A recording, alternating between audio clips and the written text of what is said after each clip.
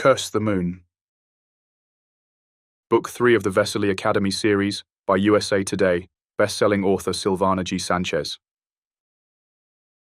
Introduction. Cade, am I the villain? You think you know what a villain looks like, don't you? Perhaps you're picturing someone with a wicked smile and eyes gleaming with malice. Someone who revels in chaos and destruction. Someone who makes the easy choice, the cruel choice, every time. If so, I hate to disappoint you. Villains rarely announce themselves. The weight of the dagger is familiar in my palm as I trace the intricate runes etched into its handle. Death magic pulses beneath my fingertips. Do you feel that? That's what I am. What I've become. Let me introduce myself. I'm Kade Bryson, necromancer, knight of death, and according to the Council of Magic, public enemy number 1. You're judging me already, aren't you? I don't blame you. Outside my window, the moon hangs heavy in the sky, dark and ominous. Perfect for casting curses, perfect for cleansing, perfect for someone like me. 10 years ago, I fled my family's legacy to join the Knights of Death, leaving behind Laurent and my heart. Now I've returned to the halls of Bryson Tower with Laurent at my side, but the boy I once loved has changed. He rejects his wolf nature after the accident that nearly killed his brother. Would you like to know a secret? I've done terrible things. I've cursed and killed and bound spirits to my will. I've made choices that have damned me and everyone around me. As I hunt for my family's killers with the help of my former guardian angel Cassiel, I find myself trapped between vengeance and mercy, between Laurent's fierce loyalty and Cassiel's divine love. Look into my eyes. Do you see a villain? Or do you see a man damned with magic, trying hard as hell to bring some justice into our God-forsaken world? You don't have to answer, not yet. Just stay with me a while. Watch as the clouds drift across the face of the moon. Feel the shadows deepen. By the end, you can decide for yourself what I am. After all, everyone else already has.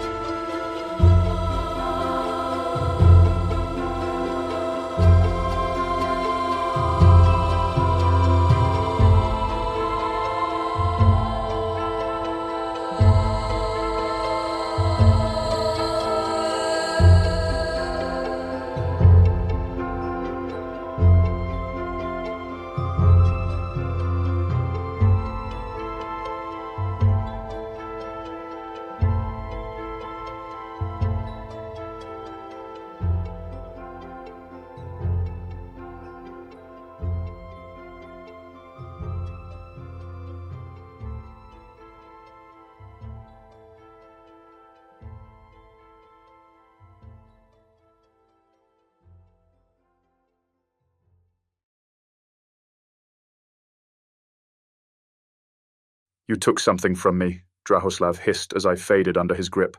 I will never be the same. Everything went black. I was slipping away fast, faster than he wanted. Die, Kade Bryson. Die and go to hell. Draos, a shuddering voice said. Don't. Laurent. I groaned, coming back to my senses. Only then, true fear swept me through. Not for my sake, but for his. Don't do this, mate, Laurent added, a cautious hand raised, as if the gesture could somehow ease the demon's fury. This isn't you. You're a guardian, remember? Draos huffed cynically. Not anymore, he mumbled, raising me an inch higher in his hold.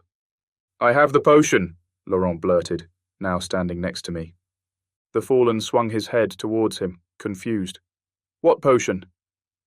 The one that will shift Raven back into a woman, he stammered. It's right here. Look. A vial came out of his jacket's pocket. He gave yet another step, entering the den. His hands quivered with fear. You switched the potions? Draos growled, rage thickening each word. You betrayed your friends. His grip around my neck tightened. "Why would you do this, Laurent? Why would you—" "I love him," he said simply. Love. The word shook me through and through. At once, the demon released me from his hold. I slammed on the floor and somehow managed to rise to my knees. Gasping for air, I took my hands to my throbbing neck. Laurent darted towards me. Exhausted, I lay a hand on his shoulder and closed my eyes as I lowered my chin, murmuring a spell to get us out of here. My snakes clustered around us, enveloping Laurent and me completely. In an instant, we disappeared. And so did the snakes, seconds later. The sole proof of our presence in the room was the crystal vial, which had slipped from Laurent's hold. 10 years ago. Middleham, Yorkshire. Chapter 1. Cade. Different. Tonight would be the last time I'd dine with my family. I didn't know that until this morning, when Dushan appeared out of the blue, throwing pebbles at my bedroom window. Godfrey had sent him, he'd said, and when he'd asked if I was ready, my answer had come in an unwavering yes. Minutes after he'd left, I'd packed a suitcase and hid it in my wardrobe. It had broken me weeks ago when I'd heard the dreadful news. Godfrey had resigned from his position at Vesely Academy as Professor of the Dark Arts. How could that be? It made no sense for him to step down, merely days away from receiving tenure. It was because of Godfrey that I'd stopped skipping class. He'd awakened my interest in school once again, challenging any certainty I'd ever had about magic. But more than that, he recognized the darkness harboring in my soul. And far from shaming me for it, Godfrey sought every chance to find goodness in my power. Death magic. The natural talent to swing the strings of life and death. A rare occurrence nowadays. A practice forbidden in our world, punished by the highest cost. I always knew I was different, and Father usually reminded me of it. But unlike Godfrey, my father forced me to keep my gift a secret. He would not have his family name stained by my sin. A year into our friendship, Godfrey's influence over me could not have been greater, nor more rightfully deserved. And I couldn't shake the feeling that, perhaps for that reason alone, my father had played a part in Godfrey's decision to leave. I wish I could call my suspicions teenaged and self-centered thoughts. But the truth was, Father couldn't stand to see me happy. My mind whirled with trampling thoughts while I watched the wintry moors as night set in. A thick layer of snow carpeted the land. The breeze lifted a slight mist that scurried downhill, slow and mesmerizing. And hugged between the clouds, a dark moon appeared, the auspicious kind to cast curses and do cleansings. I watched through the fogged pane of glass, counting the tall oak trees that lined the estate in the distance. Laurent Michaels lived beyond those trees. I would have rather spent my evening there, but Father's plans to celebrate Yule had been quite different. "Cade," a mellow voice said, "have you seen where you're standing?" I blinked, snapping out of the trance. "Huh?" As I turned, I found Liesl Weiland standing next to me. Her ash-blonde locks of hair bounced off her shoulders as she tiptoed and clasped her hands over her lap. She was staring at me, hopeful. Even though Liesl was almost as tall as I, her frame looked smaller, what with her oversized tweed coat and short plaid skirt. Discreetly, she pointed at the ceiling, wearing a mischievous grin. "Mistletoe," she whispered, then pursed her ruby lips. My head swung up lazily. I saw the wraith decorating the window. When I locked eyes with her again, my lips parted, ready to break the girl's heart, when her mother suddenly walked into the parlor saying, "Cade, Liesl, come join us. Dinner is served." Having said that, the woman snuck back into the dining room, closing the sliding doors behind her. "After you," I told the wicked creature, lightly raising my brow. Liesl stared at me sidelong, giving me the hint of a smile. A she-devil if I ever saw one. But I wouldn't fall for her game. I slid open the dining room's double doors. The air inside was warm and still. The silence, deafening, save for the sputter of a roaring hearth. Our families waited, already seated at an oblong table. 2 empty chairs remained. Mine, opposite my father's seat, and Liesel's, conveniently placed beside me. Hardly surprising. I pinched the seating card between my fingers and slipped it away from the plate, then pulled Liesel's chair and had her take the seat. Once I'd sat down, the conversation stirred alive. A grandfather clock chimed the hour. Over the buzz of my sister's stories and our mother's chatter, father clinked glasses with Liesel's dad. My father laughed, a most irritating noise. People treated Derek Bryson as if he were royalty, and in the magic scene he was. The heir of a long line of headmasters in the most prominent school for the magically gifted. Not only that, but Vesley Academy itself rested in my family's hands. Nobody deserved this legacy less than he. Derek Bryson's charm was but a facade. I knew my father for who he truly was, the monster he was, an unfaithful husband, a selfish and emotionally distant parent. He stuffed our pockets with gold, as if that sufficed to heal my mother's wounds and make up for his absence. My father gave me everything I could ever want. I had it all, as long as I played by his rules. My sisters, Audrey, Beatrice, and Cerise, were too young to understand my father's game, and perhaps that was a blessing. Time and time again, my father had tried to shape me into a creature of his making. And time again I'd refused. Tonight was no exception. He was keen on me dating the Wyland girl, on orchestrating an advantageous match for the family. Many others had tried the same. Even when days away from turning 15, my parents' friends would all but throw their daughters at me, hoping to make the social climb. It was the saddest thing. Made me absolutely miserable. But to father, that mattered very little. Liesel Wyland sat quietly beside me. She was a pretty girl, with freckled cheeks and dark green eyes. A talented witch. Also, a fearsome bully. I'd known her to torture more than one freshman in Vesley. Absolutely abhorred the girl. We expect great things from Cade, father began, his eyes locked on mine across the table. A social smile thinned his lips. He has a brilliant future ahead of him. He referenced me with a tilt of his glass. I gave him a slight nod. Otherwise, he'd get angry.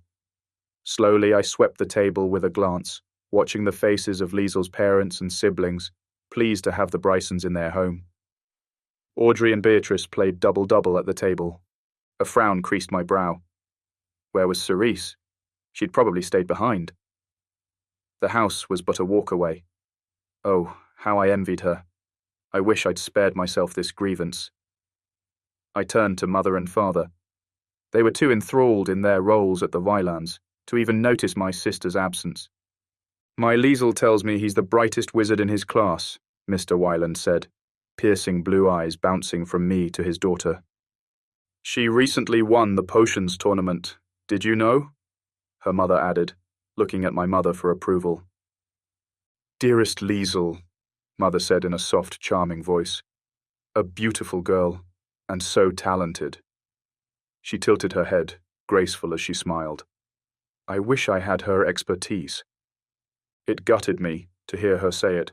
My mother not only excelled at potion making, but she'd published her 5th grimoire not a few weeks ago. She'd discarded her pride long ago, especially if it favored my father's interests. She called that love. It took everything in me not to speak. I bit the inside of my cheek, my gaze drifting down. Don't say a word, Cade. Don't intervene. You don't want to spoil dinner. Not yet. It seems our children are blessed with many talents, father said in a cheerful tone. He took another swig of wine. Undoubtedly, Mr. Wyland said, raising his drink. Imagine what wonders would come from such a match. My jaw clenched tight. I kept my mouth shut, staring down, waiting for the moment to pass, when I sensed something on my leg. Casually, I peeped under the table and found Liesel's hand resting on my knee. When I locked eyes with her, the corner of her lips curled in a malicious smirk. My expression went flat. You fiend, I told her, in the lowest of voices. Liesel started, confused. Perhaps we should find out, my father suggested with his usual charm. My gaze, sharp and darkened, cut to his. "We won't," I muttered. Slowly, I grabbed Liesel's hand, reveling at her gasp as I did. Father's eyes all but bulged in fury. "Cade," he said, and my name became a warning. "I won't," I continued, making sure Liesel's hand found its way back to her lap. Father leaned forward. A nervous laugh escaped his lips. "I beg your pardon?" he asked, taming his temper as much as he could. "I have other plans," I told him with no inclination. "Other plans?" he asked, vexed. "I'm enrolling in dark arts next year," I added in the same dry tone. "That's not happening anytime soon," he said, relaxing his posture. "It is," I added with a nod. Another brief laugh. "Haven't you heard?" Father asked, furrowing his brow. "I've pulled out the class from the curriculum." He softened his tone's iciness as he added, "One of the perks of being headmaster." Now he turned to Mr. Wyland for encouragement. The man smiled in agreement. He couldn't help cheering him on. "So it's true then," I said, adamant, though in my usual detached tone. A skill I'd mastered growing up in a controlling household. "Cade, darling," Mother intervened, but I didn't listen. Not this time. "Godfrey didn't quit. You sacked him from Vesely." I bit my lower lip, feeling the heat rise to my cheeks, just when I thought Father could no longer disappoint me. "It doesn't matter," I said, gathering my aplomb. "I'm not dating this little monster." I cocked my head towards poor shocked Liesel. "Dad!" the bully whined with an insufferable pout. "Now hold on a minute." Mr. Wyland rose from the chair, an appeasing hand raised. I wondered what it would take for him to turn against me. Father's hands clenched into fists over the table. "You'll do as I say, Cade, and that's final." His voice came low and demanding. Something snapped in me then. I don't know why it took so long, but I was glad it finally did. "Really?" I challenged, determined that this evening would become engraved in Father's memory. Heartbeat throbbing in my dry throat, I leaned forward with eyes narrowed. "Make me." My father's fist pounded hard on the table, glasses and cutlery shaking in the commotion. "How dare you defy me?" he all but hissed. His face flared red. I sprang off the seat. "It's about time someone did!" I exploded, slamming my hands on the table. The chair fell back behind me. I kicked it away and marched to the door. "Cade!" Father roared. "Come back here this instant!" I did not look back. I did not hesitate as I darted across the checkerboard marble hall, or when I grabbed my coat and pulled the door open, or as I ran outside. When I reached the front lawn, I shot my gaze skywards, relieved as I released a long exhalation. It was as if I breathed for the first time, and the chilling air that hit my lungs sprang me into life. Lacy flakes of snow floated in the wind and landed on my lashes. White mist fled my burning lips.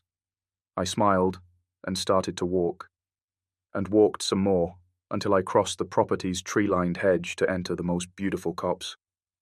For the first time in my life, I felt free. Fire coursed through my veins as I envisioned a future of my making. I knew what I wanted from life, the man I dreamed of becoming, and tonight I'd taken the first step on the path that would lead me to him. An owl cooed, breaking the stillness that engulfed me. I slipped my hands into my coat's pockets and walked a bit further. And just a few feet shy of reaching the clearing, I saw a figure standing in the fog-veiled land. I moved closer, wishing the gods had blessed me with a sharper eye. He did the same, and my smile eased into a grin the second I met his pale blue eyes. "Laurent!" I called him, then strutted across the remaining feet that stood between us, heart jolting into a wild gallop. I'd been absolutely elated before, but all paled compared to this. As we stood face to face, I couldn't help the thrill that spread through my limbs. "How did you know?" I asked, marveled. He snickered, fierce eyes fixed on mine, his soft eyebrows slightly lifted. "Other than your father's screams, do you mean?" A smirk tugged the corner of his smooth lips and carved a dimple on his left cheek. My face grew warm. I lowered my head and smiled. Laurent knew exactly who I was and cared for me, regardless. "Whatever you did, you really crossed him this time," he pointed out. Unable to wipe the grin from my face, I slowly nodded. "Yeah," I said under my breath. "Yeah, and I guess you'd hear that." I scratched behind my ear. Laurent pursed his lips. He conceded. Folding his arms over his chest, he nodded. "That's what happens when you slowly turn into a werewolf." He shrugged. My joy instantly tarnished.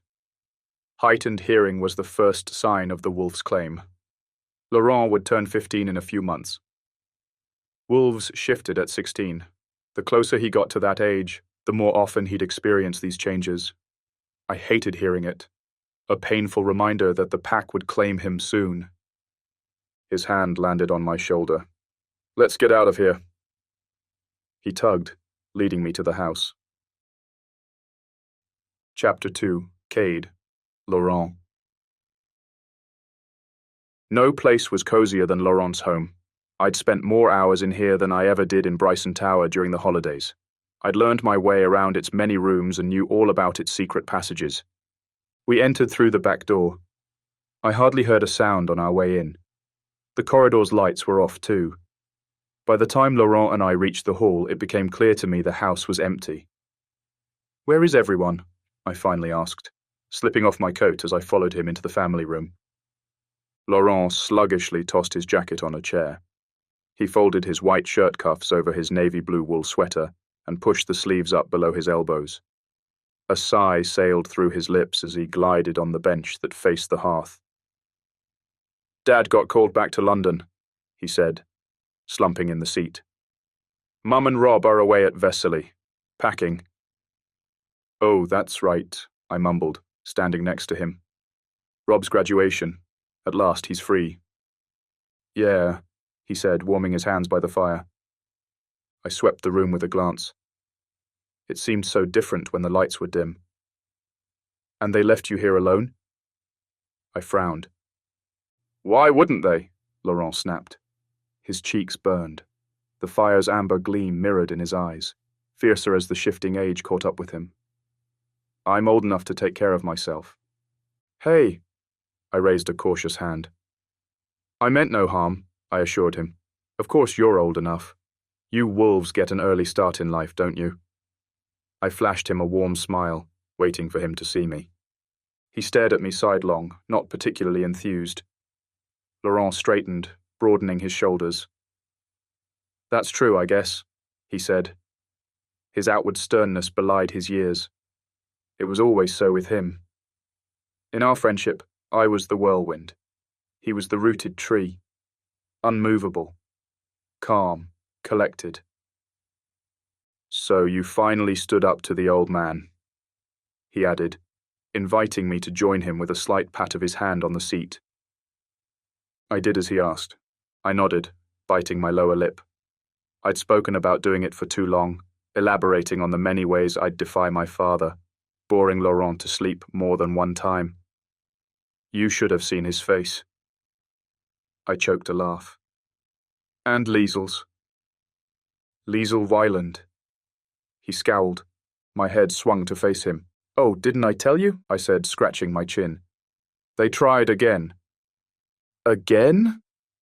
His eyes widened in undiluted bafflement. "Gods! Last I checked, this wasn't the Middle Ages. I can't believe your dad would insist on such a hideous match." He shook his head, vexed. "Damn. There's a chunk of wood standing between her and me, and that blows."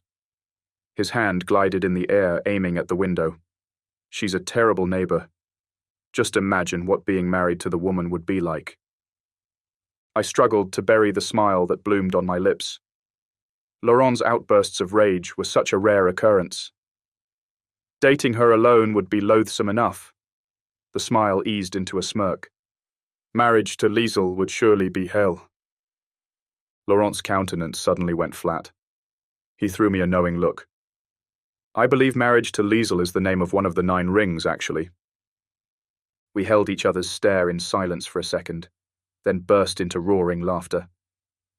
I playfully shoved him with my shoulder, and we laughed some more. I swear, only you can find humor in the direst situations. As our laughter slowly waned, my gaze drifted to the fire. I'm nowhere near funny. Laurent raised his chin, watching me with quizzical blue eyes.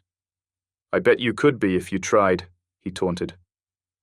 I'll tell you one thing, Laurent. My voice came low, sullen, as my hands glided on the edge of the seat. I will never marry. Not Liesel, nor anyone else. I would never risk becoming my father. Not for anything in the world. Laurent's hand flitted closer on the bench until it barely touched mine. The sharpest thrill coursed up my arm and spread through my limbs. It was a warm sensation, deeply unsettling. You better not, he whispered, shooting a tingling wave that swept me whole and paralyzed every inch of my body. Even the air thickened. I swallowed hard. I promise, I managed. A quick exhalation escaped my lips. Immediately, I eased off the tension with, My father's going to have a fit when I get back home. Then don't, he said simply. My pulse skyrocketed like crazy. I lowered my head and ran my fingers through my hair. There was a reason I'd come here tonight, and I couldn't bring myself to do it. I found it hard enough just to speak the words. However, I did. Laurent, I whispered, feeling the warmth as it rose to my cheeks. This was it. It was now or never. I garnered my nerve and parted my lips to say, I'm leaving. What? Why? He stammered, taken aback. He swept his hand away and set it on his knee, his breathing sharp and quickened. If it's because of what I said... No, it's not that, I said softly, eager to ease his worry. As I leaned forward, my eyes bored into his. The knights reached out to me, I began. A slight frown creased his brow. The Knights of Death, Laurent mumbled, glaring disapproval hanging from each word. I'm leaving tonight. Laurent paled, starting as the truth hit him full force. He sat there, stunned for a minute. Hushed as the grave. I must, I added in the lowest of voices, fighting to ease my restlessness, if not his. This is my only chance to escape. My lips dried with hastened breaths. I'm going to the tower to get my things, and then I'm off to Godfrey's house in London. Laurent's gaze angled downwards, and still, he said nothing. I couldn't bear his silence. Say something, Laurent, even if it means you'll hate me. Say something. If you leave now, I will never see you again, he murmured. It's possible, I said. No, he growled, flashing a glimpse of his sharp canines. No, it's not a possibility. Cade, it is a fact. He faced me once more, testing my resolve. Godfrey and his Knights of Death are outlaws in magic. It's just a matter of time before the council figures out what he's up to. He paused, reeling in the urgency in his tone. Once you've joined their ranks, the wards will hunt you down. That means you can never show your face in public again. Do you understand that? Laurent, it is you who doesn't understand, I whispered, determined. This is my calling. The call of death. He had his own, with the wolves. His expression slackened. Please, Laurent breathed, unable to mask the wound I'd opened. Don't leave. Please, he'd said, the proudest of us both. His hurt strained my soul, but I could afford no hesitation. You can ask anything of me, Laurent. Anything but this. Cade. I have no choice, I said, straightening in the seat, clutching the edge fast until my knuckles whitened. Laurent's hand slipped over mine, firm fingers burning into my skin. You do, he said. My breathing hitched. In a split second, I would have thrown everything to the wind and done as he asked. I would have forgone my dreams and aspirations, if only for a taste of happiness. But reality struck harder. I had enough of this torture. I rose from the seat, instantly becoming free from Laurent's persuasive touch. "Don't you get it?" I lashed out, flustered. "Laurent, I wish things were different, but they're not. I wish—" "That we were older," he added knowingly. I shoved my hair back away from my face, pacing frantically in the room. In all my days of considering this moment, it had never crossed my mind that parting from him would be so damn hard. Forthcoming tears warmed my eyes. "It's the only way I can be free of them," I exploded. "Free from the life they've chosen for me." I pointed at the entrance, desperate to reassure myself. "I have to do this. And you—" My voice broke. "You'll be joining the pack soon." "It doesn't have to be that way," he mumbled with the same unshakable determination, slowly getting on his feet. "You're wrong," I said, resolved. "The moon chooses the shifter. Things will change whether we want it or not." Laurent remained impassive at the harshness of my words. He took a step closer and stopped inches away from me until we shared breath. "Cade, even if I change," he said in the lowest of voices, "my heart will not." I flinched as though he'd struck my face. How dare he do this to me? My chest tightened. I could scarcely breathe. Leaving everything I'd ever known behind caused me little to no trepidation, but saying goodbye to Laurent was tearing me apart. I did not want to do it, and he was making it even harder. "You don't understand," I whispered, stepping back. He leaned forward. "Then help me," he said in the same settled tone. Gods, when had we grown up? And why did it hurt so much? One more step back. Even as my throat tightened with despair and my vision blurred, I would not cry. Not while he could see me. I would not break in front of him. "I can't stay here," I mumbled, hardening my expression. "It's painful enough as it is." I grabbed my coat and stormed out of Laurent's home. The minute I set a foot outside, standing in the lashing cold, I finally let myself go. I growled. Fury and pain tangled in my throat, my cheeks flushed, and lips numbed in the wintry storm. As I trudged back to Bryson Tower, I wept miserably. Chapter 3. Cade, Streams of Shadows. When the grey stone walls of Bryson Tower stood before me, I sought comfort, reminding myself it would be the last time I'd set a foot inside that house. I stopped on the gravel road and sucked in one long breath, dipping my hands into my coat's pockets. "I'm really doing this," I mused, fully aware that once I took this step, there'd be no going back. "It's about time," a voice said. I found Dushan leaning against the front gate, garbed in black on black, his long hair tied into a low coil. He'd parked his red-striped black Mustang just around the house. Dushan was the student who often lingered at the back of the classroom, the one who never took notes and somehow aced all exams. He was also the one to find his way constantly into my father's office. That's how I'd met him, in the headmaster's parlour, the day I'd burned Miss Cosworth's arm. The bloody fiend had the nerve to kick me out of her precious library. "Are you all set?" Dushan asked. "Yeah, I'll just get my things," I told him, pushing the gate open. "All right, then." He nodded, lowering the tip of his wool cap. "I'll wait for you here." I stepped back, my lips twisted into a crooked smile. "I wouldn't have asked you in," I teased. Dushan uttered a mirthless laugh. He scowled and flipped me the finger. "Best hurry if we're to catch the train," he said, checking his pocket watch. "Yeah, I know," I said under my breath, then marched down the driveway. As soon as I got in, I rushed upstairs. And all the while, Laurent's words tormented me like the sharpest claws, stabbing my heart an inch deeper with each step I climbed. I could never have asked him to leave with me. His life was so different. Laurent came from a loving family that took pride in their shifter lineage. Whereas I found the suitcase in the wardrobe.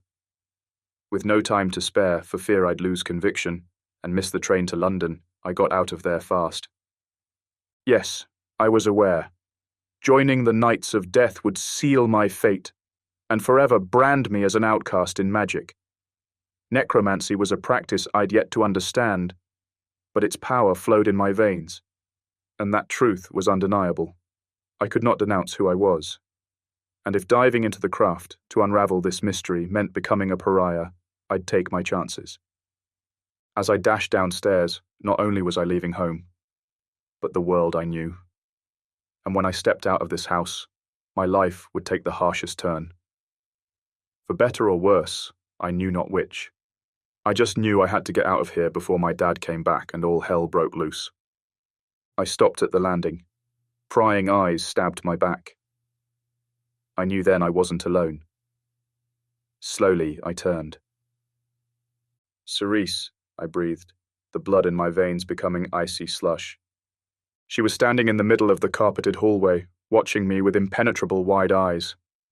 Cerise was the smallest thing, a girl of 8, so pure in her crude ivory dress, and yet her dauntless stare shook me to the core. "Don't leave," she whispered, clutching her small hands tight. My lips parted to speak, but no words came through. "Please," she said, subdued. "Don't leave."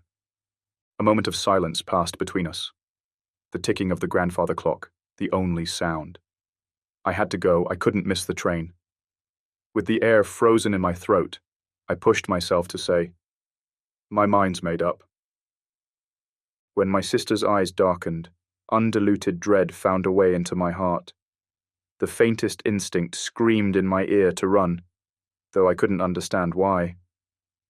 I moved back, closer to the door, and stumbled. "I'm leaving this house," I managed, summoning every shred of will I had left. "You cannot stop me." A merciless grin curled my sister's lips. "I can try," she said, unclenching her fists. And to my utter amazement, magic burst from her palms, electrifying and spectral blue. I'd not witnessed her powers before. No one in our household had. But this glimpse was enough to make me shudder. "Cerise," I said, a step closer to the entrance. "What are you doing?" She gave no answer, and the harrowing stillness shattered when a flock of birds stormed into the hall in a whirlwind of caws and flapping, multicolored feathers falling in our midst. The birds enclosed me like a swarm of bees and forced me forward, away from the exit.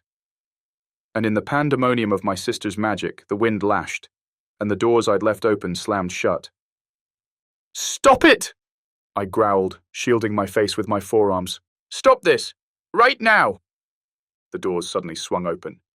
"What's taking you so long?" Dushan barged in. "We're gonna miss the—" His mouth slackened at the sight of my sister's fury. However, his bewilderment soon turned to anger. "Cade, are you going to allow this?" he roared. I bit down on my lower lip, my heart stunned with uncertainty. But Dushan met my hesitation with his own sheer will. In a flash, he pushed up his jacket sleeves and readied his hands to launch an attack. As the first sparks of magic flared from his fingers, a stuttered breath left my mouth. "No!" I cried, swinging my arm in the air, driving away the birds. "Dushan, don't!" Dushan's cold eyes locked on mine. His body shifted towards me, hands aiming upwards. "Ad somnomavium," he muttered, and once spoken, the words aimed true. The flock froze in a flash, birds dropping to the ground, one after another. I recognized the spell. "There," he said begrudgingly. "You better do something about this right now." Dushan stood at the doorway with folded arms over his chest, watching, waiting. "If you want to be a knight of death, you better prove it." My throat clenched tight. "I will." The words came in a whisper, doused in horror and conviction. Any actions that followed would define my future forever. I looked down at my poor sister, frail and tear-eyed, heartbroken to have lost her birds. They weren't dead, just fast asleep. I wondered if she knew that. It didn't matter. My quivering hand rose in the air. Meanwhile, my mind whirled, going through the myriad spells I'd learned over the years. Thinking hard, trying to choose the one curse that might prove my loyalty to Godfrey, whilst causing her the least harm. At last, It came to me. "Cade," she breathed, her sweet countenance contorted in a frown, as swirls of darkness slowly streamed from my hands. Out of the corner of my eye, I saw Dushan recoil in astonishment. For although he'd been called to the dark arts himself, this magic eluded him. My mother excelled at potion making. If anyone could save my youngest sister from this curse, it was her. In the end, that knowledge alone guided my decision. It made me bind Cerise to the most nefarious fate, the shifter's curse, a girl by day, a raven by night. Even when it pained me dearly, I pronounced the incantation. A raven's form, the shifter's way. At once, ribbons of shadows shot from my palms and entangled my sister's small frame. The hurt and disappointment that glistened in her eyes would be a sight that I'd take with me for all time. Darkness enveloped her with silken fingers and eased her to the ground, unconscious. And as it did, the world stopped spinning, and I felt my spirit wane, swallowed by thick grey clouds. Fighting through the days, I darted to her side. "Cerise," I whispered, gliding my hand between her locks of dark hair. "I'm sorry." I bowed my head until our brows touched. "Shit," Dushan uttered, a muffled sound in the distance. "Your dad's coming. His car just turned around the corner." "I'm so sorry," I told my sister, my voice so low, not even the manor's ghosts could hear it. "Come on," Dushan said with urgency. He grabbed my arm and tugged at it hard until I got to my feet. "We've got to go now." I followed him outside, my mind still in a blur. Chapter 4. Cade, Godfrey's house. I thought I'd feel elated running to my fate. Yes, at last I was free. But bitterness tarnished every minute. I looked back at how Laurent and I had parted ways, how I'd cursed my youngest sister. Gods! It had all happened so fast. But what I'd done could not be undone. I couldn't linger on those foul feelings. It was close to midnight when we reached King's Cross Station. The minute I crossed the platform's yellow line, I loosened a sigh. Knowing myself miles away from Bryson Tower made me breathe a little easier. I started the walk towards the exit. Dushan followed. "I'm hungry," Dushan groaned, sluggishly stretching his arms over his head. "You're always hungry," I added, swinging my bag over my back. He glared at me, annoyed. "It's late. Everything's closed," he said under his breath, sweeping our surroundings with a glance. Suddenly, Dushan's narrowed eyes locked on the vending machine ahead. He looked both ways, making sure no one saw him. What few passengers travelled with us had quickly scattered out of the station. We were alone. My friend threw me a smug look over his shoulder, a mischievous smirk curling his lips. When Dushan approached the vending machine, there was no doubt in my mind of what he'd do. I went after him and dug out a few quid from my pocket. "Dushan," I grumbled.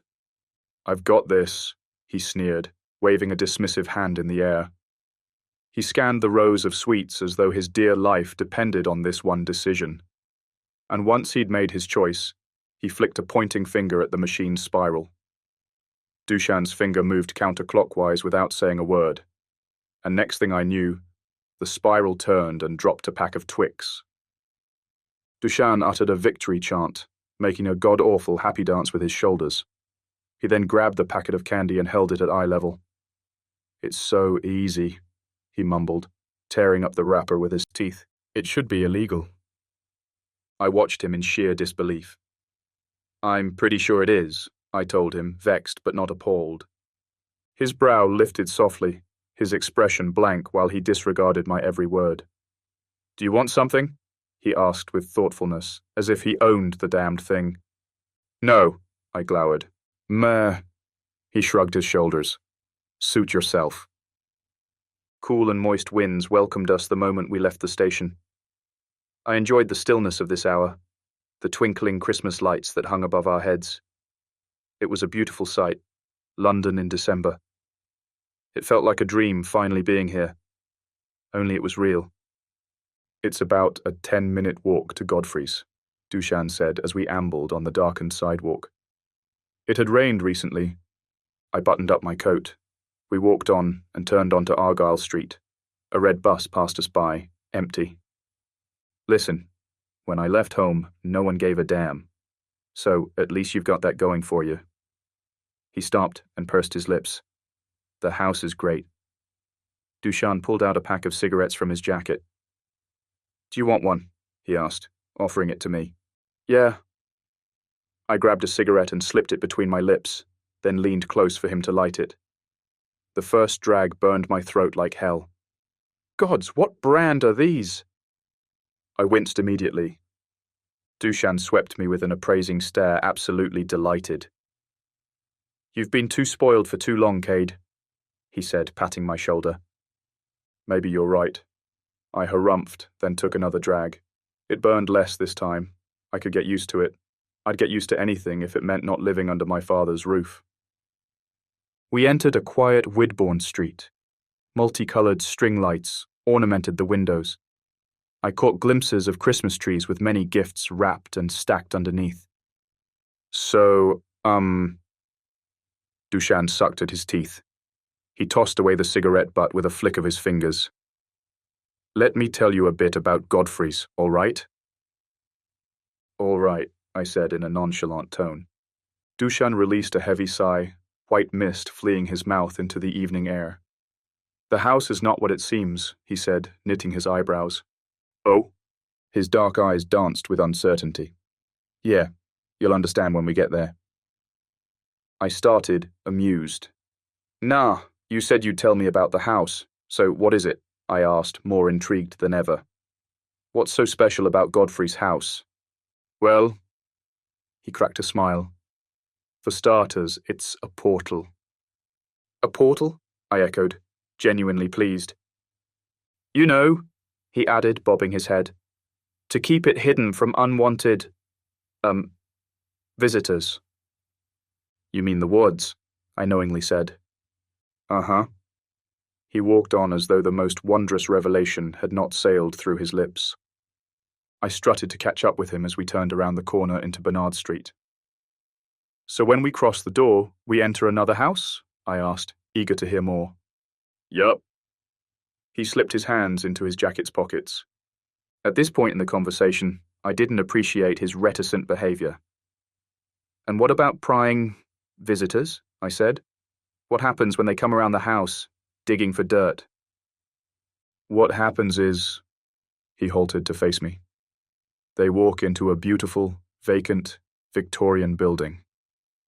I smirked. Smart, I said with a nod. Was this Godfrey's idea? Yeah, Dushan said, satisfied. Proud, maybe. He kept walking, taunting me with his silence. What else has he got in there? Unicorns? I teased. He snickered, eyeing me sidelong. A few mermaids if you're lucky. I scoffed. You're so full of it, I told him. You're fuller, he chanted annoyingly. Piss off, I growled, shoving him with my shoulder. F you, he said with a charming smile. Only Dushan could curse at you and make a compliment out of it. He stopped short. His face swung up, sweeping a building's facade. We're here. It looked like a normal house, with black iron gates, white and red brick walls. I'd never seen a magic portal before, much less crossed one. What do we do now? I said, staring at the black door. Dushan's expression turned quizzical as he faced me. We knock, he answered, pulling the gate open.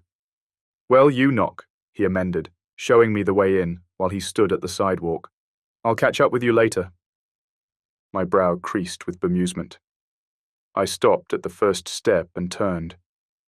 What do you mean? I uttered. It's late. Aren't you coming in? A laugh broke from his chest. This isn't jail, you know. He rested an arm over the railing. We have a few rules, and they are unbreakable, but a curfew is not one of them. A mischievous wink. He took a step back. Where are you going? I asked shamelessly.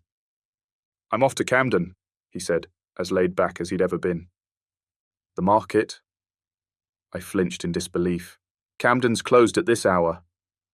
Taking another step back, Dushan lowered his chin, shooting me a knowing look. "Is it now?" he said, curling the corner of his lips. "I'll see you when I see you." He waved his farewell as he walked. A few steps in, Dushan stopped abruptly. "Oh, and one more thing," he added. "North is winter, south is summer, east is spring, and west is autumn." The crease in my brow deepened. "What?" I uttered, absolutely clueless. "Something to remember as you move in," he said, walking into the street's shadows, vanishing in an instant. "What the hell did he mean by that?" I mumbled, cross as I climbed the remaining steps to the door. I stood on the doorstep. I could have given this moment much more consideration, but I went ahead and grabbed the knocker. 3 taps. By the end of the third, my heart sprang into a gallop. Excitement pumped the blood through my veins, not fear. Footsteps approached the entrance. My eyes widened as the door creaked open, and behind it stood Godfrey himself, immaculate in a black shirt and bespoke trousers. Faint salt and pepper hair glinted on his sideburns. He looked at me with serene blue eyes, silently contented. "You've made it," he said in a low voice, holding the door open. "My dear boy." His arms opened, ready to embrace me. "Welcome home." Chapter 5. Cade. Midnight Tea. Any shred of doubt faded inside me at that moment. The purest relief eased my lips into a smile. I walked into Godfrey's arms and yielded to his embrace, and I knew right then everything I'd gone through had been worth it. Worth the feeling of belonging, being taken as a whole, for who I was, and not who the world expected me to be. "Come in," he said, fatherly, leading me inside the house, holding an arm over my shoulders. It was the most wonderful thing. I let go of my mentor and turned to close the door. As the lock set into place, I peered through the window. The street was gone, replaced by a quiet courtyard, paved in stone, its blooming bougainvillea shrubs and palm trees illuminated with twinkling amber string lights. "The house is a portal," I mumbled with a frown as I turned. The entrance lacked Bryson Tower's grandeur. It was modest, but warm and familiar.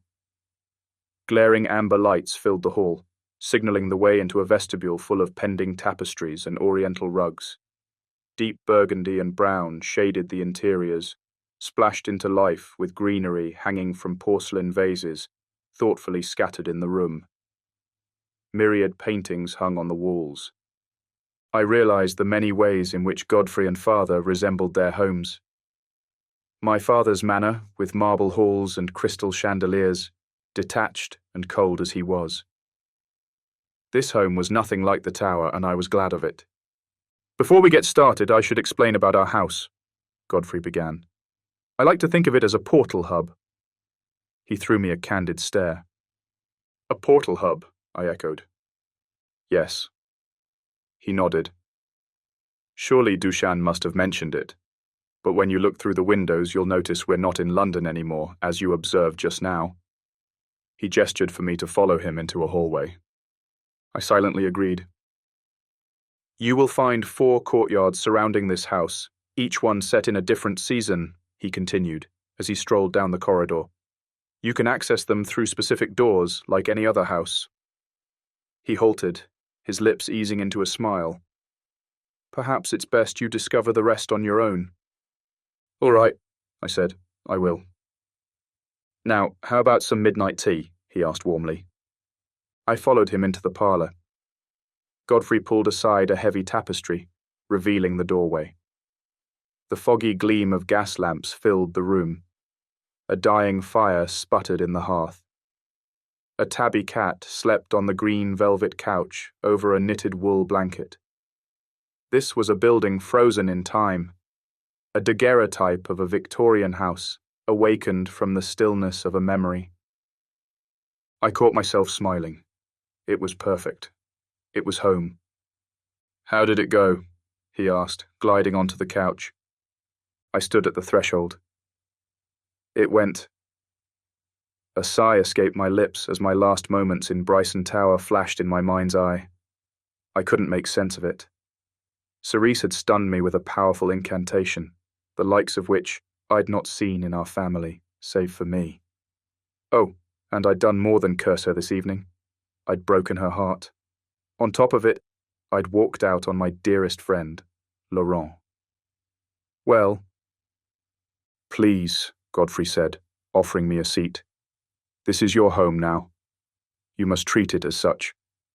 The house will always give you what you need. I sauntered inside, learning the details of the room, picking up on Godfrey's liking for concealing marble effigies amid overgrown philodendrons and placing neatly piled leather-bound tomes on almost every surface.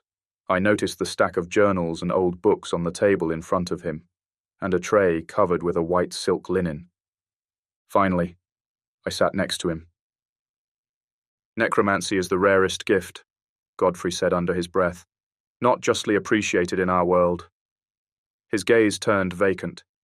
He would know all about that censure. It had cost him his tenure at Vesely. Not yet, anyway. A bitter smile thinned his lips. He dragged the coffee table closer and pinched the satin napkin that lay in the middle. As he lifted it, Godfrey unveiled a full tea service with cake and sandwiches ready to be gulped down. He then reached the pile of books and drew it close. I recognized the journal that lay open on top, the flourishing yet clear writing. The header read, Order of the Knights of Death.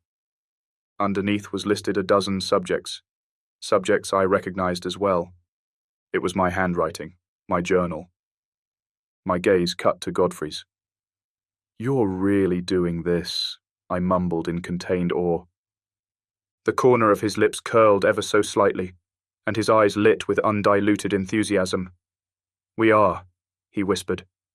I could never do this without you. Of course you could, I said with half a shrug. As I recall, this was your idea, Cade. He gave me a knowing look. I did nothing, I replied. You did, he was quick to say. You and Dushan and Seth. Seth? Was he part of this too? I wasn't sure I liked hearing this. I'd heard of Seth before. The bloke was a mystery. Oh, I knew the stories. Some claimed that when Godfrey lost his son Damon, the very next day, a child was left on his doorstep. Godfrey took the babe in and cared for it, raised him as his own.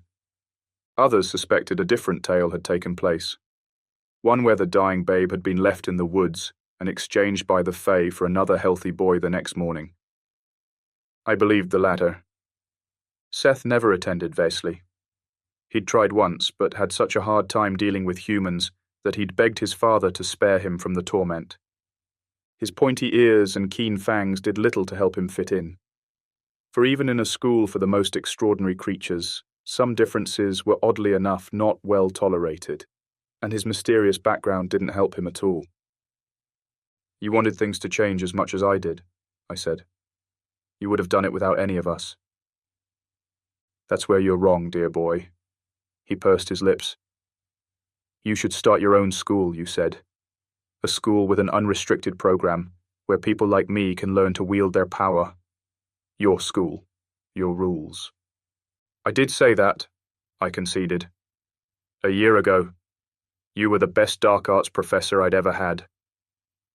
You tested me thoroughly, he added with a mischievous stare. A moment of silence sailed between us. Well, he uttered, I think you'll be pleased with your lodgings. For now, it'll be just the four of us, I'm afraid. This is only the beginning of our order. He paused. The Knights of Death. What do you say, Cade? Would you like to be a knight? I quirked half a smile. Anything interested me as long as my father was not involved. A knight, I said, loving the ring of it. A true defender of the dark arts, he added.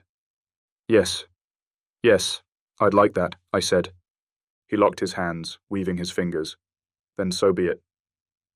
My father never should have done it, I blurted, ashamed. He pushed you away. It's understandable, he dismissed. As long as the curriculum remained unthreatening, he tolerated it. Your father wants nothing to do with necromancy. Of course he doesn't. He fears death more than anything, I added. Godfrey raised his brow, surprised. Don't we all? He asked. Not me, I replied, simply stating a fact. This wasn't me being cocky, and Godfrey knew that. In a single year, he'd managed to know me better than my own father. Spoken like a true necromancer, Godfrey said, pleased. But there's still much for you to learn. I rested my hands on my knees. I'm eager to begin. But are you ready? He asked most conspicuously. A slight frown creased my brow. I am. Good, very good. Godfrey gave me a swift nod, then pulled the tray towards me. You should eat something. We start training soon. Training? I asked, perplexed. It's just a class. You make it sound as if we're going into battle.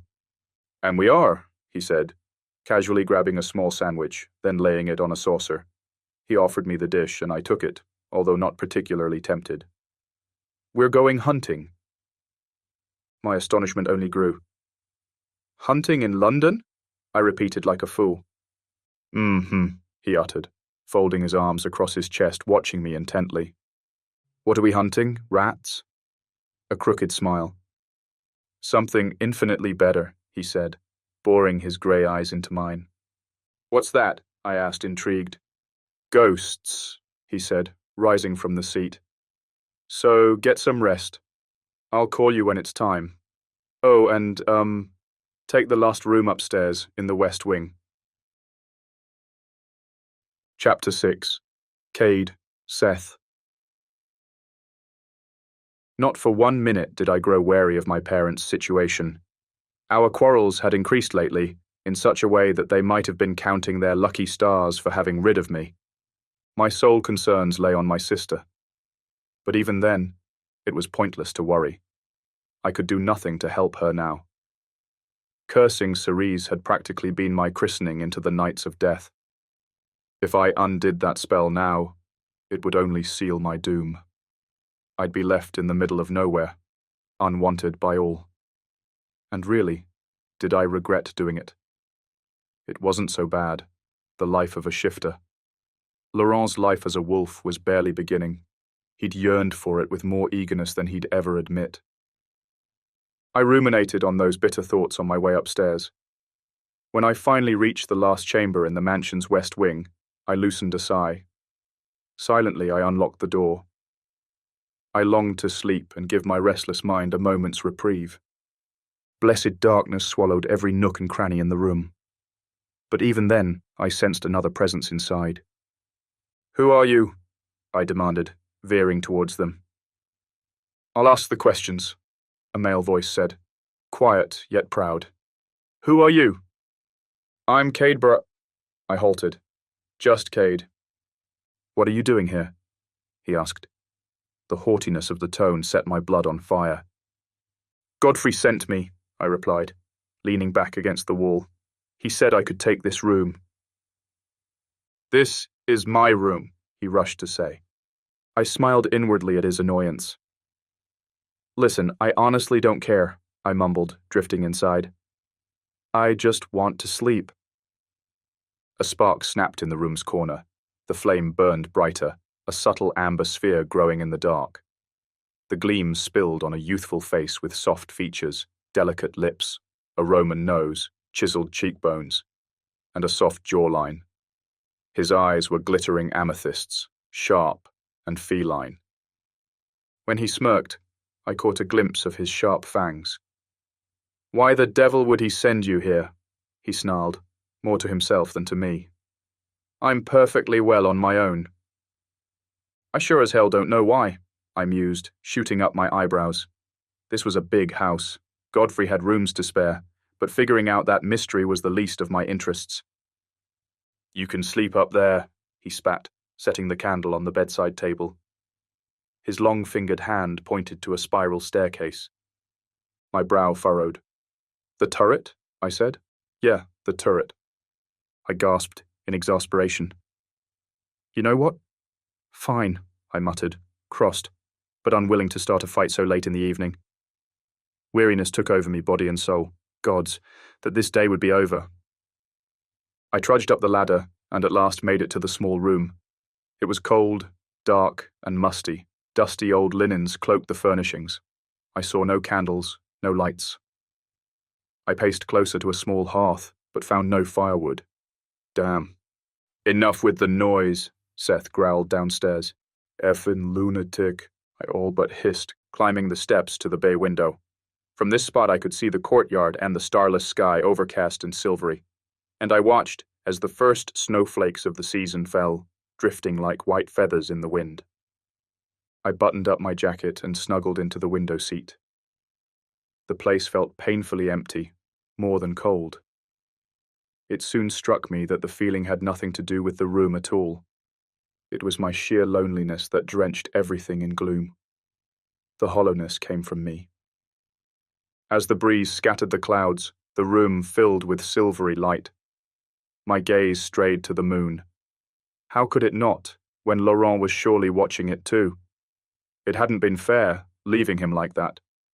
But his life and mine were so different. He wasn't an outsider, a stranger in his family as I was. He deserved all the happiness the world could offer to someone as good-hearted as him. I would only anchor him, drag him with me to the depths of the underworld. Tilting my head, I gently touched the icy glass. I didn't know whether this choice would mean my happiness. I only knew it made sense to me. And with that thought, I drifted into soundless sleep. Chapter 7. Cade. Wake up. Wake up, I winced. Huh? My eyes cracked open to pitch darkness. It's time, Seth said, looking down at me. We're leaving. Chapter 8. Cade. Hunting Ghosts.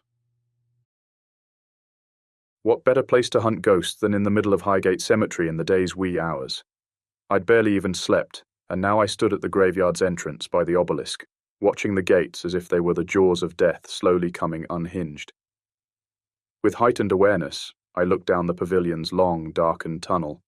The Lebanon Circle waited inside with its imposing Victorian mausoleum. Overgrown foliage hugged the stone pillars and crowned the entrance. Sycamore and ash trees lined the way in, their menacing shadows leaning over us. A gust of cool wind blew, stirring the whispering branches. The air was fragrant and fresh, but far from soothing. Dushan trudged to meet me. It's going to be fine, he mumbled, white mist fleeing from his mouth. He swallowed hard.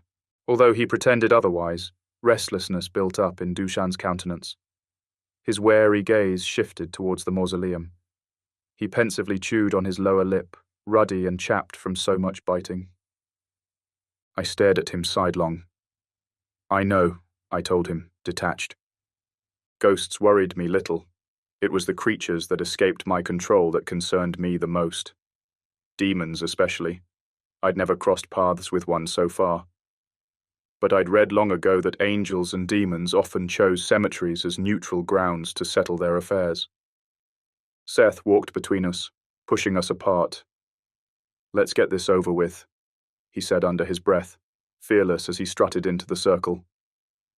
He stood in the middle of the avenue as if he owned the damned place. Godfrey paced towards us, calm and at his leisure. He was slender, dark, and his piercing eyes gleamed with magic. The minute Seth saw him coming, he exhaled a breath of frustration, still crossed about our shared lodgings, surely. He bowed his head, and locks of pale blonde hair rippled down, covering half his face.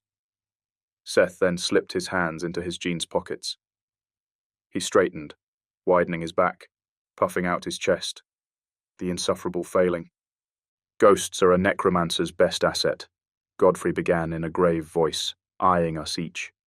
They will work for you, build up your power even, if treated well. You must therefore care for them.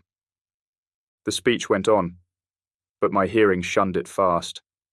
My entire focus lodged on picking up any signs of a demon's presence, driven now by interest more than worry. I wouldn't mind having a one-on-one conversation with a demon, assuming such a thing was possible. So, is everyone ready? Godfrey asked. Dushan's gaze cut to mine. He shot up one eyebrow, spearing me with a knowing look. His intent was lost on me. I hardly knew what to expect. No one had spoken a word during the drive to the cemetery.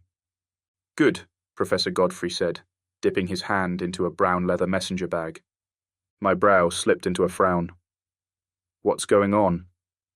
I soundlessly mouthed the words to Dushan from a distance. His lips twisted into the hint of an impish smile. The bastard gave me no reply. Ghosts are tricksters.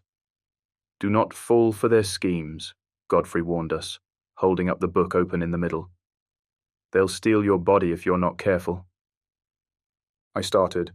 What the hell was he going to do? Take these, the professor added, tossing me the bag. I caught the thing by sheer reflex. Inside, I found 3 crystal vials, red, blue, and green. Take the red one, Cade, Dushan uttered, trudging towards me. He grabbed the blue vial and gave the green one to Seth. I did as he said, then tossed back the messenger bag to Godfrey. Eager to unveil this mystery, I held up the container against the silver moonlight and recognized faint engravings on the glass. Ancient arcane symbols, powerful enough to bind the fiercest spirits. What are we doing again? I mumbled with a scowl. It's a game, Dushan chanted in a cocky tone. Whoever catches the most ghosts wins. You have until dawn, Godfrey said, whirling towards the entrance. Dawn?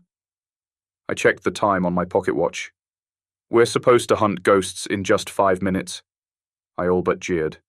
Remember, pronunciation is key, Godfrey added as he strolled into the night. Say in ratio, otherwise you'll not only fail, but you'll have upset the ghosts for nothing.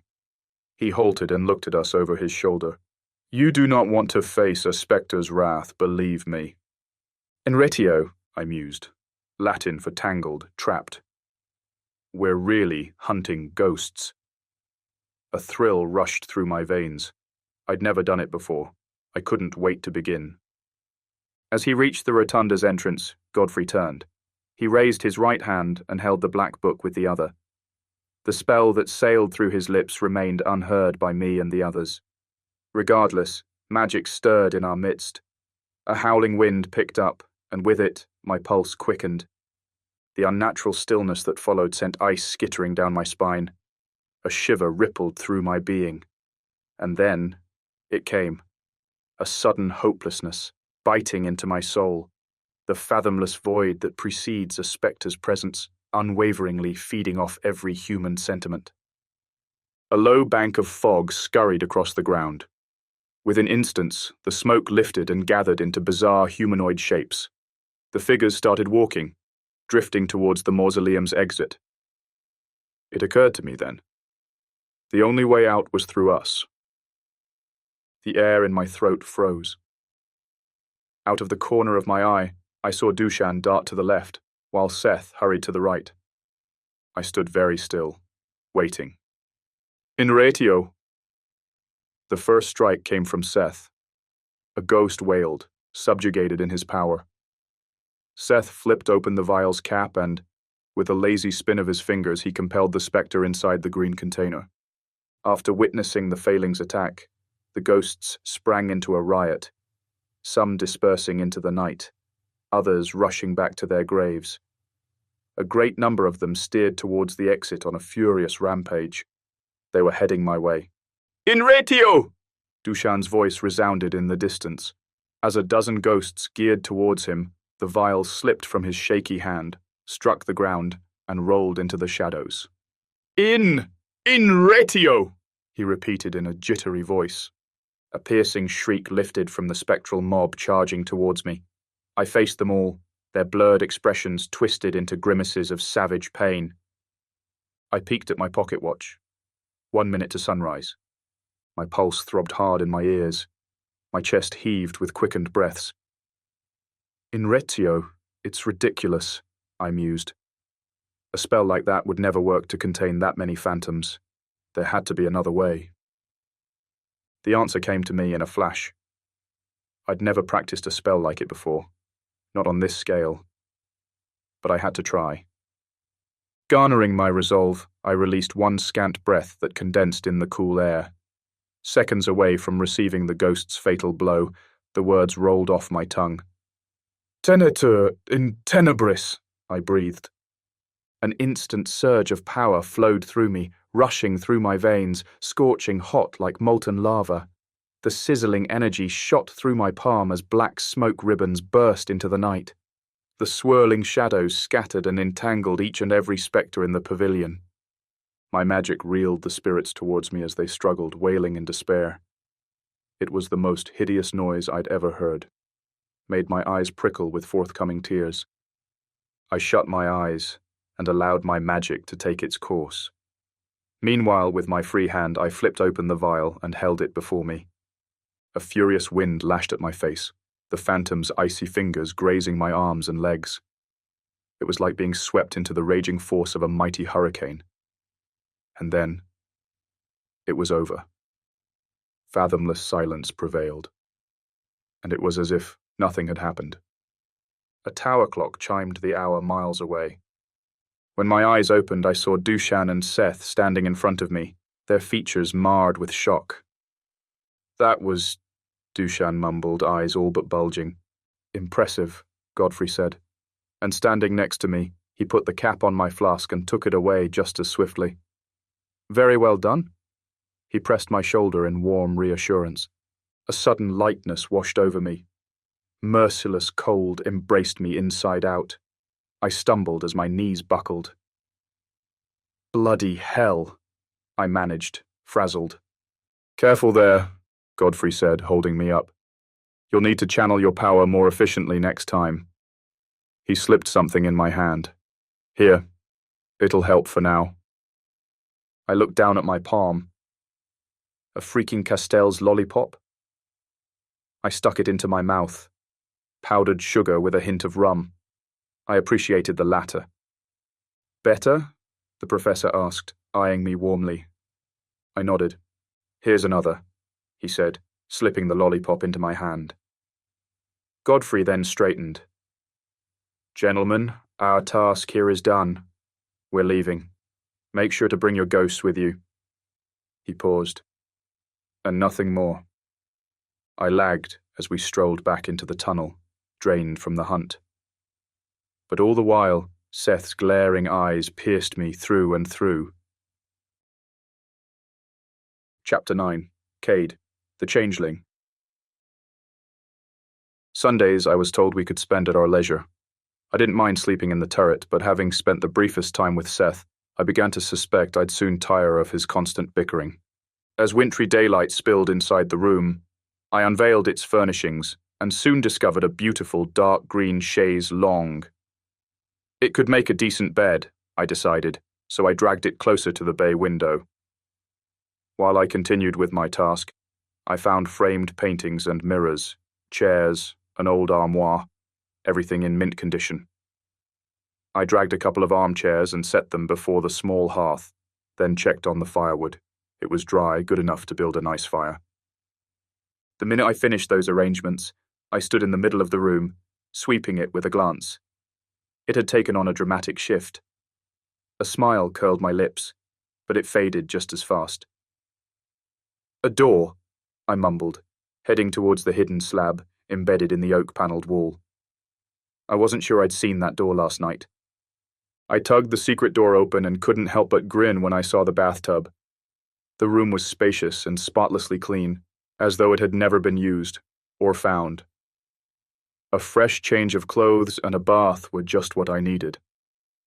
At once I grabbed my things and headed inside. When I'd dealt with that, I meandered downstairs, braced for any quarrels that might arise with the failing, but he was nowhere to be seen. Good.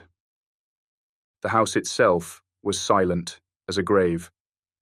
No signs of the professor or Dushan. I didn't care to know where Seth was. My steps led me to the library. I slid open the double doors, immediately breathless at the wondrous view of a double-height room with a vaulted ceiling. Countless rows of the tallest bookshelves lined the walls. Sunlight speared through long, lancet windows, vibrant beams glittering with moted dust. A desk lay at the end of the library, crammed with piles of books on necromancy and the dark arts. I recognized a few of those titles, and was surprised even, as I'd believed some tomes to be inaccessible, forbidden to the world of wizardry. I grabbed the book on necromancy and roamed around the room until I came upon the perfect reading nook. And how could I not? This library was a dream. I eased onto the cushioned bench by the window. The sky had darkened with ominous black clouds. Thunder struck, followed by the pitter-patter of rain. This morning, I could have sworn it would snow. And yet... "Weather's kind of crazy around here," I mumbled, raising my brow. The thick book surprised me with ancient incantations and rituals meant to bind spirits to a wizard's will. Many secrets of the craft lay amid its pages. It kept me enthralled for hours. Psst. I scowled, annoyed by the distraction. Psst. I gasped and finally looked up over the book. Dushan was standing behind the corner's narrow bookshelf, peeking at me. I held his gaze for a moment before looking away without saying a word. "Cade," he hissed. "What?" I snapped, shooting him a venomous look. "I'm reading!" An involuntary twitch cracked the edges of Dushan's mouth.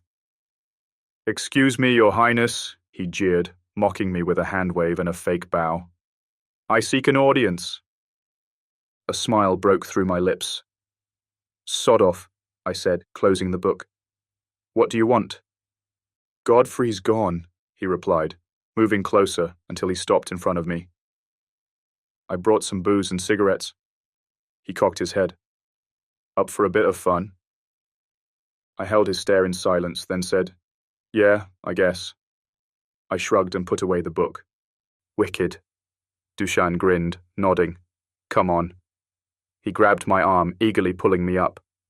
"I've got loads to tell you about this girl I met." Sheer excitement glinted in his eyes. As soon as I got to my feet, Dushan slipped an arm over my shoulders. "You met a girl?"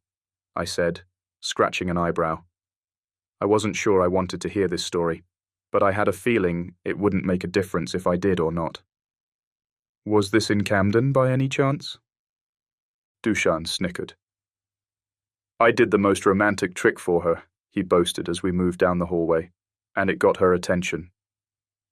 We climbed the stairs. "Then what's the problem?" I asked, intrigued. "Well, it got the ward's attention too, didn't it?" he said with a sly grin. I halted on the stairs landing. "Damn, Dushan," I stammered, glowering at the fool. "That's too dangerous. If you lead the wards here, then—" "Calm down," he said in a smooth voice. "I am a master escapist, Cade. They've been after me for a while now, ever since I stole that can of puff dust from Mr. Wormwood." "You could have just bought the thing," I argued, regretting even touching that conversation. Dushan started. No, I could not have." He scowled. "Cade, I'm a man of the people. I don't come from magic royalty like—" He stopped, and I thanked him in silence for not bringing my father into the conversation. "Anyway, I think she liked me," he added, satisfied as we resumed our walk down the corridor. I frowned. "So what you're saying is, she doesn't know you very well." A teasing smirk. "Are you mental?" he scoffed, taking a hand to his chest. "I'm a keeper. People are wild about me." "Yeah, I bet the wards are absolutely wild about you." I let out a great peal of laughter. "Serves you right for being a show-off." "I was just trying to impress her with my magic," he argued when we stood by a door. "And did it work?" I quirked up an eyebrow. Dushan's grin returned. "Of course it didn't." He slid his tongue over his lower lip. "That doesn't mean I regret any of it." "Maybe you should try a different approach," I told him, leaning against the wall while I slipped a hand into my pants pocket. "One that doesn't involve triggering the ward radar." "It's not like I have a choice, Cade," he candidly said, scrunching his nose. "Girls and boys practically throw themselves at you. You wouldn't get it." A brief laugh escaped me. "Oh, I get it." I flashed him a naughty smile. Dushan rolled his eyes back. "Now who's being the show-off?" He opened the door. The smile washed from my face the minute I saw Seth inside. He wasn't drinking, wasn't smoking either. He was just standing there, peering through the window. When his head swung our way, he said, "Oh, look!" His voice matched the indolence etched on his face. "If it isn't Boy Wonder." "What the hell is he doing here?" I hissed at Dushan, loud enough that the failing might hear it. "Cade, listen," Dushan began, holding up an appeasing hand. "We're going to be stuck under the same roof for a while. We might as well get along, eh?" He grabbed the pack of cigarettes from the nightstand and offered me one. I snatched it and picked up the matchbox from the table just as fast. "Want a beer?" Dushan added in a light, cheerful mood. I shook my head. Even though I hated to admit it, Dushan was right. Seth and I were going to be stuck in here at least until we turned 21, the coming of age of all warlocks and witches. "Seth?" he asked, flashing him a can of Guinness, only to be refused by him as well. "All right," Dushan said under his breath. "More for me, then." He opened the can and gave it a swig. I ambled to the second window, keeping my distance from the failing. Once I popped it open, I lit my cigarette and sat on the sill. The storm had waned into a drizzle. The air was fresh and redolent with the fragrance of the woodlands that lay beyond the courtyard, part of the magic in Godfrey's hideout. My room in the turret faced north. Little by little, it all added up. North is winter, Dushan had said, so this side of the house had to be summer. "You were brilliant last night," Dushan blurted, sitting at the foot of the bed. "Nah," I dismissed, staring at the rain puddles outside and how the scattering black clouds reflected inside them. "Don't be modest now." Dushan moved towards me. He set his beer on the sill. "You caught a ton of ghosts in under a minute. We never could have done that." "You could have," I said coolly, facing him. "I outwitted you, that's all." The truth was simple. I was nothing special, if not lucky. "So you're smarter than us?" Seth stated, contemptuous and vain. "Is that it?" I exhaled a puff of smoke. "That's not what I said," I told him in a flat tone, then slipped the cigarette between my lips. As I turned to the courtyard again, out of the corner of my eye, I saw Seth moving away from the window. "You cheated, you realize," the failing added, spitefulness hanging from each word.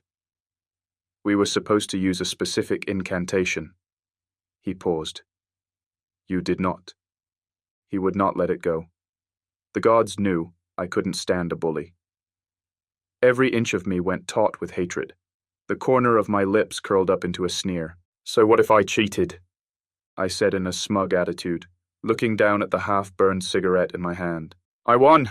That's all that matters." "It wasn't fair," Seth continued, ambling towards me. I took another long drag on my cigarette, then tossed it through the window with a flick of my fingers. As I exhaled the smoke, the rush of nicotine pumped in my blood. Seth stood before me. My head swung his way. "Put a sock on it, Seth," I said, locking a hard stare with his. "Nobody likes a whiny brat." A muscle twitched along the failing's jawline. "I've had enough of you," Seth muttered. "You don't even know me," I said, lifting my chin a little. My eyes narrowed into a derisive glare. "I can be much worse." "Okay," Dushan intervened. "Settle down, guys." Seth inched close to my face. "You think yourself so superior," he hissed, and through his snarling mouth, I glimpsed his fangs. "Well, you're a nobody, Cade." His nostrils faintly flared. "You're not here because you're special. You're here because your family didn't want you." It stung. The bastard words wounded me deeply because they happened to be true. But I wouldn't give him the satisfaction of showing any reaction. "At least I knew my family," I spat, twisting my mouth into a scornful smile. Seth's countenance stiffened. His face suddenly flared in sheer fury. "You spineless devil," he roared, lunging at me. I pushed him back, the blood boiling in my veins, and leapt off the window, roaring, "Come at me, you fucking changeling!" He growled like a wounded animal. I'd hurt him back, and that alone filled my heart with wicked glee, right until we clashed in a blur of punches, tight fists pounding hard at any and all limbs within our reach. In one quick move, I jabbed my fist into Seth's ribs and winded the effin' failing. Oh, and I grinned at my achievement. But my victory was short-lived, as his fist came swinging out of nowhere and punched me in the face full force. The blow sent me flying across the room until my back slammed hard against the wall. The beast was stronger than I'd thought, fey might in all its glory. Gods, everything hurt. But my nose ached like hell, the pain so sharp it made me dizzy. I swept a hand across my upper lip, shaking with the thrill of the fight, and watched as it came back smeared with my blood. "Freaking hell," I muttered, my expression slipping into a grimace of rage. "You're asking for it now." Faltering, I got on my feet. I shook my head, forcing away my blurred focus when Seth crashed hard against me. In a flash, he tackled me to the ground, then started serving blow after blow to my face, my chest, my shoulders. Anywhere would do. He was so damn fast, I couldn't even slip my hands to take cover. Seth got me good, and I couldn't even fight back. My face and limbs numbed after a while, and I felt like a punching bag, lifeless and dull. I was at the failing's mercy, and he had none. "Stop it!" Dushan growled. "Stop it, Seth! Get off him!" "Shut up, Dushan!" Seth roared, his voice throaty and definitely not human. "That is enough," Godfrey said, bursting into the room. "Enough! Both of you!" I winced at the sound. The punches I could take. But being watched by Godfrey as his ward made me his little bitch. Gods, it was humiliating. Next thing I knew, I wasn't being smacked anymore. And when my eyes opened, I saw Godfrey, all but dragging his son away from the scene, while Seth growled and protested, cursing like a madman. "Dushan!" Godfrey called, the rushed sound strained with worry. "Take care of Cade." "Take care?" I glowered. "Why?" I managed between burning breaths. Dushan rushed to my side, trampling on his knees beside me. He carefully held my face between his hands, wary eyes searching for mine. "Look at me, mate," he said. I cracked my eyes open. His head was a blur. "Look at me. Are you all right?" I squinted. "Just how many heads do you have?" I asked, blinking twice. Dushan's face slackened with grief. "Damn, mate, you're scaring me." I tried to smile, but it hurt too much. "I'm fine," I lied. "I don't mean to freak you out, Cade," he added, studying my face intently, "but I think Seth broke your nose." "My..." I scowled, taking a hand to my bleeding nose. It hurt like shit. "Damn it to hell," I winced. "Take it easy, mate," he hurried to say. "I can fix it." I gasped. My ribs stabbed into my chest each time I sucked in air. "How?" I mumbled, tasting the metallic tang of blood on my burst lips. With my hands," Dushan mocked. "How else?" I closed my eyes, every muscle in my body unbearably throbbing. "Can't you use magic?" My voice echoed far away from me, as in a dream. "Of course not." "You do know not all warlocks are healers," he said, more relaxed this time. "Healing is the rarest gift, almost as rare as necromancy. Fortunately for you, I've picked up a few things from the streets." "Spare me the story," I said. "Just do it." "All right." He heaved a sigh. "I'm gonna fix your nose now." "Dushan," I breathed, calling him near with a crooked finger. The bloke leaned closer. "What is it, Cade?" "Don't," I managed, our stares leveling in the height of seriousness. "Don't mess up my pretty face." A faint tug twisted the corner of my lips. He snorted. "Idiot." "I mean it." I started to laugh, but it hurt my rib cage and I stopped. "I should leave you with a crooked nose," Dushan said, pushing up his sleeves. "Maybe then girls will notice me instead of you." I swallowed hard. Don't kid yourself. Your odds would still be low, I told him. No offense, but you're kind of a jerk, Dush. Quick as lightning, Dushan grabbed my nose and yanked it into place. A blinding flash of pain struck me. I saw stars. I thought I'd faint. My limbs went rigid instead. Instant rage built up in my core. Damn, that hurt, I said through grinding teeth. My fists clenched tight, ready to punch him out of sheer instinct. Dushan backed the hell off, and good thing he did. I said I was good at this, he told me between nervous laughs. I'm not that good. Gah! I took a finger to the bridge of my nose and touched it barely, too frightened to relive that shattering pain. That effin' failing, I muttered, getting on my feet slowly and painfully. Such uncontrollable fury coursed through my being that I thought myself capable of murder. It took a moment for the dizziness to stop. As soon as I felt well enough, I started moving. Hey, Dushan rushed to say, greatly distressed. Where are you going? I'm going for a walk. The words rolled off my tongue. I need to cool off or I'll... I stopped. I won't be long. Chapter 10. Cade Cassiel. With a hand tightly pressed against my aching ribs, I trudged down the main floor's hallway. The place was deserted, as it had been earlier. Who knew where Godfrey might have taken his son? I hoped with all my being this fight would ensure different sleeping arrangements for us from now on. Not because I feared the failing, which I did not. But rather, I couldn't stand him. The door at the end of the corridor stood slightly ajar. It faced the north side of the house. Whatever lay behind it really didn't matter to me. All I wanted was to get outside and drill out of my mind Seth's poisonous words. You're only here because your family didn't want you. Fuck, he'd been so right. How the hell did he know? Could the Fae read a human heart? I didn't care to find out. Not only had Seth punched me into a pulp, but he'd also messed up my head, and that hurt the most. It had been stupid of me to come here. What was I doing, pretending Godfrey could be anything other than a mentor? Was I delusional enough to play the perfect family game? Yeah, he should have been my father. But fate had taken a great laugh at me by denying me that privilege. As I pressed my hand against the door and pushed it open, I saw the bloodstains on my sleeve. My gaze slid downwards to discover my crimson-smeared white shirt. Bloody hell, I mumbled in annoyance. I carefully swept the back of my hand under my nose. The bleeding had stopped. At least there was that. I stood in the doorway, holding that tender spot on my ribcage.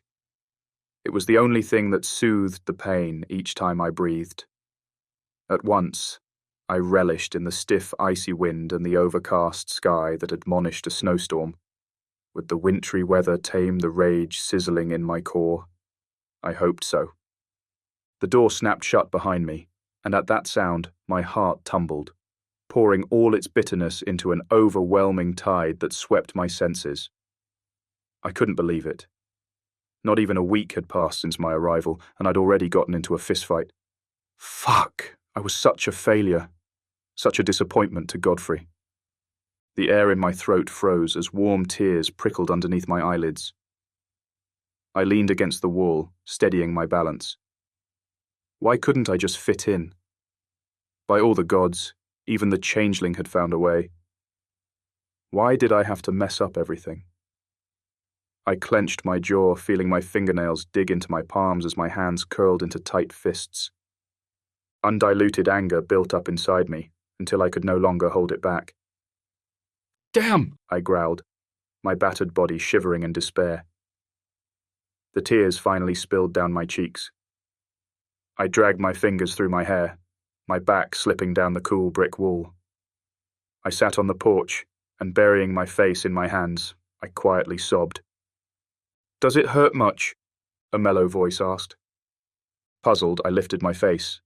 A girl was crouching in front of me, about my age, with wavy fawn hair that rippled below her shoulders. Her countenance was of exquisite porcelain, save for the dusty rose of her cheeks. She was the sweetest thing, batting her long eyelashes while her dreamy hazel eyes locked on me with innate curiosity. slightly stretching her delicate pink lips. "Are you in pain?" she said. Not a hint of emotion surfaced on her pleasant face. I blinked. "No," I mumbled. The girl eased her elbows on her knees, leaning closer.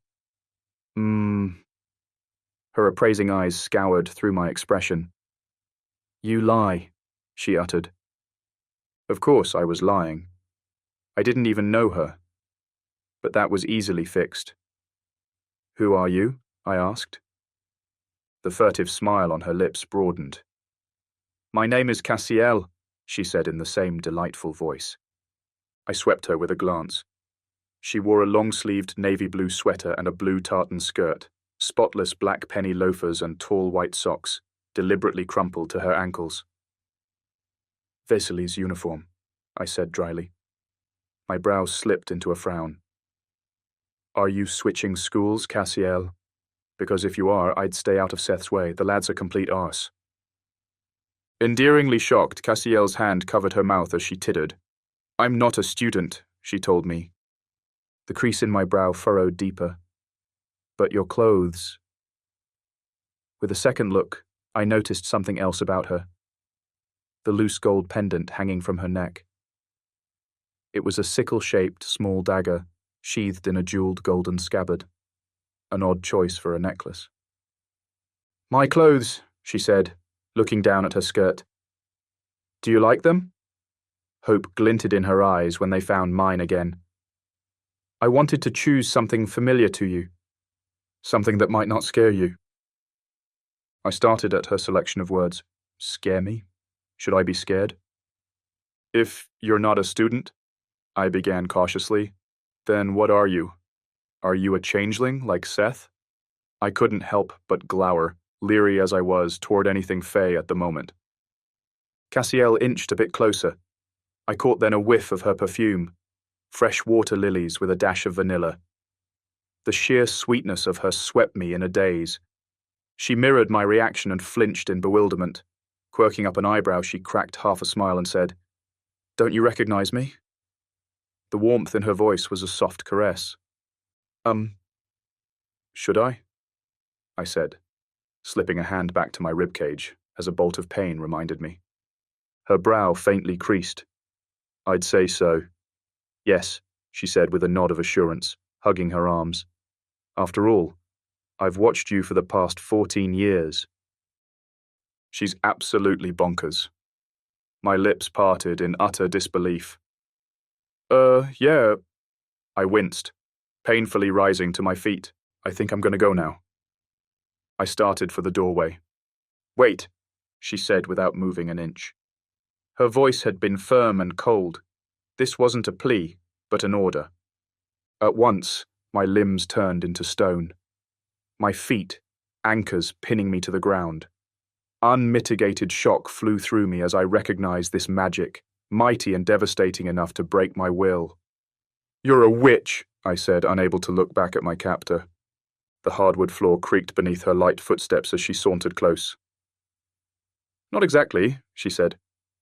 Cassiel stopped beside me, and tilting closer to my ear, she whispered, "Cade, I'm your guardian." A thrill spread through my being at the sound. Excitement or dread. I couldn't tell the difference. What?" I said, even though I'd heard her clearly. "Your guardian angel," she clarified. "Guardians. They were a myth. That was impossible. There was but one reasonable explanation. The girl was a witch, determined to have some fun at my expense." "You've got the wrong building," I told her. A mirthless laugh sailed through my lips. "Bedlam's 10 blocks away from here." She flashed me a smile. "Turn around," she said, a command as before. At once, my body whirled on its heels. Cassiel was strutting to the middle of the courtyard, and there, she stopped. The wind lashed as if stirred restlessly, aware of her purpose. Her hands, hanging on her sides, clenched into tight fists. Her head swung up until she faced the overcast heavens, and in a flash a pair of majestic white-feathered wings blasted out of her back, spanning over 6 feet wide. My jaw slackened. "You're an..." Angel, I managed, dumbfounded. Her penny loafer's heels clicked against the cobblestone pavement as she strolled towards me. Cassiel's smooth wings gently lowered and folded behind her. Inches away from my face, she halted. "I'm your angel," she said with urgency, subdued. As I released a stuttered breath, white mist escaped my lips. "Have you come to scold me for beating Seth?" I whispered, wary of her might. "No," she said, tilting her head, delicate as a dove. "In fact, I do not like him." Cassiel pursed her lips, hesitant to speak her mind. Finally, she added, "I saw what he did to you." A glint of fury drenched these words. "Then you're here to avenge me," I hurried to say, thrilled at the thought. Her blushing mouth pouted with regret. "Vengeance is not in my nature, I fear." She held up her hand and swept it across me. At once her mystical hold over me disappeared. Little by little my fingers recovered their movement, and so did the rest of my body. I scowled, disappointed by her answer. "Then what can you do?" My tone was defiant. "You say you've watched me all my life. Why have you come now?" I spoke all this, pushing aside the myriad questions whirling in my head. Guardians were real as demons. Her expression stiffened. "I've always been here," she rebuffed. "Not like this," I replied. Cassiel's gaze drifted from me. "I'm here to keep you company," she mumbled, aloof as she ambled to the courtyard stone bench, a simple slab of grey marble set between the rose bushes. I clenched my teeth. "I don't need company," I snapped, suddenly bitter. She was my guardian. Where had she been all these years, when I'd suffered the most harrowing torture at my father's expense? Oh, but what did it matter? She was here now. I went after her without even thinking. "I need to be stronger," I told Cassiel in a calmer voice as I stood next to her, "and learn how to fight back." Heaving a sigh, I slipped onto the bench. My eyes strayed to her beautiful wings, pristine and slightly gleaming with a light of their own. They were so rich, so perfect for her frame. Her hazel eyes angled towards me. "And I will help you succeed," she assured me. "A comforting thought," I whispered, my fingers an inch away from touching Cassiel's wings. What was it about her that I found so compelling? Perhaps it was the soundless peace that washed through me at her nearness. Perhaps it was her sheer beauty that kept me in her thrall. But what if my success means the doom of another? I added in a quiet voice. The fight with the failing had stirred in me more than a grudge at this point. I wasn't done raging against Seth. My thirst for vengeance would not end until I got even. Cassiel narrowed her eyes, glittering jewels of fiery amber. "We'll cross that bridge when we get there." Her delicate hand glided over mine. My breathing hitched. "We," she'd said. It became clear to me then. What she was silently saying was, "You're not alone anymore." "In the meantime," she added, "let me heal you." Her voice was sweet as honey. As my lips parted to speak, her long fingers laced with mine. My face burned. Every inch of me went taut, and this time, it wasn't because of her magic. When Cassiel's grip on my hand tightened, a ripple of warmth climbed up my arm and spread to my limbs. I shuddered as every nervous fiber in my being tingled, awakened by her power. Instant relief sent my chest caving in as the pain vanished from my ribcage and arms, my shoulders and face. And as this flood of light filled every part of me, I sensed the wretched hollowness inside me fade, and the hungry void eating at me swiftly grow silent. My startled gaze cut to hers. I didn't understand what this was, this overwhelming feeling. I only knew that from this moment onward I refused to let go of her hand. For as long as I could, I would hold on to this emotion. "Cassiel," I managed, too stunned to make out a sentence. What could one say to one's guardian when acting on their duty? Was it her duty at all? A glimpse of delight softened her graceful features, and as the tide of warmth in me gently ebbed, Cassiel's grip on my hand loosened. She turned away and gasped, suddenly annoyed. "What is it?" I asked, leaning closer. My guardian's stare became vacant. "Cade, you need to see this," she uttered in a robotic monotone, gliding her fingers away. I frowned, scratching behind my ear. "What are you saying?" The courtyard's door flung open. Dushan stood in the doorway. "Cade, you need to see this," he said. Sheer shock swept through me. I whipped my head towards Cassiel. She was gone.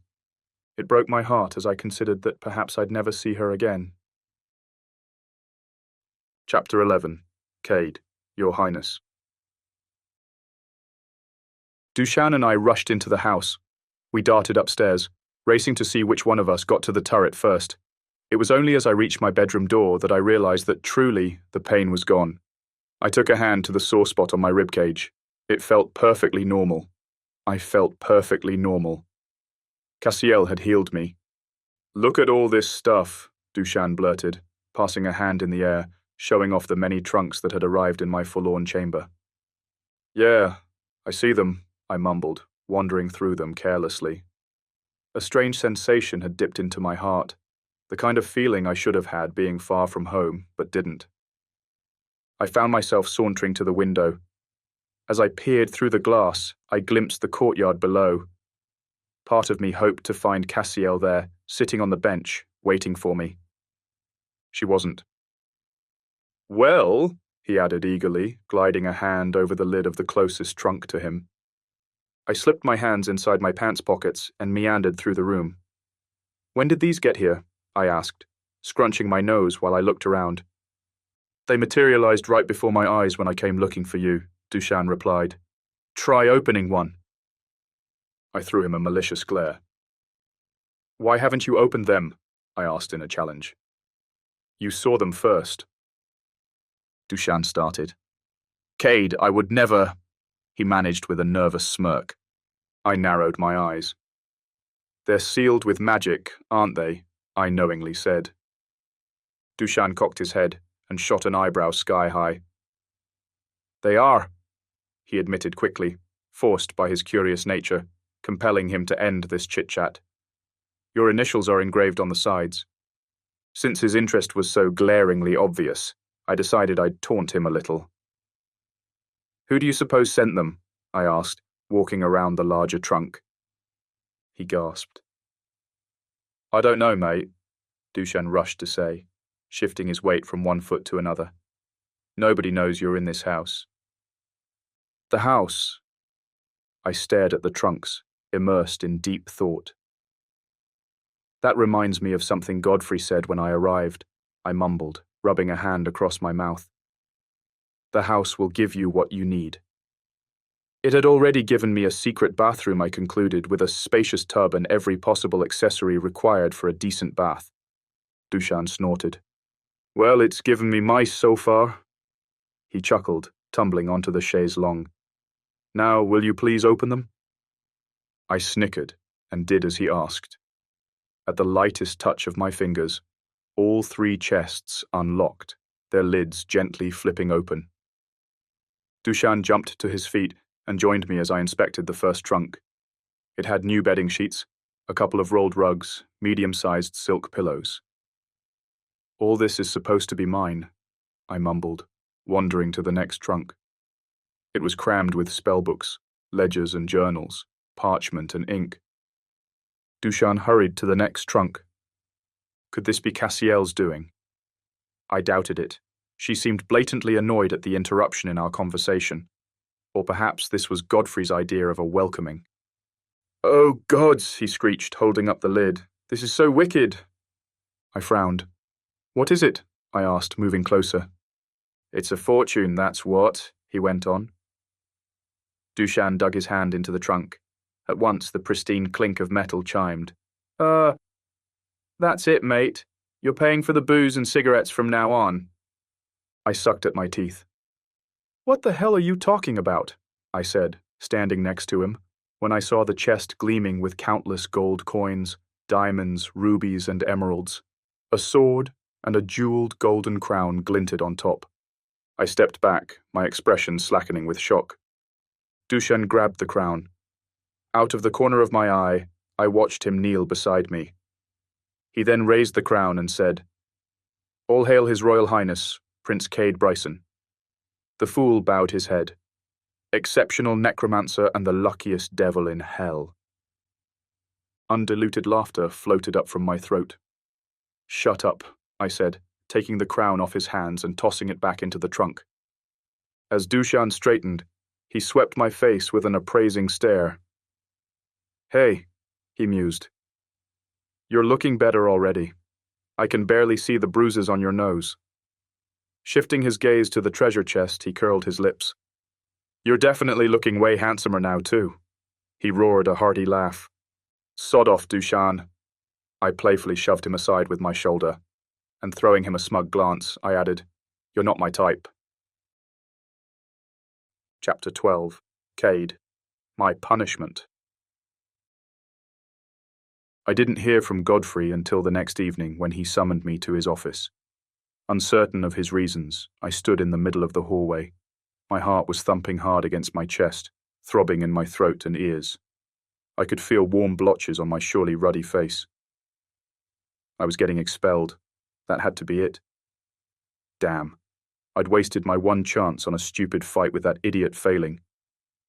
I'd been standing here for the past 10 minutes, weighing my options as to whether this magic ride had reached its end. I sucked in one long breath, and garnering my courage, I resumed my walk to Godfrey's doorway. As I reached the threshold, I leaned my shoulder against the jamb, and watched as the professor went through the many stacks of ledgers cramming his desk. I swallowed hard. "You wanted to see me," I said in a low voice. His head swung up. Instantly, Godfrey cleared away the book pile that concealed his face. With the same haste, he slipped off his round glasses. "Ah, yes," he said with a nod. "Cade, please come in." His stern expression gave me little hope. Every muscle in my body stiffened. "I'll leave in the morning," I blurted in as composed a manner as I could muster. Godfrey flinched. "What?" His brow furrowed as he scoffed in disbelief. He reclined in the chair, watching me in sheer wonderment. "My dear boy, you're not leaving any time soon, I hope." He paused. "Not unless you want to." Immediate relief washed over me at those words. A silent, stuttered breath escaped me.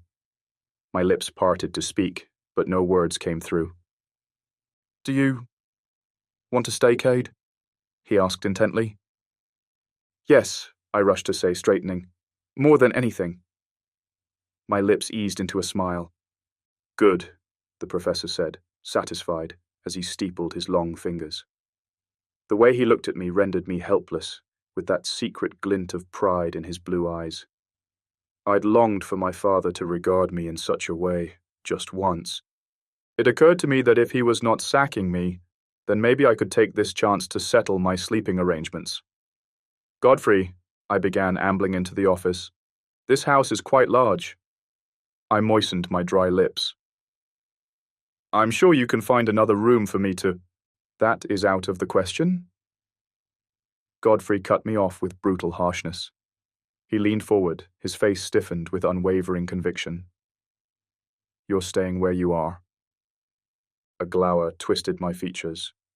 "Why?" I whined, but I didn't care. "Is it the room you've taken in the turret?" Godfrey asked naively, considering I never had a choice. "I hear you've received an unexpected delivery. I'm sure you have the means now to make your lodgings more comfortable." He spoke matter-of-factly, and it wounded me, but I let it pass. "It's not the turret room," I said in a low voice, struggling as I restrained my fiery temper. "In fact, I rather like it. Total isolation and privacy? 1,000 times yes." Godfrey blinked, puzzled. "Then what's the problem?" he asked. I gasped in complete disbelief. Was he really that oblivious to the situation? My frustration only deepened at his aloofness. "Your son is the problem," I all but hissed, but softened the blow with, "Or maybe I am. I don't know." Restless, I swept back the tendrils of black hair that covered my eyes. "I'm sorry you feel that way," Godfrey replied in an appeasing tone. His cool eyes lodged on my smouldering ones. You'll have to learn to live with each other. My head lashed back as though he'd slapped my face. Are you fucking serious? I demanded, my pitch heightened in grievance. Language, he scolded. I pursed my lips tight, taking a moment to stifle my rage. Godfrey, I managed in a calmer tone, have you not seen what learning to live with each other is doing to us? It's impossible. Just a day ago, his son had beaten the living daylights out of me. The professor remained unmoved. If any more grudges between you should arise, then you will deal with them in the classroom. How could he speak such nonsense? I admired the man's vision, but this... In the classroom? I wryly said, stepping closer until I placed a hand on his desk. But Godfrey... His countenance hardened. My decision is final. And so was his tone. My hand glided away from the maple surface. I inclined my head. I could do nothing to persuade him, that much was clear. Godfrey had set his conditions, and if I wished to remain here, I'd have to abide by them. Now, he continued in a warmer tone, opening a drawer, this is why I've summoned you. Out came a large roll of parchment, which he extended on the desk. It was a blueprint.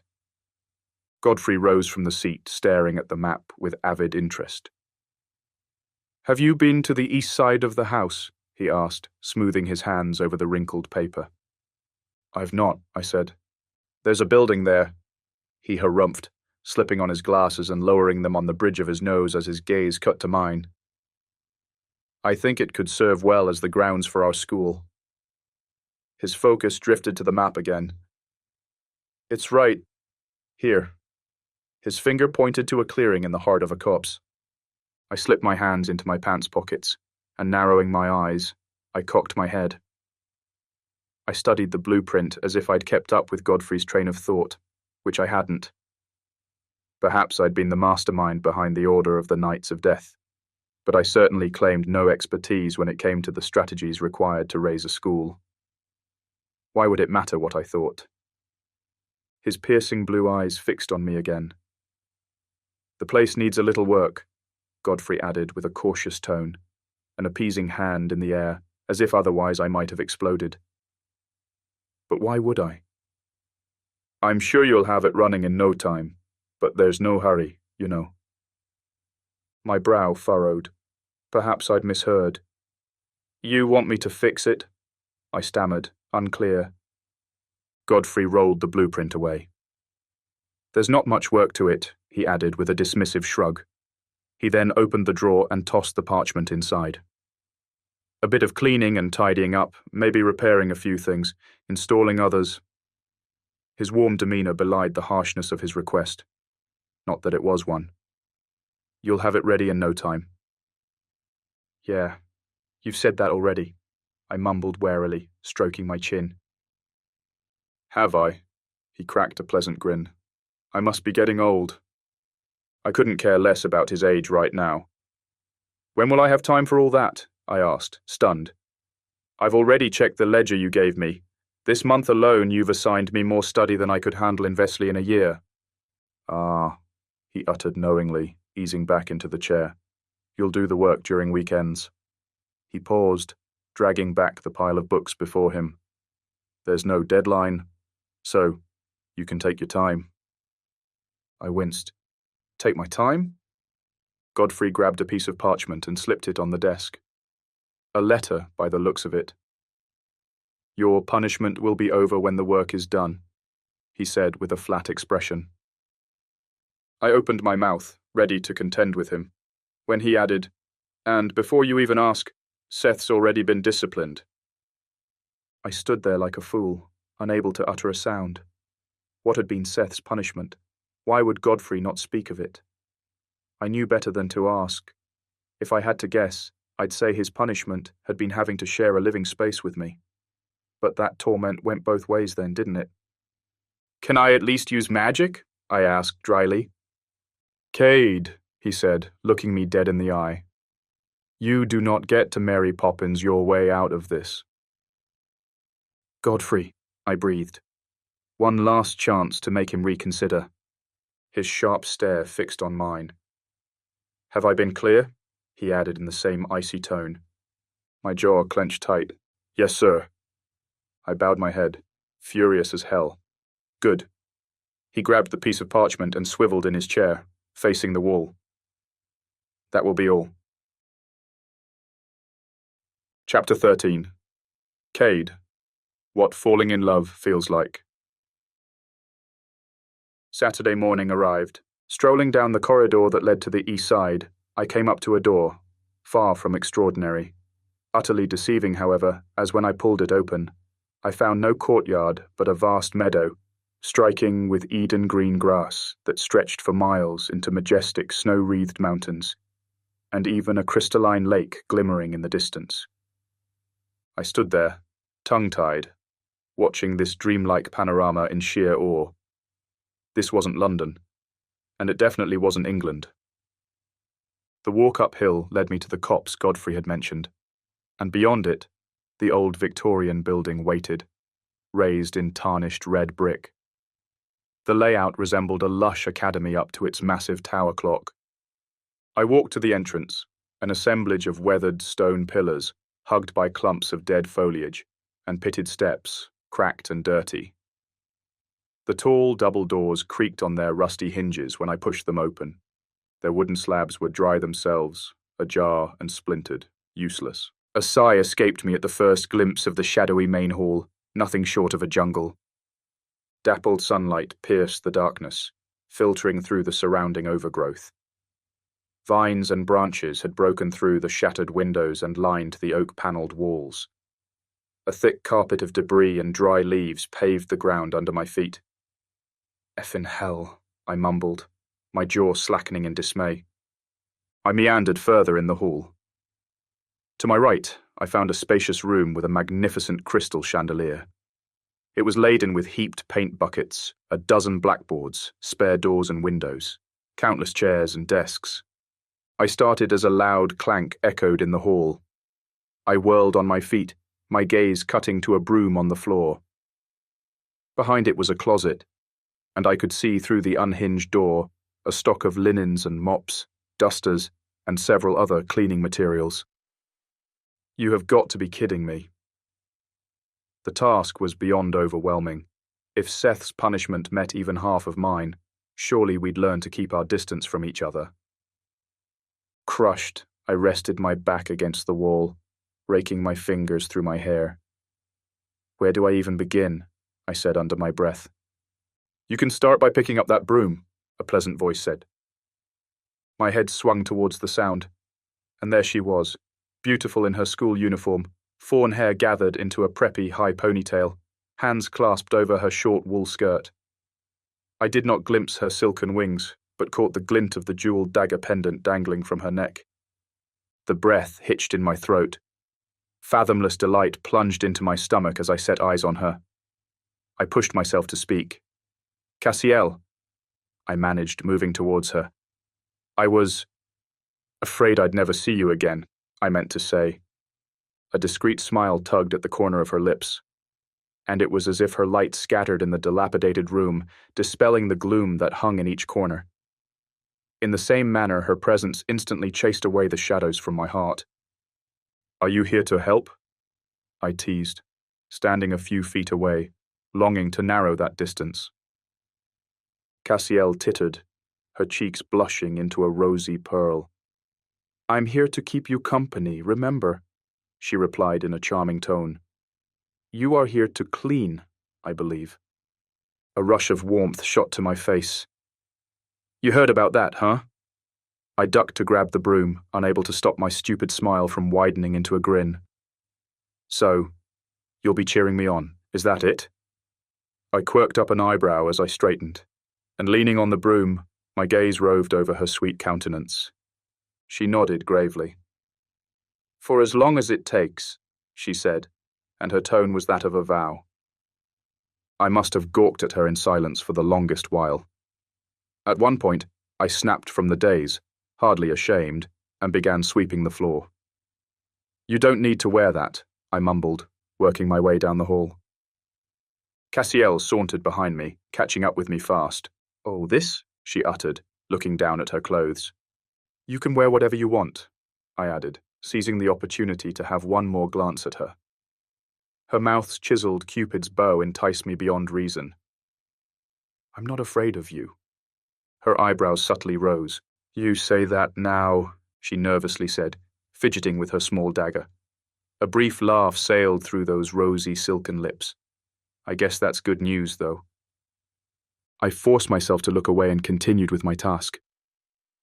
She stood beside me, and dipping her head, she searched for my gaze. Cassiel's face inched so close to me that, hopelessly, I caught a whiff of her delicious fragrance, intoxicating me with sheer delight. "Do you have any preference for my attire?" she asked in a velvety voice. "You talk funny," I told her, gathering rubble and dry leaves towards the entrance. "And no, I don't have one. You can wear anything you want." I smirked, looking at the pile of debris. "No outfit in the world could spoil your beauty." Out of the corner of my eye, I watch her stiffen. "I like this uniform," she said, picking at her fingernails.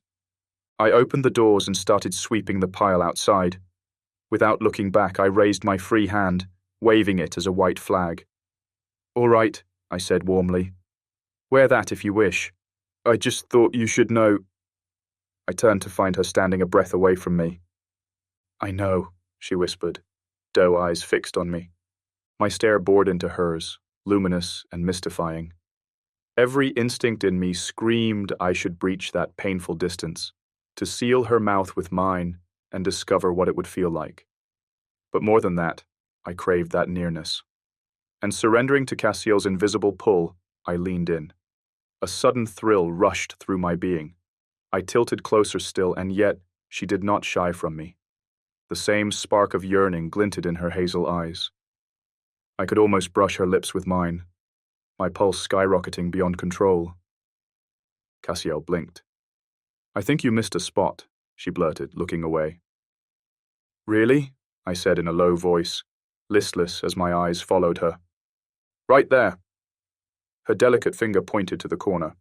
My stare locked on her, and only her. "It'll take years for me to get this place into shape," I said in a stern voice. Cassiel struggled to conceal her restlessness. I could have sworn she'd swallowed hard as she stepped back towards the wall. "You're so headstrong. You could finish in a few days," she said. The broom slipped from my hand as I stepped forward, hunting after that wonderful closeness, until my breath caressed her cheek. "I hope not," I whispered. If my punishment implied seeing Cassiel daily, then I'd call it a reward. Perhaps I'd even go as far as to thank bloody Seth for it. My hand found hers. Cassiel's tremulous fingers laced with mine. At that first touch, a burst of lightning swept through my being, and her inner light gleamed at its brightest, and her wondrous radiance spilled on me, flooding me with peace and a deep sense of wholeness. Was this it? Was this what falling in love felt like? She stood there, frozen, so delicate and perfect, so enticingly close to me. My free hand glided along her soft jawline. I drew my face in. My lips met hers, brushing them like the warm spring breeze, and as her mouth gently parted, I captured it in one slow, tender kiss. "Cade," she whispered, briefly parting from me. "Don't." I spoke against her plump lips, relishing in the sweetness of her, the nearness of her. "Don't say a word. I want to hold on to this feeling for years to come." In the hall's stillness, I sensed her heart springing to life. And it was now Cassiel who cupped the side of my face with her smooth hand. Cassiel, who dipped her fingers through my hair and pulled me to her, and when her mouth finally claimed mine, her kiss sang through my veins. Chapter 14. Cade, Growing Up. One room at a time, I tackled my task. I found myself wandering off to the school, not only during the weekends, but each time I had a chance. It took a full month's work for me to trim the shrubberies from the entrance and clear the ground's overgrowth. After that, I took on the main hall, cleaning the walls and scrubbing the floors spotless. The windows I fixed next, then painted the interior. At length I learned to cherish the stillness of the empty school. I took my sweet time repairing the mansard roof, restoring the doors, and furnishing the classrooms. And as I did all these things, I was never alone. Cassiel was always with me. We danced in the conference rooms and talked in the library for the longest hours. Countless were the times when we strolled down the empty halls, debating the workings of human life, the unfairness of it all. The school became my everything, and Cassiel with it. For 6 years I never once thought about Seth and his wicked schemes. Time passed. I grew up. Cassiel grew up too. She didn't have to, I realized. Nevertheless, Cassiel equaled me in age. Her beauty remained just as radiant and unspoiled, even more breathtaking now that she was older. She'd kept her promise. I'd become a strong young man, and magic came to me as easily as it always had. Harnessed by Godfrey's teachings, my power had surpassed all expectations. As the professor's tutoring came close to an end, our school project took on a whole new meaning. Godfrey had decided it was time to open its doors. Sooner than I expected, students would crowd the building's halls. There'd be no space left for Cassiel and me to dance in the soothing dimness of twilight. No languid nights spent in blissful silence, lying on the lawn by my babe's side.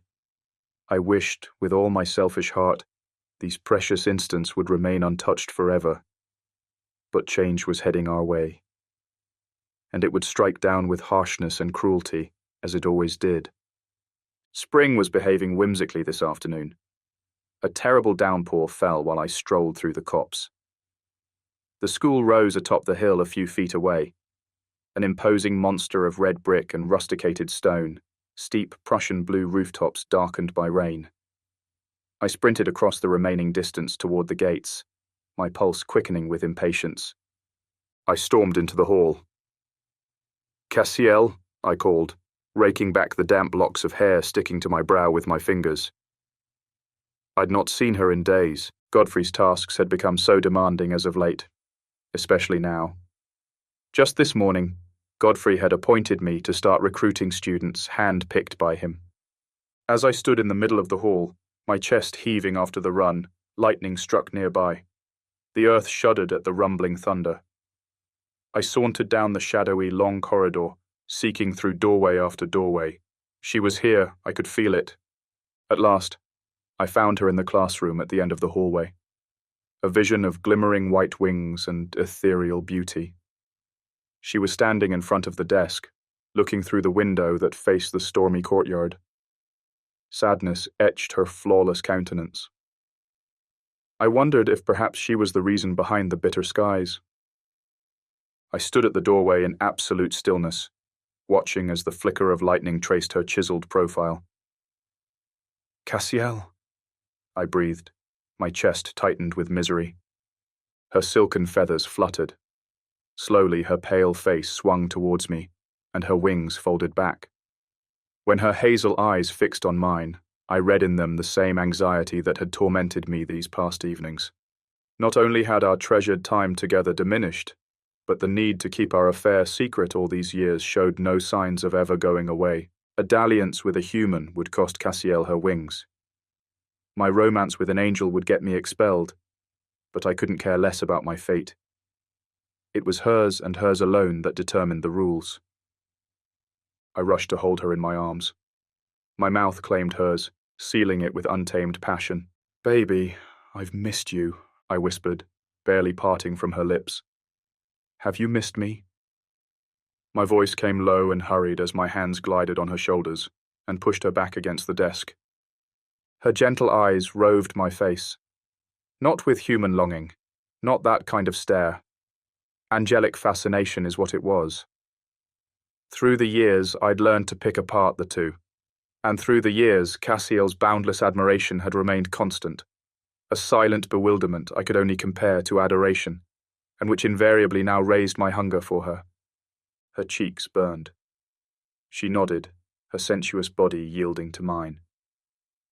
"Kiss me," she whispered, bringing together her thick blonde lashes. With a brush of my fingers, I swept the heavy locks of fawn hair behind her shoulder, and leaning closer, I breached the cruel distance that divided our lips. When my mouth recaptured hers, my kiss became dark and demanding, and, surrendering to my whim, Cassiel's tongue entered the slit of my mouth, lapping mine in an unbearable rapture. Against every inch of my body screaming her name, I parted from her fast and breathless. "Gods, I want you now. I can't wait any longer." I spoke against her lips, my eager hands tugging her shirt loose. Pushing up her skirt wouldn't do. I craved that nearness, that skin-on-skin contact. We shed our clothes quickly. And it was then that Cassiel showed me her true might, pinning me to the desk, straddling my waist with smooth-toned thighs. I moaned in the sweetest torment when she took me inside her. "Oh gods," I cried, succumbing to her wishes. She tortured me, rocking back and forth, teasing me until I almost reached the edge. I shuddered in delight. I'd always wondered how it was for her, but never asked. What did it feel like for an angel to make love to a man? These thoughts came and went, my world spinning and careening on its axis until it all returned to her. To how having her in my life was the only good thing that had ever happened to me. Being with her washed away all memories that ever haunted me or caused me harm. She was my solace, my haven, my all. Oh, fuck, I moaned, moments away from touching heaven itself. My grip tightened on her hips, then glided down her thighs as I stood at the brink of surrendering to fathomless abandon. "Oh gods, yes, please, please." "Cade," she whispered, and my name dripped from her lips as a wonderful blessing. Locks of smooth fawn hair caressed my chest as she leaned forward. "Come over the edge for me, my beautiful love." Yes. Gods, yes. At once I shattered into myriad stars. Tears prickled underneath my eyelids, swept in this forbidden frenzy. As I exploded, Cassiel arched her back, pristine wings bursting from her slender frame, expanding 8 feet wide. When the flood of light and sensation subsided, her lean body tumbled over mine. Her white feathered wings gently lowered, enfolding us in blessed shadows. "Gods, Cassiel," I whispered between panting gasps, wrapping an arm around her narrow waist. "You're everything to me." My eyes fixed on hers, sparkling jewels of fiery amber. "You make me feel—" I heaved a stuttered breath. "Like a god." Her cheeks hopelessly burned, flustered, as her gaze broke away from me. Ever since we'd become lovers more and more, I'd noticed a steady shift in her. It was as if each time we made love, she'd take part of my essence into her, garnering human emotions, experiencing them as never before. I swept away the stray locks of hair that covered her face and carefully tugged them behind her ear. "Baby," I purred. "I wish we could." "We can't," she said knowingly, sorrow clinging to each word. "Do we have to keep hiding like this?" I urged in a hoarse voice. I would shout my love for her to the wind if she'd allow it. "We must," Cassiel whispered, smoothing a delicate hand over my taut chest. "It's a miracle we've managed this far." She bit her lower lip, and the gesture took me back to our former years, to the day of our first kiss. If my captain knew, her eyes shuddered in dread. "If he finds out, But he doesn't know," I hurried to say, soothing her restlessness. "And he won't know. Nobody will. My magic will keep us safe." I glided a thumb along her jawline and tugged on her chin, tilting her head towards me, and tenderly kissed her. We didn't need it, my supernatural help. Cassiel took enough precautions on her own. But in my mind, I'd become her knight in shining armor, the hero who'd make everything worthwhile in the end. I would love her and protect her, come what may, no matter the consequences. Her sweet face rested on my chest as her sensual figure curled and molded to the hard planes of mine. These moments I enjoyed the most, the utter stillness in the school. She and I, locked in soundless bliss. The tower clock chimed the hour. I winced and sucked at my teeth. Shit, I groaned. I have to go. I hate that you must leave me, she said in a hurried whisper. The sweetness of her tone belied the harshness of her words. Hate, I started. A strong sentiment for an angel, I said, cracking half a smile.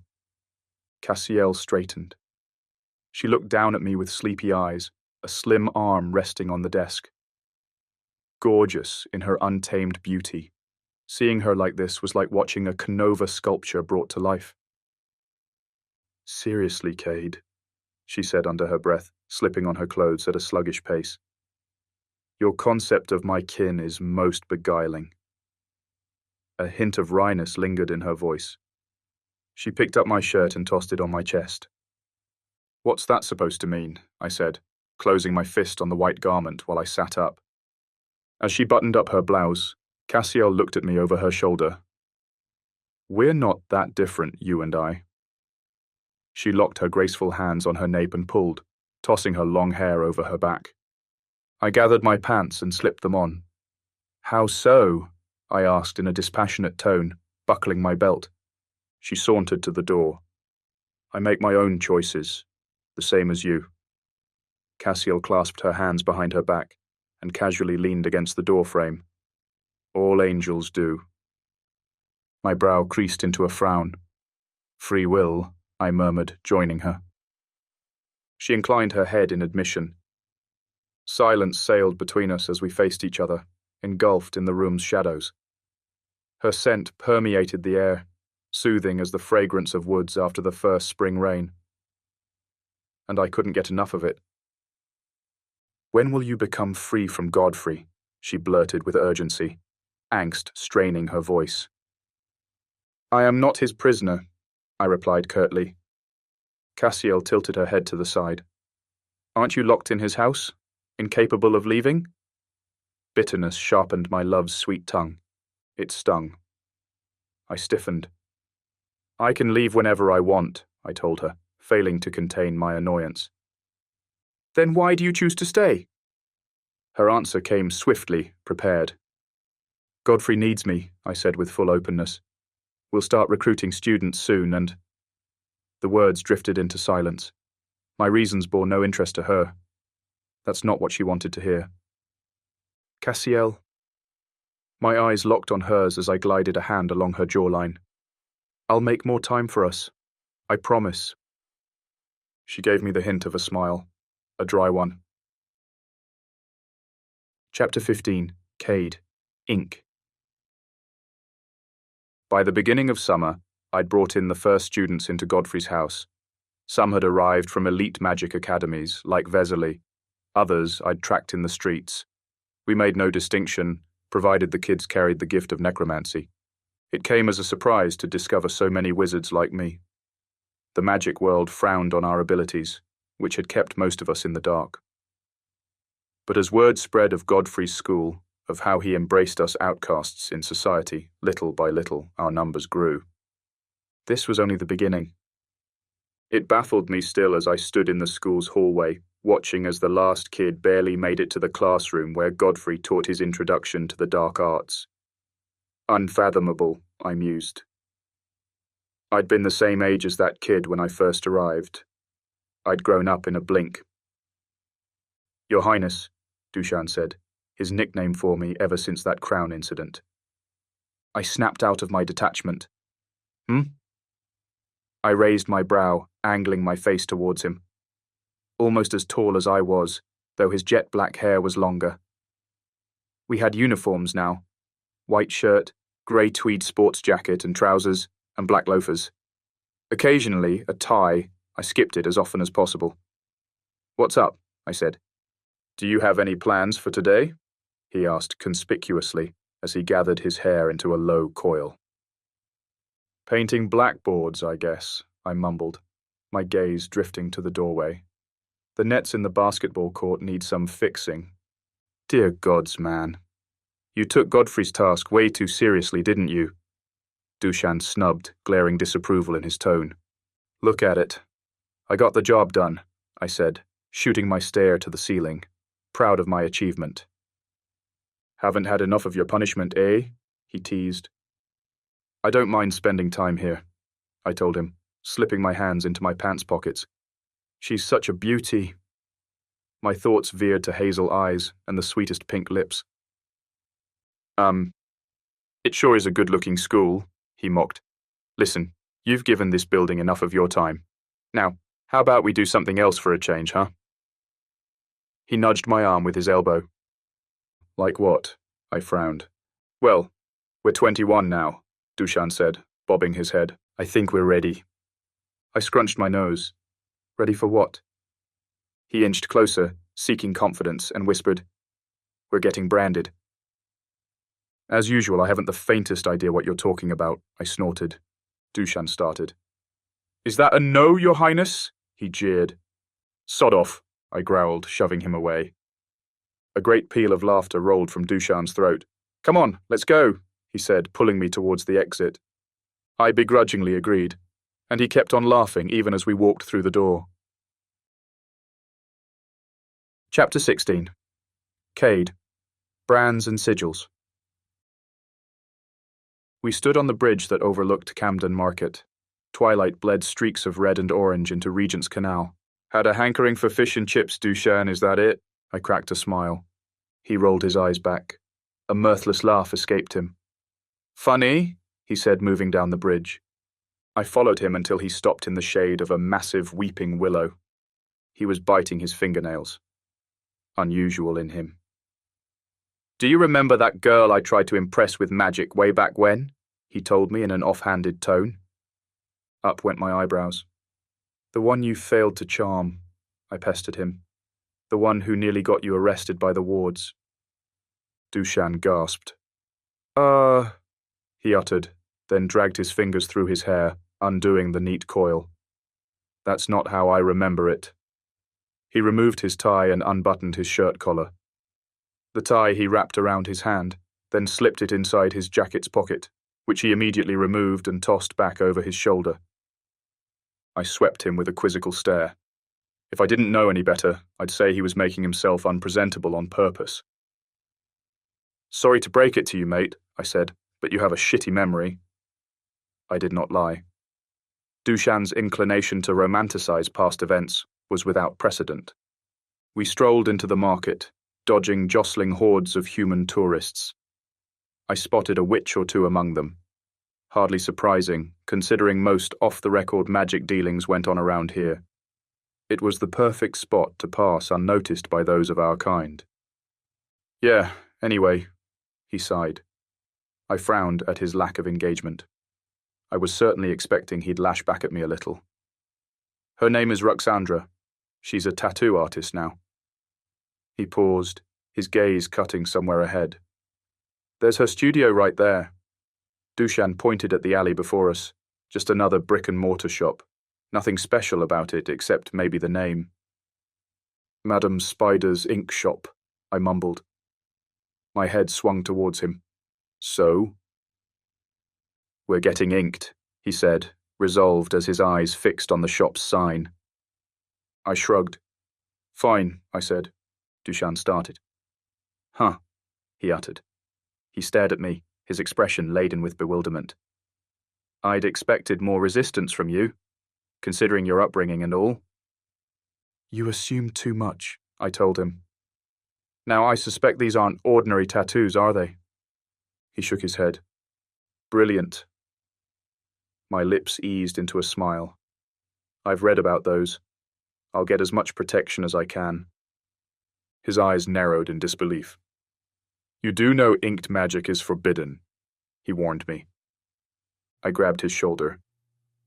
Dushan, I said, inching closer as I threw him a knowing look. It's me. He grinned. Fuck the Council of Magic and its stupid laws, he muttered. I couldn't agree more. He pushed the door open. I swept the place with a glance. Nothing jumped out of the ordinary. It looked like a regular tattoo parlor with chairs and tables, counters and printers, a computer, and several clients lounging in a waiting area. Do you have an appointment? A woman said. She stood behind the counter, concentrating as she sketched on a tablet. She was young, early 20s, with bright pink shoulder-length hair, purple and blue strands peering underneath the top layer. She had long, thick eyelashes, an angular face with the cutest dimple piercings. I instantly associated her with a unicorn, a rebellious one. Dushan harumphed. "Hey, Rux." When she looked up, her large grey eyes flew open. "Oh my gods." Rux straightened. Her mouth slackened in awe. "Dushan." At once she dropped the tablet and rushed around the counter, swiftly wrapping her arms around Dushan's neck. My friend immediately stiffened. I felt his pain. Boy, this was awkward. "Do we need an appointment?" Dushan asked in a low voice as Ruxandra's arms slowly released him. Sheer kindness blossomed in her expression. "Don't be ridiculous," she said. "You're like a brother to me." Ouch. Friend-zoned. That must have hurt. I winced at him, to which Dushan replied with a scowl. "No fucking kidding." "It's been so long." A pleasant smile thinned Ruxandra's lips. "Are you getting inked, or did you and your friend just pop in to say hello?" she asked with the sweetest disposition. Her hand folded around Dushan's arm, fraternally. He swallowed hard, shifting his weight from one foot to another. "This is Cade." His head tilted my way. Rux startled. "Kade Bryson?" she said with a slight frown. Apparently I had a reputation here in London. I greeted her with a quick nod and a straight face. I'd always been the taciturn type. We're getting branded," Dushan told her. "Shit, are you sure?" she all but hissed, warily sweeping our surroundings. Dushan threw her a smug look. "Are you this cautious with all your clients?" He scoffed, regaining his aplomb. "Good for him." "I'll go first," I sternly said, removing my jacket. Ruxandra looked at the people waiting across from her. "Lads," she told them in a calm tone, "I'm sorry to say that we're closed for the rest of the evening." A few groans of disappointment rose from the group. "If you go to the pub next door, you'll get a free pint on me, lads," she added, swiftly winning back their good graces. Little by little, the shop's clientele diminished until there was only Rux, Dushan, and me. It was then that she whirled towards me.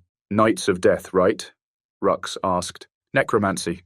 "Hush, woman," Dushan said. "Do you want to get us caught by the wards?" "There's no one around." Her voice's pitch rose a notch with frustration. "You never know," he rebuffed. "My shop is a safe place, Dushan Georgievich. Everyone knows it," she yapped, vexed. Their bickering made me restless. This woman was about to stick a needle into me 1,000 times. The last thing I wanted was to have her ink me in a tantrum. Yeah," I uttered, standing between them to dissolve the argument. "Necromancy." I slipped into the chair and waited. It worked. Ruxandra sauntered towards me. "All right then," she said, grabbing her gear. "That's skulls and roses." She pulled the chair in front of me and sat. "Both arms." One arm, I corrected. A dagger and coiled snake in the other. These weren't random picks. Each element had a specific strength and meaning. The skull represented our power over death. The roses, the beauty of transcendence. An unsheathed dagger shielded from the darkest spells. And the snake. The snake was my familiar. "You've really thought this through," Dushan mumbled. His eyes widened in astonishment. "I told you," I said with a shrug. "I've been reading. Good choice there." She raised her brow, impressed. "I'm pretty fast with brands. But it might take a while with the two of you. Are you okay with that?" "We've got time," I said. "I'm going to close the shop." Ruxandra rose from the seat. She strolled to the counter and grabbed a set of keys, then headed outside. The second we were alone, Dushan darted towards me. "Mate, both arms," he hissed warily. "Are you freaking mental?" "One brand will not do," I explained in a quiet voice. "Dushan, we're way past the line of being outlaws." "Damn," he gasped. "Both arms. I don't think I'm ready for this after all." Get yours on the neck, I told him in reassurance. A single tattoo. Just as efficient. He flinched. Listen to yourself. Who are you, Cade? He jeered. She's heard of you, of the Order. What the hell? I licked my dry lips. It means we're doing our job, I said, restless at the conversation. Dushan crouched before me, leveling our stares. Cade, just exactly what do you do when recruiting these students? He asked gravely. My gaze drifted away. I didn't want to get into those grim details.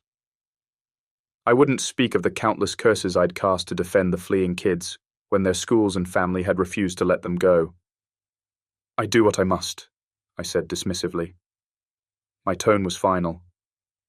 A little too well, if you ask me, he muttered, then straightened. Damn, I don't like this. We're all set now, Rux said, entering the room. Let's get started, shall we? I folded my sleeves up to my elbows.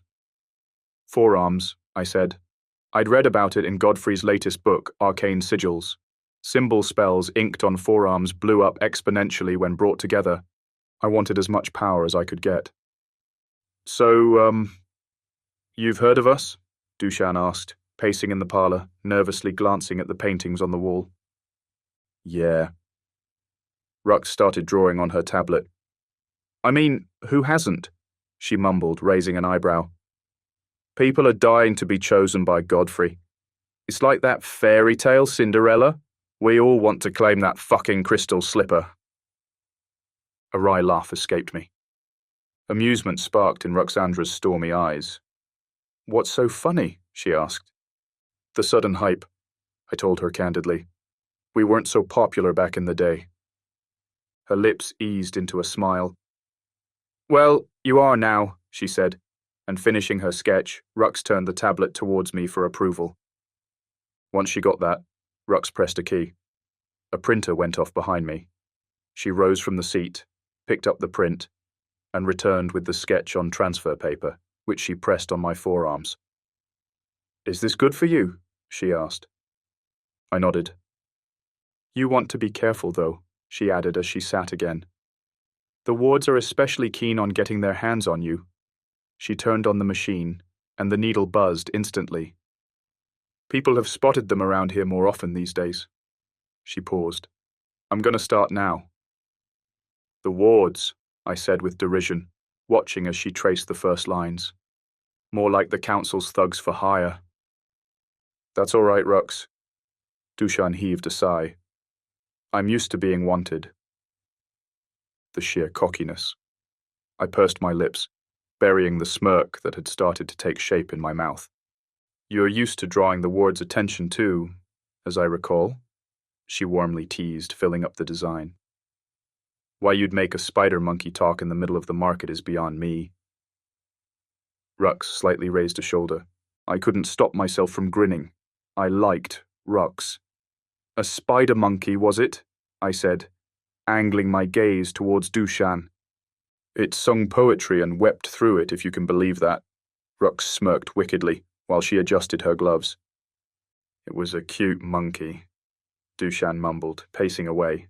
Rux and I shared a laugh at that. So what's it like in there? She asked me, filling up the last of the roses. I hear Godfrey's house is hidden with magic. Do you have any neighbours? It's a portal, I told her. When you step inside, 4 courtyards surround it. Each one harbours a season of the year. Wicked, she blurted, thrilled. And with the same hastiness she asked, Where's the school? Spring, I replied, delighted to speak about my life to someone other than our own.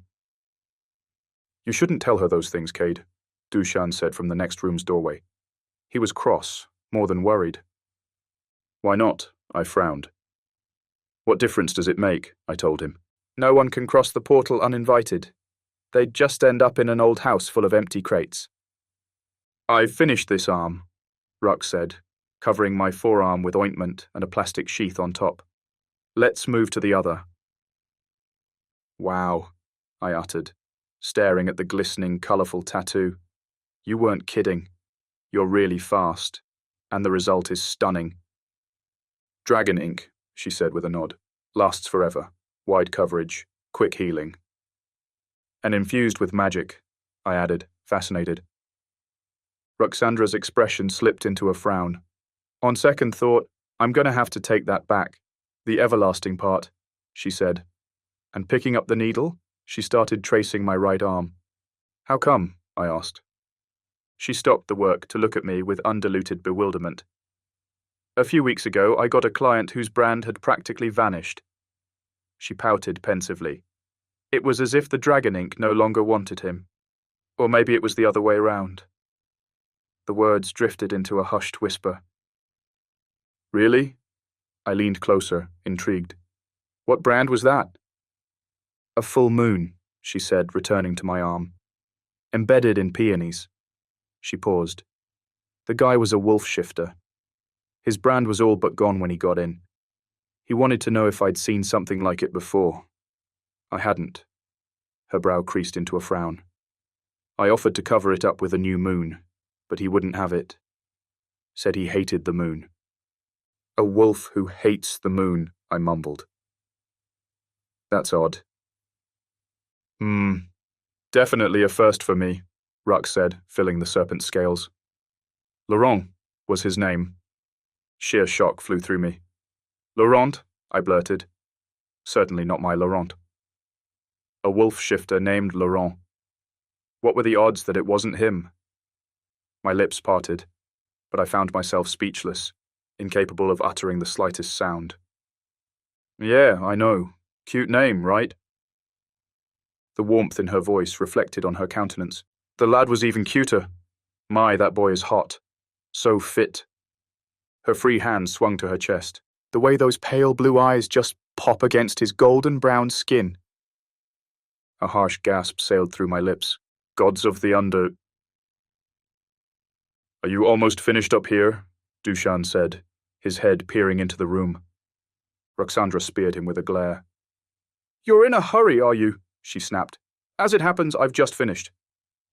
Okay, good, Dushan said, exploding with impatience. He marched inside and grabbed the back of a chair, which he dragged along with him to the table next to me. Give me the same as Cade's. He rolled up his sleeves and slipped into the seat. Dushan, I uttered, wariness straining my voice. All right, she said, wheeling her chair to the next station. Rux grabbed the transfer paper and pressed it into his arms. She then started the machine. The blood drained from my friend's face the second he saw the humming needle. I rose from the chair. Are you unwell? I asked, moving towards him. Dushan's face clouded with uneasiness. I'm fine, he mumbled. Are you going to cry, Dushan? Rux said. She folded her hand on the grip, hesitant to begin. The corner of my lips curled. He's known to like weeping monkeys. I dropped a hand on top of his head and shook his hair playfully. Roxandra's grey eyes cut to mine. She cracked a smile. Shut up, Dushan growled, clenching his eyes close. Do it, woman, he said, stretching his arm over the table. Fine, she said, lowering the needle. Shit, he wailed, recoiling from the machine. It effing hurts. Can't you numb my arm or something? Gods, Dushan. I haven't even started, she murmured, annoyed. Can you please hold still? I scratched an eyebrow, looking away, and hunched enough to speak into Dushan's ear. Seriously, mate, this is so embarrassing, I whispered. Okay, so give me one in the neck instead, he told Rux. Just the outline for now. Unable to bear Dushan's suffering a minute longer, I paced out of the room. My heart still raced from Roxandra's revelation. Laurent. It had to be him. He'd gotten a brand. Most shifters did. But why would his brand fade? Why would a wolf shifter curse the moon? All these years, I'd wanted to reach out to him, and hadn't for fear of dragging him into the mess I called my life. No, he didn't need that. I'll come back later to get the rest done, Dushan said, standing on the threshold. Rux met him at the doorway. You come here when you're ready, she told Dushan. Her stare angled towards me. Cade, are you doing okay? Yeah. I nodded, slipping my hands into my jacket's pockets. She sauntered to the counter and opened a drawer. "Your brands won't become active for a fortnight," she said, handing me an ointment tube. "Don't get them wet today and use this ointment for 7 days, starting tomorrow." "Thanks, Rux," I said, grabbing the tube. I checked on Dushan with a quick glance while Ruxandra unlocked the door. He silently replied with a thumbs up and a confident grin. I grimaced and mouthed the word, "What?"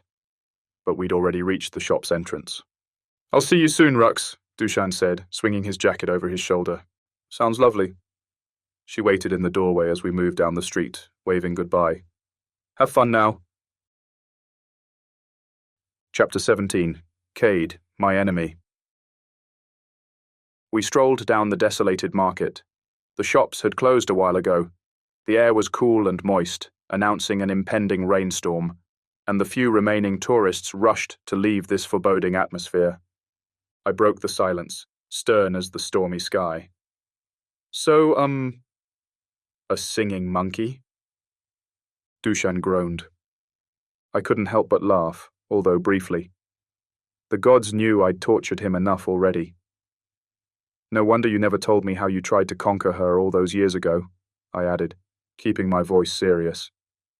"It seemed like a good idea back then." Dushan shrugged. He immediately winced.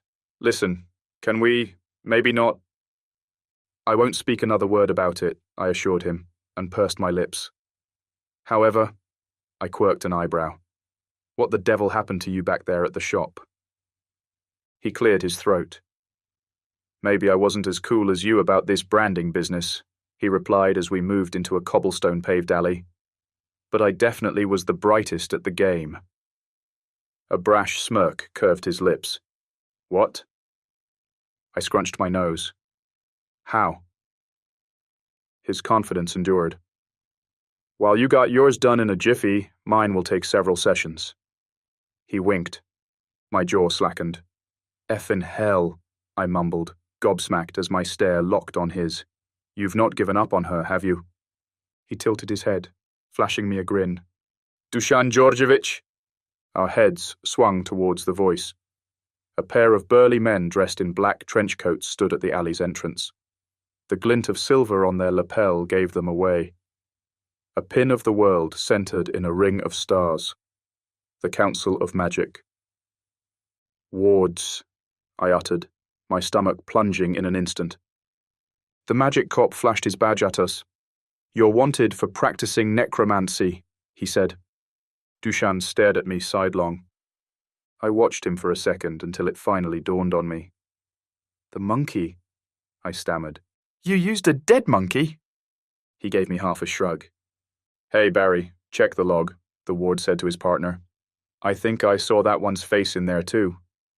A crooked finger pointed at me. Barry's eyes swept my face with a glance. "Isn't that Headmaster Bryson's son?" he said, squinting. "Yeah. He's wanted, all right. Higher on the list, in fact." A wicked grin twisted the first ward's mouth. "Looks like we've hit the jackpot, Barry," he said, taking one step closer. "Your father reported you, lad. Do you know that?" Barry spat. I froze, but not out of fear. It was the shock of discovery that struck me with full force, the shattering reality of it. My father had ratted me out to the wards. My own father. "Come quietly now," Barry said, taking a step further. Fury burned through my veins. Derek Bryson. Just when I thought he couldn't mess with me from afar, he'd figured out a way to screw this for me, too. All these years, I'd been wary of the wards, and all this time he was my enemy.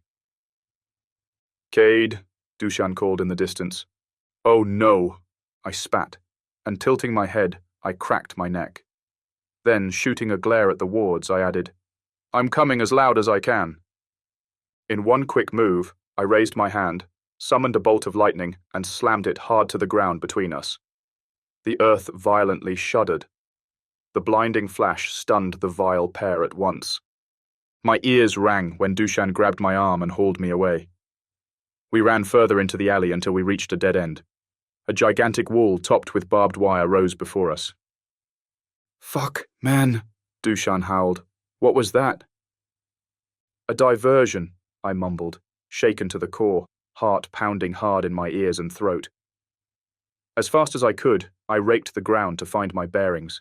A pile of flimsy crates to our left, a large garbage container to our right. We'd need wings to make it to the other side. Unless— Stop! Right! There! The ward said, halting in the middle of the alley. He waved his hand, gathering a burst of spectral amber light into his palm. What is that? I mused, when out of his hand the sparkling sphere speared, heading straight towards us. I dodged the blow that aimed straight at my head, and the sphere clashed against the wall, disappearing instantly. The smoking, charred surface it left behind was far from reassuring. Blast cuffs, Dushan urged, taking cover behind the trash container. Don't let them get you or it's over. As another cuff darted our way, I leapt behind the dumpster. Get us out of here, I roared, fighting back with one more thunderbolt. When out of the corner of my eye, I saw Dushan. He was kneeling on the floor, a piece of chalk in his hand, drawing on the pavement. What the hell are you doing? I hissed. An arcane circle, that's going to take forever. It's all I've got, Dushan stammered, his hand shaking as he continued the sketch. Entertain them. My head lashed back. Entertain them? I winced. What am I? A boy band's lead singer? He meant I should divert them, of course.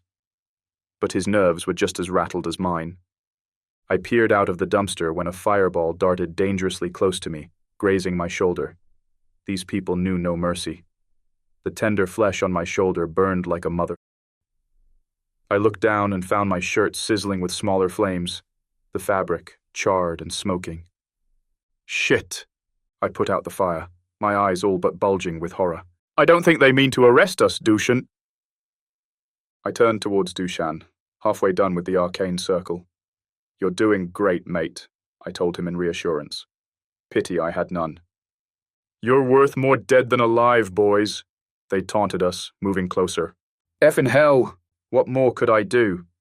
I had to act fast and buy Dushan some time for him to finish the teleportation spell. Resolved, I sucked in a deep breath, then dashed towards the crates.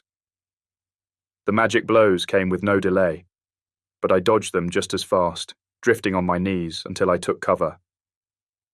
At last, I was safe. Until I wasn't. A shot of magic blew off the top crate, leaving my head exposed. Get him! The wards came rushing down the alley. My hands prickled with magic. There were forces streaming in me, so violent that holding them back made no sense anymore. As I brought my palms closer, their warmth and tingling increased. I shut my eyes and breathed. Do what you will. When I opened my eyes, I straightened, flashing my hands at the pair of wards. At once, swirls of darkness shot off my palms, black ribbons tangling in the alley. The magic streams met their targets within seconds, coiling around the ward's limbs like vicious dark vines. That should hold them, I mused between scant breaths. Dushan, how's it going back there? Almost finished, he said. I dipped my hands into my pants pockets, watching coolly as the wards struggled in my spell, their covered mouths unable to speak a single word. And the more they fought back, the tighter their bonds grew. I turned away from them, sauntering to meet my friend when the ward's hideous groans shifted into cries of agony. I halted. Sheer black dread washed over me. Cade, Dushan called. We're ready. Without making a sound, I whirled back, appalled to see the wards struggling to breathe, their bodies going limp. Cade, what are you doing? Dushan said in a calmer tone, holding my arm. I couldn't speak, couldn't move. I wasn't doing any of this, was I? Let them go, Dushan urged as soon as he saw. We're ready now. I willed the magic to stop. Nothing happened. Suddenly, the wards grew silent. Cade. I started awake. Peractio. The word rolled out of my tongue as a hushed whisper, calling the enchantment to its end. The swirls finally relaxed. The wards' bodies plunged to the ground, and there they lay, immobile. Come on! Dushan yanked me by my shirt's collar. Let's go! We ran towards the portal's blinding light. and as we dove into it, all traces of the alley disappeared. Chapter 18. Cade. Talking to the Moon. Dushan and I plunged into pitch darkness. It felt like I was falling for the longest time until I crashed on moist grass, my body swiftly rolling downhill between groans and grunts of pain. When I stopped tumbling, I rose on my knees in a hurry. My pulse picked up with instant wariness as I swept the grounds with a glance and made sure we weren't followed. The minute I glimpsed red brick walls and latticed windows alight with amber, I heaved a sigh of relief. We were safe. We were home. "Hurry up, man!" Dushan grabbed my hand and hauled me to my feet. Godfrey's house stood but a few feet away. I wanted nothing more than to crawl into my bed and forget this day had ever happened. And yet, my feet refused to move. I couldn't shake from my mind the harrowing images of what I'd seen. What I'd done. "Dushan, did I—" My low voice broke off into silence. "Did I kill them?" He stared at me, as stunned as I was. With a blink, he came back to himself. "I don't know, mate." Concern lingered in his tone. He moistened his lips. "Look, they wanted to take us in, and we escaped. It's as simple as that." He pressed a hand on my shoulder. "Don't give it too much thought, all right?" For my mind's sake, I agreed.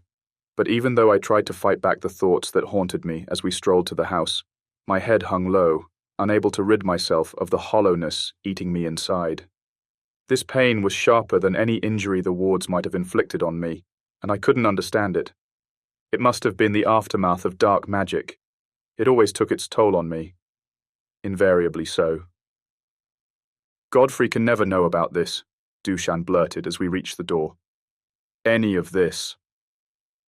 He plucked up his shirt's stiff collar and knotted the tie around his neck, hiding his brand's outline. "Of course not," I mumbled absent-mindedly, my fingers raking back the stray strands of hair from my brow. I grabbed the doorknob, ready to turn it, when Dushan's hand landed on my chest, stopping me. "You might want to pull those sleeves down," he said warmly. I looked at my rolled sleeves and winced. "Shit," I hissed, covering my arms fast. If I could have covered my brands with magic, I would have. But dragon ink was spell-resistant. "It's all right, mate." Dushan opened the door. "Everything's gonna be all right." He patted my back and ushered me in. The house was quiet when we moved down the hall. As we prowled towards the staircase, I glimpsed the parlor. Empty, the hearth's fire sputtering and burning low. The carpeted stairway was a godsend. We made it to the second floor, barely causing any noise. Dushan and I parted ways in the bedroom hallway. His room was closer to the stairs, while mine required a walk further. And just when I was starting to numb the darkness of my feelings, a thought assaulted me. It wasn't over yet. Not for me. I still had to deal with the changeling. As the door creaked open, I clenched my eyes, praying to all the gods in the underworld that I'd find Seth fast asleep. Their answer came lashing down when I entered the room.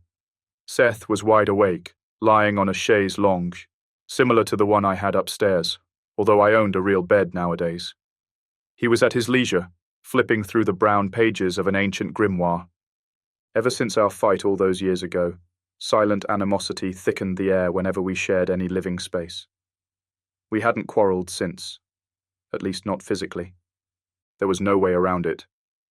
I'd have to walk across his room if I wanted to get to mine, and I was too exhausted to consider any alternative. Begrudgingly, I trudged towards the spiral staircase, making sure not to make eye contact with the devious fiend. I was considering myself lucky as I reached the stairway when he suddenly said, "She's been looking for you." His tone was bitter, detached. Eyeing him sidelong, I noticed the changeling had not moved an inch. He hadn't even lowered the book that covered his face. I smoothed a hand on the railing. "Who?" My voice came dispassionately as I abandoned all hope of not crossing words with him. Seth eased the book onto his chest, revealing his indolent amethyst eyes. "That angel of yours, he added with a minor frown of disapproval. She thinks I can't see her. He paused. It's either that or she doesn't care to acknowledge me. Surely it was the latter. Where is she? I asked with no inclination. Seth's expression was marred with feigned concern. I'm sure I don't know, he replied, shrugging his shoulders. And as a smirk tugged at his lips, derision spilled through his teeth. Let's get one thing straight. I don't give a damn about you or your affairs. Having said that, he returned to his book, stretching in the seat like a lazy cat. I skewered him with a glare. Well, fuck you too, I muttered, moving upstairs. Cassiel wasn't around when I reached my room. I took off my shoes and got rid of my shirt. I unbuckled my belt and got out of my grimy pants, soiled with dirt and grass. The emptiness festering inside me had yet to die out. I felt rotten and lonelier than ever. I plummeted onto the bed, exhaling harshly, and from there I looked at the lacy snowflakes drifting past the window, bleached rose petals scattered in the wind.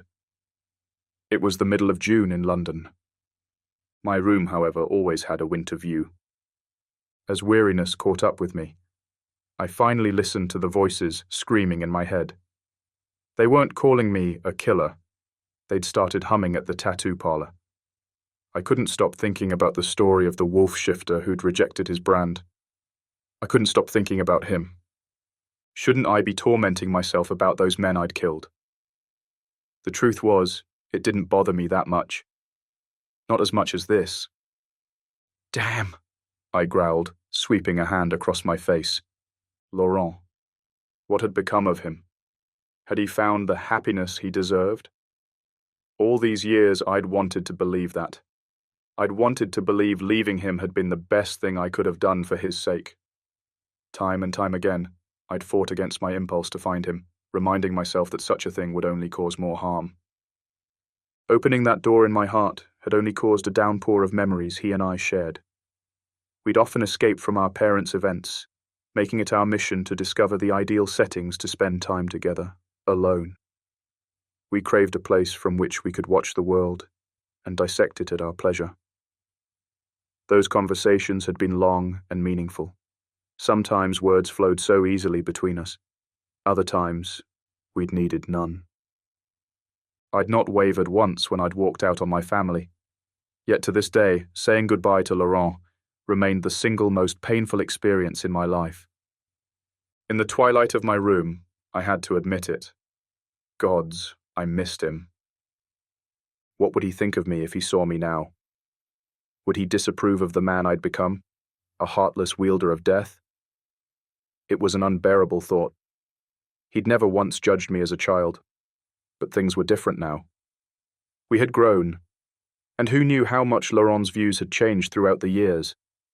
The pale, dark moon loomed through the wintry clouds. Wolves were moon watchers by nature, even if they cursed the one that branded them. Looking at that dark moon, I knew Laurent was watching, wherever he was, and that sole knowledge sufficed to make me feel less alone. Cade, I started at her mellow voice. Cassiel, I said, looking at the doorway. She tiptoed into the room as if the faintest noise might disturb my rest. She wasn't wearing Vesely's uniform. These days, Cassiel still wore tartan short skirts and sweaters on white shirts, but no uniforms. I couldn't find you, she whispered, fidgeting with her dagger pendant. I got worried. She stopped at the foot of the bed. Her lazy stare swept my barely clothed body. It didn't take long for her to notice my forearms. Oh, I see. She sauntered to the bedside, then slowly sat next to me. You were in Camden, getting inked. That place is heavily covered with magic. She paused. You weren't hiding after all. My brow furrowed. Why would I said, facing her. Her gaze lingered on my countenance some more, a bit more than usual. Cassiel's scrutinizing stare made me uneasy. Your face is flushed, she noted, gliding a hand along my jawline. Your eyes, bloodshot. She pursed her ruddy lips. You got branded, but something else darkens your heart. I swallowed hard. closing my mind in an instant. I'd learned to cloak my thoughts from a very young age. With a father like mine, it had been vital. Cassiel would never dive into my head. And still, now, as never before, I was making an extraordinary effort to keep it that way. I hurt some men, I mumbled in a dull tone. My stare drifted to the window. Cassiel slipped into the bed and lay beside me. Her smooth fingers trailed down my chest. "I'm sure you had no other choice," she said with utmost tenderness. "You worry too much." She snuggled closer, resting her face on my shoulder. My body veered towards her with a will of its own. I wrapped an arm around her waist. "Yeah?" I purred, slipping my hand underneath her sweater, gently pulling her near as my fingers dug into the small of her back. I tilted my head closer until we stood a breath apart. "You're gonna stay with me until I fall asleep?" "Mm-hmm," she nodded. I liked the sound of that. I sighed, closing my eyes. "I'm always here, my love." Cassiel paused. "Sleep," she said, and as the most powerful spell, the words delivered me into peaceful dreams. Chapter 19. Cade, Isel. The end of the summer arrived. Godfrey's house now received students daily. As the place became more crowded, my appreciation for my turret room deepened, even if that meant occasionally coming across Seth. I was studying there when the tower clock chimed the hour. 6 o'clock. Something important was happening at this time, and I really didn't want to miss it. I closed my books and left the room, reaching the autumn courtyard within minutes. Skeletal trees lined the horizon, while fuller ones, laden with amber foliage, provided shade to those near the playfield. The breeze picked up dry maple leaves and scurried past me as I ambled down the long archway that led to the lawn. I spotted Seth sitting at a small table set against the wall. He was playing chess with a student. Mostly, he kept to himself nowadays, but strategy games were a favorite of his. Seth could spend the longest hours considering every move. Whatever got him out of my way, I considered a blessing. Seth couldn't help glaring at me sidelong when I strolled past him, his lips curled up into a sneer, ready to bite with spiteful words. Without stopping for a second, I held his stare out of the corner of my eye. Ignoring him would have been worse, but keeping a secure distance between us was the best option, like two lions of the same pride. Perhaps we were territorial beasts after all. "Cade!" Dushan called from the playfield, waving his hand. A mallet rested in the other one. "Come join us." I cracked half a smile. This was what I'd come for. There was something wildly amusing about seeing Dushan dressed in beige knickerbocker trousers, a tweed vest, and a cream-coloured shirt. He was usually one to wear darker shades, but croquet had its rules in Godfrey's house. Wearing the uniform was one of them. Our recent brush with the wards in Camden Market forced us to lie low for a while, which meant our recreation choices were limited. In a whimsical attempt, Dushan struck the ball and missed. "Oh, bugger," he muttered. A group of students giggled behind him. "I'll get it," I said, trudging towards the sycamore tree where the ball had stopped. I noticed Isel Erdogan as I drew near. She was sitting in the tree's shade. Isel was one of the school's latest additions, brought here by Godfrey himself. The ball had rolled next to her. "Hey!" I called, stopping a few feet away from the girl.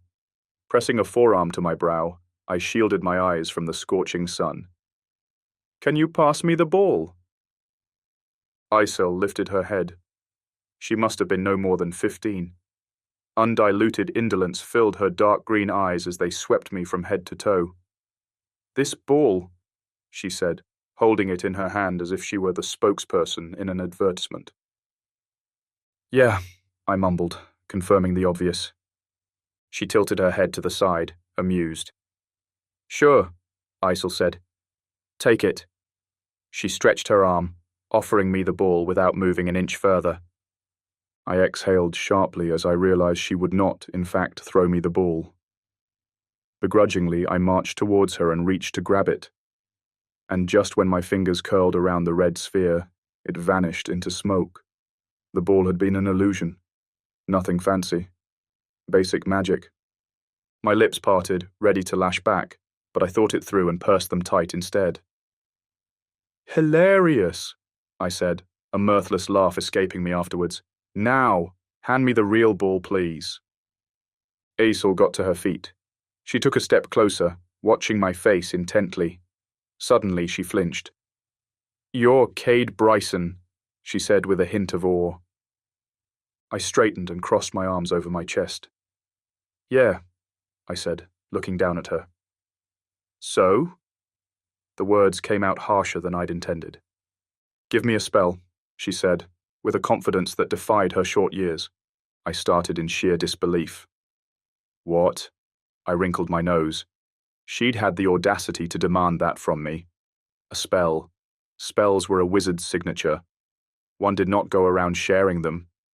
Even less so when one strived to become the best at their craft. No, I told her, and this time I'd meant every shred of rudeness in my voice.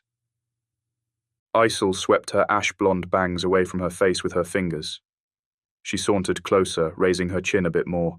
The gesture came out of sheer pluckiness. If you want that ball back, you'll give me one, she said, entitled to nothing, yet with as much resolve. I sucked at my teeth. I had no mind to deal with a teenage witch. Gods of the underworld, I huffed, rolling my eyes back. Fine. With speedy interest, Aisel handed me a tablet and pen.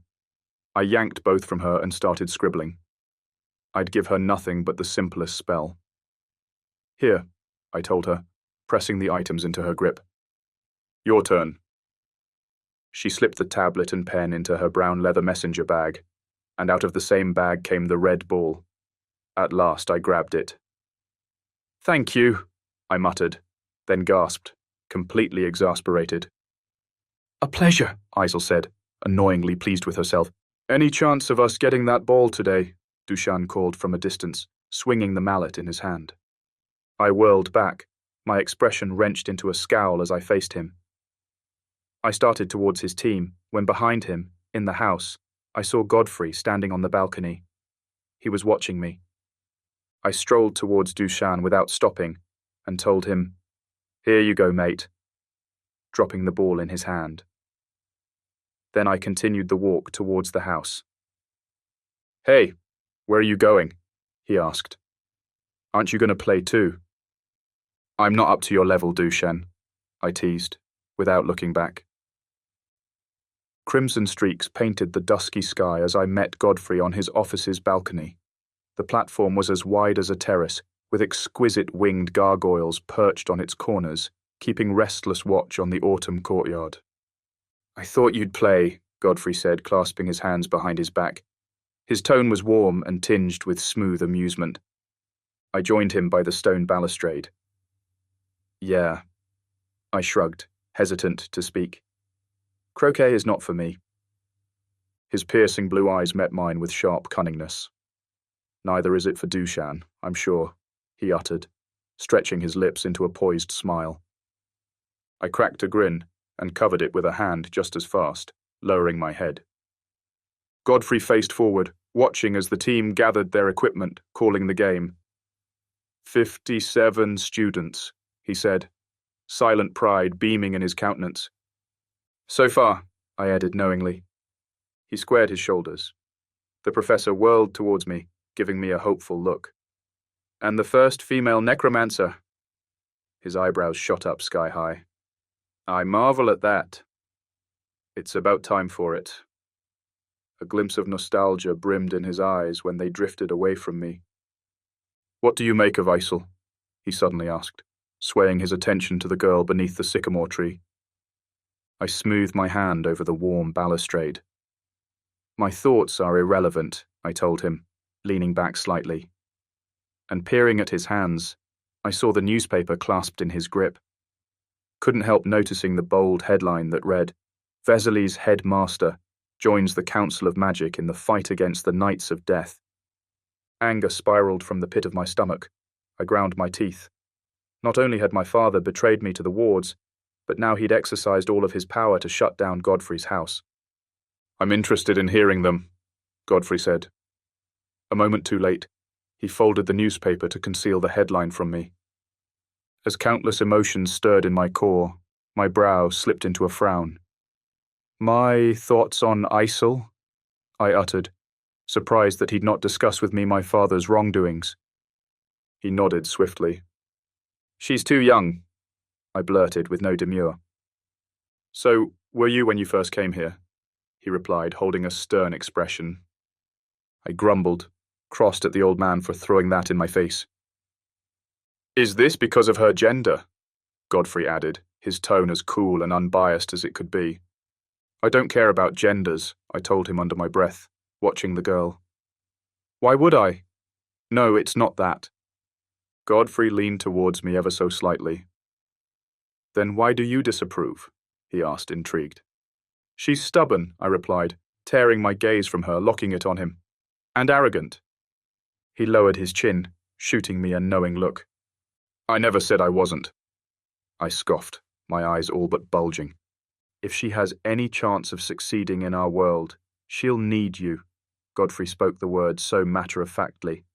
He then turned on his heels and sauntered back into his office, as if he'd not just dropped a massive bomb on me. "No," I said, wise to his meaning. I marched after him and found him slipping into his wingback chair. His arms eased over the desk, and his fingertips met while he watched me intently. "I want you to take her under your wing," he said, resolved. "Why?" I all but hissed, stopping short in front of him. "Godfrey, I am far from a stellar example of what a necromancer should be." He quirked up an eyebrow. "Do you mean because you've branded yourself, or is this about your squabble with the council's wards?"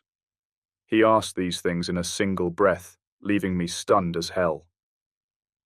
I blinked. "You know?" I managed, completely outraged for some reason.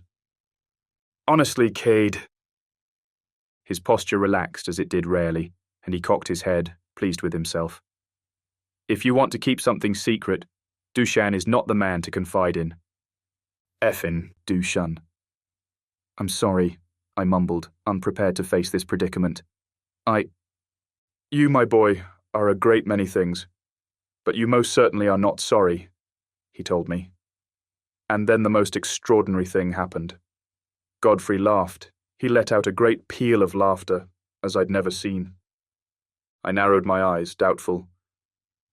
"So, you're not angry?" I asked.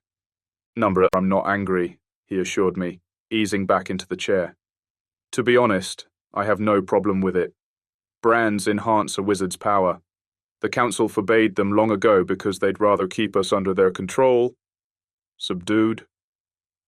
Anger hardened his features in a flicker. No, gradually his calm demeanor returned. "I'm just glad you managed an escape." He paused, all mirth vanishing from his expression.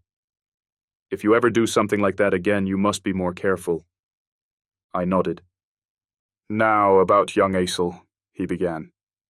"You have better students to choose from." I cut him off. "Pick one.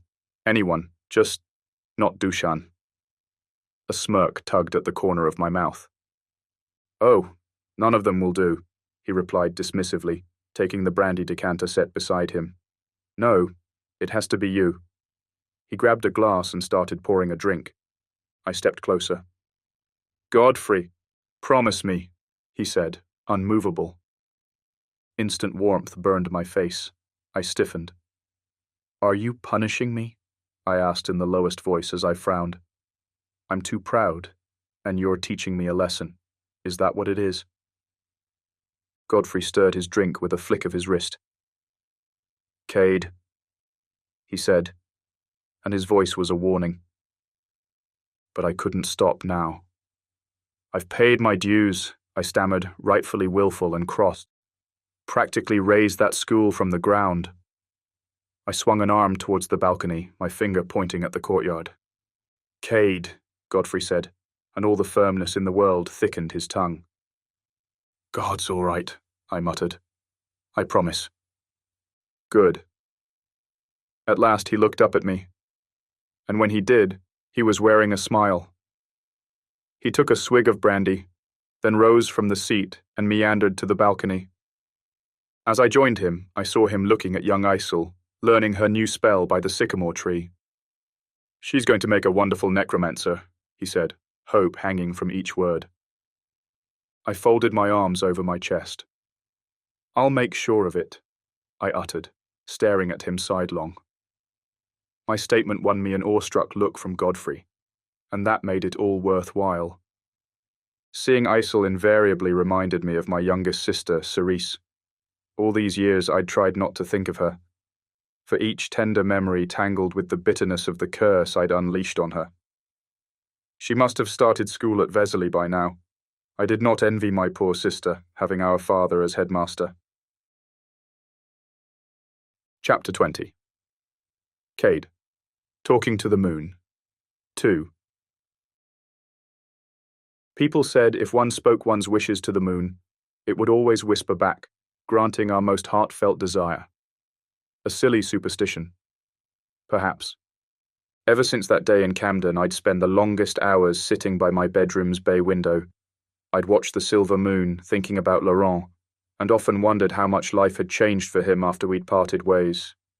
There was no doubt in my mind that Laurent thrived as a wolf, embraced by his pack. For although many would argue wolves were solitary creatures, that was far from reality. Packs had the tightest bond, tighter than family. Whenever times were hard, I took comfort knowing at least one of us was happy, complete.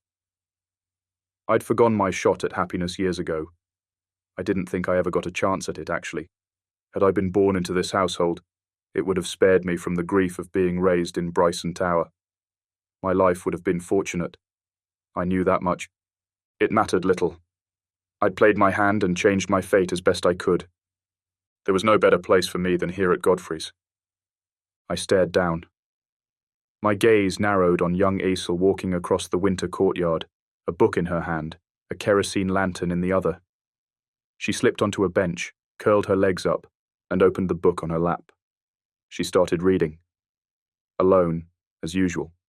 Her only light. The old lamp. It was dark, but the girl did not run from darkness. She embraced it and even found it comforting. I understood then why Godfrey had wanted me to guide her, if such a thing lay within my reach. Aisel was just as withdrawn as I'd been, just as silent, as dangerous too. I straightened, and determined to begin my task, I left my dormer window and headed outside.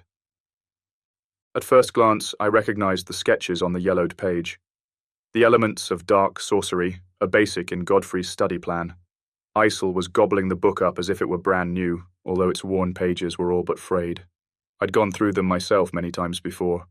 I dropped a knitted wool afghan on her lap, covering her swiftly. "It's freezing," I said in a dry tone. "Do you want to leave us that badly?" Aisel turned towards me. Her cheeks and nose flushed in the wintry weather, her lips tinged with crimson. She was wearing the sweetest pout. "Do you want to die, I mean?" I smirked, sitting next to her. "I know what you meant," she mumbled, hugging the warm blanket. "Are you here to tell me I'm going to fit in, and everything will be wonderful before I know it?" I rubbed my neck while I winced. "No," I said simply, my gaze sweeping the building's facade. "No, it's going to be awful, in fact." She raised her brow, astonished. "Brilliant. Thanks for the pep talk," Aisel said, spearing me with sarcasm. My head swung to her. "Are you here to make friends?" I asked, determined. "Is that why you've come?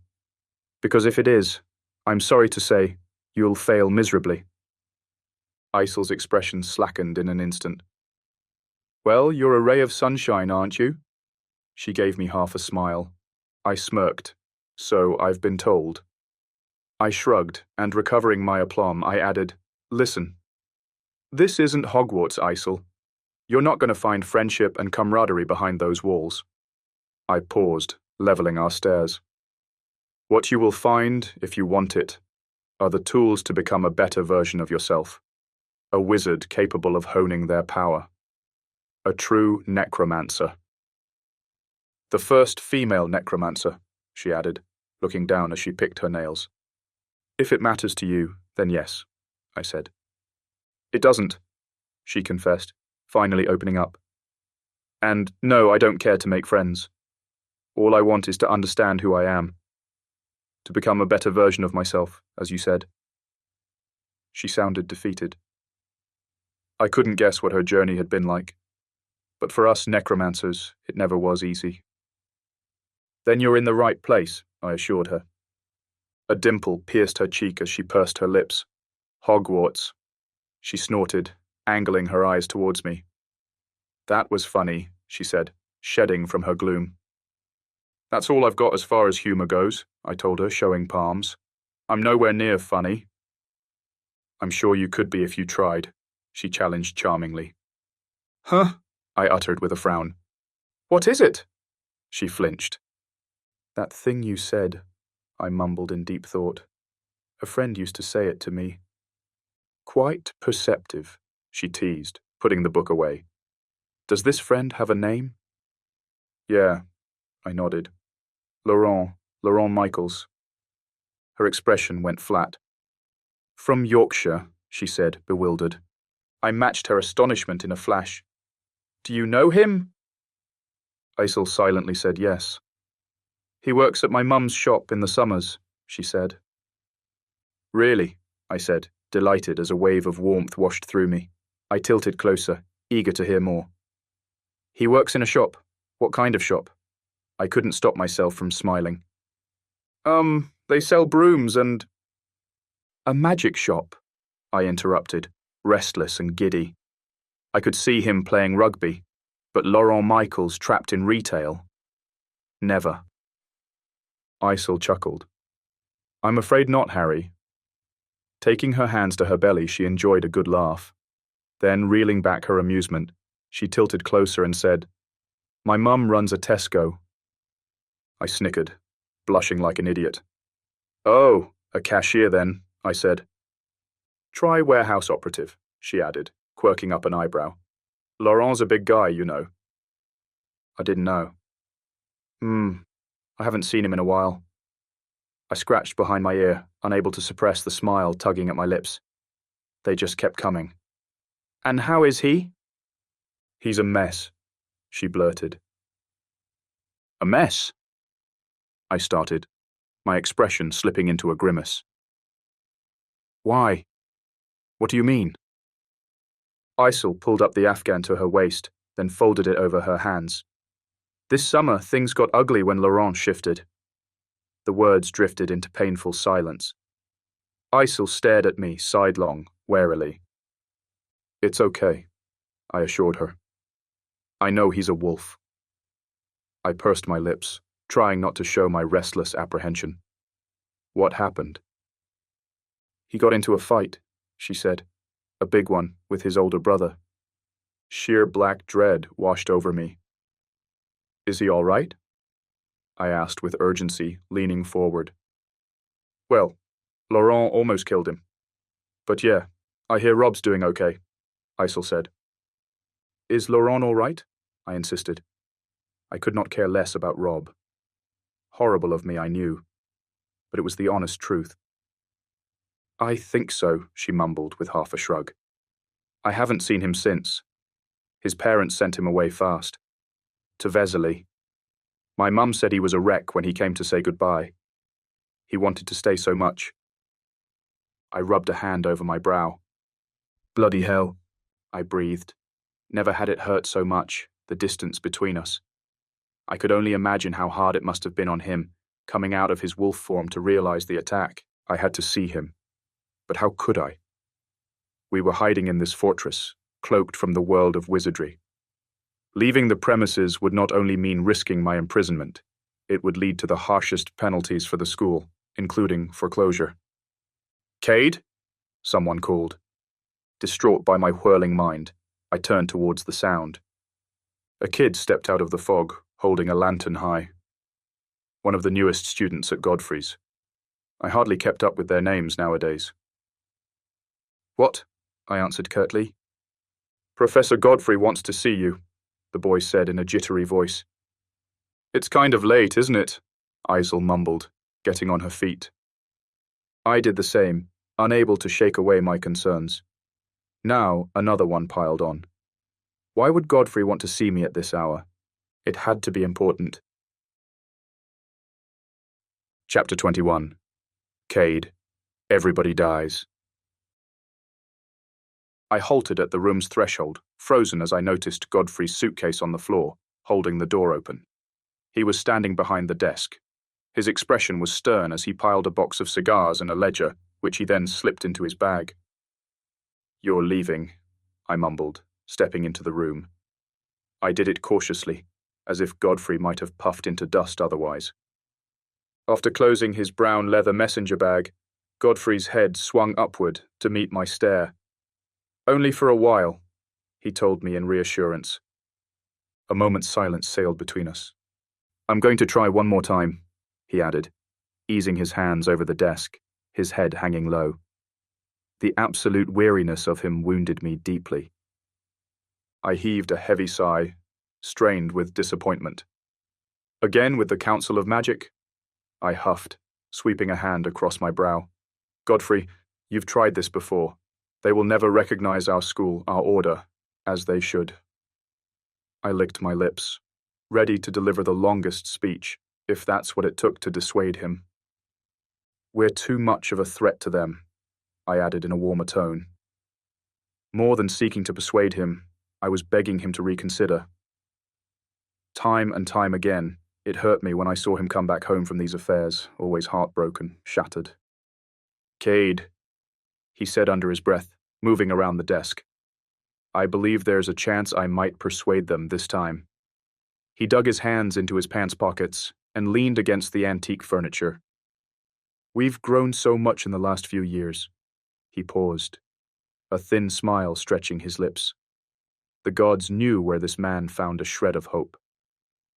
"I'm going to prove to them how much good we can do, taking in those cold to the dark arts, teaching them to channel their powers properly." "Godfrey," I began. "Cade," he interrupted. "I must try." "Is that why you summoned me?" I asked, realizing I could never change his mind. "Yes," he replied, and his stare strayed from mine, pensive as he crossed his arms over his chest. "That's why I summoned you. And Seth." "Seth?" I mumbled, startled, as if woken from a dream. Suddenly I found myself screening the room for a trace of his presence. Where was the fiendish changeling? He enjoyed hiding that one. Was he hanging from the chandelier? I looked up. "I'm here." The voice came behind me, low and dispassionate, as was usually the case with Seth. To this day, his detachment made me shudder. I could understand it, though. Seth was a creature alien to the human world. Fostered by a human father or not, his ties to mankind were non-existent. That's what accounted for his lack of empathy. It was also what made him so fucking dangerous. With a quick look over my shoulder, I found Seth standing in the doorway, laden with lazy indolence as he leaned against the jamb. He wore black on black. The sheen of his silvery hair stood out in the shadowy room. "You're both here," Godfrey said, his voice strained with fatigue. "Good." "What do you want?" Seth snapped at him. A muscle twitched along my clenched jawline. My hands hurt from my nails digging into my palms. Seth's rudeness towards Godfrey shot fury through my veins, burning like brush fire. "I'm off to Dublin," Godfrey continued. "So," Seth said with a turned-up brow, strolling inside. "I'll be away for a few weeks, I expect." Godfrey swallowed hard. His blue eyes sparkled warily as he watched his son move closer. Was that dread? Was Godfrey afraid of his own son? "So long?" I asked. "Why not 1 week? It's been enough time before." My mouth went dry as I heard myself rambling, desperately clinging to this man, one step away from begging him to stay. "Indeed," Godfrey said in a distant voice, masking his inner turmoil with staid calmness. "This time, it will be different. I will address the council directly. It will take a few sessions before I can state my case and get through to them. Fine, Seth uttered, and straightening, he whirled towards the door. I'm leaving you in charge of the knights while I'm away, Godfrey added, holding the same composure. Seth halted mid-stride. Panic as I'd never known before welled in my throat. Seth, the leader of the Order. That was a doomsday scenario if there'd ever been one in this house. Good, Seth said, facing us once more. His voice had been as flat as his expression. My lips parted to speak, to make my feelings known, when Godfrey added, Not you, Seth. His gaze cut to mine. I'm leaving Cade as leader of the knights. I mouthed soundless words, stunned by his decision. No, I can't, I managed finally, terrified by the weight of this responsibility. Seth's face flared with anger. He glared at Godfrey with burning, reproachful eyes. How dare you, he spat, marching towards his father, stiffened muscles in his neck and jaw. I'm your son. You should leave this task in my hands. You're not ready, Godfrey told him, serene, despite the faint tremor in his wrinkled hands. Oh, and he is, Seth hissed, pointing at me with a righteous finger. He darted back with a litheness akin to his lineage and stood beside me, sizing me up with a hostile glance. I stepped closer. Godfrey, I pleaded, paying no mind to the changeling. I don't want this. I don't need this. I wanted to say all these things, and yet they lodged in the depths of my chest. Father, Seth growled, furious and aggrieved. The room suddenly darkened, and the house itself shook to its foundations. It is my decision, Godfrey said, standing tall, summoning into his voice all the might I'd once known in him. As his spirit waned, the light returned. Age had faded him greatly. It was only now that I saw it with great clarity. To hell with you, then, Seth roared, and his amethyst eyes lit with incandescent fire. In a flash, he whipped a hand in the air and started shooting blinding magic bolts at his father. Godfrey dodged the blow, barely escaping the changeling's aim. Seth! He uttered in sheer dismay, his face awash with shock. He never saw it coming, not from his son. I never expected it either. You won't love me, Seth said, his voice a low growl of grief. Fine.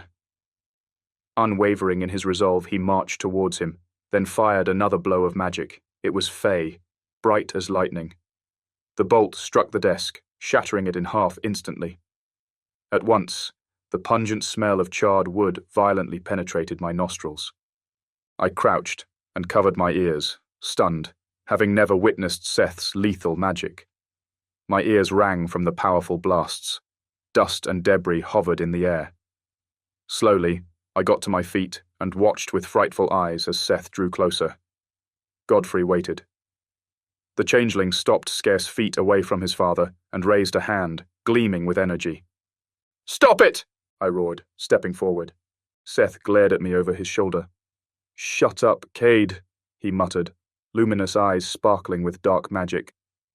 You'll get your turn. Facing ahead, he waved a dismissive hand towards me, summoning a fey spell. At once my legs turned into stone. His magic acted swiftly, spreading numbness through my being until I could no longer move. I growled and struggled in vain. This was a powerful enchantment, dark and merciless. You call yourself my father, Seth said, standing inches away from Godfrey. And still, you've failed to give me what I want, what I've always wanted. His voice dropped into a hushed whisper. Seth, Godfrey managed, frozen by the changeling's magic. Tears brimmed Seth's violet eyes, iridescent against the flickering candlelight. I only wanted you to love me, he said, his tone laden with grief. But you couldn't do that. He paused, recovering his iciness. I started to accept it, your coldness, your distance. But then he came along. His harsh gaze cut to mine, and loving him came so easily to you. Fury displaced pain in his countenance. Leave him alone, I roared, fighting Seth's magic, to no avail. My mind whirred, searching for a way to break this spell, but the agony of witnessing Godfrey's torment became too distracting. Seth drew his hand closer, the flaring magic flashing in Godfrey's shuddering eyes. "I love you, son," Godfrey whispered, broken. "I've always loved you." Seth's eyebrows slightly lifted, seemingly affected. "But not enough," he breathed. And holding up his hand, the spectral fire in his grip condensed and sizzled, ready to finish his father, my father. Something ignited in my core right then, simmering with the might of forthcoming rage, so violent that it rushed through my veins like molten lava. As the tide of fury swept me through, my limbs stirred with magic, weakening Seth's invisible grip over me. The brands that inked my forearms became active for the first time, beaming with spectral red light. And as soon as I managed, I held up both arms and brought my brands together, summoning every bit of darkness harbored in my soul. "Mors," I growled, fury reshaping my features, straining my voice, "in tenebris." A pulse of black light shook the room as swirls of darkness emerged from me, spiraling and tangling in the air until they darted towards their target. But something happened then that shattered my conviction. Something I'd failed to consider. Seth whirled, alerted to my attack with the help of his keen Fey senses. And as the shadow ribbons nearly met their mark, Seth crossed his arms, raising a magic shield that surrounded him. The Fey's light shone at its brightest. However, even then, my attack broke through his protective spell. My shadows speared across and coiled around him, instantly binding him in a lethal embrace. But not all of them did. Part of my dark magic had blasted off him, deflected, and struck Godfrey to the fullest. The old man collapsed instantly. Horror, stark and vivid, stabbed at my heart. "No," I gasped, still anchored to the ground by the remnants of Seth's spell. I glanced at the Fae.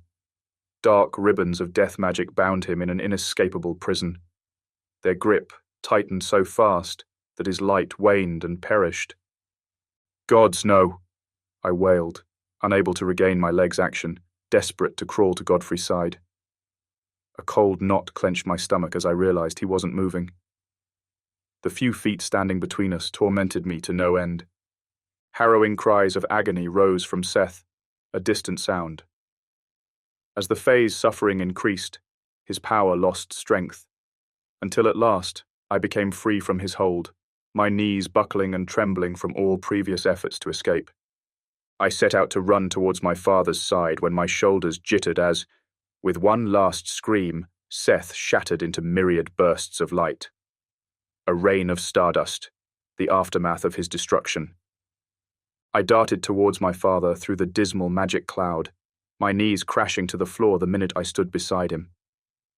Seconds of excruciating silence stretched in the shadowed room as my heart stopped, too torn and anguished, as I met Godfrey's lifeless body. A wild roar of grief surged from my throat, breaking the stillness. Tears gathered in my eyes, and through them I glimpsed Godfrey's, open wide and glittery blue. On an impulse, I swept a hand over his face and shut them, immediately looking away, swept in unstoppable sobbing. "Oh, gods," I managed in the lowest of voices. "What have I done? What have I—" Drained in sheer pain, I raked my fingers through my hair, then took that shaky hand to my lips. In all my years, I'd only ever breathed life twice into a dead creature, and that had been with animals. How could I restore life to this man? Was such an endeavor even possible? Unrelenting thoughts trampled in my head, useless, all of them. For I knew very well my magic's limits, but that did not stop the voices from screaming, cursing me for what I'd done. Unable to silence these torturing sounds, I covered my ears with my hands, shuddering in bitter loneliness. I couldn't think. Couldn't breathe. "I'm so sorry, Cade." Her sweet voice broke through the pandemonium raging in my mind, like a beam of sunshine spearing through the darkest cloud. At her presence, immediate peace scattered in the room. A delicate hand eased on my shoulder. I bit down hard on my lower lip, silent tears streaming down my cheeks. Cassiel, I managed, subdued and unable to part my eyes from Godfrey's body. Save him. A broken whisper. Cassiel stood stock-still behind me in the most deafening silence, my brow slightly furrowed. Cassiel, I said, looking back. Out of the corner of my eye, I glimpsed the lightest satin gown on her. Cassiel's pristine white wings gently folded as she clasped her hands over her lap, sauntering around until she stood before me. She then looked down, and her hazel eyes sparkled with compassion as they met mine, but nothing more. Pain and hatred tangled in my heart. Save him, I insisted, adamant this time. With a slight pout of her crimson lips, Cassiel hugged her bare arms. Regret surfaced on her countenance as she stepped back. I can't, she said, shaking her head. I glowered. What do you mean? I demanded. Cassiel, do something, please. Despair took over me fast, twined with sheer uncertainty. Why would she not help me? She took one more step back and, lowering her chin, she whispered, He's come for him. Tame as I'd never seen her. Her wary gaze strayed from me and angled upward. Who? I all but hissed. At the end of that word, the balcony doors burst open behind me. A violent gust of wind whirled inside, stifling all the light in the room, and the ground shook with the might of a powerful earthquake. Slanted beams of silver moonlight gently spilled inside the chamber, and the tallest, thickest shadow fell upon me. Light footsteps touched the ground and headed my way. Cassiel bowed her head. Azrael, she said. As the shadow's presence loomed over me, ice skittered down my nape, making me shudder. Instant hopelessness swelled in my heart. Azrael? I mused, bewildered. The angel of death? A mild, cold breeze brushed past me. At first I saw nothing but darkness. But then out of the dense obscurity, a figure took form. The cobalt-blue sheen of silk-black feathers outlined the coverts of his folded wings, hanging from his back like a cloak fashioned in the finest velvet. I shivered at the sound of those wings as they slithered on the carpeted floor when he moved towards me. I daren't lift my gaze. The glint of silver caught my eye. A long sword cinched to his waist. Why would the angel of death need a weapon? To finish rioters who defied him like me, I guessed. Azrael's sluggish steps led him to my father's body. The angel stopped beside him, staring down with the same detachment I'd often seen in Seth, which horrified me to the bone. The sole sight of him made me sick and furious. Don't take him, I hissed on my knees, unable to move a single inch. As my gaze lifted, I found him, towering and impossibly beautiful. He had a dominant air, his stance emphasizing the strength of his thighs and the slimness of his hips. His long black hair gleamed in the pale moonlight, gathered into a long braid, loose strands picked up by the wind, stroking his cheeks. Azrael swung a firm, large hand to his waist, flashing the intricate arcane symbols inked on his forearm beneath his black braces. The fearsome angel got on one knee, leveling his unshakable stare with mine. His chestnut eyes were glittering garnets in the night. No kindness dwelt inside them. His firm and chiseled lips curled ever so slightly, pulling tauter the olive skin that stretched on his high cheekbones. The angel's square jaw tensed visibly before he spoke. "How dare you address me?" he said, impassible, and his voice resounded in the room, powerful, imposing. Azrael was right to be insulted. I should have shown him respect as Cassiel had. I should have kept my mouth shut. I should have done many things. But I wouldn't. Don't do it, I told him, and my voice rang as a warning. Impassively, I held Azrael's stare. Had I just threatened one of the most powerful angels in all creation? My heart sprang into a wild gallop, pounding hard against my chest and throat. Azrael narrowed his eyes, intrigued. Instants later, the curl on his lips broadened into a smirk. "I will do as I please, human," he told me in a warmer voice, velvety, deceiving. "Go away now." The angel shifted towards Godfrey. He leaned over him in careful examination. I did not know what would follow. I only knew that whatever this angel was about to do would be final, and I wasn't ready to let my father go. Compared to Azrael, my power was meaningless, and I, no more than a speck of dust in a cruel desert. I knew that, and yet. I raised my quivering hand and aimed it at the mighty angel, determined to defy the harsh reality that stood before me. My lips parted briefly as I garnered the conviction and said, Exquindo. My spell sought not to stun, but to destroy. At once, the darkness of my magic built up inside me, the streams of shadows ready to unleash. I sensed the warmth gathering in my hand, and then nothing happened. I stared at my open hand like a fool, then swung it forward again to launch the spell, but to no avail. A stuttered breath escaped me when Azrael turned, fierce eyes scanning me with smouldering impatience. Reflected light glimmered over his handsome face, like beams of icy radiance, and in a flash he lunged at me, stopping when our faces stood a breath apart. You're so keen on doing my job, he whispered, fiery eyes roving my face while his large hand eased along my jawline. I'll give you a taste of what that really is. He then pulled me to him and sealed my mouth with his. No, Cassiel whimpered. The bleakest silence prevailed in the room. Azrael's kiss was searing cold, a freezing tidal wave that lashed through my being, shattering my every certainty, leaving fearsome abandon in its wake. You're mine now, the angel of death breathed, slowly parting from my lips. And without breaking that nearness, he tilted his head, watching me, delighted, perhaps amused. Then everything went black. Present day. Bryson Tower, Yorkshire. Chapter 22. Cade, the Kiss of Death. In fathomless darkness, a violent wave of hopelessness lashed through my being. I shuddered, shaken with terebrant pain. It felt like I was dying. I was dying. No! I heard myself groan, a distant cry. No! I fought against the searing ache, the cruel ravishment of my being, swept in death's unforgiving arms. Wake up, a gentle voice said. Open your eyes, Cade. The air was sealed in my lungs the minute I startled awake. Desperate, in sheer agony, I scrambled my limbs and hauled myself against the headboard, gasping for a single breath.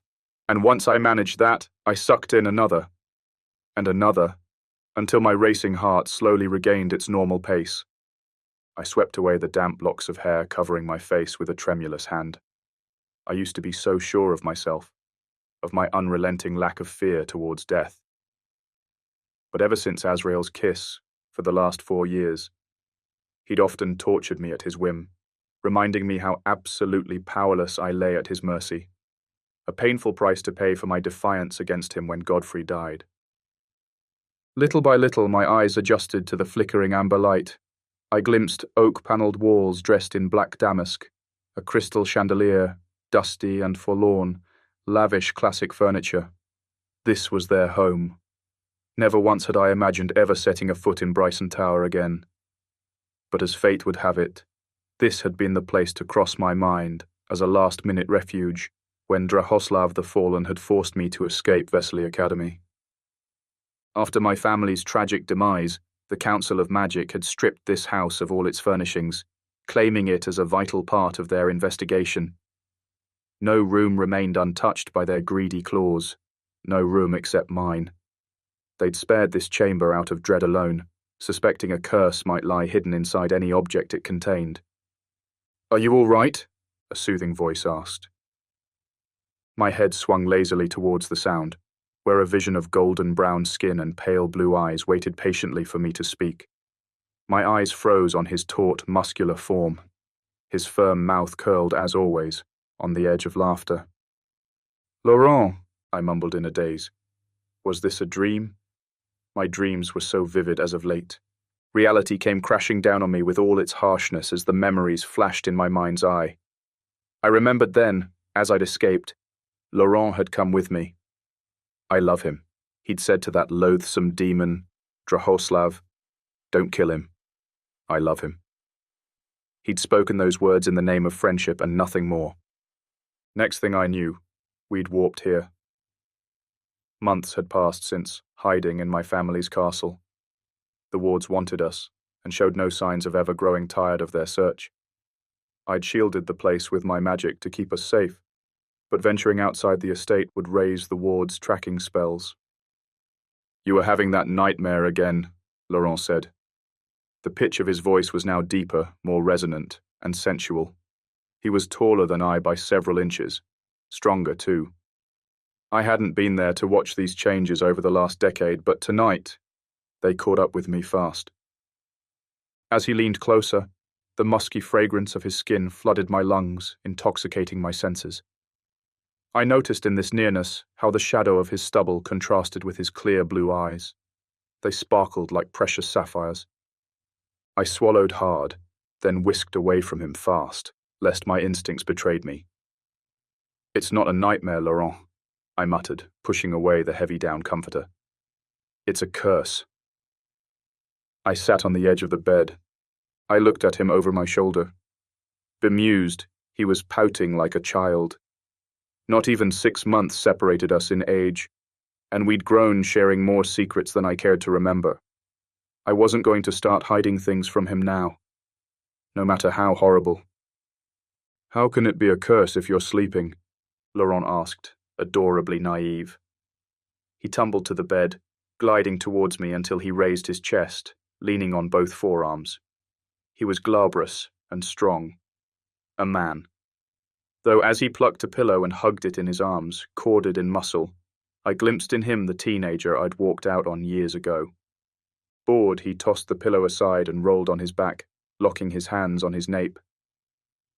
My gaze roved over his chiseled bare chest, broad shoulders, and muscular arms. Laurent Michaels was a powerful reminder that the world had once harbored the sons of the gods. In fact, he could well be one.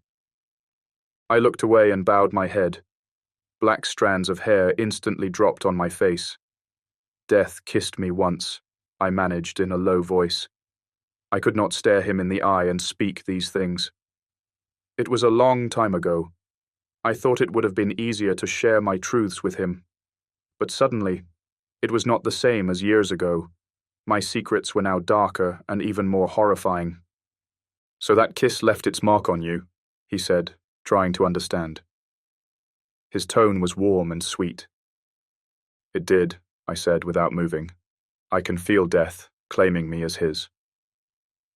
The words filled me with shame. Either that, or I'll feel my family dying. I struggled to keep my tone off-handed. The last thing I wanted was Laurent's pity. When I faced him, his expression was marred with grief. Not all the time, I rapidly amended. Still, Laurent said in the gravest tone, that blows. At last, he sat next to me. I stared at him sidelong. Sharing a room with Laurent for the past months had been pure torture. It was a wonder I'd kept my hands off him so far. Thankfully, the council's persecution and my thirst for vengeance kept me busy. Restless, I yanked the radio off the night table and turned it on. I whirled the dial until I found the council's broadcast. Their wanted by the wards listing got shorter every day, as the Knights of Death's numbers diminished more and more. One name amid them particularly concerned me, the only shifter on the list.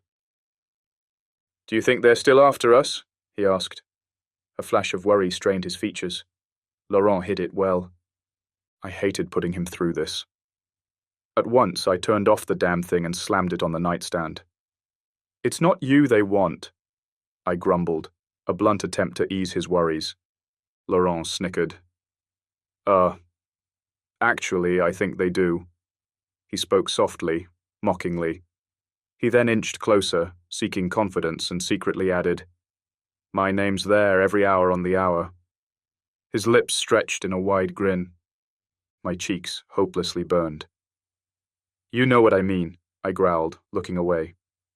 Yeah, I know, he said, folding his arms with devilish confidence. Hey, do you want to go for a walk in the moors? Midnight walks with Laurent were my sole delight these days.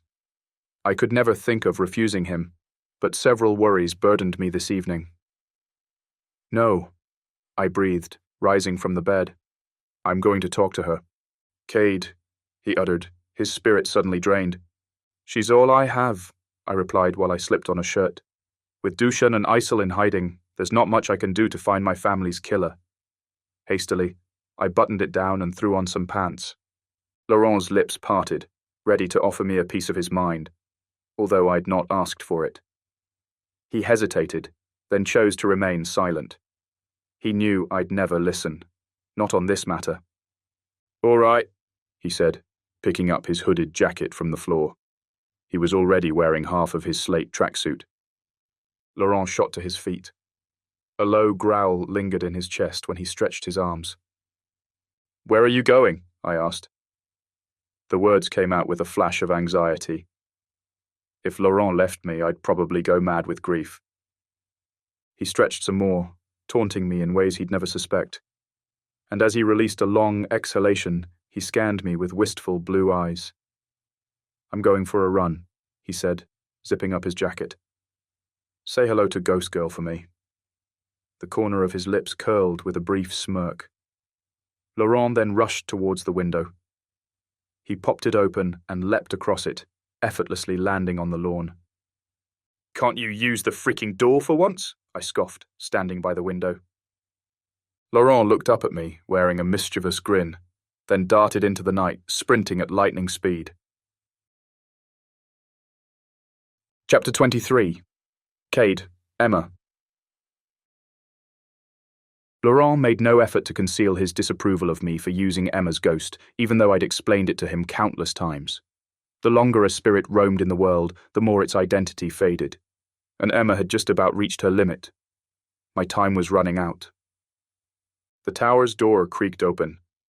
I meandered inside, moving through the slanted beams of dusty light that pierced the latticed windows. A few items remained, overlooked by the council. A broken chair, an old kerosene lamp, an oval-shaped mirror cracked in half. I kept her here. What place more befitting to house a ghost than a forlorn room in an abandoned castle? An icy breeze brushed my cheek, the spectre's subtle kiss.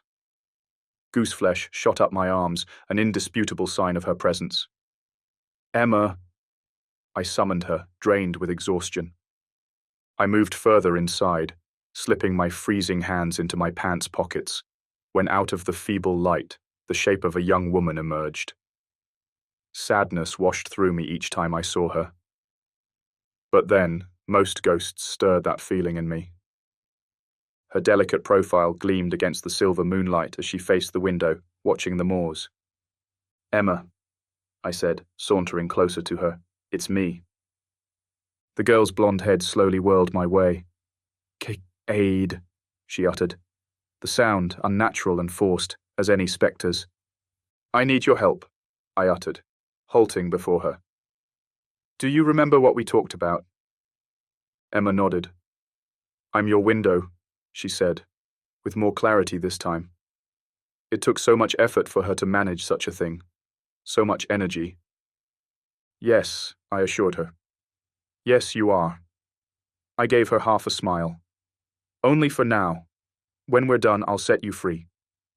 I lied, but to a creature like her, it made no difference. A few months after our arrival in Bryson Tower, she'd forgotten her purpose.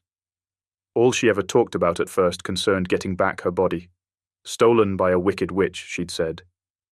Being a necromancer, I knew better than to help a ghost. They were lost causes. All of them. I could offer her nothing, if not a peaceful release from this world.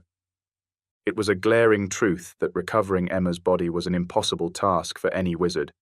Not even a necromancer like me had what it took to make the switch, snatching out the witch's soul and slipping Emma's spirit in.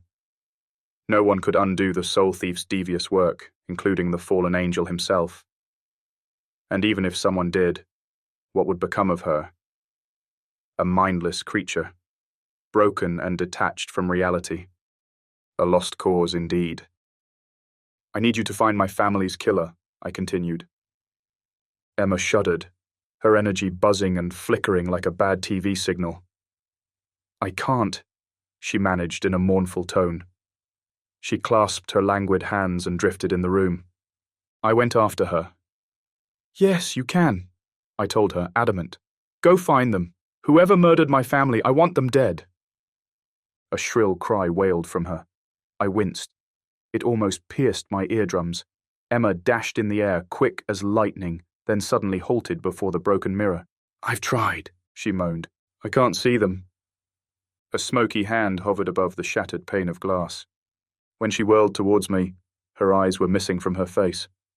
Freaking hell, I said under my breath. My throat seized up in a flash of apprehension. I was losing her too quickly. The warmth of forthcoming tears rose in my eyes. I stepped back. It took all the strength in me to say, "You have no choice. Find the killer." With a flick of my wrist, I cracked the window open. Emma tilted her fading head, subdued. She scurried towards me, promptly, like a dense bank of fog, and darting through the window, she disappeared. My hands curled into tight fists, my body shivering in untamed anger. So much rage and frustration had built up in my core that it exploded from me in a roar of agony. I couldn't stop the tears from falling. Emma was my last chance until I could get the fucking wards off my back. Chapter 24. Cade. Laurent. 2. I woke up late. Lately, I had a rough time gaining any sleep.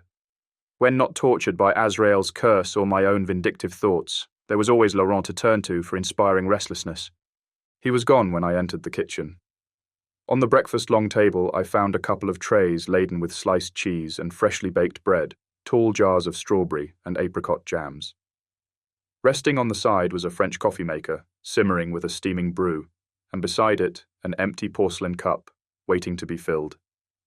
As I stopped by the table, I scowled. Coffee? I scoffed. Out of sheer habit, I grabbed the teacup, and as I whisked it towards me, a folded piece of paper fell on the oak table. I took the paper, opening it swiftly. Inside, I discovered a note in beautiful cursive handwriting. It read, "We're out of tea. Don't panic. I'm off to the market. Signed, L." I couldn't help but smile. Laurent's attention to detail, although constant, still threw me off each time. He had this silent way of making me feel so important, made me hate myself even more for holding out on him. But I had my reasons. Wards and other mercenaries in the magic sphere were after me. And now they wanted Laurent too. I'd already dragged him too deep into my messy life. I couldn't even think what it would mean if I opened my heart to him. I dropped the note on the table and gasped. For fuck's sake, we were friends, best friends. Of course, he loved me. As a brother. That's what he'd meant when he'd said it. Laurent had shown no signs of wanting anything beyond that in the last few months. Gah, I'm such an idiot, I groaned, grabbing the coffee maker to pour myself a cup. Steaming mug in hand, I turned on my heels and trudged to the back door. But as I reached it, I halted. Seconds later, I marched back to the table. I picked up the paper, carefully folded it, and slipped it into my shirt's pocket. Now I was ready to hit my study room. I grabbed the cup and sauntered out of the kitchen, heading to the courtyard. Laurent's absence gave me plenty of time to study and practice dark spells at my leisure. What more could I do, stuck between these walls? As things stood, showing my face outside Bryson Tower was out of the question. Laurent got away with it. The gods knew how he managed not to get recognized or followed. But unlike him, my face was plastered on wanted posters on every wall from here to Timbuktu. As I moved across the courtyard, something felt off. A faint sense of alertness rattled in my core. At once, I swept the grounds with a glance, even though I was confident in the protection spell I'd cast over the estate. However, I could have sworn I was being watched. I was completely alone. Freaking gods of the underworld, I mumbled, shaking my head. I heaved a sigh and chucked it all on my nerves, restless after many months of lockdown. I renewed my walk through the courtyard, heading towards the shed I'd taken as my study room. The air was warm, the skies overcast. A pleasant day, all in all. Perfect for the practice of the dark arts. The door's rusted hinges squeaked. My eyes cracked open to a blinding beam of light piercing the darkness. I'd fallen asleep on the books. "I knew I'd find you here," Laurent said matter-of-factly. "Laurent," I uttered in a groggy voice as I straightened. "I've been busy. You've been here long enough." A gentle hand curled around my arm. Laurent stooped behind me, resting his chin on my shoulder. "I'm kidnapping you," he whispered in my ear, at once startling me awake with endless ripples of excitement shooting through my limbs. "You? What?" I whipped my head towards him and met his eyes, precious sapphires gleaming in the dark. His hand folded in mine, firm fingers burning into my skin. "Come on," he said in a quiet voice, giving me a slight tug. Lazily, I got off the chair. "Where are we going?" I mumbled, following him. And as Laurent pushed the door wider, a clear, starry sky unveiled before us. "You'll see," Laurent said, flashing me a charming smile. I wasn't too happy with his secretive demeanor. "But the wards," I retorted, strolling down the courtyard beside him. "It's dangerous." Laurent threw an arm over my shoulders and pulled me close to him. My heart jolted in a flash, unwelcome warmth flushing my face. "I'll scare them off if I spot any," he said, taunting me in more than one way. We walked out of the courtyard and moved uphill across the moors. And as we reached the crest that overlooked the quiet land, Laurent stopped. He stood beneath an ash tree, a few feet away from the steepest cliff. The moist breeze swept me in a fresh embrace, redolent of forthcoming rain. I'd forgotten how lulling summer evenings could be here in Bryson Tower. The gentle rustling of the trees, the soothing song of crickets. It was a soft croon that at once eased all my worries. When Laurent knelt by the tree trunk, he grabbed a backpack that was lying on the grass. He unzipped it and pulled out a blanket, which he quickly unrolled on the ground. A soft gasp escaped me. I widened my eyes, pleasantly surprised. "A picnic?" I said, more astonished at the thrill this gave me. Laurent uttered, hesitant, as he scratched his neck. Out of the backpack emerged a bottle of red wine in his hand. "Yeah, let's call it that." He cracked half a smile. I snickered, sitting next to him, watching in sheer awe as Laurent uncorked the bottle with his bare hand effortlessly. He then took a long swig straight from it and passed it to me. "I figure your cloaking spell on the house covers us well enough around here. So, you needn't worry," he said, resting an arm on his flexed knee. "It's a win-win affair. We get to step out of the tower, and we also get this wonderful view." He swept a hand, showing off the landscape as if it belonged to him. I couldn't help noticing tonight was a full moon. Perhaps he longed for it enough to come here and have a better look. I wondered if he missed shifting at the moon's will. "The moon," I said under my breath, passing him the bottle. "How did you escape it?" His blue eyes shuddered with uncertainty. "I broke off with my pack," he mumbled, torn between conflicting emotions. "My brand wore off soon after." I regretted putting him through such a harsh journey down memory lane, and hoping to lessen his burden, I blurted, "When I was away in Godfrey's house, I used to talk to the moon and pretend you could hear me." Inside, I instantly winced, feeling so fucking stupid for saying that. This was awkward as hell. I grabbed the bottle and poured a long drink down my throat. The most uncomfortable seconds of silence sailed between us until Laurent's lips slowly parted. He stared at me sidelong, holding a flat expression. "You could have just called." At once, amusement beamed off his face, and he burst into unstoppable laughter. In spite of myself, I chuckled, and regaining my aplomb, I replied, "No, I couldn't." I pursed my lips. "Godfrey's rules." Laurent's gaze lowered, Yeah, I know, he breathed in a darker tone. I could have sworn he was blushing. I wish I had, though, I had the boldness to say. I blamed it on the wine. Me too, he said in the lowest voice. I tilted closer. Laurent, I began, ready to explain myself. I'd ask his forgiveness for all the time we'd lost if it came down to it. I couldn't bear the thought of him holding a grudge against me. It's getting late, he said, imposing an iron control over himself. Laurent then loosened a sigh. Best finish up this wine. He snatched the bottle off my hands and took one long swig.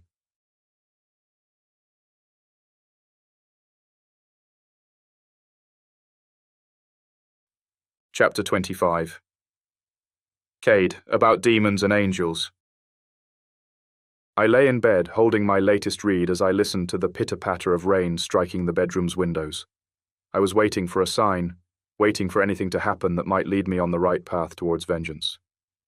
And still, nothing. I'd not heard from Emma in days.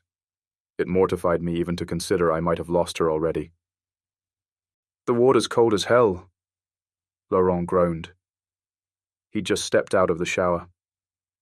Now, I'm not complaining or anything. It's great after my workouts. It's just that, well, you're a wizard. Can't you do something to warm it up? I raised my gaze over the book. Do you mean like a plumbing job? I asked wryly. I'm not that kind of whiz, I'm afraid. I shrugged. Of course, I could cast some spell to heat the water. But then, why would I? The gods knew I'd taken dozens of cold showers ever since our arrival at the tower. It was my sincerest hope that if Laurent also took them, they might make him a bit less sexy. Clearly they did not. For I had him standing next to me, completely naked, save for the thinnest towel wrapped around his waist, and the man was as tempting as ever. Sorry to disappoint, I added in all seriousness. Nah, I don't mind, he dismissed, and with a swift tug, he loosened the towel and it dropped to the floor. Bloody hell. I buried my gaze in my book fast, praying to all the gods that my burning cheeks would wash out soon. When I looked at him again, he'd already slipped into his boxer shorts. I released a long sigh of relief when suddenly Laurent tumbled onto the bed, careless as he ever was around me. Has she figured out who did it? He spoke close to my ear, quickening my blood in an instant. Damn. This was sheer torture. My breathing hitched. His nearness rattled me more now than it ever did when we were younger. No, she hasn't. The words tangled in my tongue.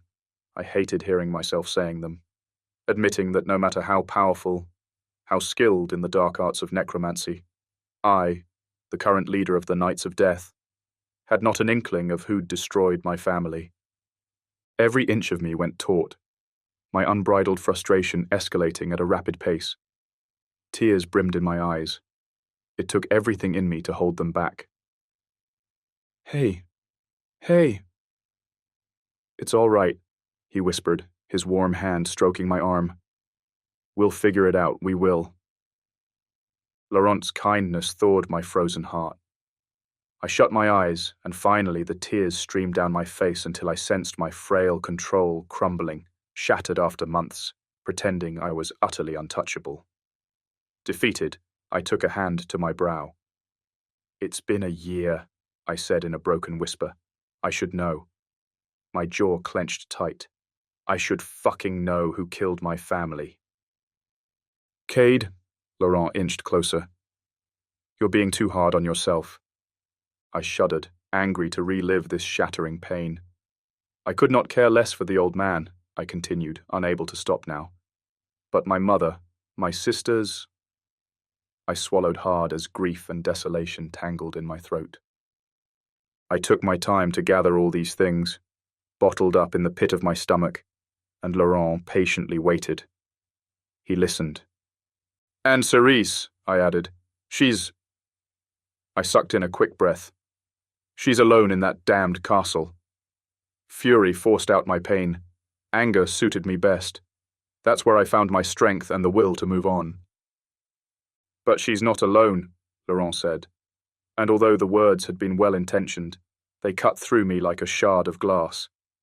At least you can take comfort in that. On an impulse of fury, I shot to my feet, and towering over him, I said, "Do you think she's better off with that demon?" I yanked the shirt from my dressing table. "Do you think that thing is safe?" I scowled. Laurent stared at me, stunned. "Draos is an angel," he replied with complete certainty. "A fallen one," I muttered. "Anyway, he's a demon now." I slipped my shirt on, struggling to appease my rising temper. Laurent frowned. "How can you be so sure?" "Laurent, I know a demon when I see one," I snapped. "I saw him too." He raised his brow, resolved to harbour disbelief. "I saw wings, but no horns. He looked like an angel if I ever saw one." Fuck, he was headstrong. I gasped. "Suppose you're right," I said, more measured yet unwilling to drop the argument. "Suppose Drahoslav really is an angel. It wouldn't make a difference." I paused. "Angels are as flawed as you and I." I paced in the room, drawn to the window. It had stopped raining. I saw Laurent flinch through the reflection in the glass. "How can that be?" he said. "Angels, they're—" "Free will," I said, dipping my hands into my pants pockets. "They have it, the same as us humans." I faced him once more, desperate to make him understand. "Do you see now? Angels are mischievous creatures. They cannot be trusted." Shaken by the truth, he nodded. "How do you know all this?" His voice was a hurried whisper, sharp concern lacing the words. As I moved toward the bedside, I hesitated to speak. This wasn't a conversation I wanted to have. Not with him. "I've had my dealings with angels," I confessed, subdued. "You wouldn't believe how cunning they can be." My thoughts veered towards one in particular, with wavy fawn hair and startling hazel eyes. The corner of his lips quirked up, his gaze dark and sensual. "I've heard enough about demons and angels," Laurent purred, and in a flash he swung an arm around my waist and tumbled me to the mattress. We wrestled between bouts of roaring laughter, and at one point he claimed his strength's advantage and pinned me to the bed with his taut body. His chest heaved against mine, diaphanous blue eyes locked on my own, burning with excitement. Trapped in his firm hold, my breathing hitched. There was no escaping Laurent's mighty grip, and I wasn't sure I wanted to. A wry smile twisted my lips. "What's so funny?" Laurent asked. "You're such an alpha," I said in a quiet voice, "and it suits you so well. I don't know why you'd deny the wolf in you." Laurent's expression immediately went flat. He pulled away from me, a frown creasing his brow. "I have my reasons." "You know I have," he whispered, wounded. I sat next to him. "Laurent, listen to me," I told him. "What happened with your brother was not your fault." He glowered. "I almost killed Rob," he all but roared. I leaned closer, heart still thumping hard against my chest. "That was not you," I said in reassurance. "That was your wolf's doing." "Well, my wolf can fuck off and never come back," he stammered, slipping on his t-shirt. "Bullshit," I growled, furious. "You're bound to the moon." "Curse the moon, Cade," he spat, getting on his feet. "Curse everything and everyone that ever messed up our lives." "Why can't you embrace who you are?" I pleaded. "Oh, shut up!" He grabbed his jeans and slipped them on. "You come back after all these years and presume to know a thing about me," he all but hissed. "Laurent," I managed, seeking to appease his anger. But it was too late for that. "You haven't the faintest idea of what it was like, going through all of it alone," he continued, hurt. "I had to deal with it by myself, the harrowing guilt, my family's rejection, Rob's hatred." "Completely unjustified," I mumbled. "No," he stammered, tears brimming in his eyes. "No, he had every reason to despise me. They all did." "Laurent, I know you." "You don't," he winced. "That's the thing, Cade. I was 13 when you left." For the first time, angst strained his voice. You disappeared a decade ago. Now you come back and expect everything to be just as you left it. His breathing raced. I've changed. I'm not the boy you fell in love with. My head lashed back as if he'd struck me. Hurt and rage burned in my blood that I'd allow myself to become this vulnerable. Just a year ago, I'd been perfectly happy on my own. I glided my fingers through my black bangs and sucked in one deep breath. You're wrong, I muttered, getting on my feet. I'd leave this room having at least saved some dignity. By the time I reached the threshold, my expression eased into a mask of indolence. I faced Laurent one last time. I never loved you, I said, and walked away. Chapter 26. Cade, Cassiel. I should not have said that. I should not have, but I did. Trust me to always spoil the best things in life. Mine was the touch of death. It invariably tarnished everything that drew too close to me, even poor beautiful Laurent. I stormed out of the room, losing myself in the castle's many hallways in an instant. I buttoned my shirt down, hastily descending the staircase. At the middle landing, I faced the oak-panelled wall. Pressing my hand on the secret door, I pushed it open, uncovering the shortcut to the gardens. On my way out, I grabbed the pack of cigarettes and matchbox that rested hidden above the doorway's lintel. I used to smoke back when I lived here, and I think I did it solely to defy my father. He despised the habit. He already despised me, so why not add one more thing to the list? Dushan and Aisel would not come any time soon. I'd sent them off to one of the knight's safe houses, the place I'd taken as our headquarters after Godfrey's death. There, they could lie low under the ward radar. At first, I'd looked forward to spending time with Laurent, especially after a decade of estrangement. It never occurred to me that things could have changed so effing much. We changed. We grew up. Our slates weren't clean anymore, but stained with the faults in our pasts. All in all, I found my feelings remained the same. Laurent. Seeing him again after all these years had sent my heart into a downward spiral. I feared I was more in love with him now than I'd ever been back in the days when I called this forlorn castle my home. What did I know about love back then? What did I know now? Perhaps I should have gone back to say I was sorry, but surely my dull attempt would have spoiled everything even more. I heaved a heavy sigh, standing in the courtyard, relieved to see the midnight sky and its myriad stars hanging above me. I rested my back against the stone arch and took in the silence, a harsh contrast with the uproar lashing in my mind. The cigarette I slipped between my lips. A gust of icy wind brushed me by and shot shivers through my limbs. I bounced on my toes a few times, then grabbed a match and lit the cigarette. I never expected to find you here, a voice said, soft and pleasing to the ear. My stomach dropped. For a second I stopped breathing, but I recovered just as fast. I could not afford the contrary. I never expected you'd follow me, I spoke casually against the dryness in my mouth. Sheer dread and excitement tangled in my core. How could a creature inspire such riveting emotions and at the same time spread absolute fear in my veins? It's been a while, I added, waiting. Immaculate radiance announced her presence. It beamed between the elm trees, gentle and beguiling. She was perfect, and so ethereal I could almost weep. We'd parted ways long ago, but not completely. Never decidedly. Years mean nothing to me, she whispered, her voice a sullen breeze. At last, she stepped out of the woods and sauntered towards me. Each time I set eyes on Cassiel, I thought I would die. But soon, I caught on to the illusion. How blessed would I have to be if granted this last vision in life? I was far from a holy man. At the brief age of 25, the trail of my sins cast long and murky shadows. However, that never seemed to displease or repel her. Cassiel stood before me, flawless bare feet hovering a few inches above the glistening cobblestone ground. The finest white lace covered her sensual form.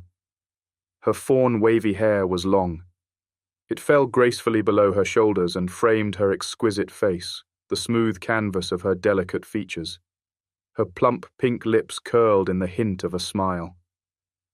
Her pleasant amber eyes scanned me, bewildered.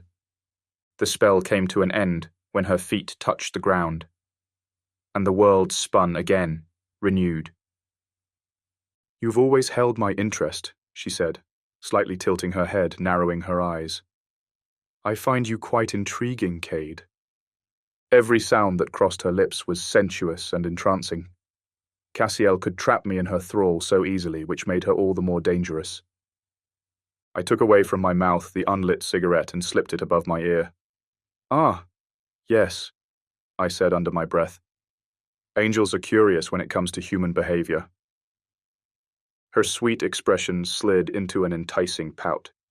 She blinked twice, her concern almost genuine. "It's not like that at all." She moved closer until we stood a breath apart. "I've missed you," she said, gliding a hand over my chest, steady palm pressed against my heart so she could sense its quickened beating. Something she would never experience. I swallowed hard. "What do you want?" I breathed. This was the purest agony.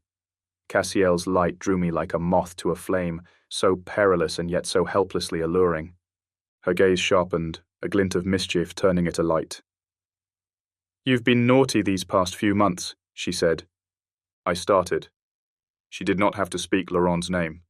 I already knew she'd seen and known it all. That was the problem with angels, intrusive creatures with insatiable appetites. "What if I have?" I mumbled, holding her stare. Terror flashed in my soul. Not for me, but for Laurent. However, I pushed it down and kept my indolence afloat. "Would that make you jealous?" Slowly I leaned closer. So close I could have sensed her breath's warmth if Cassiel had any. She gave me a knowing look. "Is that why you're meddling with the shifter?" Cassiel smirked. "I cannot feel jealousy, you realize." She paused as her gaze lingered on my face. "I will admit I do not like seeing you with him, but I do not mind it either." I glanced away from her. "You're playing games," I said, and in this game, she was winning. "You're angry at me." She searched my face. "No," I confessed, my features stiffening. "I'm furious." "What happened years ago, it was not my fault," she said, subdued. "You mustn't blame me." My gaze cut to hers. "You did nothing to save him," I hissed. "And when it was over, you left me to deal with Godfrey's death alone." "That is unfair," she muttered. "It was you who banished me." Anger clung to her words. "What do you want, Cassiel?" I snapped. Her righteousness then gave way to pain. "I've come to warn you," she said in an earnest tone. That spiked my alertness. And this time, I made no attempt to hide my concerns. "Then warn me and be on your way," I said curtly. "I know who killed your family," she managed, and pursed her lips, hesitant to say more. My expression slackened. Every muscle in my body went limp. A quick gasp escaped my mouth, white mist fleeing into the pitch-black night. "You." The words drifted into silence. "There is one problem," she said, biting her lower lip fast. Cassiel wavered heavily.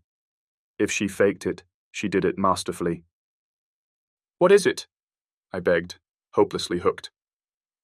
"He's found them too," she said in the lowest of voices. I frowned. "Who's found them?" "The soul thief," she said. "Draos." She spoke the name in a hushed whisper, as if fearful it might summon the demon himself. Fury burned through my veins like brushfire. "That fucking demon." She stared at me sidelong, disapproving of my foul language. "You'll have to act fast," Cassiel said. Again, she hesitated. She stared at me in silence for a moment, until she decided she could hold her tongue no longer. "I can show you where they are, but only you can decide what to do with them." "What I will do with them," I sneered, knitting my brow. "I would kill and destroy them. I would strip their flesh from the bones and bind their souls to my eternal rule. I would torment them without end for committing such a heinous crime. So much hate filled my heart that it overwhelmed my senses. It crowded every feeling inside me, and somehow spilled out the grief I'd swallowed for the past months. My vision blurred with withheld tears. However cruel my intentions towards my family's killers, nothing I did would bring them back, I realized. And in that sense, I was as powerless as I'd ever been. I'm not ready to deal with this, I mumbled between quick gasps. I thought I was. But I'm really not. Grief burdened me with merciless pressure. You are not alone, Cade. Divine grace sailed through her lips. Cassiel's delicate hand folded in mine and pressed it lightly, fierce, flaming eyes burning into my soul. You never were. My eyes bored into hers, helpless as I lay down my frail hope before my guardian. Will you show me? I almost begged. Her eyes lit up with tempered glee. Mm-hmm. She lightly nodded. I will be with you every step of the way. She paused. If you will have me. I silently agreed. Delighted, Cassiel's hand glided along my jawline, smooth, long fingers slipping above and under my earlobe. She tilted her face forward, and her light flooded me with warmth and peace as she moved closer. Her soft lips met mine in one slow and heartfelt kiss. Chapter 27. Laurent, the slighted son of a high Fey lord. I paced in the hallway restlessly. How could I stand in this house and not relive every single moment Cade and I had cherished growing up? As my hand glided on the smooth wooden railing, an instant flood of memories burdened my mind's eye. I crouched before the handrail. Peering through the balusters, I caught a glimpse of the vestibule and the wide hallway that led to the Great Hall. We used to spy from this same spot whenever his parents threw one of their lavish soirees. I remembered one particular Samhain evening. Cade was 14, and I was close to catching up with him, as always. We were spying from this hallway as the elite of our world streamed into the castle. The moment came to me so vividly. I could almost see it play out before my eyes. I find these events get duller every year, Cade said, ensnared in utter ennui. He straightened and walked a few steps back, dipping his hands into his pants pockets. I like watching them, I told him. My gaze narrowed on the entrance. There's Professor Godfrey and his son, I pointed out in awe. The kid's about our age, yet he's allowed in the soiree. That last bit came out sounding bitter. And I was. Back then I couldn't wait to grow up and take part in those exclusive dinner parties, whereas Cade couldn't care less about them. When I looked back over my shoulder, I found Cade watching me. He blinked, snapping out of his detachment, and said, I hear the boy is not actually his. Oh? I told him, intrigued. Cade pinched up his black slacks and crouched beside me, forearm casually pressed against the balustrade. He leaned his brow against his arm and looked into the vestibule. His tigerish eyes then angled my way.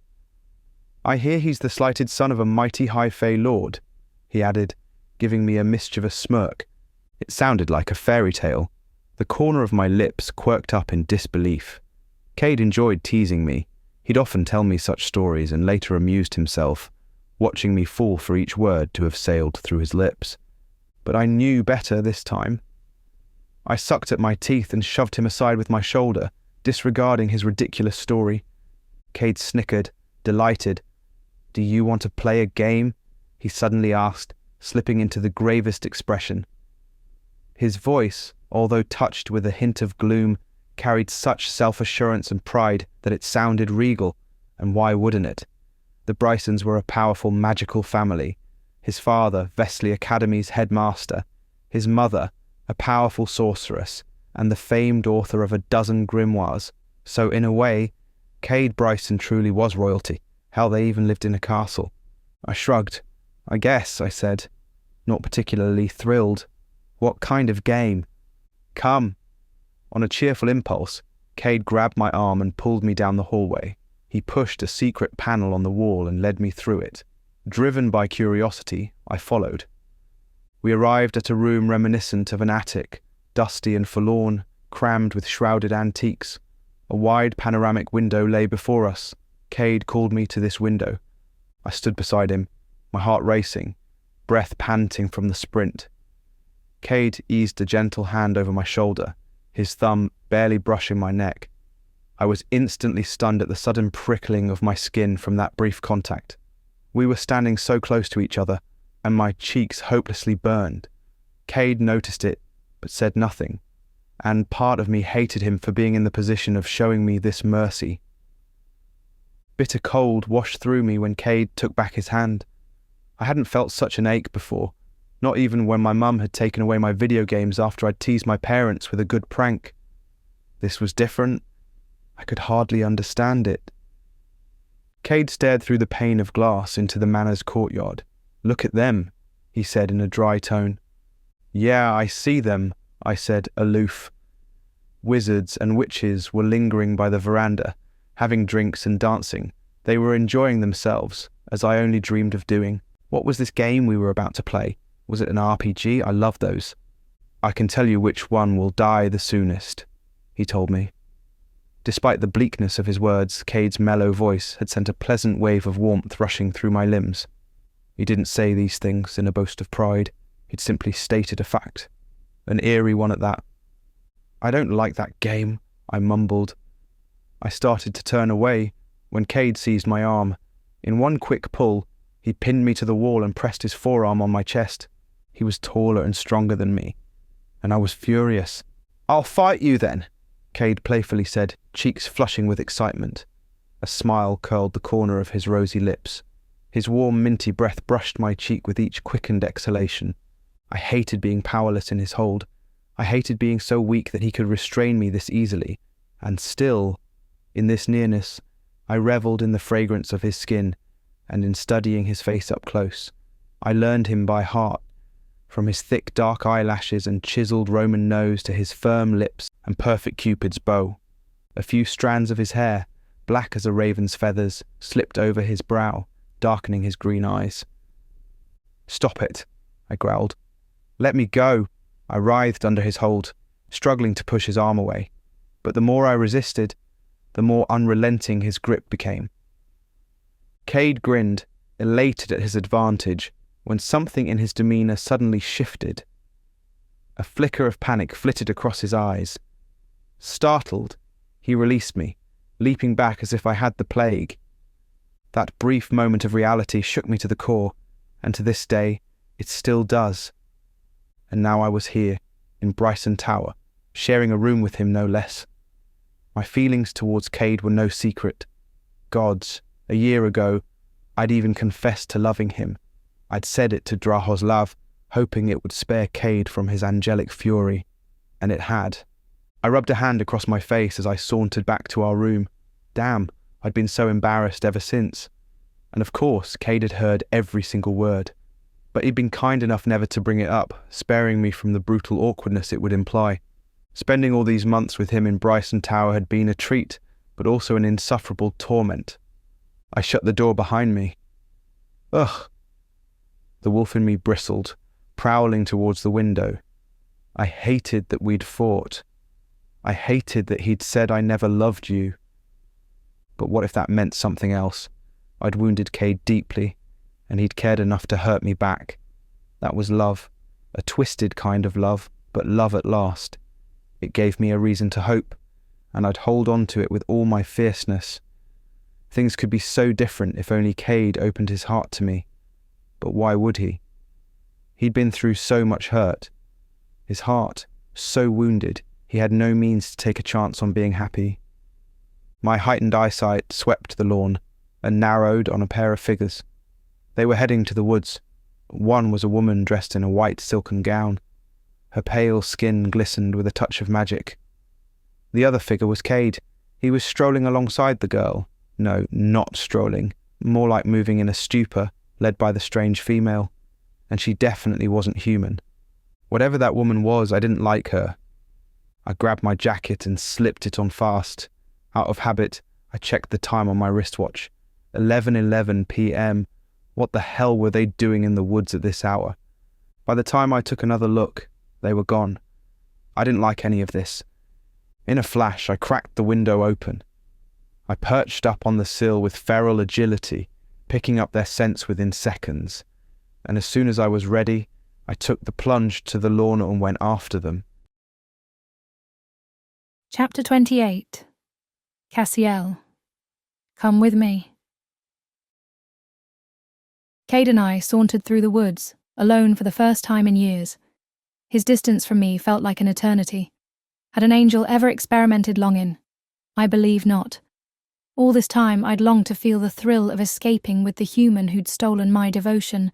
It was a sin for an angel to tangle with one, and yet I'd risked it all for him from the start, knowing full well that Kade Bryson would mark a before and after in my existence. As we moved down the path carpeted in dirt and moss, myriad trees seemed to lean over us, their branches tangling into a latticed ceiling, enfolding us in a welcoming greenery archway. I looked at him, on and off, marvelling at his beauty. The danger in someone like him was that he drew most eyes invariably, most hearts as well. I didn't care at first. But once he was mine, once I'd taken him inside my fleshed vessel, I knew no one else should have him. This was not a conviction raised from envy or selfishness, but a decision born from the purest sense of justice. For no one could ever appreciate Cade the way I could. No one could treasure him the way I did. And therefore, no one else deserved him. A flash of bliss it had been, kissing him instants earlier, outside his ancestral home. I would have had him right then, but made no attempts because I wouldn't jeopardize this opportunity. I wouldn't want to push him away.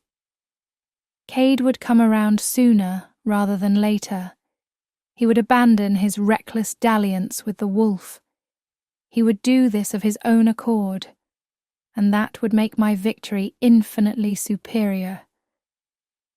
"Will you not ask where I'm taking you?" I told him as we wandered deeper into the forest. Cade stared at me sidelong. His green eyes twinkled with the fiercest magic. "You've never given me a reason to distrust you," he sternly said. His brow barely rose. "Should I start now?" His voice had become richer and deeper, resonant with the wounds of these past years. I folded my wings and considered his words. My lips curled up, giving him the coy hint of a smile. "No," I breathed. "You shouldn't." Our brief stroll through the woods was completely unnecessary, and he knew it, but I'd dreamed of it for the longest time. I'd ached for his company once more, and he'd allow me this one whim. With each step we took, I could feel him lowering his walls, and that only strengthened my hopes of winning back his heart. "I'm glad to hear it," he said, still cold and detached. "I want to be happy like this," I assured him. "Always." Restless, I fidgeted with the dagger hanging from my neck. An old habit. Cade swept me with a glance, with brooding eyes that set my spirit aflame. "Don't we all?" he said, taunting me with a swift smirk. My bliss was such that I couldn't help spreading it on our paths. Unfailingly, the forest drank my undiluted joy. And thus, the leaves shuddered in delight, stirring the branches into life, and they themselves jittered, startling awake the creatures resting in their bosoms. Gradually, the pleasant croon of bird-songs rose in the cool air, a chant of morning drifting in the deepest night. A sudden gust of wind whirled our way, tousling my hair, picking up fawn locks that stroked my warm cheeks. The breeze startled a flutter of yellow butterflies into flight, springing from the undergrowth. The flutter enclosed Cade for an instant, and just as swiftly it drifted away between the trees. My lips eased into a smile, loving every minute of this magic. It was my bit of magic. It surged from me in pleasant waves that touched Cade, casting ripples of delight just as they did in the forest. Cade halted, and aware of my influence, he threw me a knowing look. "I know it's you," he said. "You deserve to be happy," I told him offhandedly as I sauntered towards him. In a flash, he seized my hand and pulled me in until we stood a breath apart. With an impossible sternness, Cade inched closer. "I don't think that'll ever happen, Cassiel." His bitter words belied the sweetness of his voice. "Fiends like me don't get their happy ending." As he released me from his grip, I stepped back. A tendril of dismay flickered through my being. At once the magic surrounding us began to fade, and darkness returned to the woods, sullen as thick shadows crawled in. "Why must you say such things?" I managed, wounded. And holding my hand open before us, a beam of light burst from my palm, forming the gateway that would deliver us to the safe house. My stare drifted to Cade. "I'm ready," he said with unyielding firmness. "Come with me," I whispered, offering him my hand. Cade bowed his head, his long fingers laced with mine, and together we crossed to the other side. Chapter 29. Laurent, the Portal. The blinding flash of light hurt my eyes, forcing me to look away. Fucking hell. Had this lass just opened a freaking portal in the middle of the woods? The girl was no ghost or sorceress. Effin' wings hung from her back. I hadn't seen those before on her when I'd spotted them on the lawn. She could have been hiding them with magic, maybe. What did I know? She was an angel, a creature of magnificent power, fearsome power, and Cade followed her with not an ounce of wariness. Had he met her before? He'd had his dealings with angels, he'd said, but why would he simply take off with one without saying a word? Yeah, we quarrelled, but regardless he would have given me a heads up before leaving.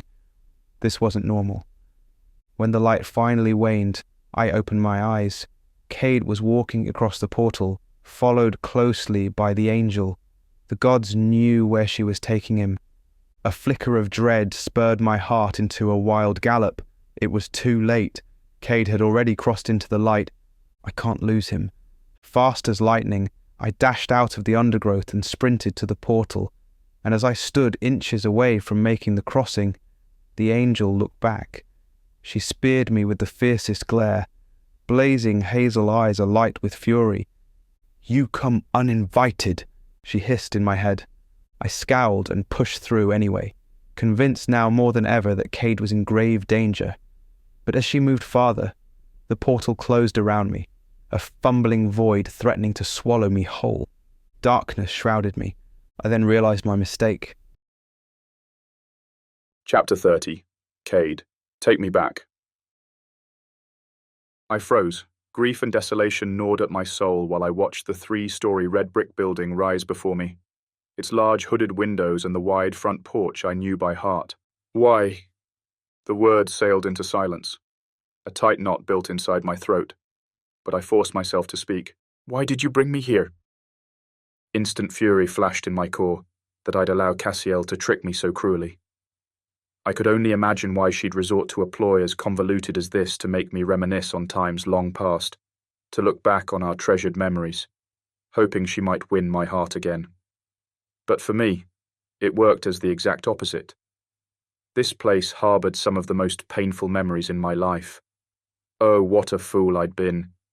Cassiel stopped beside me. In the most mellow of voices, she said, "Cade." My name became the onset of a plea, but I cut her off with harshness. "Godfrey's house?" I all but hissed, whirling towards her. My hands clenched into the tightest fists, hanging firmly on my sides. "Is this a game for you? Can you not even try to understand how much this hurts me?"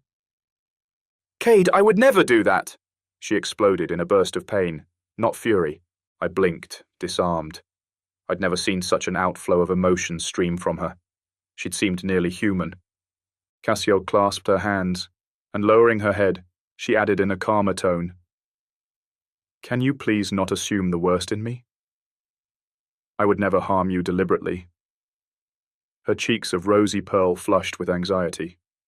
She bit down on her lower lip, a tactic of hers, meant to tantalize me and bend me to her will. "Then why are we here?" I said in a softer voice, without losing its firmness. She took a hand to her chest and clenched the ever-present dagger pendant hanging from her neck. "This is the place." Cassiel hesitated, looking at the doors with undiluted worry. "The place where I sheltered your family's killers," I harumphed, knitting my brow. "You mean imprisoned?" I corrected absent-mindedly, as I dragged my fingers through my hair. Her hazel eyes cut to mine. I meant exactly what I said. For all the sweetness in her tone, Cassiel spoke with adamant resolve. I winced. "You're sheltering my family's killers."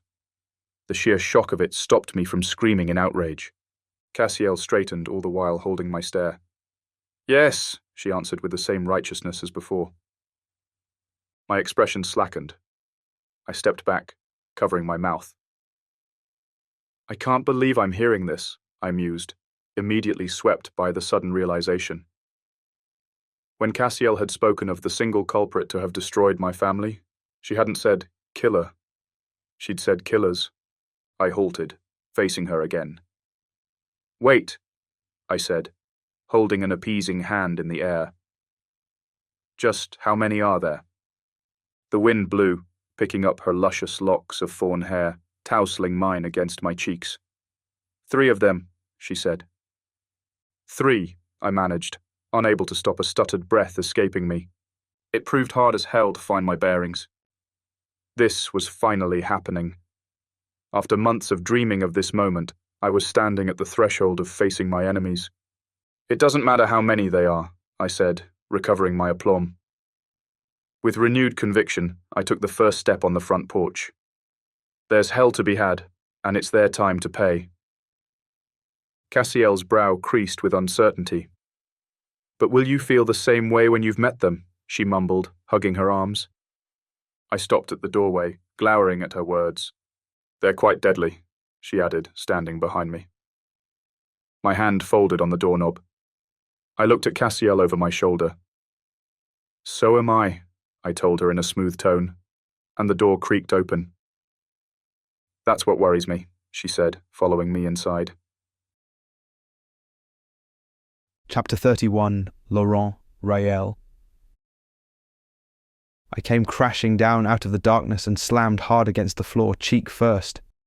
I cracked one eye open, concrete pavement.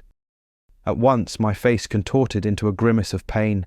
I growled, rolling on my back as I took a hand to my sore shoulder. It hurt like a motherfucker.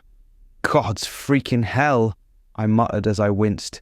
"Effing son of a bee." "Are you lost?" someone asked in a posh voice, with all the smoothness I lacked for the time being. Glistening brown leather loafers stopped inches away from my eye. "You look lost," he added, in the same dispassionate tone. The bloke was wearing jeans. I shut my eyes and covered my brow with my hand. This was so embarrassing. I gasped, my back bloody hurt. Yeah, probably," I managed through the pain. "Where am I?" "London," he uttered. The soles of his loafers grazed the pavement as he stepped back. Leicester Square, more specifically. I could hear him move around me until he halted. "Oh, I see. You warped here." My eyes flew open. What? Instantly I caught a flash of effin' William Shakespeare looking down at me with an all-knowing stare, his finger pointing at a sign that read, "There is no darkness but ignorance." One quick sweep at my surroundings was all it took for me to defy the old bard. Of course, there was darkness, and plenty of it. Not a single light sparked in the shops or the streets. Not a soul roamed in the square. Save the guy standing behind me, that was. "Looks like you had an awful trip too," the stranger said under his breath, crouching beside me. Long strands of silvery hair slipped out of his hoodie and swayed in the stiff wind. His hair was fine as a feather. It tickled my nose when it brushed at my face. "Come on," he grumbled in a low voice, fastening my hand with his, long-fingered and strong. "Let's sit you up." Between groans and jolts of pain, I managed to sit on the ground. "Thanks, mate," I mumbled, rubbing my strained neck. As my head swung towards him, the tattoos that inked half his face struck me. Intricate patterns with swirls and leaves, tangled with arcane symbols. This wasn't a brand I'd ever seen. I couldn't see much more than that because of the hooded jacket he wore. "Now," he added. His eyes glinted in the dark as he watched me from a cautious distance. "Can you stand?" "Yeah," I assured him. But when I bent my knees, a sudden blow of pain stabbed into my shoulder. "Damn, it bloody hurts!" I groaned, sweeping a hand to my arm. I didn't dare touch much higher. "Laurent Michaels!" a man called, rushing down the street. He then blew a high-pitched whistle that made me wince altogether again. "Damned mage skinners," the stranger hissed in calm derision. I frowned. What the hell was he talking about? I whipped my head towards the voice. A guy was crossing the empty street, heading our way. He was wearing a black trench coat with some kind of badge flashing on its lapel. The hell? I scrunched my nose. "You're wanted by the Council of Magic," the man hollered, stopping short as he reached the square. He then swung his hand up, sizzling with sparkling magic that condensed into a blinding fireball. Those words of his grew legs, kicked me in the belly, and winded me for good. I knew the wards were onto me, but I'd never expected them to catch up with me like this. "Let's go, big boy," the stranger said. In a flash, he grabbed my shirt and yanked me to my feet effortlessly. My 180 pounds meant absolutely nothing to him. "Stop right there," the ward said, and the first fireball darted past me, missing my head by mere inches and finally blasting into the trash bin beside me. Not a shred of metal remained afterwards. Nothing but the blackest smoke. "Start running," the stranger said. Not that I needed his encouragement. He grabbed my arm and all but dragged me across the square, away from the bloody copper. It came to a point where I was running so fast, pushing through the pain, that marred my shoulder, and still I found it hard to catch up with him. I heard the loud buzz of another strike. Incoming, thank my wolf hearing. Quick as lightning I crouched, and the fireball darted through inches above my head. The ward's attack struck a parked taxi this time, pulverizing it within seconds. At last I crossed the street where the stranger was waiting. He was standing in front of an abandoned bookshop, his hand folded on the handle. "Freaking hell!" I gasped as I reached him. "Those aren't magic cuffs!"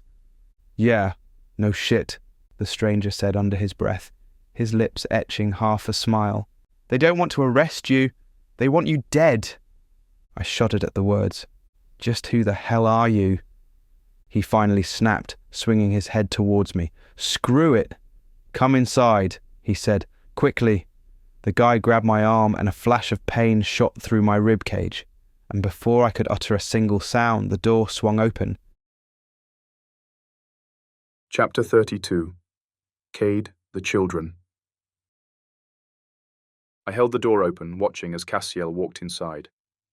When she crossed the threshold, her lace gown dissolved into the ether. A brown long-sleeved shirt and a long black and brown lattice-pleated skirt took its place. Her lush wings remained unscathed. Cassiel's fawn hair hung loose below her shoulders, heavy locks bouncing as she tilted the brim of her brown hat. The door snapped shut behind me. I halted in the hallway, trapped in a daze, while I admired her beauty. The gloom of our discussion she'd left outside, and a crisp smile stretched her pink lips.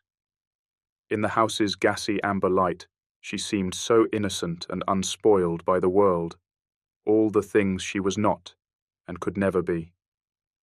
Cassiel crouched to pull up her brown knee-high stockings, but both crumpled down just as fast, one almost touching her brown leather loafers. Straightening, she slipped the brim hat on the coat hanger, leisurely continuing her stroll down the hallway. As I studied her from afar, it was impossible not to reminisce about the times we'd shared. I couldn't stop myself from looking back on those first years when I'd worked in Godfrey's school. I, sweeping the entrance, and she observing me, delighted while she spoke of our future together, pointing out all the places she wanted us to see. In the end, we'd done none of it. Cassiel turned. Instantly, she hurried towards me. "Cade," she stammered, a crease of concern marring her smooth brow as she drew closer. She tugged a stray lock of hair behind her ear. Are you going to be all right? Her delicate hand reached for mine, but did not touch it. When I looked down, I noticed my clothes had changed too. Black trousers and loafers, black turtleneck sweater, a brown wool coat. The corner of my lips curled, amused. Is this your doing? I had to ask. She gently shook her head. It's the house, Cassiel said, hugging her lean arms. Something shifted when... She pursed her lips tight, unwilling to say it. I threw her a knowing look.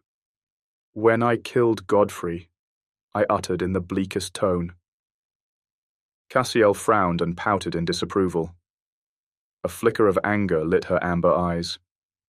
Don't you start, she scolded, her long skirt whirling as she twirled away from me. Moving down this corridor felt like walking through a dream. I hadn't set foot in Godfrey's house for the past 4 years. Even then it seemed like no more than a day had passed since I'd lost him. Out of the corner of my eye I spotted movement in the east side's tall windows. I stopped short to look and froze as I discovered a heavy snowstorm lashing outside. Winter in the east courtyard. I marched further in the hallway, storming into the parlor that led to the west courtyard. The same dreary weather struck on this side of the house. My expression slipped into a frown as I stepped back. Cassiel stood at the end of the corridor, opening the door that led to the summer courtyard. I caught up with her fast, stunned to meet bleak evening skies and icy winds. It was winter in the east, winter in the west. Winter is everywhere, I blurted, awestruck. She nodded swiftly. We crossed the southern courtyard, spared so far from the heavy snowstorm. The grounds, however, were barren. The road uphill, once lined with evergreen trees, had now turned into the bleakest path, watched by skeletal guardians. We made the climb until we reached the crest, and finally, the school rose in the distance. My breathing hitched. Each step that delivered me closer to those gates became pure torture. It only reminded me of loss and misery. I could have sorted through the memories and perhaps found the splendid times I'd shared with my once-beloved Cassiel in those halls. And I tried, but her ultimate betrayal ruined everything. I pushed open the heavy doors, a languid echo resonating in the vast hall instantly. As if aware of my current train of thought, Cassiel halted the minute we stepped in. She turned on her heels and stood before me, her eyes bored into mine, shimmering with fathomless wistfulness. My heart tumbled in a moment's weakness, longing for those days, for that sheer happiness that washed it all in the brightest shades. As my stare roved her flawless face, a voice inside me screamed, I should ravish her mouth and make love to her right then, hunting for that feeling until it filled every inch of me and rendered me completely sated. And against that pressing desire I resisted. This place hasn't changed one bit, I said, breaking away from her. A quiet gasp escaped her. Her gaze drifted downward. Cassiel clasped her hands over her long skirt and started walking towards the classroom hallway. I followed. A few steps into the corridor, I caught a sound that promptly shot shivers down my spine. I stopped short in the middle of the hallway, and there it was again. Laughter. Unbridled bouts of joy. Not one, but many voices tangled in several rounds of tidal amusement. My brow furrowed as, swept in absolute dismay, I turned to Cassiel. This place, I said in the gravest tone. Is it cursed? Soundless silence sailed between us until another ripple of giggling came. Cassiel bit her lower lip, burying a smile.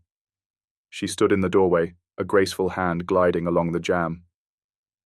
Maybe it is cursed, she whispered with undiluted wistfulness. Maybe we all are. She then walked into the classroom. Startled, I went after her, and as I peered inside, she was kneeling on the floor in the middle of the room, her back turned to me. You can come out now, Cassiel said. Her voice had been bright and carried all the sweetness I'd cherished in her once, and flinging her arms open, she added, It's me. A scowl twisted my features. Was this the proper way to address my family's murderers? Undiluted tenderness? The bustle of screeching furniture startled me to alertness. In the back of the classroom, a large metal bookcase shrieked against the marble floor as someone pushed it further. Every inch of me hardened as a flood of anger swept through my being. And eager to face the monsters who'd annihilated my mother and sisters, I strut into the room, breaking off mid-stride as the first of them came forward. All my certainties crumbled when I saw the giggling child running into her arms. At once, Cassiel welcomed her in a heartfelt embrace. The girl eased into her motherly hold, her blushing cheeks brushing the angels, as Cassiel lovingly held the back of her head. "I've missed you," the girl said with a pouting mouth. "I've missed you too, Kaiser," Cassiel spoke into the girl's ear with fondness. The child's doe eyes angled to meet mine, dread and wariness pulling at her pupils. Two boys emerged behind the bookcase, both older than Kaiser. "Brant," Cassiel called, stretching an arm to receive them in her hold. "Calder." Noticing me, the boys glared at me cautiously, hesitant to move an inch further. "It's all right, children," Cassiel lied. "Come closer." I said nothing as the children huddled in her embrace. Nothing as they slowly scattered in the room, taking posts near the desk and by the window. Only then did I realize Brant and Calder wore brown tweed trousers and jackets, familiar white stiff shirts and brown vests. These were the clothes I used to wear when I was a student here. It seemed no matter how long ago he'd left us, Godfrey's magic lingered between these walls. "Give us a moment," Cassiel said, and as she straightened, she slowly released the girl's hand. Soon young Kaiser returned to her brother's side. When Cassiel turned to face me, her fiery amber eyes locked on mine. I stepped into the hallway and patiently waited as she closed the door behind her. It was at her request that we moved to the end of the hallway. She was so mindful that the children did not listen to our conversation, as if the magic means to hear us escape the wicked assassins that waited in that classroom. We both leaned against the wall, facing each other. "Now you've seen them," she began in the most somber of voices. "Now you know." A storm of emotions clashed inside my heart and tangled in my throat. I pushed myself to speak in spite of them. "They're—" My voice broke, tears brimming in my eyes. "They're children." Cassiel nodded gravely. "Siblings." For the first time since I'd met her, the rawest grief darkened her sweet countenance. True grief. My stomach churned. A shot of bile hit my palate. I took a hand to my mouth, forcing myself not to retch right then. "The youngest is not yet 10, I whispered with tremulous lips, hurt hanging from each word. "She's 8, Cassiel whispered, watching me with unmitigated sorrow. A stuttered breath escaped me. "These are the killers I've vowed to destroy," I mused with a frown. "How can this be?" My voice sailed into silence. By all the gods, I demanded an explanation, a reason to silence my seething mind. Children had killed my family. Was this not the cruelest hand of fate? Cassiel stepped closer, her delicate fingers laced with mine. "You must come," she said with soothing calmness. "Come and speak with them. We will explain everything." Chapter 33. Laurent, Raël, 2. I stood in the middle of a dark, grand hall with a lush crystal chandelier hanging above my head and a freaking checkerboard marble floor spread beneath my feet. Countless paintings crammed the walls, and expensive rugs led the way towards a roaring hearth. The place seemed like taken out of the Bridgerton series, but for all its breathtaking grandeur, the stillness that surrounded me was more than disturbing. A cat's meow would have freaked the hell out of me right about now. Gradually my eyes adjusted to the dim light, and at once my wonderful first impression gave up all luster. Only then did I realize broken crystal strings dangled from the dusty chandelier. The lavish marble tiles I stood on had several cracks and dents. Rips and tears tarnished the expensive carpets, their colours mostly faded, and the paintings, ruptured, wrinkled canvases. My brow creased into a frown. Standing here was like being in Beauty's castle after the happily ever after magic had worn off. I could almost taste the dust, centuries old, floating in the air. "This isn't a bookshop," I blurted, unable to stop staring at the almost crumbling plastered ceilings. A brief, mirthless laugh echoed in the hall. "Why would it be?" the stranger said, killing his wry amusement. He was standing by a wing-back chair set before the fireplace, lazily removing his jacket. "Because," I mumbled, whirling towards the door where we'd come through instants ago. I started. This was no splintery slab of wood with a cracked glass and a closed sign, but a sturdy black metal door framed in exquisite stone masonry. Golden filigree decorated its surface, forged into myriad tangled branches and countless tree leaves reminiscent of the markings on the stranger's face. "Are we safe?" I asked, my voice strained with unmitigated worry. In a flash, I marched across the hall, hurrying to meet the guy. "I mean, the wards." Each breath still burned as it rushed through my lips. "We're safe," he said with sharp exasperation, dragging the sound of the last word. As he slumped into the seat, long locks of silvery hair dropped over his shoulder, covering his face, but against the flickering light I glimpsed the shadow of his chiseled profile. Gliding his long hands over the seat's arms, he heaved a heavy sigh. "That rundown shop is a portal," he added thickly, exhausted. "We're in my lair. No one will find you." That last bit shot a flicker of panic through my being. The phrasing might have been well intended, but came off almost grim. Even so, I nodded. As the guy pushed up the sleeves of his crude ivory shirt just below his elbows, I saw his forearms, covered in tattoos like sleeves themselves, matching the ones inked on his face. "Portals are everywhere," he added with the same tired demeanour, as if he'd voiced this several times before. "They serve as a connection between realms. Any random object will do. It could be a clock, a hat, in this case, a door." My lips parted briefly, instants away from uttering some nonsense about his inked arms, the symbols I failed to recognise, but fortunately he spoke sooner. "That wound needs attention," he said, glancing my way. His brow lifted smugly while a long finger swung towards me. "It looks bloody awful." I flinched. "Wound?" I asked, scrunching my nose. "What wound?" He gestured, pointing to my arm with a subtle hand wave. I looked down at my black shirt. Nothing stood out of the ordinary, but once I moved closer to the fireplace and its copper radiance spilled on me, I spotted crimson rivulets gliding down my hand, slowly dripping on the floor. "Fucking hell," I gasped, staring at my palm and fingers drenched in blood. A ripple of dread shot through me, and my hand started quivering in sheer horror. The leather chair squealed as the stranger got to his feet. He sauntered towards me, laid back and unhurried. "No need to worry," he said in a blasé tone as he stood before me. "I can fix it."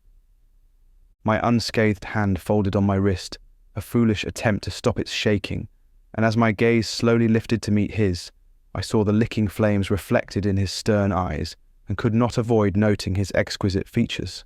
His skin was flawless alabaster, his mouth firm and sensual. His brows and deep-set eyes, striking against the lightness of his hair, which seemed almost white against the flickering fire. He took my hand with quiet authority and drew it towards him. Carefully he turned it over, examining it in detail. His icy stare then swept my arm and finally settled on my shoulder. "Take it off," he said, and his low, composed voice was edged with control. "I must see what we're dealing with." My heart jolted into a wild gallop, not because of the stranger's husky voice and firm demeanour. My pulse quickened because absolute dread swept my being at the sole thought of discovering what lay beneath that garment. This fear was pumping in my blood so hard that it obliterated any pain I should have been feeling. A stuttered breath escaped me. The stranger leaned closer. "You don't have to look at it if you don't want to," he added with no inclination. Blimey, had he read my mind? Who was this guy anyway? I began to question whether I might be safer back in Leicester Square with the batshit crazy ward, but he'd said he could help. Yeah, the guy was a stranger, but a stranger who'd saved my life just a moment ago. I slipped out of my jacket and swiftly unbuttoned my shirt. Nah, it's all right, I mumbled. Damn, I winced. It started again, the pounding pain throbbing in my shoulder. It came back with a vengeance, burning in slow waves. My limbs froze in dismay. The blood drained from my face in a flash. There, the stranger purred with a hint of mirth. You're not going to die from this, you know. I found his wryness actually soothing, and in spite of myself I cracked a smile, speedily undoing the last button. When I reached for the collar and tugged to remove it, a bolt of pain shattered my shoulder. I scowled, and this time I couldn't stop a moan from slipping through my lips. The guy seized my hand and stopped me. I'll do it, he said with unbreakable confidence. He inched closer, steady fingers slipping underneath the shirt's collar, detaching the fabric from my skin, smeared in blood. In this nearness, I realized his tattoos were actually becoming, not as intimidating as I'd thought. Are you a wizard, mate? I asked. He gave a little huff through smirking lips. Something like that, he mumbled, gently peeling back the shirt, unveiling my shoulder. I looked away. Most wizards aren't healers, I said, remembering one of Cade's lessons. There aren't that many either. You must be special. I hardly think so, he dismissed, taking a hand to my shoulder. His icy fingers were soothing against my scorching skin.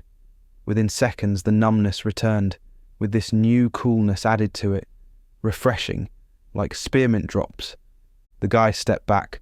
I'm done, he said in a mellow tone. I flinched. I was expecting something more, like an incantation, but it never came. He didn't need one.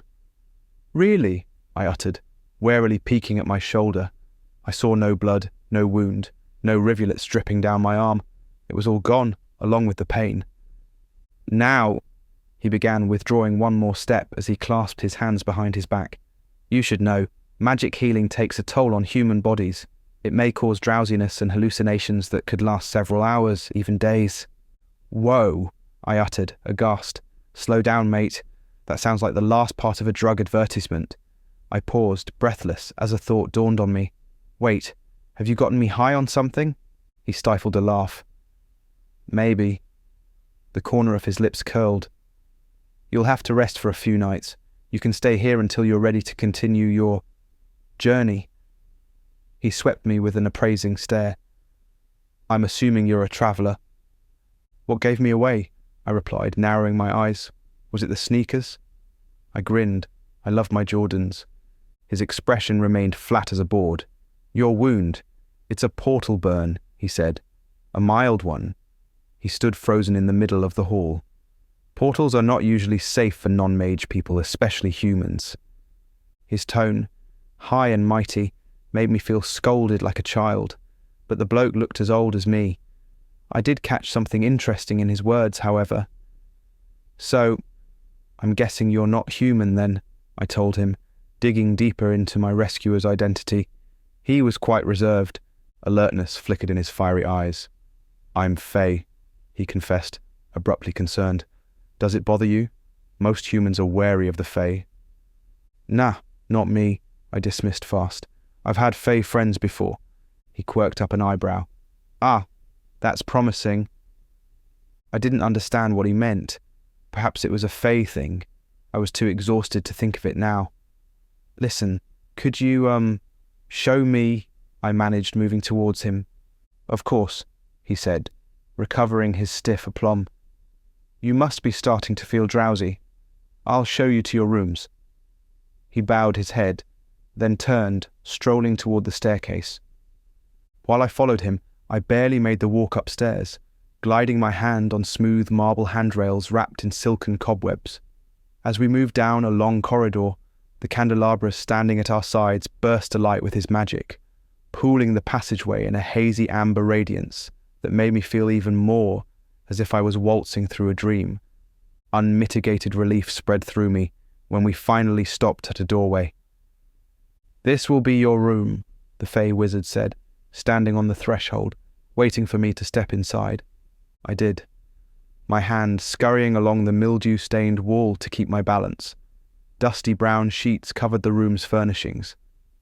It looked 10 times better than the bleak hall downstairs. Intricate carved wood panels covered the walls and framed a spacious bed. Once I crossed the room, I stopped and leaned against the wall, too tired to even think about making myself comfortable here. But as the wizard walked in, he tugged away the sheets in his path, revealing a spotless dresser and table, chairs and mirrors. He marvelled silently at all these things, as if he'd never laid eyes on them before. Perhaps he hadn't. When it was time to unveil the bed, he pinched the sheet and swept it off in a single sweep. Indeed, like a magician, a luxurious bedding set had waited underneath, with many silk pillows embroidered in gold thread, embedded in rubies and emeralds. Not the most comfortable way to catch a snooze, I thought. The down cover was golden too, embellished in rich colours. The 3-branched candelabrum set on the nightstand flickered a light out of its own accord, as did the hearth. This was all his doing, I realised. As I moved from the wall, a beam of light filtered into the shadowy room. I looked back and saw the heavy velvet drapes I'd been leaning on. I pinched the curtain aside, peering through a tall window. Pitch darkness scattered on the dense woodland below, separated from the castle by an extensive lawn, swathed in scurrying fog. My heightened hearing caught the sound of rushing waters nearby. A river. "Looks like you're all set up," the wizard said, returning to the door. "I'll see that you're fed by the servants." Fed? Looking back, I frowned. Extreme tiredness drained me, heavier than before. Even the wizard's face looked blurry. I wouldn't be able to fight it much longer, this unstoppable need to sleep. "You do eat, don't you?" he said in his usual snarky tone. "I guess," I managed, confused. My thoughts turned into complete mush. "Could you tell me where we are?" A vague sense of urgency told me it was important that I ask. The Fey Wizard leaned against the door's jamb, watching me with an inscrutable stare. "Ladeford Castle," he said. The name spoken in his silken voice hummed like a low croon that dragged me into the deepest slumber. "Is that in Wales?" I asked, barely able to focus anymore. His expression softened as he tilted his head. "It's my house in Germany," he said, stirring again that gentle numbness that lured me away from reality. "Germany," he'd said. That sounded far. Wait, it was far. Where was home? I was losing it badly. "You should..." A hint of a smile. "Lie down," he purred. As my knees buckled, I sat on the bed. No matter how my limbs failed me with each passing second, I refused to let go. I wouldn't doze off, not until I asked him one more thing. "Wait," I said, my eyelids growing heavier. My head rested on the plush pillow as I curled up my legs on the mattress. "Who are you?" I finally said. Wistfulness flickered in his violet eyes. "My name is Rael," he whispered. I was out. Chapter 34. Cade. The Children Too.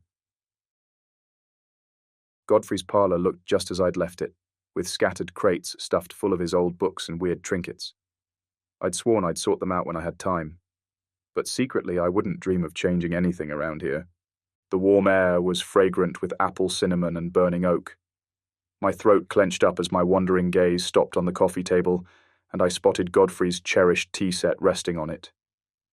The cups were steaming with the children's tea, the saucers laden with cakes and small sandwiches. Seeing this took me back to the day I'd first walked in through these doors. Impossible not to think of Godfrey's warmth, his heart's limitless generosity, as I contemplated those memories. I stood by the window, arms crossed over my chest, while a clash of emotions battled in my soul.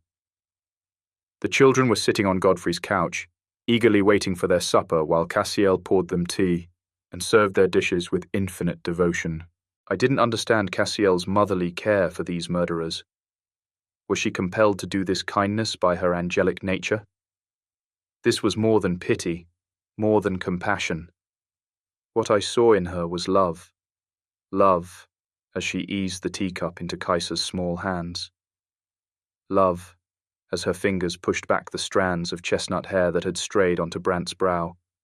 It was love when she tilted her head, gently persuading Calder he should eat something. It was surely past the children's bedtime. But I doubted they'd care about such things. I certainly did not.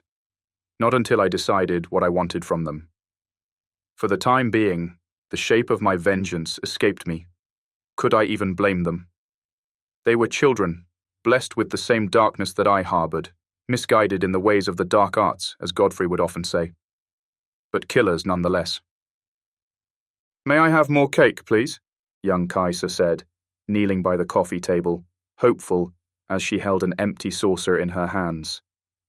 Cassiel sat beside her on the floor, her folded wings gleaming against the hearth's radiance. She heaved a sigh. "Dearest, I don't think you should." "You killed my family," I uttered coolly, shattering their cherished moment. When Cassiel's head whipped towards me, her expression slackened. She looked at me, disarmed, in complete dismay. But I carried on, strolling towards the table. "The three of you," I added in a harsher tone, making eye contact with each of the young wizards. The children looked at each other, stunned into alertness. The youngest, waiting for a sign from her older brother before speaking. But riddled with impatience, her stare cut to mine. "We had to," Kaisa blurted in the sweetest tone. She set aside her empty dish on the table, large doe eyes fixed on me relentlessly, not particularly the eyes of a killer.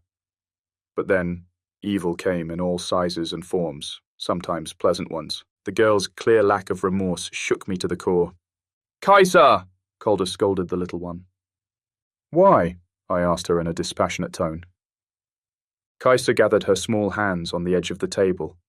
Slowly, she straightened, never straying her full attention from me. "He told us to," she said, with collected disposition. "Kaisa, shut up!" Brant hissed, clenching a fist tight. I stepped forward closer to the girl. "He?" I said, narrowing my eyes. "The necromancer," she added with no hesitation. I started. Few of us remained alive to begin with, ever since the Council's relentless persecution. "A necromancer," I said, taking one more step until I stood scarce feet apart from Kaisa. "Who?" "His name is Rael," the girl said. The boys froze with dread. Rael. It didn't ring a bell. "You could have refused," I told her, as detached as I should never have been while discussing the murder of my mother and sisters with their killer. But in life, when one has endured through many of its harshest blows, one learns to sheathe one's heart with icy numbness at the onset of forthcoming pain. Calder sauntered across the room and, joining his sister, he slipped a hand over her shoulder. Brant did the same and stood on the girl's other side. When the boy's cuffs creased, riding slightly upwards, I flinched in disbelief, glimpsing their inked forearms. "We can never refuse him," Kaisa added, pushing up her blouse's sleeve, revealing what I'd already suspected. A brand, the likes of which I'd never seen, especially in someone so young. Swirling vines twisted on their forearms, tangled with obscure arcane symbols. It was a binding spell. I knew that much. This necromancer, whoever he was, had forced the children to do his bidding, using magic so vile and wicked that it made me sick to my stomach. My gaze drifted to the floor. "Rael snatched us from our home," Calder explained, his expression marred with grief. "We're bound to his will if we wish to see our parents again." I recognized the richness in his voice, the subdued smoothness that only the deepest loss can forge. When I looked up again, I finally understood. I wondered if Brant and Kaisa knew their parents were dead. Surely Calder was pretending not to, seeking to protect his siblings from this harsh reality. But was he? As I watched them, huddled in the room, I saw their parents' spirits as well, lingering close to the children as they spoke. How could they not see them? These children were necromancers in the making. Was Ryle's power so magnificent that it could deceive the fierce killers standing before me? A wizard as formidable as this would make a fearsome opponent. This awareness made me shudder. "What is it?" Brant asked, leaning forward. I looked at Cassiel. She was watching me with shimmering amber eyes that said, "Please, Cade, don't speak of it. Do not say it." I gave her a slight nod. I knew then what I had to do. "Tell me where he is," I told the children. Kaisa clasped her hands tight, the knuckles swiftly bleaching. "Will you not harm us?" she asked with tenderness, her cheeks burning red scarlet. My hands glided on my legs as I stooped to her level. "My quarrel is not with you, little one, or your brothers," I said in all honesty, angling my gaze towards Calder. "Point me to the necromancer, and I will claim our vengeance." I paused. "I will set you free." "If you set us free," Calder said, "we'll do everything we can to help you stop him." "But we don't know where he is," Brant interrupted earnestly, his voice jittery with angst. "He keeps lairs all over the world. He's constantly moving." "Don't worry about that," I told him, soothing his fears. "I'll find him." I did not speak these words loosely. I meant them as a vow. Chapter 35. Laurent, the Wolf. The squeal of rusted hinges woke me up. My eyes opened to a room crowded with thick, deceiving shadows. I sluggishly swung my head to the side, expecting to see Cade. Panic flashed through my being when I realized he was not lying beside me. Little by little, I remembered everything. The portal, the ward, the Fey wizard. How many hours had passed since? I checked my wristwatch, only to discover its shattered screen. Miffed, I sucked at my teeth. I must have smashed it when the ward was chasing me. "Freaking hell," I grumbled in a groggy voice. I took off the bloody thing and threw it away in a tantrum. It landed near the fireplace. The hearth slowly burned and sputtered. I hadn't slept long by the looks of it. I pushed away the heavy comforter. I had no recollection of slipping beneath it in the first place. What the? I looked down at myself, startled. My clothes were gone. I wore a crude ivory shirt and snug wool pants instead. I winced, praying to all the gods that someone had switched my clothes with magic, with a spell that didn't involve strange hands fondling me over. When the Fey guy had said his healing would cause drowsiness, he hadn't been kidding. I felt so sleepy, but also hungry. I had to admit, no matter how briefly, I hadn't slept so well in months. Not since Cade and I had fled from Vesely. It had nothing to do with me appearing on the ward's most wanted list, and everything to do with nightly lying in bed with a man who was a dream. Kade Bryson had been my first and last thought of the day for years before we'd met again. A flicker of apprehension assaulted me. Where was Cade? Who was that angel leading him into the woods through the portal? And why had the bitch pushed me away? It made my blood boil with fury as I recalled it. The fierceness in her expression, her absolute cool disdain towards me. A growl lingered in my chest. I had to find him. I sat on the bed, my feet touching the carpeted floor. As I tried to stand up, I stumbled from a sudden spell of lightheadedness. Fuck, leaving like this would be impossible. How much longer would this drowsiness last? It could take days for it to wear off. Rael had said. Rael. Such a weird name. Somehow I made it to the wall. I pushed away the drapes and peered through the window. It was still dark outside. Fog spread through the land and scurried to the woods. It must have been chilly out there. The window pane certainly was cold. My mind was whirling with these thoughts when I noticed movement below. Instantly, my gaze narrowed on the recent addition to the picture. A white wolf. It stood stock still at the edge of the woods, not hiding, but waiting by the undergrowth. The creature's head swung up towards the castle. I could have sworn the wolf was looking at the window, looking straight at me. My eyes widened as undiluted shock washed through my being. "Damn," I mumbled, slamming my back against the wall.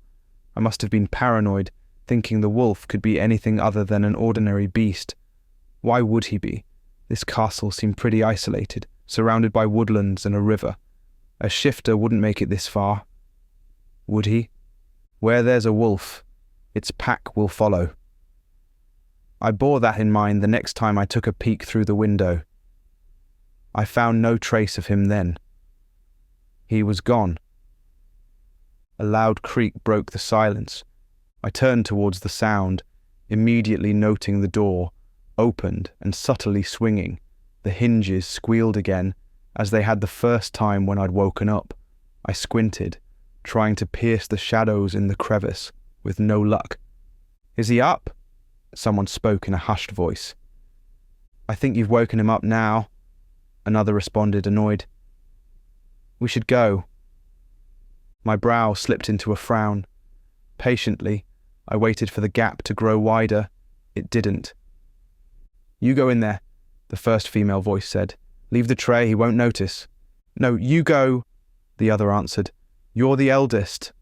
After an intense round of bickering, the voices drifted into silence. Later on, footsteps marched away down the corridor. As the door opened further, my interest peaked. I couldn't wait to see what I'd find on the other side, and when the figure finally appeared, it defied anything I could have expected. At first, I assumed it was a girl, but her face betrayed her. She was a little woman, clad in a brown wool dress and white apron. A neat, long braid gathered her wheat blonde hair. Those details tickled my curiosity, but what delighted me more was the food tray in her hands, piled with bread, sliced cheese and roast beef. My mouth watered before I could say, "Bless the gods." The woman dashed into the room without saying so much as a greeting, her features scrunched into a grimace of stern duty. "Hello," I told her, stooping somewhat, as her head barely passed my elbow. She gave no answer and set the tray on the table, avoiding my stare. "So, you're the eldest," I said, watching as out of her apron came a wine bottle and a cup. I heard her mumbling, "Don't look at him," while she poured me a drink. "He'll grow bored and go away." She ground the words out between her teeth. "Thank you for the drink," I said, grabbing the cup. "I'm so thirsty." I raised it to eye level, ready to have a swig, but halted to add, "Would you like some?" The woman whipped her head towards me so fast I started, wide hazel eyes glimmering with magic. That's when I noticed the pair of pointy ears peering through her hair. "Good gods," I uttered, marvelled. "You're a brownie." I hadn't seen a brownie since my days in Vesely, and then there had been that horrible incident with the librarian Ms. Cosworth. Cade himself had banished them from the school when he'd become headmaster. I hadn't seen another brownie since. She wrinkled her nose. "What if I am?" she said. "Cheeky little thing. You offered me a drink. Do you deny it?" The brownie looked well into her 30s, but they aged at a different rate than humans. She could have been 300 years old for all I knew. I uttered, smirking as I lowered the cup. "I did say it. Do you want one?" Subtly, I raised my brow, offering her my drink. She gasped in relief. "Don't mind if I do," she said, dipping her hand into her magic apron, pulling out another cup like a rabbit out of a magician's hat. No sooner had she poured the wine than she'd drunk the whole thing in a single swig. "This castle is so dirty," she added, rubbing her brow with the back of her hand. "I can't handle it anymore." She slammed the cup on the table and heaved a sigh. "But brownies love cleaning," I blurted, dragging a chair towards her, offering her a seat. With the deepest scowl, the brownie slumped into the chair. "Not when our master is a filthy—" She waved a hand, prompting me to grab the chair behind me. "Eat up, won't you?" she said, with the same blunt demeanour. My lips twisted into a snarky grin. "I thought you said you didn't want to talk to me," I teased. "I'll talk to anyone who offers me good brandy," she retorted, quirking up an eyebrow. "Or sweets." I drew closer to the table, pouting at my dish. My meal seemed awfully healthy looking. I would have rather had a big juicy burger. I also preferred my meats on the raw side, but beggars couldn't be choosers, I thought. "I don't think your master has time to clean up the place," I said, picking up the thread of the conversation. "I mean, look at it." My gaze swept the room. "It's a castle." The brownie leaned forward. "Well, he has magic, doesn't he? she said shrewdly. Her stubby fingers closed around her cup, and she stared at its emptiness with sweet doe eyes. You can fill it up again, I reassured her. At once she filled the cup to the brim. So, I harumphed. Uncomfortable as this would be, I had to ask, are you responsible for, I pinched my shirt. The brownie's lips thinned into a pleasant smile. Magic, she said with a proud nod. My face burned regardless. Good, I uttered, and immediately jabbed into my mouth a piece of bread. It wasn't our magic, she amended with a frown. That was Master Rael's doing. I almost choked. What? I yelped, my eyes all but bulging. He did this? The brownie snapped into alertness. The Master, she said. In a flash, she got to her feet, straightening her apron with hurried hands. He'll show up soon.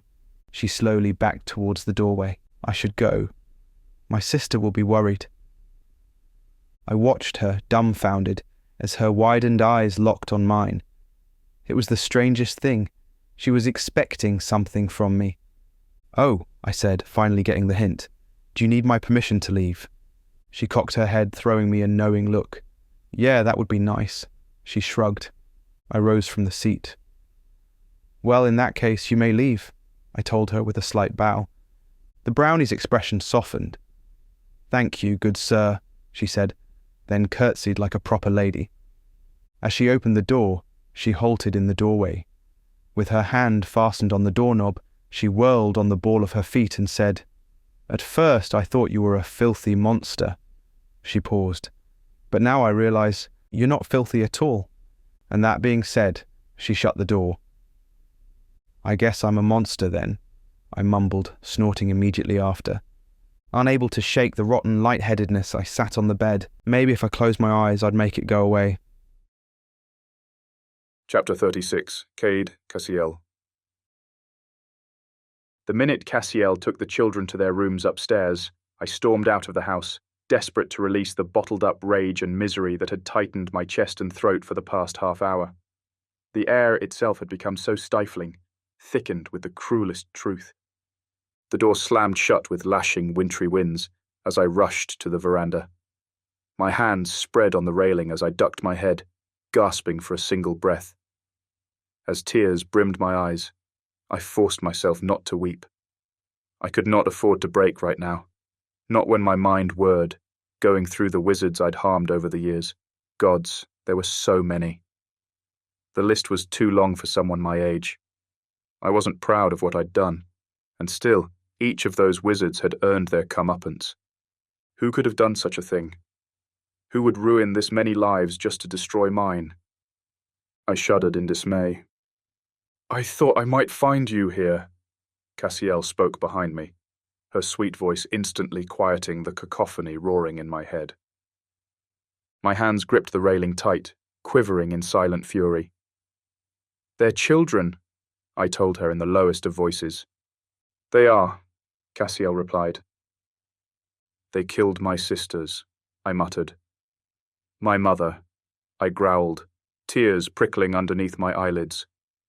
They are not to blame, she reminded me in the same mellow tone. I know that. The words came out in a stuttered breath. For months I'd raged, desperate to discover the face of my adversary. On him, I'd pin all my grief and merciless agony. I'd smash that face with all my might, hoping to appease this violent need. And yet, these three were not my enemy. The search was far from over. Cassiel's gentle hand eased around my arm as she stood beside me. Of course you do, she said in smooth reassurance. That's why you spared them. My head swung to her in sheer disbelief. Did I? I stammered wryly. Her fingers trailed lower, shooting soothing ripples through my arm. You did, she said, hazel eyes fixed on mine. There is good in you, Cade. I turned away and glanced at the glistening, icy cobblestones that paved the courtyard. I wouldn't be so sure. A lot has changed since Godfrey's passing. Cassiel remained silent, waiting. Azrael's kiss, I confessed with an empty stare. It changed me. I didn't realize it then. But now... Her fingers sealed my lips. "I know," she whispered, her eyes brimming with tears. I'd yet to see an angel weep. "His curse takes a great toll on you." A mirthless laugh escaped me. "Do you know what's sad?" I said, my lips twisted in a wry smirk. "I saw the children's parents, their spirits, looking down at them lovingly in the parlor. But I've yet to see mine." My brow lifted in astonishment. "What kind of necromancer does that make me?" "They've moved on," she hurried to say, lacing her fingers with mine. "That's why you cannot see them." Cassiel paused, her expression marred with worry. "Try to find solace in this knowledge." I ground my teeth. "I'll find solace," I managed, "when I've destroyed the necromancer who ended their lives." With one blink, warm tears glided down my cheeks. "You mustn't cry," she whispered in my ear. "There is no pain where your family now dwells." I sniffed, recovering my aplomb. "That's not why I'm crying," I told her, gently tightening my finger's grip on hers. A subtle frown creased her smooth brow. "What is it then?" "This necromancer, Rael," I began. "He's forced these kids into the vilest magic." I pursed my lips. "What he's made them do comes at the highest cost, Cassiel." "The children were born with this gift," she spoke with unwavering conviction. "They're natural necromancers, the same as you." "Yes, but I had a choice," I hissed. "I chose to become what I am, and I do not regret it. Any of it." I paused to ease my ragged breaths. "But they—" I took a hand to my mouth. "For fuck's sake, they're children!" The words came out in a roar of outrage. "Whoever this necromancer is, he's already damned them and their family, murdering them as he did mine, and he did all this because surely I must have wronged him." A brief gasp sailed through Cassiel's lips. "Do you see now?" I told her, calm as I could be. "I've brought this evil not only upon myself, but on my family and these children." Biting hard on my lower lip, my gaze strayed to the floor. "I've damned us all." More than compassion tainted her features when I glanced at her. It was as if our souls were somehow bound, and she could feel the hushed agony gnawing at me slowly, one lethal bite at a time.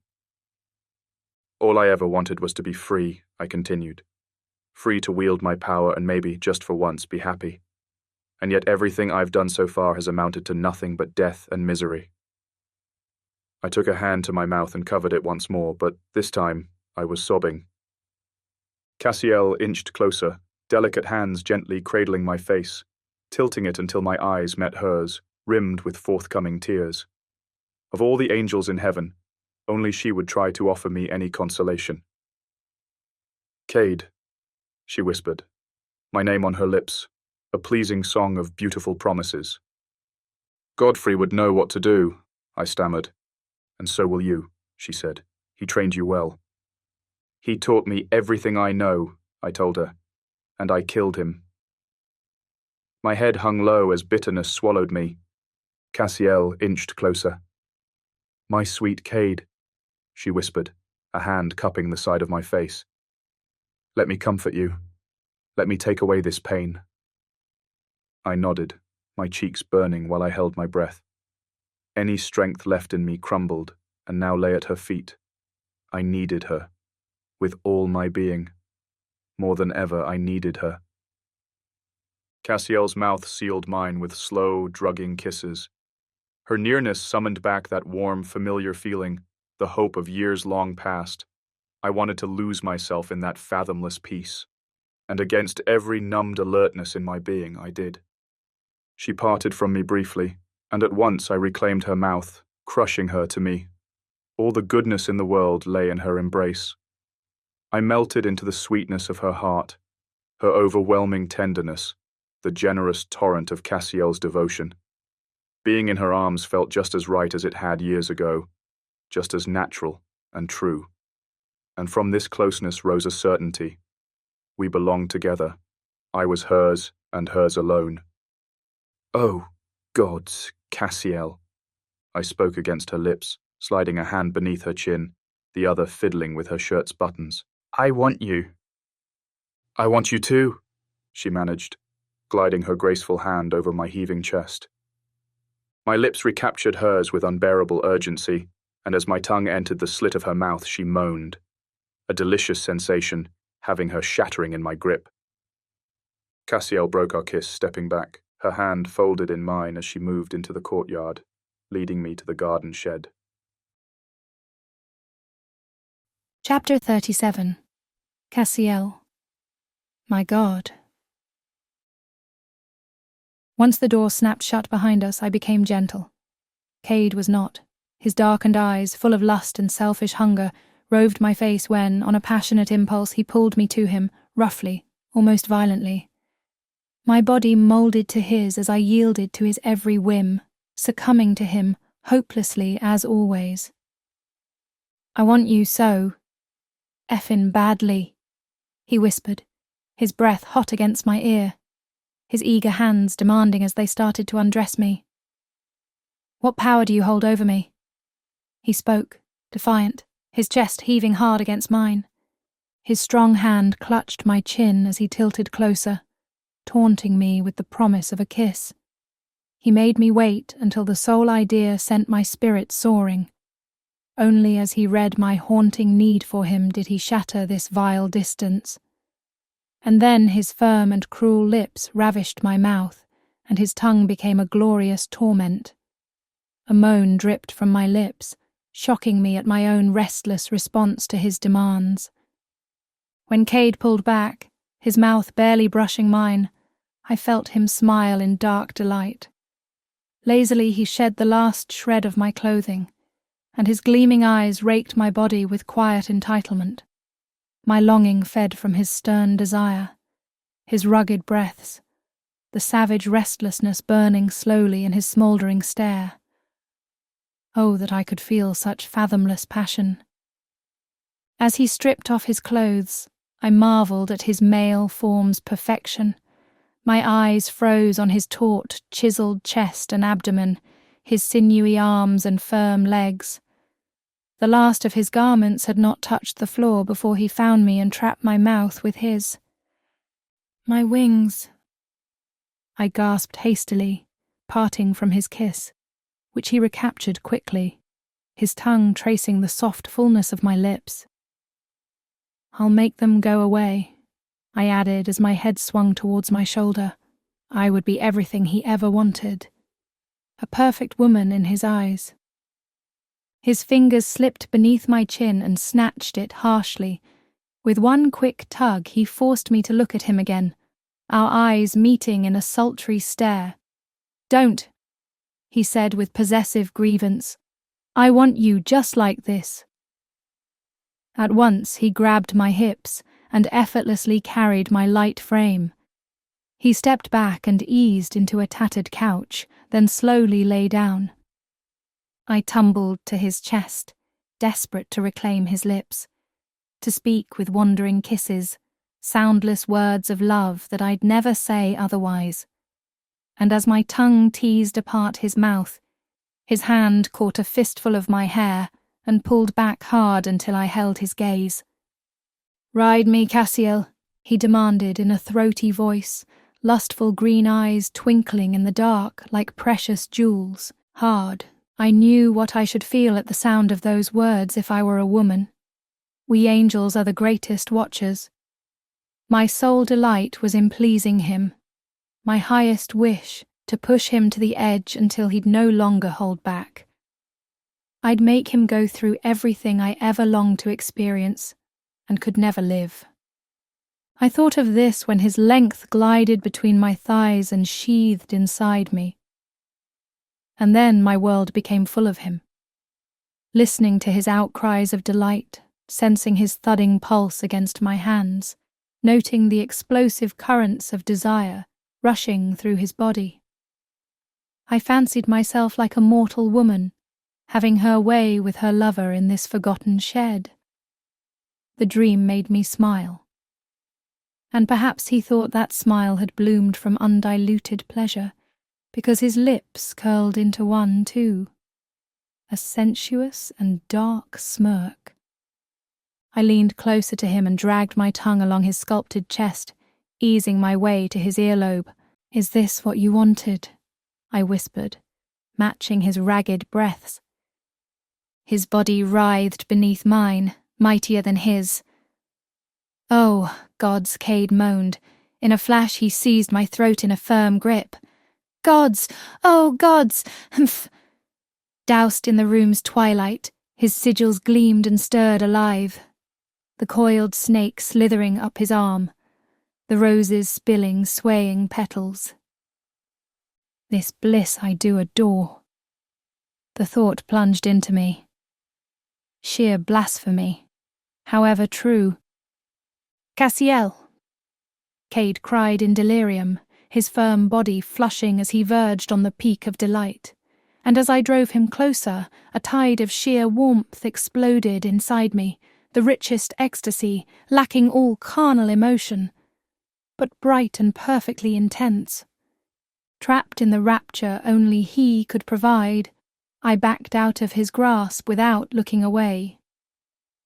A loud crack resounded in the room as my wings tensed and spread, unleashing a harsh gust of wind that shook the shed to its foundations. "Cassiel!"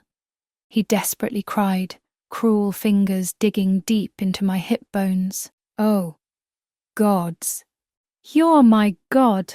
I moaned, and then I called his name, again and again, starlight beaming from me, expanding in countless waves that swept him in a flash of bliss. And as Cade surrendered in my hold, we shattered in ultimate glory. When the light waned, and silence prevailed, and our senses settled back into our bodies, the sharpest guilt crept into my soul along with the clearest revelation. This wondrous feeling overshadowed anything I'd ever known. Dangerously it rivaled my fierce love for my one true God. No, not rivaled, but overpowered it. I could no longer deny it. Cade had become my lord and master, and I worshipped him to no end. My shuddering eyes flew open and I plummeted to Cade's chest, shocked by this powerful awareness as instant shame drilled into my being. "Hey," he whispered, gentle fingers tugging away the stray locks of hair that veiled my face. "Cassiel, look at me." The voice came soft and breathless, yet no less pressing. "Look at me." Subdued, I did as he said. I found comfort in his hooded eyes, his pupils wide enough to lose myself inside them. "It's just you and me here," he told me in reassurance. A tender hand moulded to the curve of the small of my back. The other eased on my nape, luring me to him. "You and me." Such warmth lingered in his words, such inescapable love. My eyes brimmed with tears again, and as I yielded to his tender embrace, for the first time in my existence I wept, and my tears did not stream from regret, but from the purest bliss. Laden with exhaustion, he drifted into a profound sleep, and I closed my eyes, easing into the comfort of his hold, cherishing every second as if it were the last. Chapter 38. Laurent, Rail 3. "Rise and shine," a voice purred in my ear. My eyes cracked open, instantly swept by unforgiving weariness. I should have startled when I met his violet eyes looking down at me, but that only stirred a frail alertness in my being. "What the hell?" I mumbled with a frown. "Where am I?" I tried to leap to my feet, but it came up to being no more than a wish. "Easy there. Calm down," he said, gliding his hand on the lavish bedpost. "You're safe. In my lair, remember?" I recognized his face. I did not remember, however, this sudden sweetness about him. "What time is it?" I grumbled, rubbing a hand across my face. A stupid attempt to snap out of this freaking stupor. 6 a.m. on the clock. With a kick of my heels, I shoved myself higher against the headboard until I was sitting. "What happened?" I groaned, pushing away the warm covers. The room was warmer. I slipped my fingers between my shirt's buttons and started undoing them. Slowly my focus narrowed on his face. I think... My brow furrowed deeper. I think I had a meal before. And outside, I saw... I paused. Am I dreaming? Is this a hallucination like you said I'd have? Everything was a blur. Rael stooped until our stares locked. I'm real, he assured me. His eyes were mystifying amethysts, watching me intently. After a minute, he straightened. You'll come out of this stupor soon enough. Don't fret. Back to his snarky self. This was effin' real. The wizard clasped his hand behind his back and paced towards the window, where he stopped. He was tall, lean, and sinewy. And fey. We were in his castle, somewhere in Germany. I've seen him too, Rahel suddenly said, peering through the glass. Huh? I scrunched my nose. I would have stood, but my body felt so limp, more so than before. Who? The wolf, he added knowingly. As he whirled to face me, pale morning light outlined his silhouette. I'm sure you've seen him. He's come for you, I think. Immediate restlessness swept through my being. Why would he? I blurted. The wizard quirked up a blonde eyebrow. That brand on your arm, Rael said, pointing at it from afar. The one that faded. I saw it when I healed you. The way he spoke with such cool conviction made me shudder. I scowled. How could you? The words came out as a challenge. It's gone. He swept me with hooded eyes. Magic always leaves a trail, Rael said in the softest whisper. Profound sadness filled his stare as he looked down at the black markings that covered his hands. You cannot expect fey eyes like mine to ignore it. The days came and went. In a moment's clarity I chose my following words. So you know why it came off that easily, my brand? I asked, hoping to unveil this mystery. Rael remained expressionless. He nodded. Tell me, I said, leaning forward, not confident enough to stand. You cursed the moon, he replied in a matter-of-fact tone, which he accompanied with a dismissive hand wave. I started. What? Rael stepped forward. You cursed the moon, he repeated with unbearable smugness. I never did, I snapped, curling my knees against my chest. I'm not a wizard. I wouldn't know how. Shaking his head, Rael tisked. There's no magic as powerful as words, Wolf, he said, and the sweetness of his tone belied his wryness. Think back on the time you renounced it. His tigerish eyes raked me boldly. My head lashed back as though he'd slapped me. I don't have to, I mumbled, lowering my gaze. I had cursed the moon. The night I'd almost killed my brother. I'd hated myself back then and blamed the moon for making me shift. There you go, he purred. Rahel's lips twisted proudly as he sauntered closer. The next time he comes, you must see him. Slowly I eased my feet on the ground and stood up. No. I glowered, my gaze angling to the woods.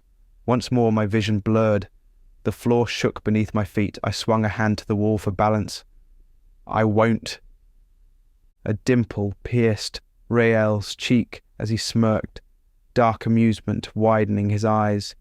You need to lie down, Wolf, he told me, and his tone was smooth, enthralling like the most powerful spell. I bristled. He'd called me Wolf again. He knew I was a shifter. So what? It infuriated me. A low growl lingered in my chest. My name, I muttered, stabbing him with a fierce glare, is Laurent. His smirk stretched into half a smile. You need to lie down, Laurent, he amended with the same brash sensuality.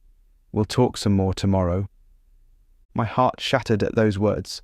I can't stay another day, I managed, sitting on the bed. I must find... A cautious pause. For all the friendliness this stranger had shown me so far, I knew nothing of him. I have things to do. I'm sure you do, he taunted, leaning back against the window, provocative as he slipped both hands on the sill, widening his chest. But I'm afraid you'll manage little in this condition. Sleep for a bit longer. Enjoy my hospitality. That was presumptuous, but true nonetheless, and yet it made him all the more hateful for rubbing it in my face. This might well have been a castle, but a filthy one at that, or so the brownie said. The drowsiness returned. "Oh gods," I groaned, resting my head against the headboard. My eyelids grew heavier by the second. "Don't fight it," he quietly said, inching closer to me. I shut my eyes. "Laurent," he whispered, "are you listening?" "Yeah," I uttered, unable to open my eyes as I drifted fast asleep. "Brand or no, you're a shifter," he said. "Wolves will be drawn to you no matter where you go. It's only natural." He paused. "When the white wolf comes, you must see him. Ask him what he wants from you." My lips curled in mild amusement. "You're fucking curious," I mumbled, catching up with his ploy. "You want to know."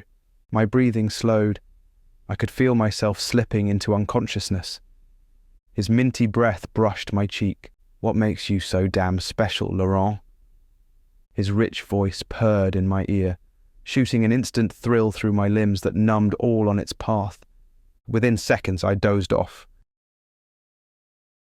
Chapter 39. Laurent. Find the wolf. Raël was gone when I woke up, and as I did, the fogginess in my head drifted away too. The sudden clarity of thought made me feel like I'd won the freaking London Marathon. When I got out of bed, dusk was setting on the horizon.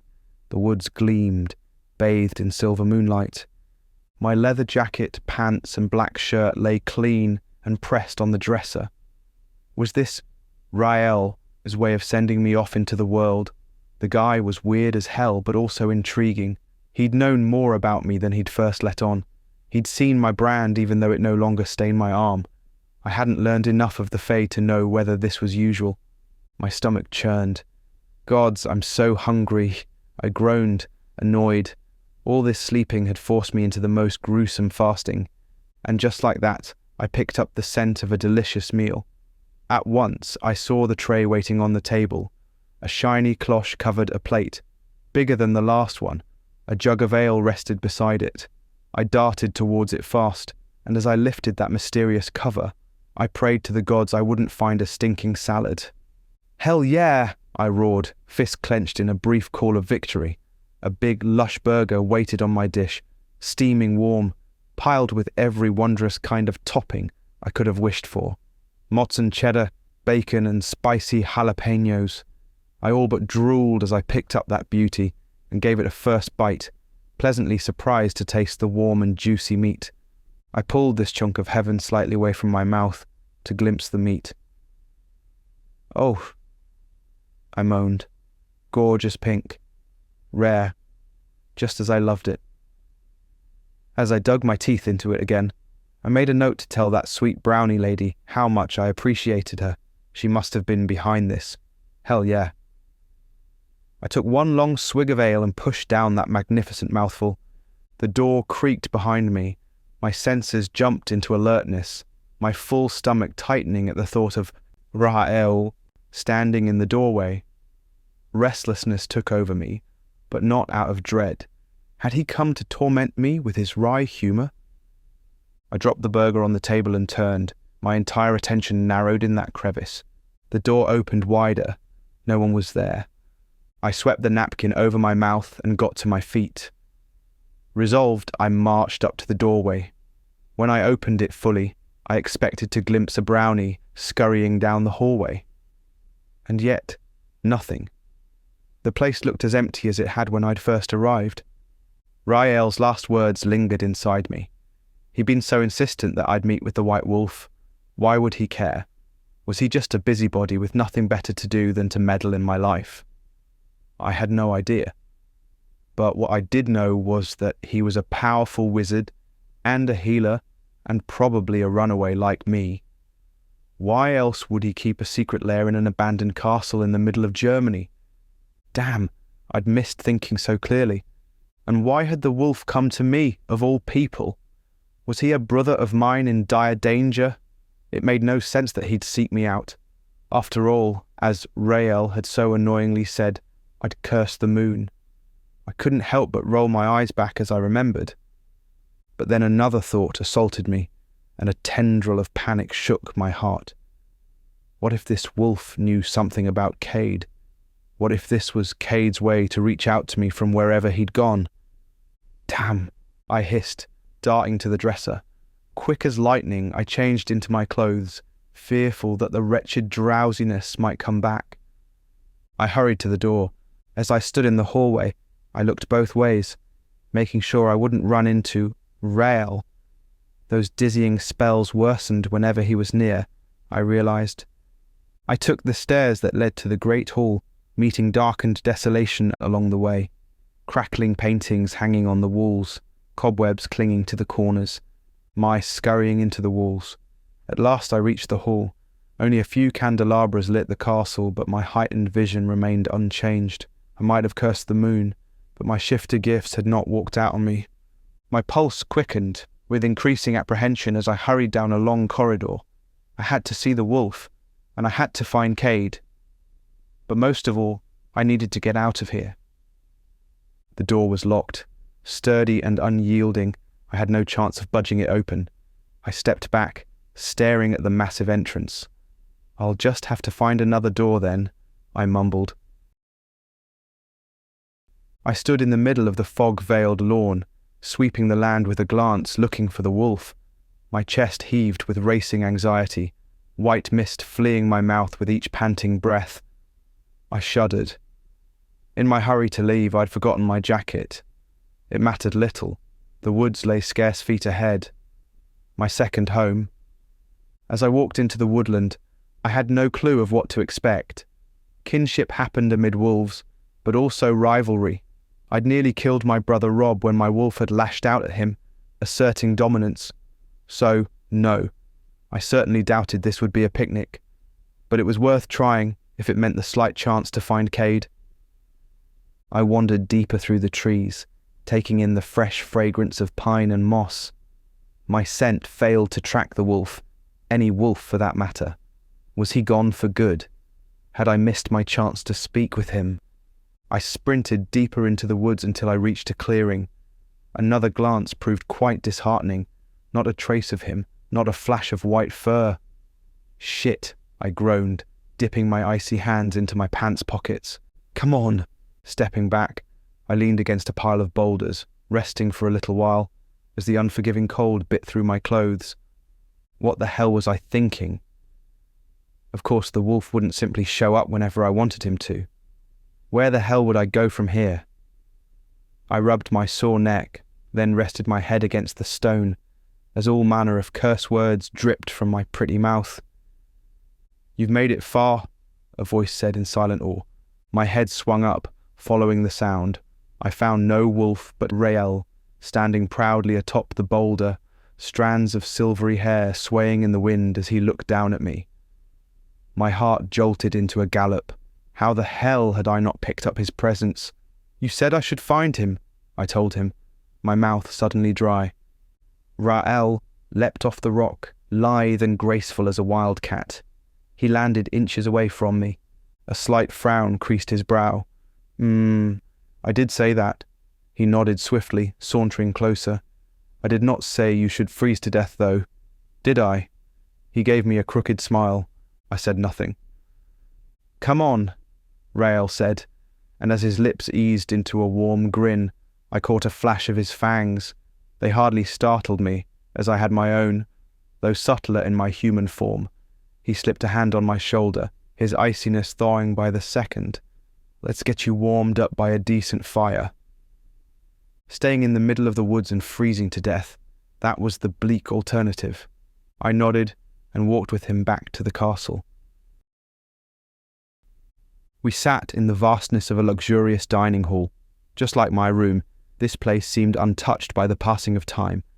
The long rectangular cherrywood table, burnished spotless, seated 20 people.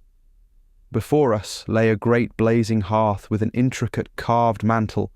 The grand chandelier above us gleamed with pristine crystal and fragrant beeswax candles, and the carpetings, threaded in vibrant colours, seemed brand new. Rael eased into his seat at the head of the table, long-fingered hands gliding on the chair's arms. Not a word had sailed through his lips since our arrival. His gaze was vacant. He almost seemed sad. "Are you as disappointed as I am?" I asked, keen to study his reaction. "About the wolf not showing up?"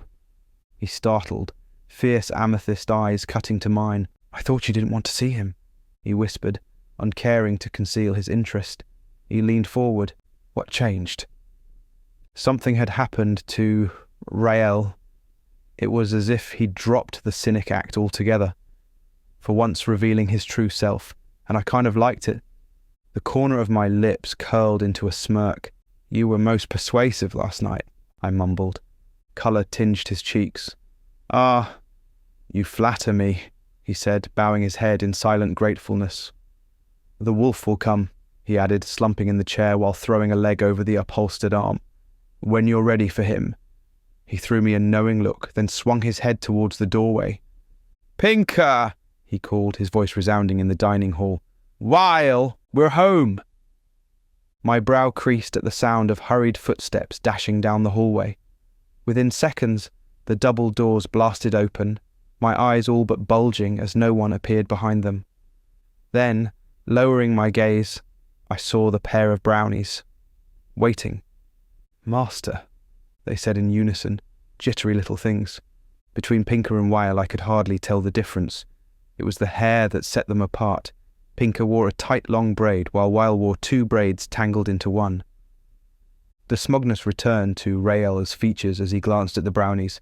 "Some tea for me, and I'm guessing ale for my friend?" He looked at me expectantly. I nodded in reply. With a snap of Pinker's fingers, 3 silver trays appeared on the table, laden with a tea set, biscuits and sandwiches. After Weil snapped hers, a pint flashed before my eyes, fresh and frothy. Rael took his hand to his mouth, his violet eyes lazily sweeping the display on the table. "Would you like something else?" he asked in a cool tone, and twisting his lips he added, "Another burger, perhaps?" I flustered, unable to utter a sound. "Weil," he said, and at once a cloche-covered dish appeared before me. "That will be all. You may leave." He spoke the words with extreme weariness. "It's a bitch, isn't it?" I told him, amused. "They won't leave until you've dismissed them. I guess it can get tiring." I choked a laugh. His eyes narrowed, puzzled. "Indeed," he said. "You are a mystery, Laurent." "Now I'm the mystery," I said, surprised by this unpredictable guy. "Listen, mate, I need to know more about who you are. You can't expect me to be open with you and not give me something in return." "Is that how it is?" he quietly said, quirking up an eyebrow. Rael bit his lower lip. "Well, go ahead. Ask." He swung a graceful hand, goading me on. "I'll tell you everything there is to know about me, however boring." I carefully overlooked his dismissiveness and went straight for the kill. "The tattoos on your face and..." I paused. "Your hands." "And my body," he added, bowing his head in concession. "What about them?" With a sluggish swing of his finger, the tea poured itself into the cup, with a dash of milk and 5 sugar cubes. I dragged my mug closer, merely fidgeting with the sweating glass. "I've seen nothing like it," I confessed. "Are they brands?" "They're not brands," he purred, enjoying his moment in the spotlight. "These markings came at the highest cost." His stare drifted to his hand and the myriad vines that laced his forearm. "You see, some years ago, a wizard tried to kill me." "I'm listening." Rael sat upright, his expression edged with steely determination. "This wizard cast a powerful curse to end my life," he continued, "but I've always been wary of such things, so naturally I carried a protection spell with me at all times." "A spell?" I frowned. The Fey wizard tugged his shirt's collar loose, flashing me his sculpted chest and collarbone. Markings like the ones that covered his face and arms were engraved on his skin, not inked, but scarred straight on the flesh. "All right," I said, a bit rattled. "But what has that got to do with the rest?" He heaved a sigh, annoyed. "You've heard of dark magic, right?" he began, recovering his posh demeanour. "Death magic and such." Well, there's dark fey magic too. Rael paused. When the evil wizard launched the attack, this little spell kicked in. He tapped his collarbone, and just when I thought I was dead, I found myself standing here, in this castle, with markings like these covering my body. Stunned, I waited for him to continue. These markings are what I like to call collateral damage, he said. How so? I asked. Being a shifter, I wouldn't expect you to know this, but all magic comes at a price, always. He spoke these words with gravity. Each marking you see on my flesh is a reminder of that price, of the many lives it took to spare mine. I skittered down my nape. I shuddered in horror. He clutched his chin, his elbow resting on the table. It appalls you, he said under his breath, astonished. I guess it should be appalling. It doesn't make reality any less harsh. So that's why you're hiding, I mumbled, at last seeing the light. He gave no answer. Why would someone want to kill you? I asked intently. His brow subtly lifted. I'm sorry to break it to you, Laurent, but some wizards are malicious like that, he said matter-of-factly. I think you've got the sweetest disposition. It's actually the one thing that intrigues me about you. The words sailed into silence. That and the wolf. At last, I took a swig of ale, refreshing, as it filled my mouth and smoothed down my throat. Now, Rael harumphed. I've told you my bit of truth. Do I get the same from you? All right, I said, bracing myself while showing no signs of how much this part rattled me. Ask away. Why are the wards after you? He said, straight to the point. Criminal association, I told him, with a necromancer. Rael's eyes lit with sharp interest. A necromancer, he said, almost delighted. From the Knights of Death? Yeah, I breathed. But you see, they're wrong. Cade would never hurt a soul, not unless someone wronged him. I know him. He's not the vindictive type. Rael held my stare. He remained silent, too silent. Anyway, that's it. I'm just a wolf shifter, like you said. I shrugged. I'm sure you're more than that, he said in a quiet voice. So this friend of yours, is he the reason for your haste to leave? I nodded. I believe he's in danger, I replied, but he's lost to me. Someone took him away through the portal that brought me here. A flicker of anxiety seized up my throat. I don't think I can find him now. Rael's expression went flat, cunning violet eyes weighing his answer while his finger swirled in mid-air, stirring the spoon in his cup from a distance. I was hoping the wolf might help me, I confessed. The wolf? He flinched. Kindred souls and all that, I said with half a smile. I don't know, I'm sure it's a lost cause. Maybe not, he said. I startled awake at those words, my hope clinging to the ones that would follow. Can you help me? Rael took a moment before speaking. It seemed to last an eternity. I think I can, he finally said, picking at his nails. I gasped in relief. That would be wonderful. Let's give it a try, shall we? He purred, smirking in the most enticing way. Rael rose from the seat. He sauntered towards the fireplace and stood there. Slowly, he raised his hands to the fire. His gaze became vacant, his wide eyes, soundless pools of darkness. The words he spoke next I failed to understand. An unfamiliar language, soft and melodious. The symbols in his arms and neck, his face, they gleamed with spectral blue fire. The hearth crackled and sputtered, sparks and embers shooting from Rael's palms. A sudden draught swirled in the room, so cold it shot gooseflesh up my arms. In a flash, the fire died, and from it swarmed a dozen shadows, scurrying around the room, disappearing through the windows. Find him, Rael whispered. I rose from the seat in silent awe. Was that a tracking spell? I asked. Something like it, he said. Then turning back, Rael snapped his fingers and the hearth burst aflame. As he walked towards the table, his face had paled considerably. Do you think it'll work? I said, eager for some good news. His steely gaze met mine. I'm sure it will, he said in the lowest of voices. Don't worry, we'll find him.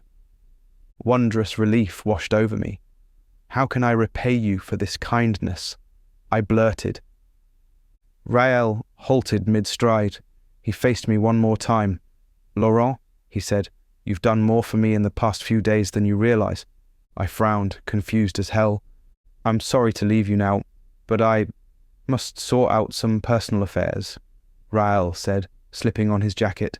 In the meantime, make yourself at home. He gave me a hopeful smile. Sleep well, Laurent. Chapter 40. Cade, Godfrey. Of all the rooms in Godfrey's house, one in particular I'd avoided since his passing. Perhaps being with Cassiel had given me the courage to climb these stairs again, to wander down the hallway, and trace my steps to the place where everything had ended. I stood in the hallway, back pressed against the wall, as I'd done many times when summoned by this man, knowing full well I'd get scolded. And just like in those days, my breathing raced and my pulse quickened. Added to this fear was an element of grief, which made crossing that doorway a most daunting task. I closed my eyes, remembering the reason I stood outside his office.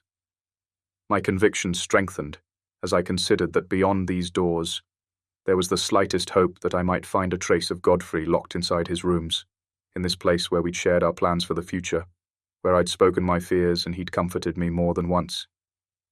If, beyond the tragedy that had befallen us amid those walls, there was but a chance to speak with him again, then that was enough reason to risk stirring the darkness those memories cast over me. As I stood in the empty hall, the children darted down the corridor downstairs, restless and loud as children are.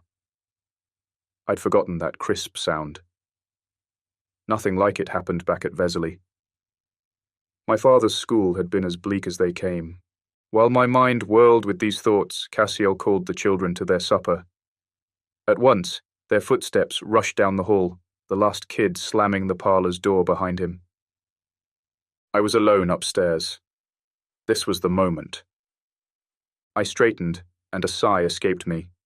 Slowly, as I'd done many times before, I dragged my fingers along the wall, feeling the softness of the old Shield wallpaper gliding beneath my fingertips. Vivid green. Rich in arsenic, too. But far from poisonous to a necromancer like me, or any necromancer, really. My heart tumbled as I stood in the doorway. No one had set foot in this place since that tragic day. I'd sealed this hallway myself with the strongest spell. This was the place where I'd defeated Seth. The place where Azrael had cursed me with his kiss. The place where I'd killed Godfrey. I raised a hand and called off my old spell with a swift incantation.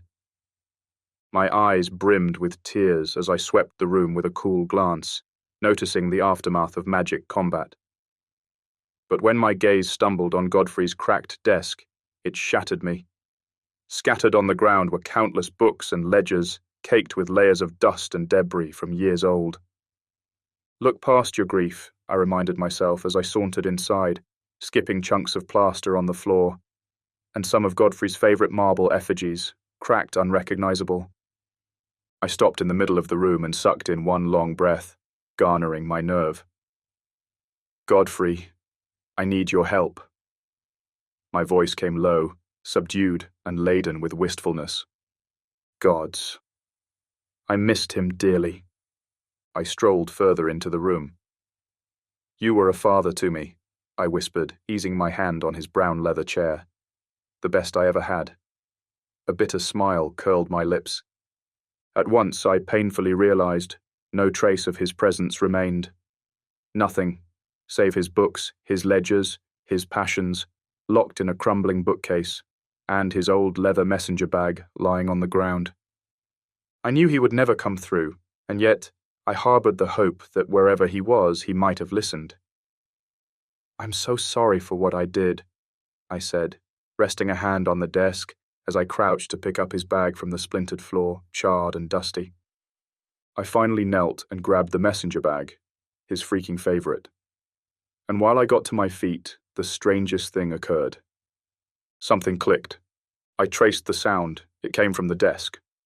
I set the bag on Godfrey's chair and stooped before the broken desk, sweeping the side panel with my fingers until I came upon a subtle bump. I flinched. A secret drawer. Gently, I pushed the panel, astounded, as it bounced beneath my fingers. When I removed my hand, the panel flung open, revealing the box inside. Upon a closer look, I saw a piece of parchment, brown and yellow, creased and tattered. My hand dipped into the drawer, eager to retrieve this, but instantly I halted. Maybe I shouldn't, I mused. If Godfrey kept his secrets, there must have been a good reason for it. Who was I to pry about his business? I shook my head, and grabbing the secret lid, I folded it back, when suddenly the parchment darted in the air out of its own accord. It climbed high, and then, like a feather, it came swirling down and smoothly landed on my lap. My eyes widened in sheer bewilderment. All right then. I nodded, holding the piece of paper. Slowly I unfolded it. I pulled it higher, but I could hardly see a thing as dusk was extending fast with swarming shadows. With haste, I whisked a hand in the air, casting instant candlelight. This piece of parchment was merely a page from a letter I had not an inkling where to find, or if it even existed anymore. I held the paper in the light and read the inscription made in elaborate handwriting.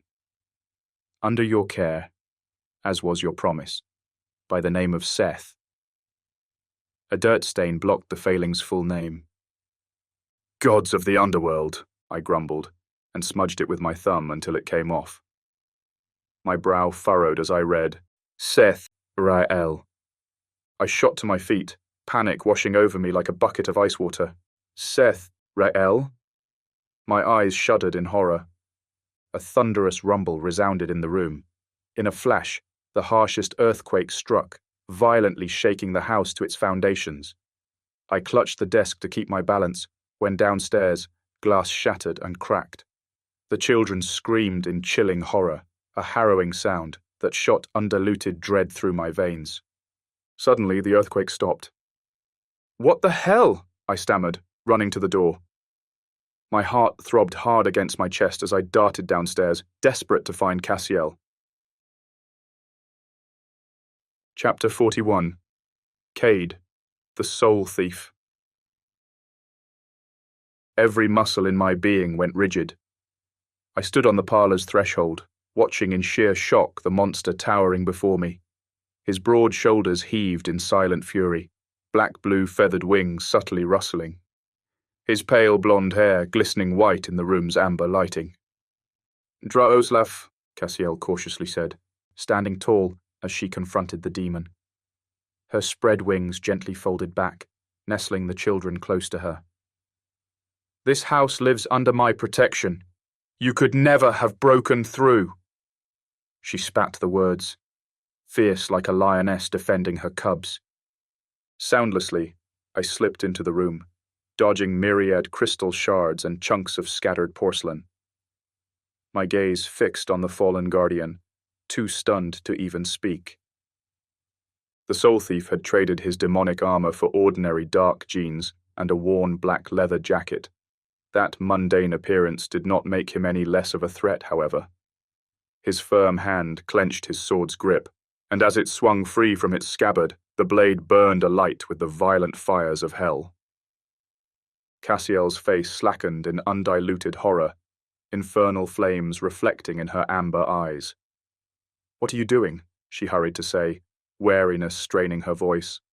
The demon watched her, impassive. Justice, Draos replied in a cool tone. The grasp on his blade was unrelenting. Step back, devil, Cassiel hissed, drawing her dagger. You're not laying a finger on them. She threw the words at him like stones. The demon's tigerish eyes narrowed as he tilted his head, regarding the guardian angel with a defiant glare. Draos frowned. I have fought both sides, and I've yet to lose a single battle, he said in a low, dispassionate voice, tightening his grip on the burning falchion. Do you really want to fight me, Cassiel? I will do everything in my power to stop you, she said, wielding the dagger with amazing prowess. And garnering her resolve, she stepped forward. The fallen one did not even flinch. "Draos, love, can't you see?" Cassiel implored him. "They're children." The demon's stormy eyes smoldered with fury. "They're murderous necromancers," he roared, the muscles in his neck stiffening fast. "They will grow up to do nothing but further harm." His words resounded in the room, ringing with bothersome righteousness. Quiet whimpers drifted from the children. "Draos," she managed, suddenly uneasy. But the vile demon cut her short. "They're wasted lives," he lashed out, denouncing them with a fault-finding finger. "They do not deserve one more breath. Now step aside, Cassiel. I don't want to hurt you." The force of his seething reply shook Cassiel's conviction. My gaze swept the room with a cool glance, as my mind whirled, trying to come up with an escape plan for the children. Suddenly my eyes stumbled on my youngest sister, standing in the parlour's corner.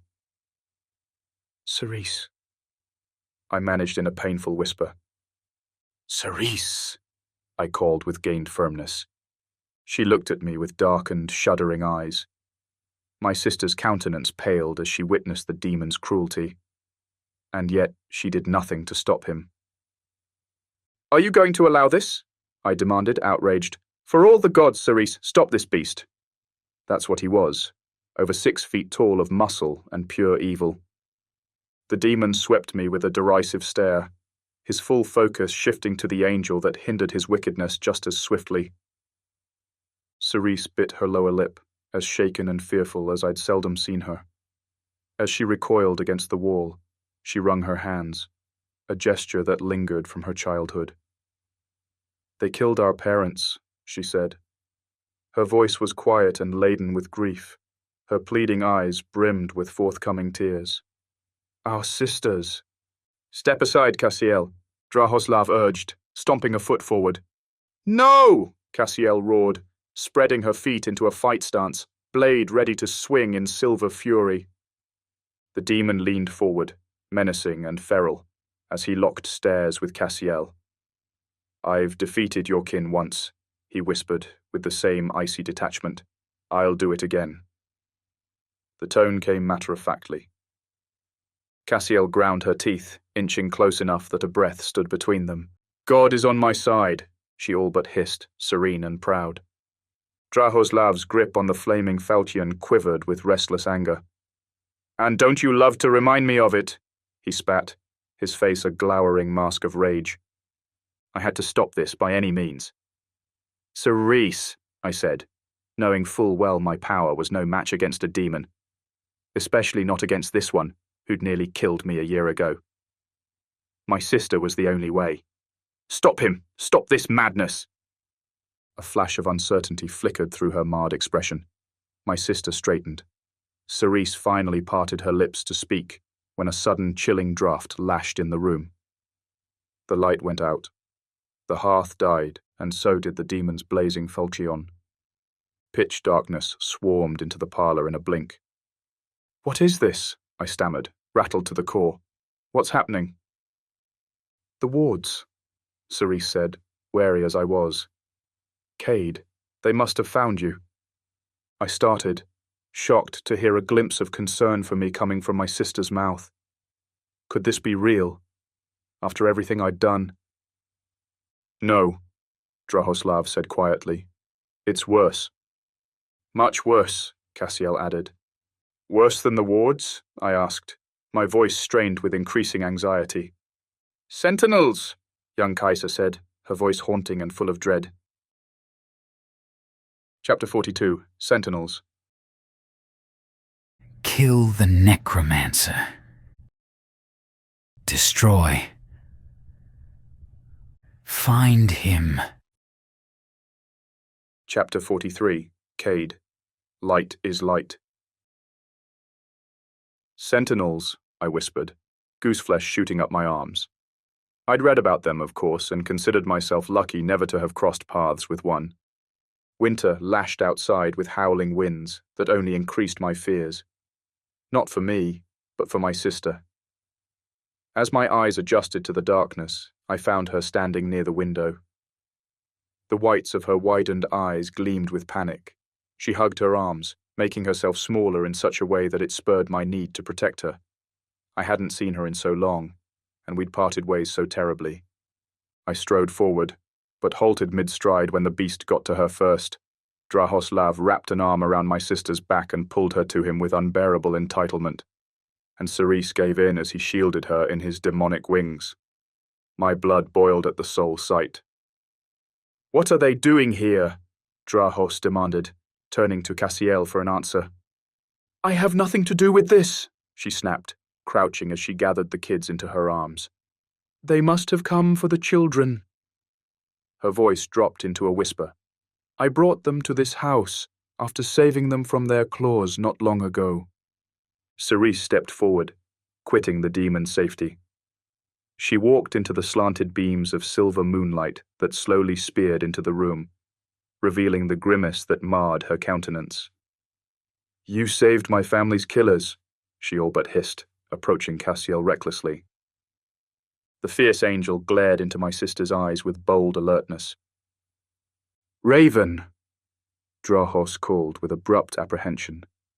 He started towards her when the ground suddenly shook under us with a mighty blow that made the windows shudder and the portraits fall from the chimney mantle. The bleakest silence sailed into the room, then shattered with an ear-splitting noise. Cerise gasped, instantly jolting back against the wall. My gaze cut to the window, following the shrill sound as it grew louder and more piercing. Shadows waited outside, long and threatening, their sharpened claws grazing against the pane of glass. "Freaking sentinels," I breathed. These creatures were neither dead nor alive. A necromancer had no power over them. At last, the strident noise stopped. "Do you think the council sent them?" Cassiel said, addressing the demon. "No," Draos replied, his brow creased with bewilderment. "Sentinels thrive on carnage. Whoever sent them meant to do more damage than kill." "Something worse than killing?" Cerise asked in a thin voice, a hand gliding over her throat. "What are these sentinels?" "Soul eaters," I told her, as gently as one could say such a thing. "Merciless and vile destroyers," Draos added, sauntering towards my sister. Icy fingers laced with mine. I looked down at Kaisa, doe-eyed and shivering in dread. I tightened my hold on her small hand in reassurance. "Draos, I can't shield us all," Cassiel spoke hastily in the gravest tone. She stared at him, hopefulness pervading her demeanor. Sharp relief washed through me when the demon sheathed his sword.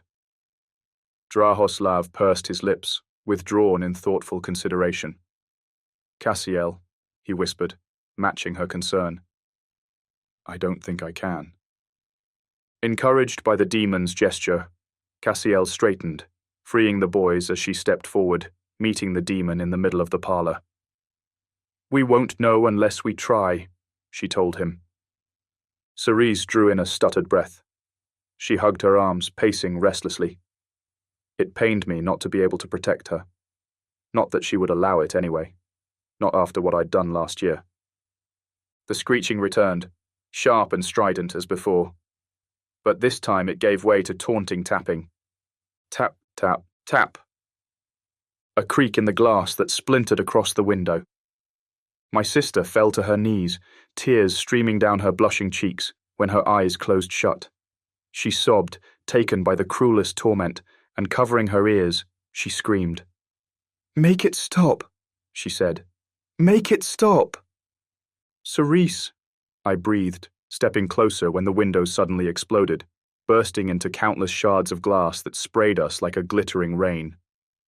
My sister's screams tangled with Kaisa's and Calder's and Brant's as the bulky silhouettes crowded the shattered windows, their stone paws clawing at the frames, pulling chunks of wall and splintered wood. "Now, Draos, now!" Cassiel urged, holding her hands up before the demon. Draos mirrored her stance, and raised his hands to the level of hers, their palms barely brushing. At once, a spark of lightning burst between them, building up into a pulsing gleam, the radiance of heaven coming from her, the fires of hell from him.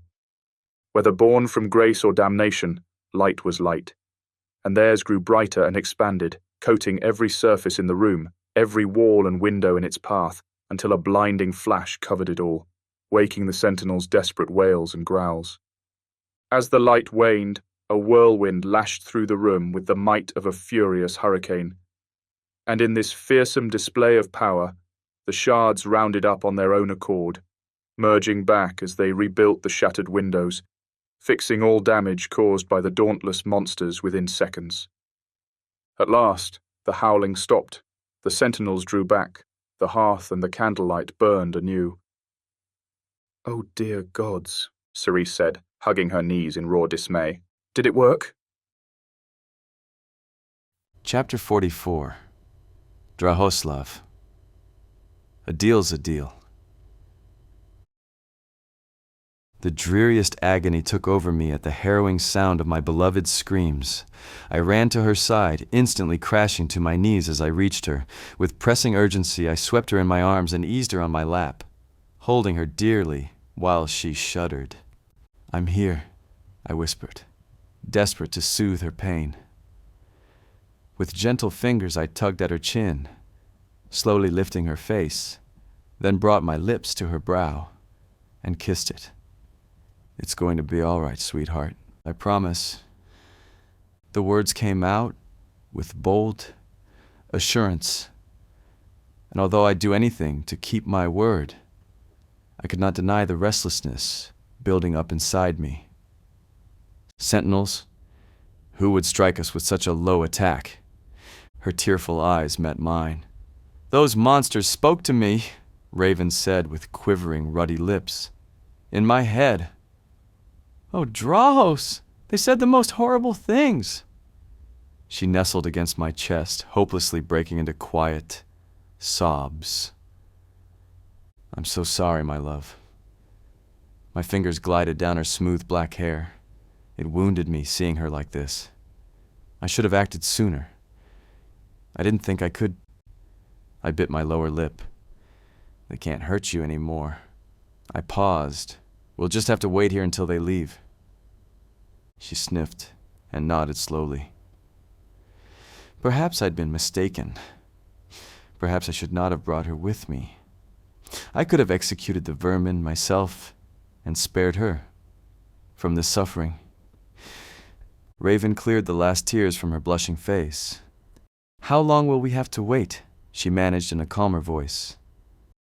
"For as long as it takes," I said, my gaze cutting to the windows, where the sentinels' shadows sauntered back and forth, unsettled. My focus shifted to the Guardian and the necromancers that crowded the room. Had I come here by myself, things could have been so different. "Draos," my beloved breathed, looking up at me. My eyes met hers with undying devotion. If it were in my power, nothing in the world would ever harm her. No one who dared would live to tell the tale. I uttered, raising my brow slightly. "Can the sentinels hurt you?" she asked.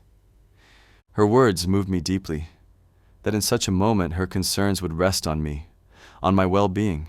I tightened my hold around her narrow frame and stared at her sidelong. The corner of my lips quirked up. "They can try," I told her in a husky voice.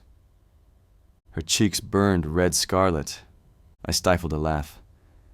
"They will never succeed, my sweetest love," I assured her.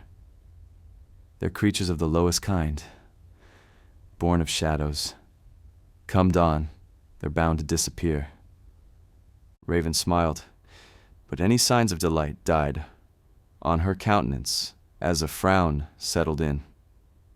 "Draos," she began, parting from me briefly, "how did you find my family's killers?"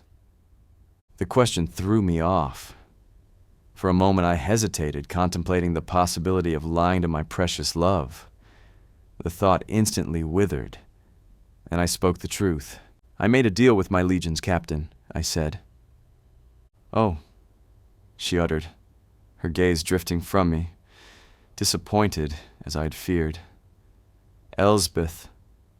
I tilted my head, searching for those dreamy dark eyes that gave me restless nights and filled my days with longing. "She showed me where to find them," I amended, hoping to soften the blow. Raven's expression hardened. I don't expect she'd do so freely, out of the kindness of her heart. Her speech was harsh, yet I deserved no less than that. Yes, I said under my breath. Yes, we demons are the foulest of creatures. Raven startled, looking at me fast. I didn't mean that, she hurried to say. No, Raven. I clenched my jaw, hating so much this dire reality. It's true. Don't do this to yourself, she begged, shaking her head. Please stop. Her graceful hand eased along my strong jawline, instantly sparking my spirit alive. Having her love was the truest blessing. My only one, and I couldn't dare aspire to any.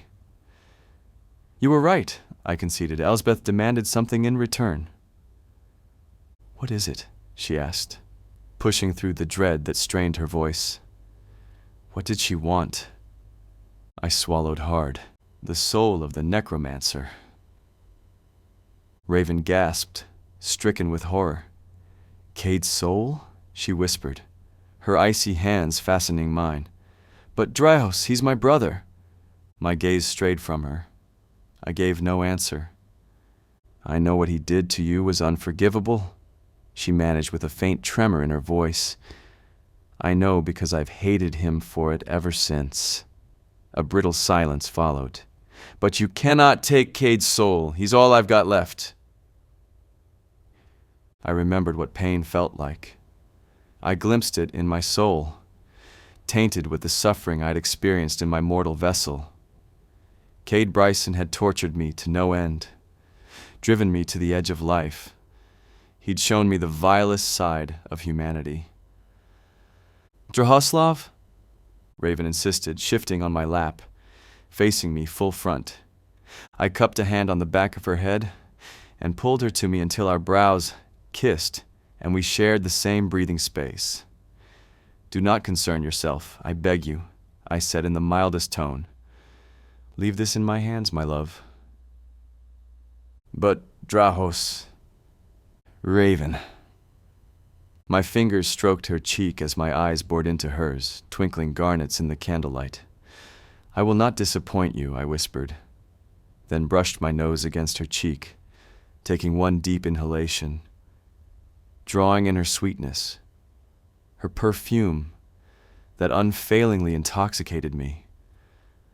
I faced my love once more, and slipping my hand on her nape, I pulled her closer.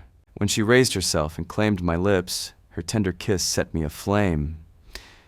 And as we slowly parted, eyes locked on each other's in silent complicity, a smile tugged at my lips. Draoslav, Cassiel called, standing in front of us. May we talk? Chapter 45. Cassiel. I want what he's having. I stood at the parlour's threshold. I'd have enough privacy here without losing sight of the children or Cade. Drahoslav moved across the room with a confident strut, as if he'd already laid claim to the house, conquering it, like he'd won over countless choirs of angels since his descent into darkness. Cassiel, he began with a quick nod. He stood before me with the bearing of the formidable warrior he once was, one of the mightiest guardians to have served under Michael's command. Do we have a truce? I asked with the highest hopes.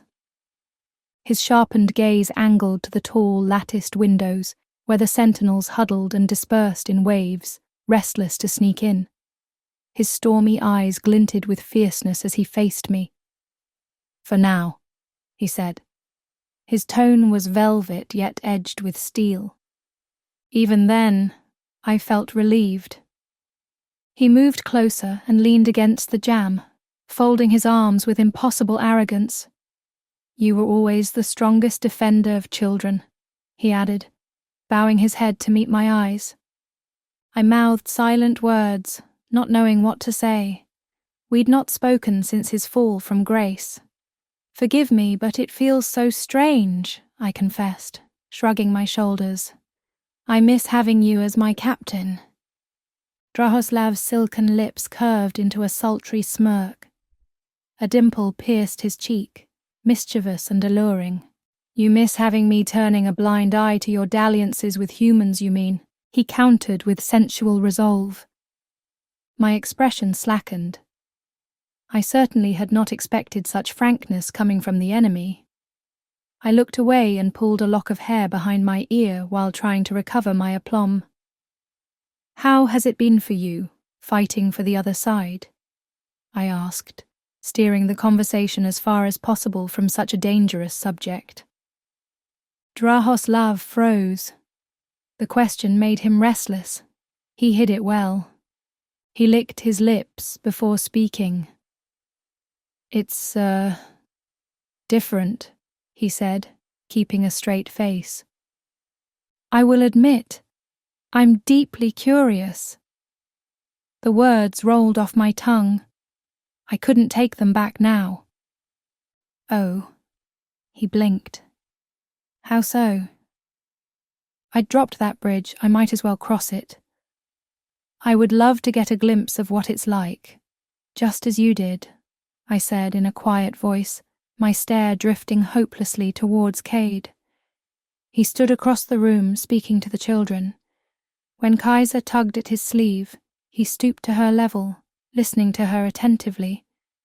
And as he gave his answer, undeniable warmth radiated from him. Was he not the noblest of men? What's it like? Draos asked. Out of the corner of my eye, I saw him lean closer, intrigued. To love like they do, I told him. My gaze locked on Cade, unable to stop a smile from curling my lips, with that sheer intensity that defies the limits of their hearts.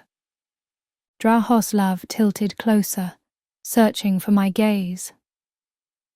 It comes at the highest cost, he warned me. Undoubtedly, I mumbled in a daze, watching my beautiful Cade. He hadn't let go of Kaiser's hand. Cassiel, Drahoslav whispered in a wary tone. His firm hand folded on my arm and turned me gently towards him. Stern conviction stiffened his expression as his silvery eyes met mine. Do not envy me. He emphasized each word carefully. My head lashed back as if he'd struck me. Envy, I uttered, more rattled than I'd ever admit. Surely, I do not. He swept my expression with an appraising look. Do you have any regrets? I asked. None, he rushed to say in complete openness. I relish in the darkness of my sins. Satisfied in his pride, he leaned back against the jamb and threw a smouldering glance at his human lover. My eyes flew open. That's quite scandalous, I uttered, drifting towards him. Drahoslav stared at me sidelong. Not nearly as much as what those sins entail, he told me in confidence, a mischievous smirk twisting the corner of his lips. He snickered seductively.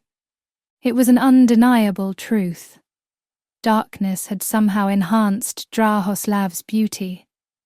Like the striking contrast in a chiaroscuro painting, his faults as an angel had granted him a greater depth, highlighting the gifts our Lord had invested in him.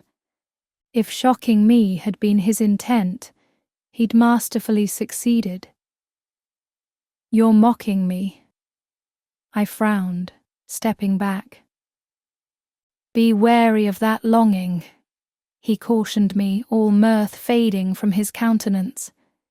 Your dalliance with that human might cost you your wings. I'm not sure I know what you mean, I blurted, shaken to the core. Drahoslav's fiery eyes narrowed in disbelief.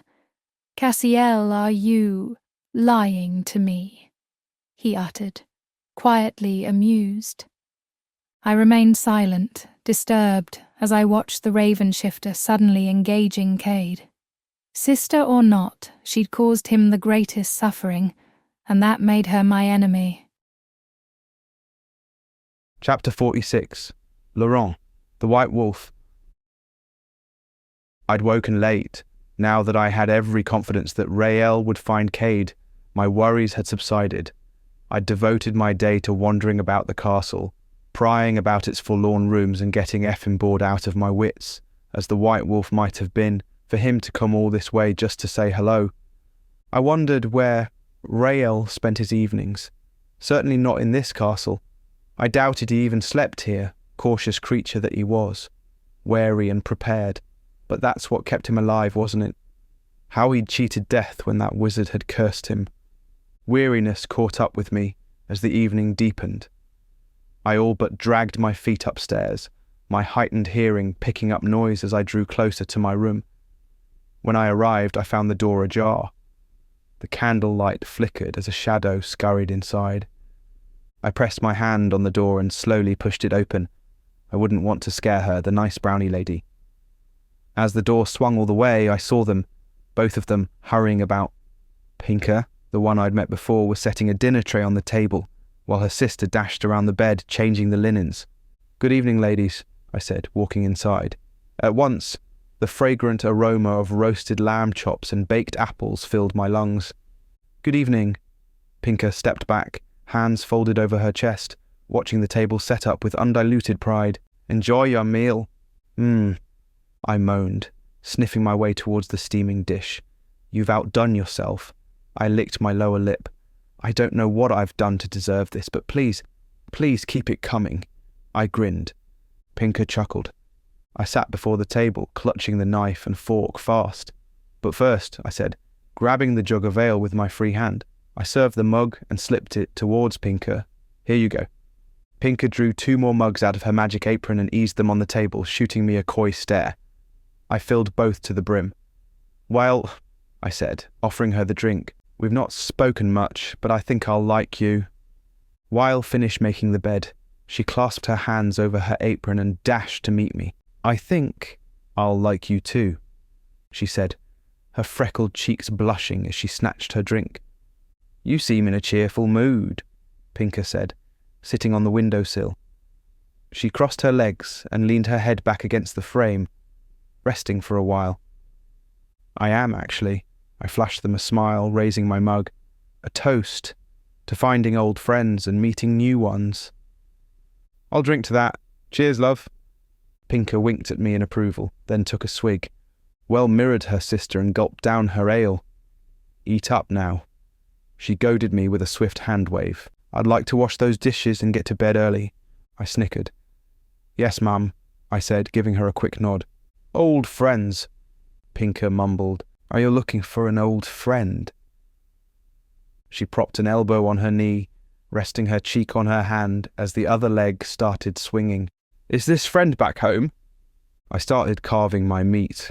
"Best friend I've ever had," I told her. "He's somewhere in London, I guess." My mouth all but watered as I stared at that promising pink mouthful of glory. "Rael is helping me find him." The most uncomfortable silence settled in the room. The Brownie sisters exchanged wary glances, stunned. "What?" I mumbled as I gnawed on my lamb chop. "What is it?" My brow furrowed. "Should we tell him?" Pinker asked Well, with widened eyes. "We should," her sister answered gravely. My frown grew deeper. I swallowed hard. "Tell me what?" I asked, a bit concerned now. I grabbed my drink and gave it a swig, watching the brownies with leery eyes as I lowered it. "The master," Weil began in a low, jittery voice. I dropped the fork, instant sternness hardening my expression. "What about him?" I said, leaning forward, elbows resting on the table. "He's a terrible necromancer," Pinker added, never losing her sweet disposition, although clearly unnerved. "So untidy too," Weil hissed, scrunching her nose. "He's killed many before," Pinker spoke in a hurry, "even shifters." "His room is a mess," said Weil with a scowl. "Don't tell him where the wolf is," Pinker warned me. The words shook me restless. Rael had killed shifters before. Who the hell was this guy? My hands were gripping the table's edge so hard that it cracked in my grip. "What does Rael want with the wolf?" I asked them. He covets the wolf's magic, Pinker said in confidence. He would kill the white wolf and use his magic to cleanse himself of the curse, Weil added, her eyes glazed with sadness. A curse, I stammered.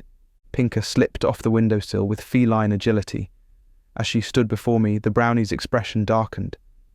The one inked to his body, she explained in a low voice. The names on his skin torment him daily. Their names, I mumbled, looking back at what Rael had told me. Collateral damage, he'd called it, a painful reminder of the many whose lives he took to survive, Weil added. I swept a hand up my brow. Bloody hell, I gasped, appalled. I need to warn the wolf. With a kick of my heels, I pushed my seat back. He knows to be wary of him, Weil assured me. You should be too, Pinker added with the same cautious tone. My gaze drifted to the window, to the darkened woods. What should I do then? I asked. Silence came in reply. When I looked back, they were gone. I need to get the hell out of here, I muttered, jolting upright. Furious and worried, I stormed out of the room. I hadn't the slightest interest in figuring out who exactly Rael was. I seriously doubted he ever meant to help me find Cade. It must have been a ruse to keep me trapped in his castle a while longer until he got what he wanted from me. I ran downstairs, my heart racing and throbbing hard against my chest. The great hall was cold and desolate as usual. I walked up to the door, praying to all the gods it might be open. My chest heaved, tightened with uneasiness. At once, I slipped my hand on the lever and pulled. When the lock clicked, I sighed in relief. This is a portal, I mumbled, sweeping the massive slab of metal with a glance. London waits on the other side. Easy as pie. All right. I nodded to myself as I yanked the lever and opened the door. I found a gravel driveway covered in snow, and beyond, more fog-veiled woods, like the ones outside my room's window. A growl of frustration escaped me. Where were all the shops? The square. Bloody Shakespeare pointing at that wicked scroll that said darkness was ignorance. It might work if I walked through. Carefully, I moved across the threshold, and as I stood in the driveway, the view remained the same. This wasn't London. This was still Rael's fancy castle in Germany. Damn, I muttered, rubbing a hand across my chin. What am I doing wrong? Mad as hell, I walked back into the castle, shut the door, and stood there, watching. I stared at the detailed ornaments, hoping I might find a clue in their twisted vines. Something that would point me to the way out. If this were a film, this would be the part where a great revelation took place. A film? Wait, I squinted. Maybe it's like a Beetlejuice thing. Yeah. It didn't hurt to try. Right. I pushed up my sleeves as I stared at the door and spoke the words. Leicester Square, Leicester Square, Leicester Square. Seconds passed, waiting for a magic puff that would sweep me all the way to good old London. Nothing happened. Freaking hell, I exploded. The wolf in me bristled as I realized I hadn't been a welcome guest of Rael's. All this time I'd been his bloody prisoner. There was no effing way out of here. The guy was a formidable sorcerer. I was stuck in this castle for as long as he wanted. A roar of despair rolled out of my throat. Defeated, I buried my face in my hands, stumbling to my knees on the floor. This unbearable distance from Cade was hurting me now more than ever. My eyes brimmed with tears as troubled thoughts assailed me. Shit, was he even alive? I'd been such a fool. All I wanted was to know he was safe, and now that would never happen. A long creaking startled me to alertness. When I looked up, the door was slightly open. My breathing hitched. I watched that door as if my sanity depended on it. The wind howled, cold as it scurried in. Slowly, I straightened. Garnering my nerve, I walked to the door and pulled it open. And then I saw, sitting in the doorway with fierce blue eyes fixed on mine, the White Wolf. Chapter 47. Cade, Raven. You're a vile and loathsome creature, Cerise lashed out, her chest heaving with mounting rage. What you did to Draos, you killed him. I will never forgive you. Her clenched fists dropped at her sides, quivering while she confronted me. Those were the words my sister had chosen for our first conversation in almost a year. Her disdain hurt me deeply, but I took the blow with steely resolve. I somehow found the strength to harden my expression and pretend her wrath could never touch me. I parted from the children. Squaring my shoulders, I slipped my hands into my pants pockets and said, "At long last, my quiet sister opens up." My brow subtly raised in astonishment. "And what poetry spills from your lips? Is that what that demon has taught you?" "Cade, you're a monster!" she exploded. "We are what we are. We cannot change that," I said, pleased at how nonchalant I sounded. "Yes, I've been a monster. I'm not going to stand here and deny that what I've done has been cruel and terrible." My jaw tightened. Was I right to slay a fallen angel who ultimately sided with evil? I think so, yes. He could have been the one who killed Ms. Cosworth for all we know. "He did not kill her," Cerise said, impassioned as she defended the fiend. "Draos would not hurt a soul. And yet he stole one from hell and cursed another forever." It was harsh, but she needed to hear it. My sister remained silent. I'd stabbed a crack in her conviction and could almost hear it crumbling, and as her resolve waned, mine grew stronger. "Yes, I've cursed and killed and bound spirits to my will," I continued in the same measured tone. "But I am not the villain in this story." The words came out through grinding teeth. "I'm just a guy who's damned with magic, trying hard as hell to bring some justice into our God-forsaken world." Cerise hugged her arms tight, her eyes filling with tears. Slowly she shook her head. "You've been so cruel," she whispered. "Cruel," I breathed, wincing in disbelief. "Cerise, please understand. The dead of night harbors evils that defy my cruelty. Someone wants us dead." I leaned forward, wishing I might reach her. "He used these children to kill our parents and our sisters, and we're next." A whimper escaped her. Cerise covered her mouth fast, too late to stifle it. "Who is it?" she managed, finally moved. "A necromancer, as am I told her. "His name is Seth Royal. A few years ago I killed his father." "So this is all your fault," she snapped, tears gliding down her blotched cheeks. My gaze turned vacant. "Of course it is." I pursed my lips. "But don't you see? Blaming me is useless right now," I all but hissed. "The monsters are already here." My hand gestured to the window. "There are sentinels gathering around this house as we speak, and neither angels nor demons really give a fig about it. We're the only ones whose lives are in danger. No one's coming to save the day." Her breathing hitched. "What should we do?" she asked, shaken with dread. "We must wait until morning," I said. "I will find Seth and finish this once and for all." "What if something else comes?" she said with rising apprehension. "What if they try to kill us again? Cade, this wizard, he's restless. He will not stop until we're dead." Cerise covered her mouth with both hands, as though she'd spoken the vilest of curses. She sobbed so uncontrollably that I could not stop myself from holding her. At once I swept her in my arms, comforting her as I used to when we were children. "You mustn't believe such things," I told her, soothing her fears. "Those creatures, they spoke in my mind. They said it themselves. That we—" She snivelled. "They said our days were numbered, and that soon we'd join our parents in the afterlife."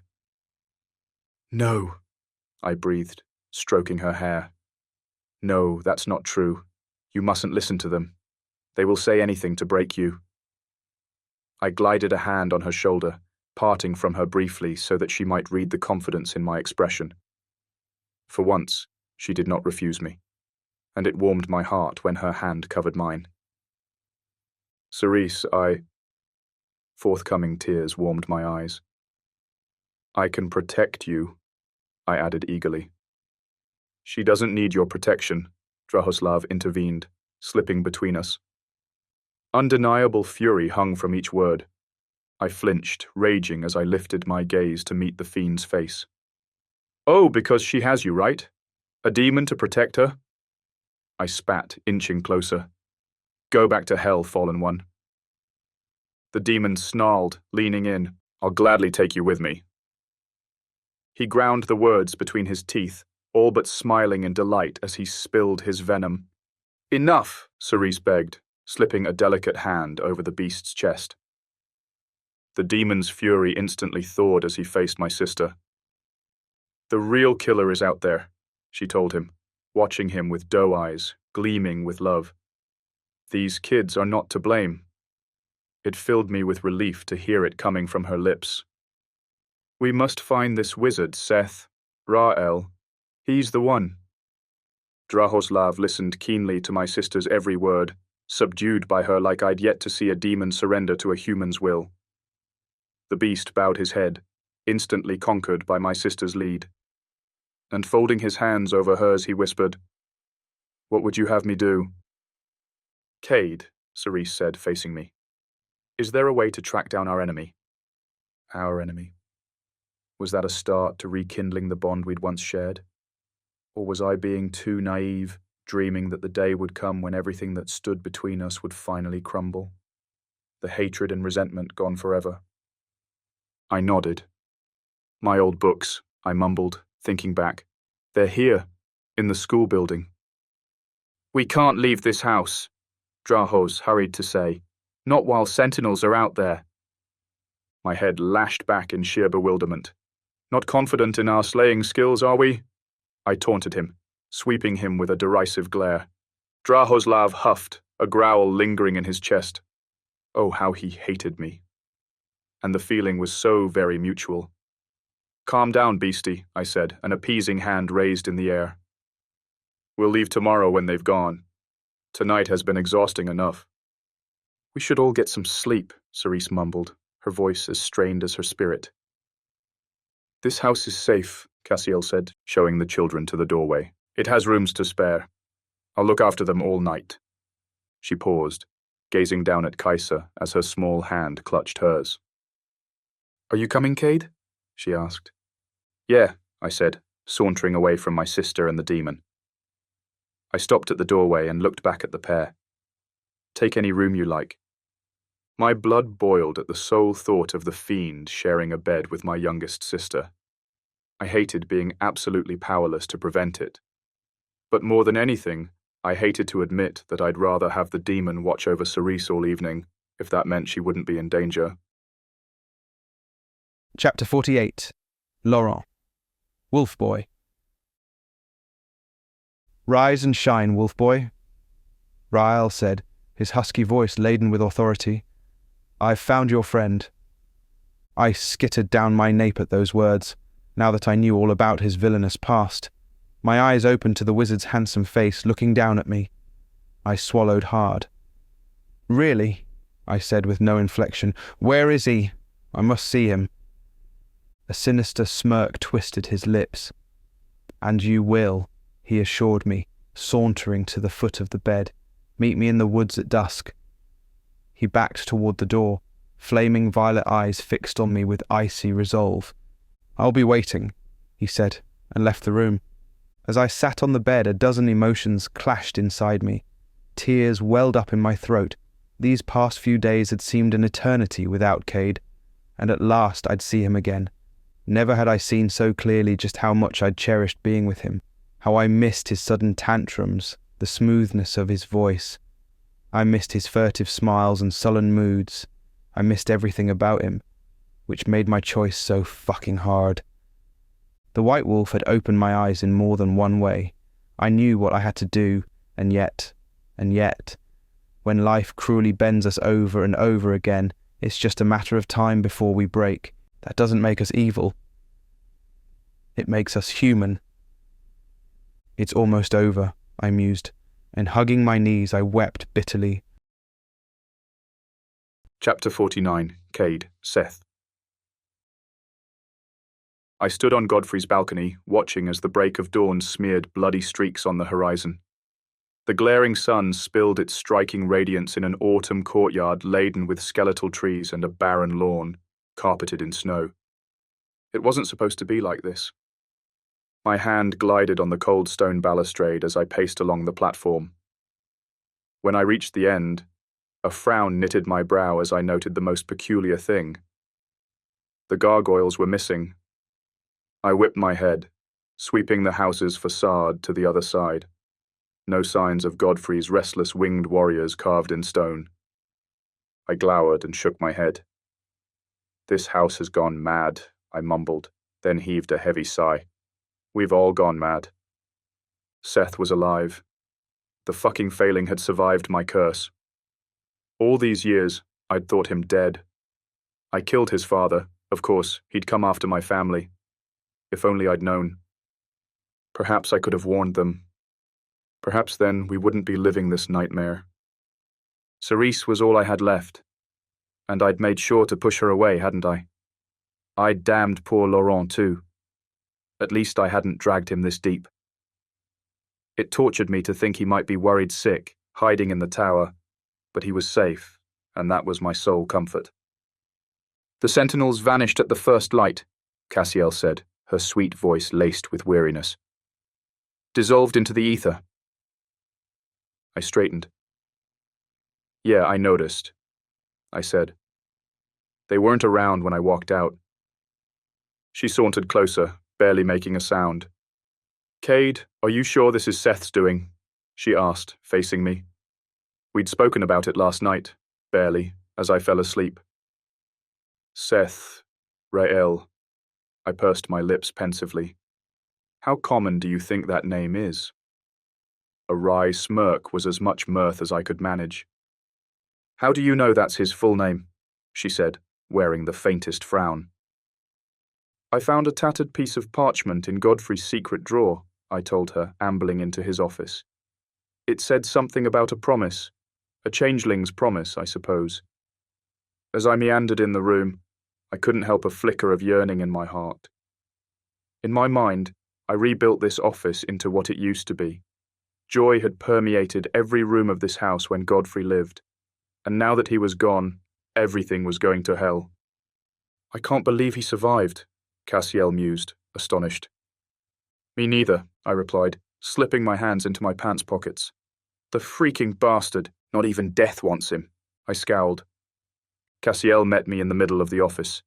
We were standing amid heaps of cracked plaster and burnt books facing each other when she said, The time has come.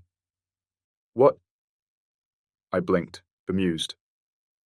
I don't. She drew out my hand and laced her fingers with mine. Her countenance beamed with unbreakable conviction. You once asked me if I'd follow you when the time came to slay your enemies. I did, I managed, thrown by her pristine recollection. It was unfair. Fair or not, this is the moment, she said, hazel eyes boring into mine. And I will follow you. My mouth dropped open. Cassiel, I said, moved by her unconditional love. You don't have to do this. I took a thumb to her chin, stroking it gently. You've already risked too much. I have, she whispered, longing softening her expression. And I'd do it again. So? Draos said. Our stares strayed to the doorway. He was skulking in the shadows, hardly surprising for a demon.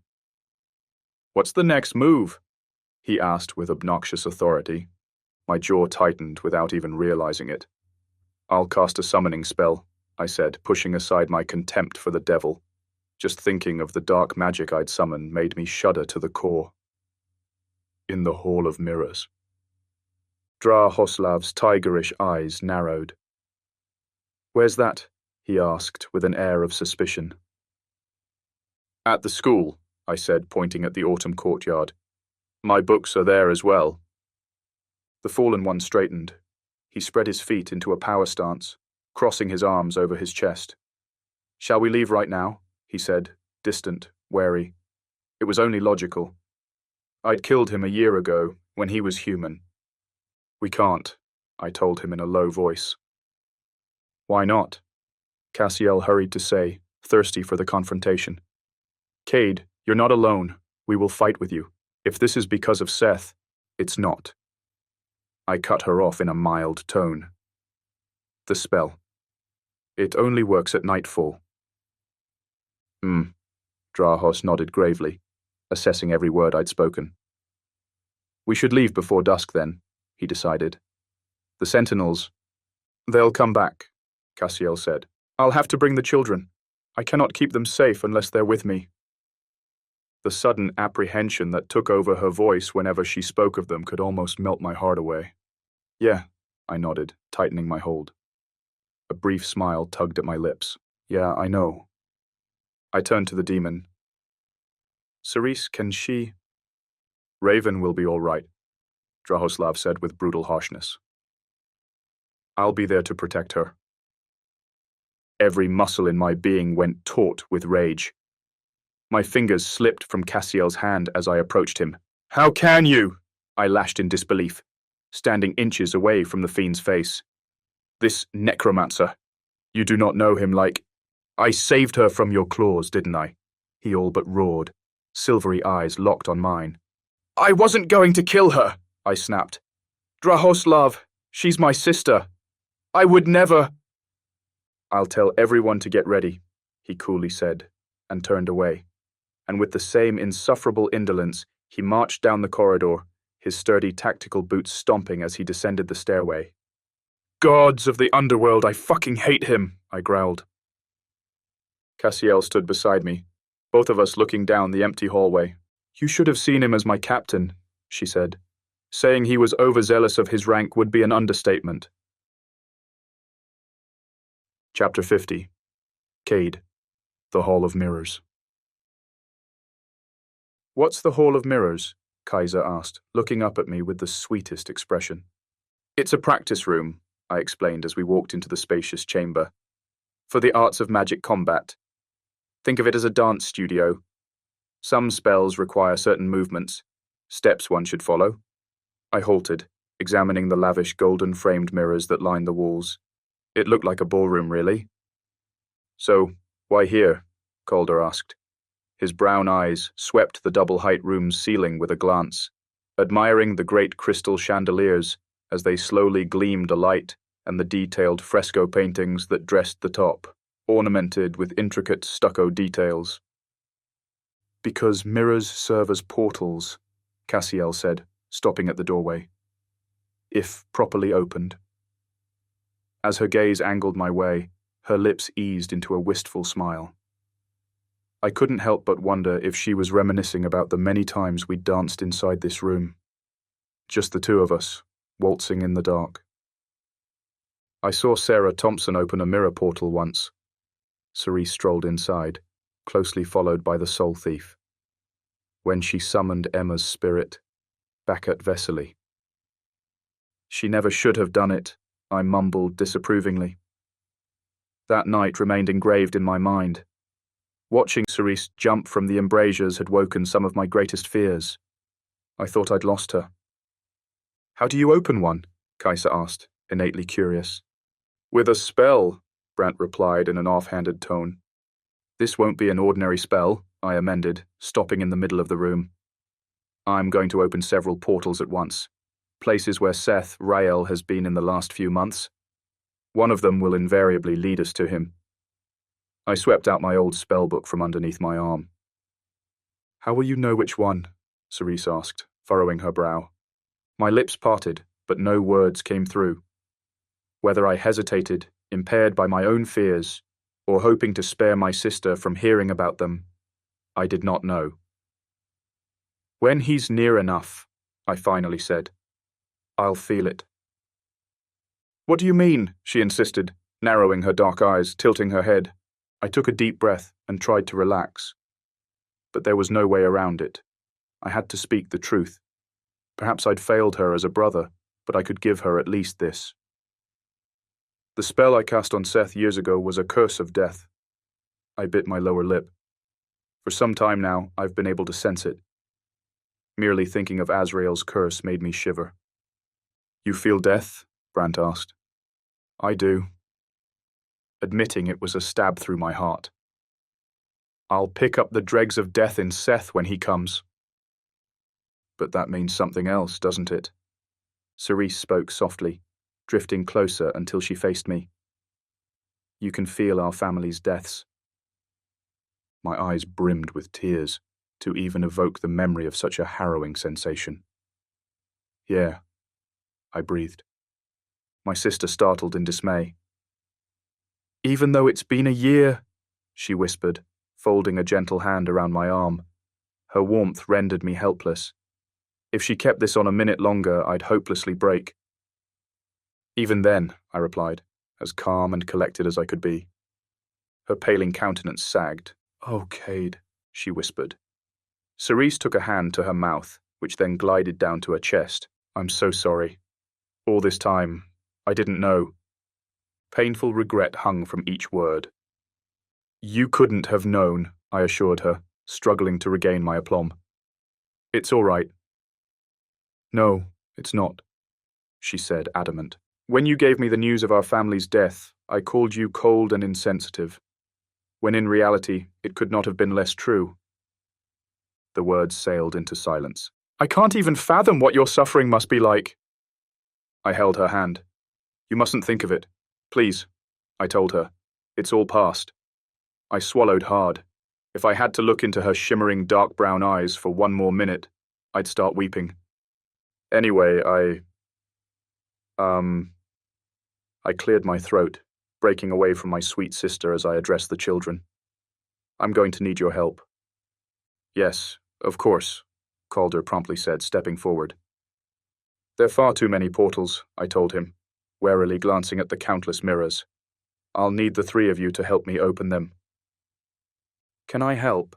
Cerise asked, her voice strained with sorrow while she clasped her hands tight over her skirt. Draos the demon stood behind her, his eyes darkened with increasing worry. No, I replied. Only necromancers can summon their own. A bitter smile thinned my lips.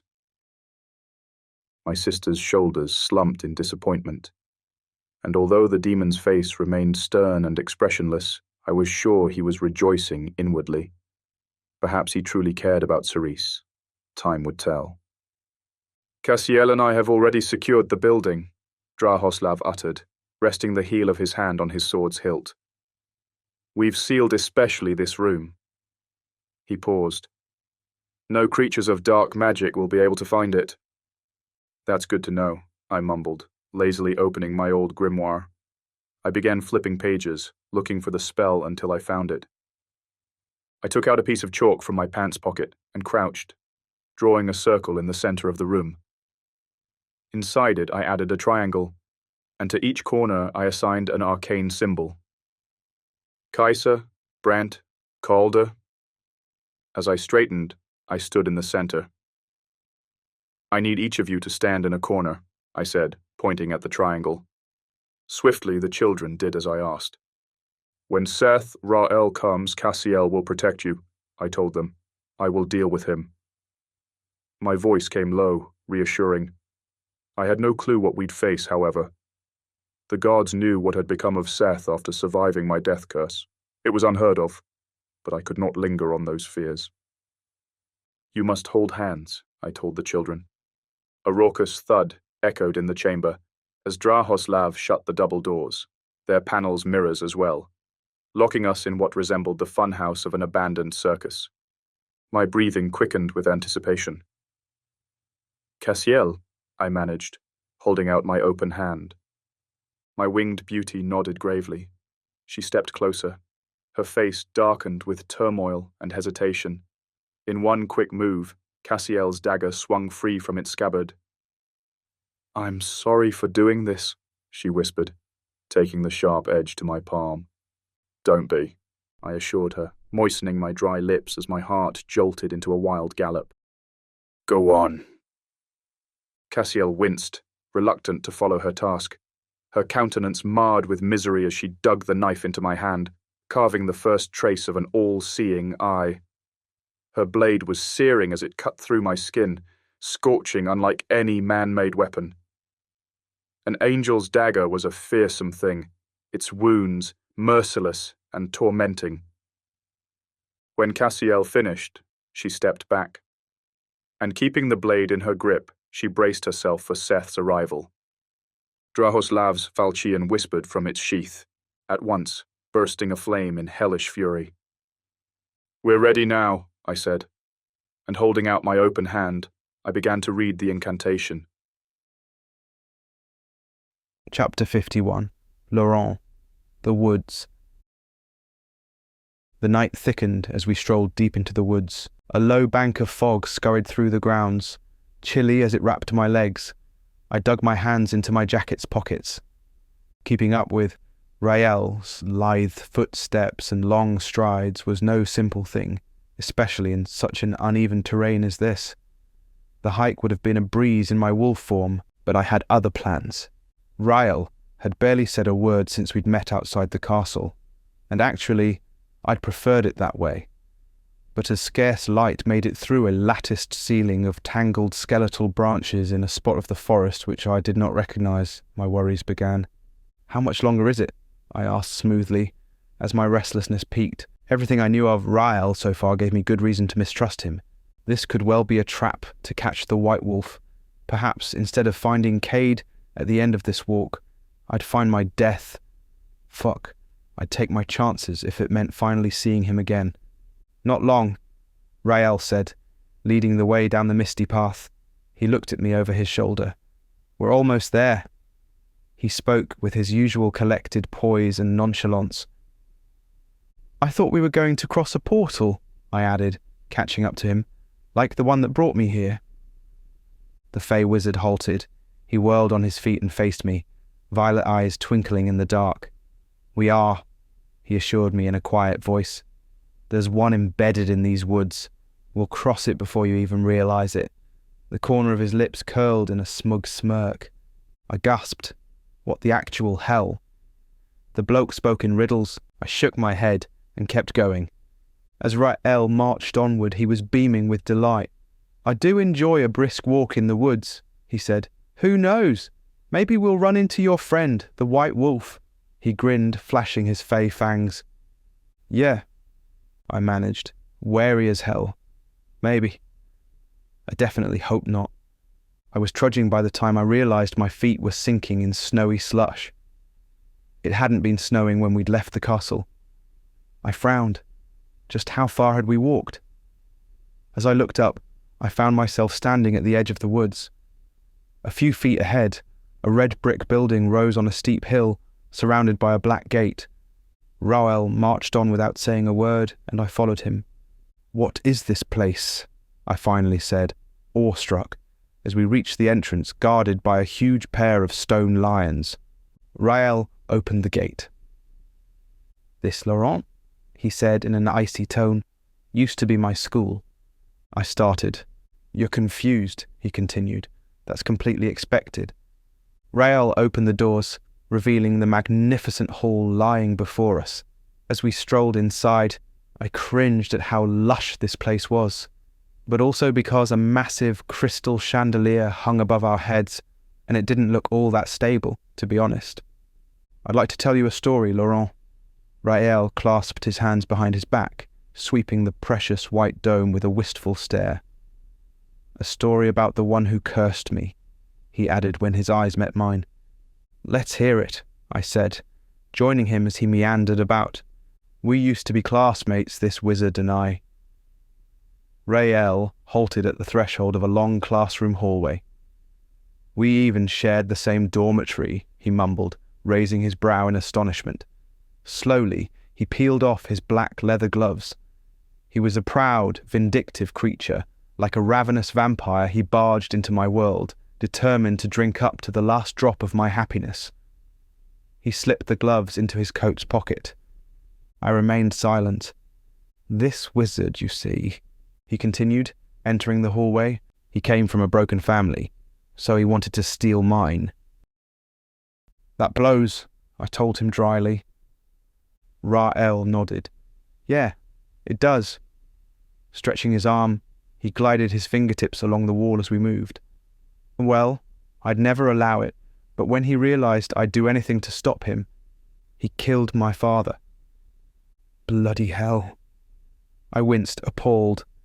His head swung towards me. "He cursed me too, remember?" Rael said, showing me his inked hands. "Barely alive, I found refuge in the castle. It took years and countless spells for me to heal from his death curse into what you see now. I shuddered to think what he'd looked like in those early years. At the end of the passage, we reached a door. "And you know what kept me breathing through all that time?" he asked. "I really don't know," I replied, feeling sorry for the guy. He'd been through hell. No wonder he'd become a heartless creature. The door gave a loud squeal as it opened on its rusty hinges. "A single purpose," he said, and his face became devoid of all emotion. I vowed to myself that when I was strong enough, I'd hunt down this villain. His eyes became empty. I swore to hurt him as much as he'd hurt me. The eeriest silence sailed between us. "I'm sure you can understand how I'd feel this way," he amended warmly, snapping out of the trance. "After everything I'd gone through." He shrugged. "Yeah, I get it." I sighed. We walked into an office, spotless and as stylish as the vestibule, with walls covered in intricately carved oak panels, a dead hearth, lavish furniture, and a wall decorated with many landscape paintings. "I took his family from him," Rael blurted, standing by the fireplace. He stood unnaturally still, long enough to make me nervous, and then he blinked. Most of them, anyway. Instant horror washed through my being at those words, at his complete disregard for human life. "You got your vengeance," I mumbled. "No," he said, perplexed as his stare found mine. "No, it wasn't enough, and it won't be enough. Not until he's gone." Rael turned to the wall, examining the paintings from up close with the utmost interest. Suddenly, his head tilted to the side, his narrowed gaze slanted left, as though he'd sensed something I couldn't. "It's this way," he breathed, facing the wall. I flinched. "What?" I uttered. "It's a painting." Rael stared at me sidelong, secretly amused. "No, it's not," he whispered, taunting me, and placing his hand over the canvas he added, "It's a mirror." Chapter 52, Cade, Fight in Darkness. Incandescent light burst from the sigil in my hand and speared into the mirrors. At once the entire hall shuddered with the lashing ripple of unbridled magic. Cassiel and Draos readied for an imminent attack. But then the spell suddenly waned, leaving a resounding humming behind. And as the troubling sound died, brittle stillness prevailed in the room. "Did the spell work?" Kaisa asked, looking warily at her brothers. "Cade, what's happening?" Cerise whispered. My brow slipped into a frown. "This isn't how it should be," I said, gazing at the mirror set in front of me. Its surface had changed, liquefied. In a flash, a man emerged from the mirror. He was tall and lean, draped in full black, a wool peacoat, shirt and trousers. Locks of pale blonde hair strayed to his face, partly concealing it. His dark voice cut through the silence. "I present to you the vile monster who cursed me," he said, looking at someone behind him. "Go," I whispered, and the children rushed to Cassiel's cover. "He's the fiend who killed my father," he added in the same dispassionate tone, pointing at me with a denouncing finger. And when his amethyst eyes fixed on mine, they blazed with violent fury. And dark magic, too. The grimoire fell from my hands as a stuttered breath escaped me. The man standing before me could be no other than Seth. And yet his appearance had changed, disturbingly so. Death glyphs covered his hands and half of his face. These were curses of the lowest kind. He'd stolen many lives to reap his survival, each one leaving a torturous imprint on his flesh. Seething with hatred, every muscle in my body stiffened. "I won't fail this time when I kill you." I all but hissed, my fists curled so tight that my nails stabbed my palms. I started towards him, ready to bite his head off, when behind Seth, someone else walked across the mirror. This man was handsome as few, with a well-built body and the proud bearing of a god. His pale blue eyes flickered with wariness as they swept the hall of mirrors and finally stumbled on mine. My stomach dropped instantly, my pulse quickening beyond control. "Laurent," I managed, as joy and fear tangled in my being in a macabre dance. Is that really you? I started in full disbelief. What was he doing here? With him? Cade, Laurent said, matching my confusion. Is that true? He winced, disheartened by Seth's revelation. I couldn't bear it. The glaring disappointment in his eyes. My throat seized up, but I pushed myself to speak. I had to. Laurent, I can explain. That's enough from you, Seth yapped. With a snap of his fingers, fearsome shards of ice broke out of the floor and encircled me. The shards grew high, like threatening spears when, fast as lightning, the ice thawed and melded, sealing me inside a dome of glass. A thunderous growl escaped my throat as I pounded my fists hard against my prison, cursing the changeling again and again. Yes, Laurent, Seth told him with unsettling calm. It's all true. His impassible gaze raked the room, at once falling on the gathering. I see you have my children with you. I was wondering where they'd gone. Leave them alone, I roared, to no avail. He'd trapped my voice inside this blasted bubble, as muffled as theirs was to me. Kaiser, Seth purred in a sinister tone as, with feline interest, he prowled towards her. You've been very naughty. The girl stepped back, whimpering in dismay. In a flash, Calder and Brandt grabbed Kaiser's shoulders and pulled her towards them, shielding her fast. Have you been helping the enemy? Seth Rael asked the boys, tilting his head. I thought we had a deal. Scarce feet away from reaching the children, Seth Rael halted, cut off by Cassiel's mighty white wing. Don't come any closer, foul creature, she muttered, wielding her dagger with extraordinary prowess. Seth blinked in bewilderment. Is that really you, Cassiel? He said. You always chose the lowest protégés. Stay back, Seth, Cassiel hissed. I am a guardian. Do not test my resolve. A guardian, Seth said, unmoved, and squaring his shoulders he added, Well, I keep guardians of my own. In sheer terror, I watched as the mirror liquefied again, but this time, no man crossed over its threshold. A towering sentinel emerged. It marched inside with thunderous steps, flashing brawny arms and legs, wide bat wings, and the fiercest claws carved in stone. I'd seen this creature's likeness many times before, crouched on a stone balustrade. Just today I'd realized this and others had gone missing from Godfrey's balcony. Gargoyles, Draos spoke with stern derision. Delight flickered in Seth's eyes as he turned towards the demon.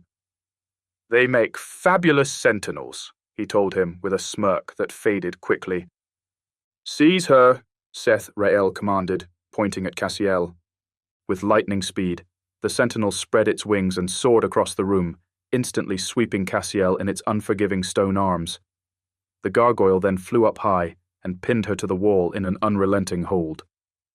Let them go, Cerise demanded, turning Seth's full attention to her. Oh, will you look at that? Seth Rael said, his face beaming with the darkest delight. Little Raven is here too. Quite a party you've got here. You killed my family, Cerise said in a roar of grief. On a reckless impulse, she lunged towards him in rampant fury. No! I pounded hard on the glass, screaming in despair. Raven! Draos called. Oh, please stop. Seth Rael flashed his open hand at her dismissively, and at once, compelled by the changeling's fey magic, Cerise froze mid-stride, unable to do anything but blink. First of all, technically, I didn't kill your family. They did, Seth added, nodding to the children who were now huddled in the middle of the room. I merely set them to the task. Quick as a wildcat, he shifted towards them. A task you failed to complete. He waved a hand, referring to my sister. My sister's expression stiffened, struggling to lash out against the fey fiend. Meanwhile, Draos remained stunned, assessing the situation as fast as he could. His restless gaze shot to Cassiel, to the children, and me, and then back to Cerise, I suppose you're not that bad. You outdid my brownies after all, he added, encircling the children like a hound on the hunt. Apparently, they can't even get an order straight. Killed that ghastly librarian instead. Ms. Cosworth, Laurent mused, aghast. My heart ached for him. After all this time, I'd finally let him down. I'd ruined everything and dragged him into my rotten world. Get out of here, Laurent. Leave! I wanted to scream. Yes, Seth Rael said, knitting his brow. Ms. Cosworth, that's the one. A slight, pensive nod. He then whirled on his heels, facing me with an icy glare. But you know what they say. He paused. If you want something done, best do it yourself. The changeling raised a hand, sparkling with dark magic, and swiveled towards my sister. Don't you dare touch her, I growled, slamming my hands on the glass. As a wrathful tide swept me through, I summoned all the darkness harbored inside me. I held my hands before me, watching my empty palms, waiting for the swirling shadows to emerge. Nothing happened. The magic did not come. This wasn't a prison spell, but a binding one that had stripped me of my powers. My expression slackened as all hope washed away from me. Seth's magic was mightier now than it had ever been. With impossible arrogance, Seth strolled closer to my sister, keeping his flaming hand held high for her to see the weapon that would end her days. Cerese's eyes filled with forthcoming tears, spectral red flames flashing on her paling countenance. It's time to pay your dues, vermin, Draos said with unrelenting sternness. The demon planted himself before my sister, shielding Cerese with spread, black-feathered wings. Come with me peacefully and I'll deliver you to the gates of hell unharmed. A glint of amusement flickered in Seth Rael's violet eyes. He lowered his chin, stretching his lips into a dreary grin as locks of silvery hair veiled his features. His shoulders started jittering as a disturbing, quiet laugh streamed out of his mouth. The shaking became harsher when he swept a hand across his brow, lifting his darkened face. And throwing his head back, he cackled in a boisterous laugh that shot gooseflesh up my arms. The unnerving sound suddenly waned. You must be delusional, demon. Seth stepped forward. Behind him, Calder secretly summoned a sphere of death magic in his hands. I gasped. Don't, I breathed. He'll see that coming. And just when Calder raised the sphere, seconds away from launching the attack, Seth held out a firm hand, the markings on his skin alight with spectral fire. How dare you, he spat, clenching his fist tight. Calder's face slackened. The magic sphere in his hand suddenly dissolved. His eyes flew open as the harshest gasps sailed through his lips. Breathless, he crashed to his knees, taking a groveling hand to his throat. Gods, no! I managed, furious. Stop it, Seth! Just fucking stop! Bracing myself, I slammed my shoulder hard against the glass. The sphere shuddered, but nothing more, not a scratch or crack on its surface. Damn! I punched the glass with my fists, in helpless agony. Kaisa dashed to her brother, tears streaming down her blotched cheeks. Please, she begged. Please, you're hurting him. Spare him, Brant urged, pain and grief marring his expression. Spare him and we'll serve you again. Seth flinched. The corner of his lips quirked up. All right, he said, slowly lowering his hand, releasing Calder from his curse. And at once, the boy's hands struck the floor, coughing and groaning as he fought to breathe again. Calder, Brant called, kneeling by his brother's side. Unwilling to move an inch away from Cerese, Drahoslav's expression hardened with resolve. The demon's falchion burst aflame. One way or another, he said in a detached tone, you're coming with me. Seth glowered. You don't understand, he said. It's my turn to win. The hall shook with violence as a second sentinel speared out of the mirror, soaring in staggering flight, its stone arms clawing at Drahoslav. But the demon dodged its fatal grip. His unforgiving blade swung in flaming fury and sliced down, shredding the gargoyle's left wing. As the great chunk of stone crashed to the ground, it shattered into rubble. But the sentinel kept going, lurching towards Draos until he pushed him into a corner. Draos sprang into quick flight, but just as fast, the one-winged sentinel seized the trim of Drahoslav's wings and yanked him hard against the marble floor. The demon's falchion skittered several feet away, stopping at Seth's feet. Cerise hopelessly shuddered in dread as her winged boyfriend grappled with the mighty gargoyle. Unable to utter a sound, my sister swallowed her agony. The stone creature's monstrous fist swung in the air. When it thrashed down, breaking Drahoslav's right wing, the soul thief roared in fathomless pain, and seizing the advantage, the gargoyle swept Draos into his grip. Seth, Rael, crouched and picked up the demon's falchion. As he straightened, grim fascination filled his eyes. "I've thought of this moment for years," he said, pacing towards me. "Of the many ways in which I'd claim my vengeance." He stopped inches away from my glass prison. Slowly the crystal thawed, its walls thinning until they receded. "Slaying you with a demon sword never crossed my mind. But it is what it is." He shrugged. The flaming falchion swung high, merciless in Seth's grip as its lethal descent started. And all the while I kept my eyes open, fixed on the burning blade that would finish me. I watched it thrash down, splitting the air, when out of nowhere, a grey wolf pounced before my eyes, its unrelenting jaws clutching Seth's arms tight, pinning him down within seconds. The sword scurried away as Seth groaned in pain and fought back the wolf's attack, to no avail. I froze, stunned in sheer awe at the magnificent creature who'd just saved my life. "Laurent," I managed. As Seth's strength dwindled, so did the might of his spells. His gargoyles started to crumble. Cerise blinked out of the daze, finally recovering from her curse. Cassiel seized the chance to escape. Expanding her wings fast, she slipped out of the sentinel's weakened embrace, her feet bouncing on its cracked arm as she propelled into the air. Darting down in flight, she swept the daemon's falchion off the ground, swayed up, and slayed the gargoyle in a single thrust, splitting its body in half that at once burst into a cloud of dust and rubble. "Drahoslav!" she called, throwing the blade into the demon's hand. The minute Draos gripped the flaming falchion, the gargoyle's doom was sealed. Quick as lightning, his arm swung up in flaming fury, carving in half the sentinel's torso. And once free, he kicked the gargoyle away, plunging it to the ground, where the sentinel shattered into a pile of rubble. A loud whimper startled me. I looked down to discover Laurent's wolf lying on the floor.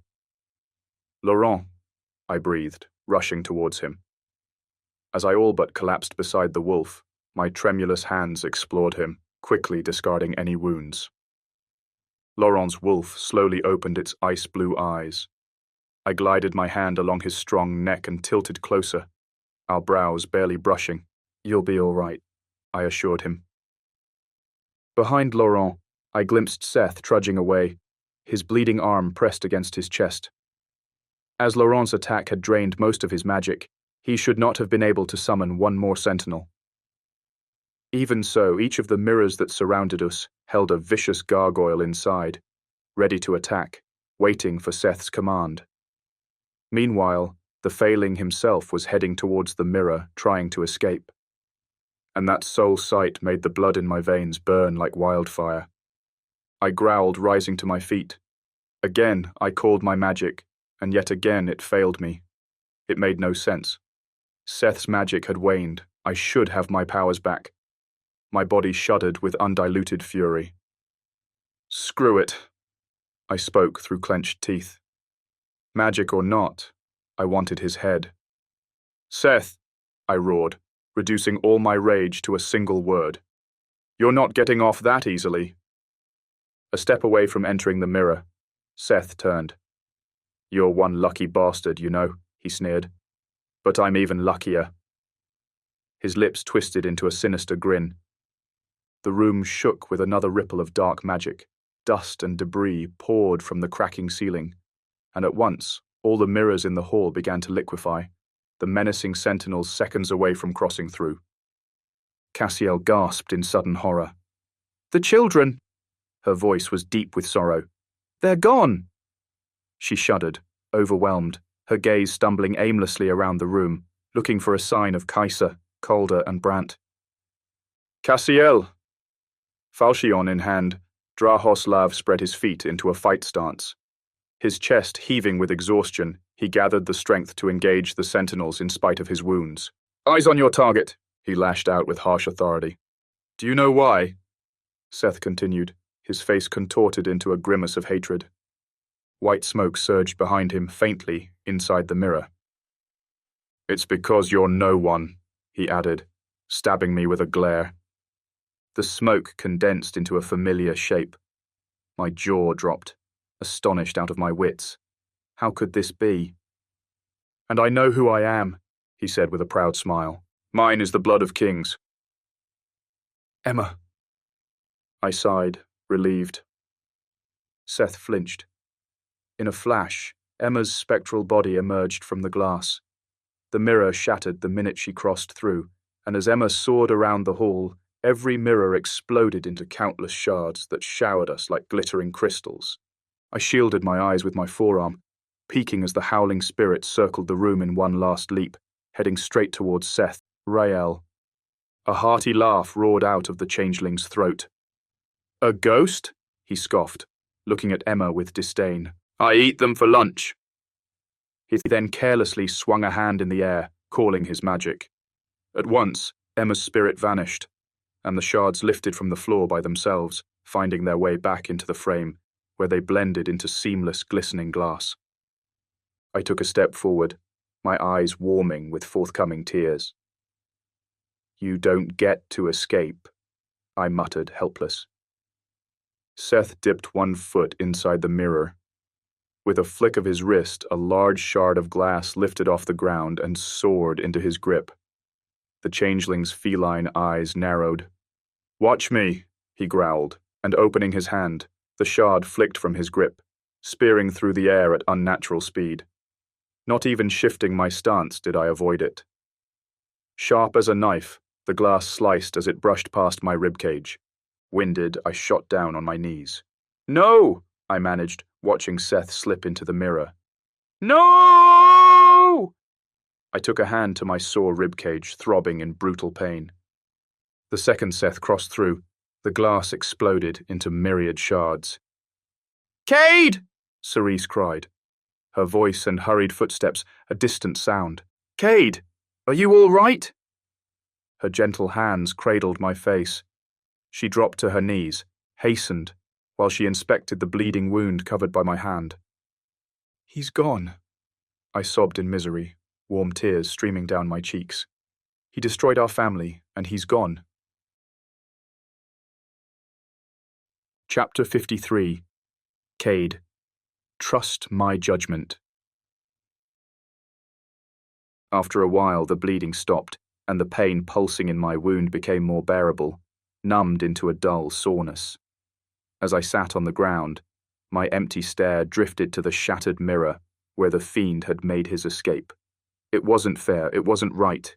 Or was it? Perhaps I deserved every ounce of Seth's retribution. The gods knew how terribly I'd wronged him. "What do you think he meant?" Cerise said in a quiet voice. She was sitting next to me, hadn't left my side yet. I blinked out of the daze. "About what?" I managed, broken. "When Seth said his blood was the blood of kings," she added. "I don't know." The words left my mouth absently. I couldn't care less about anything Seth, Rael, had said. The soul thief halted in front of us. "Raven," Draos called, offering my sister a hand. "Did he hurt you?" I didn't know whom he meant, whether Seth or me, but I had no will or interest in finding out. "No," she replied, shaking her head, "but you're wounded." Cerise folded her hand in his and straightened at once. "I'll heal," Draos assured her. "We should go back to the house," she said, walking with the demon over crushed glass. "You need to rest." She stopped to look back. "We all do." I said nothing as the pair strolled out of the Hall of Mirrors. I had no words. Not even bitterness touched me. As I rose to my knees, My heart was empty. There were no more tears, no more regrets, no more misery straining my soul. I'd run out of everything. And yet, despite the limpness in my being, I somehow held my limbs together, as if by sheer will. "Cade," a voice called, deep-timbered and soothing. I stared at him sidelong. I didn't dare face him after everything that had happened. "Laurent," I uttered, barely able to move. "You saved me." I pursed my lips, wondering if I'd been worth saving after all.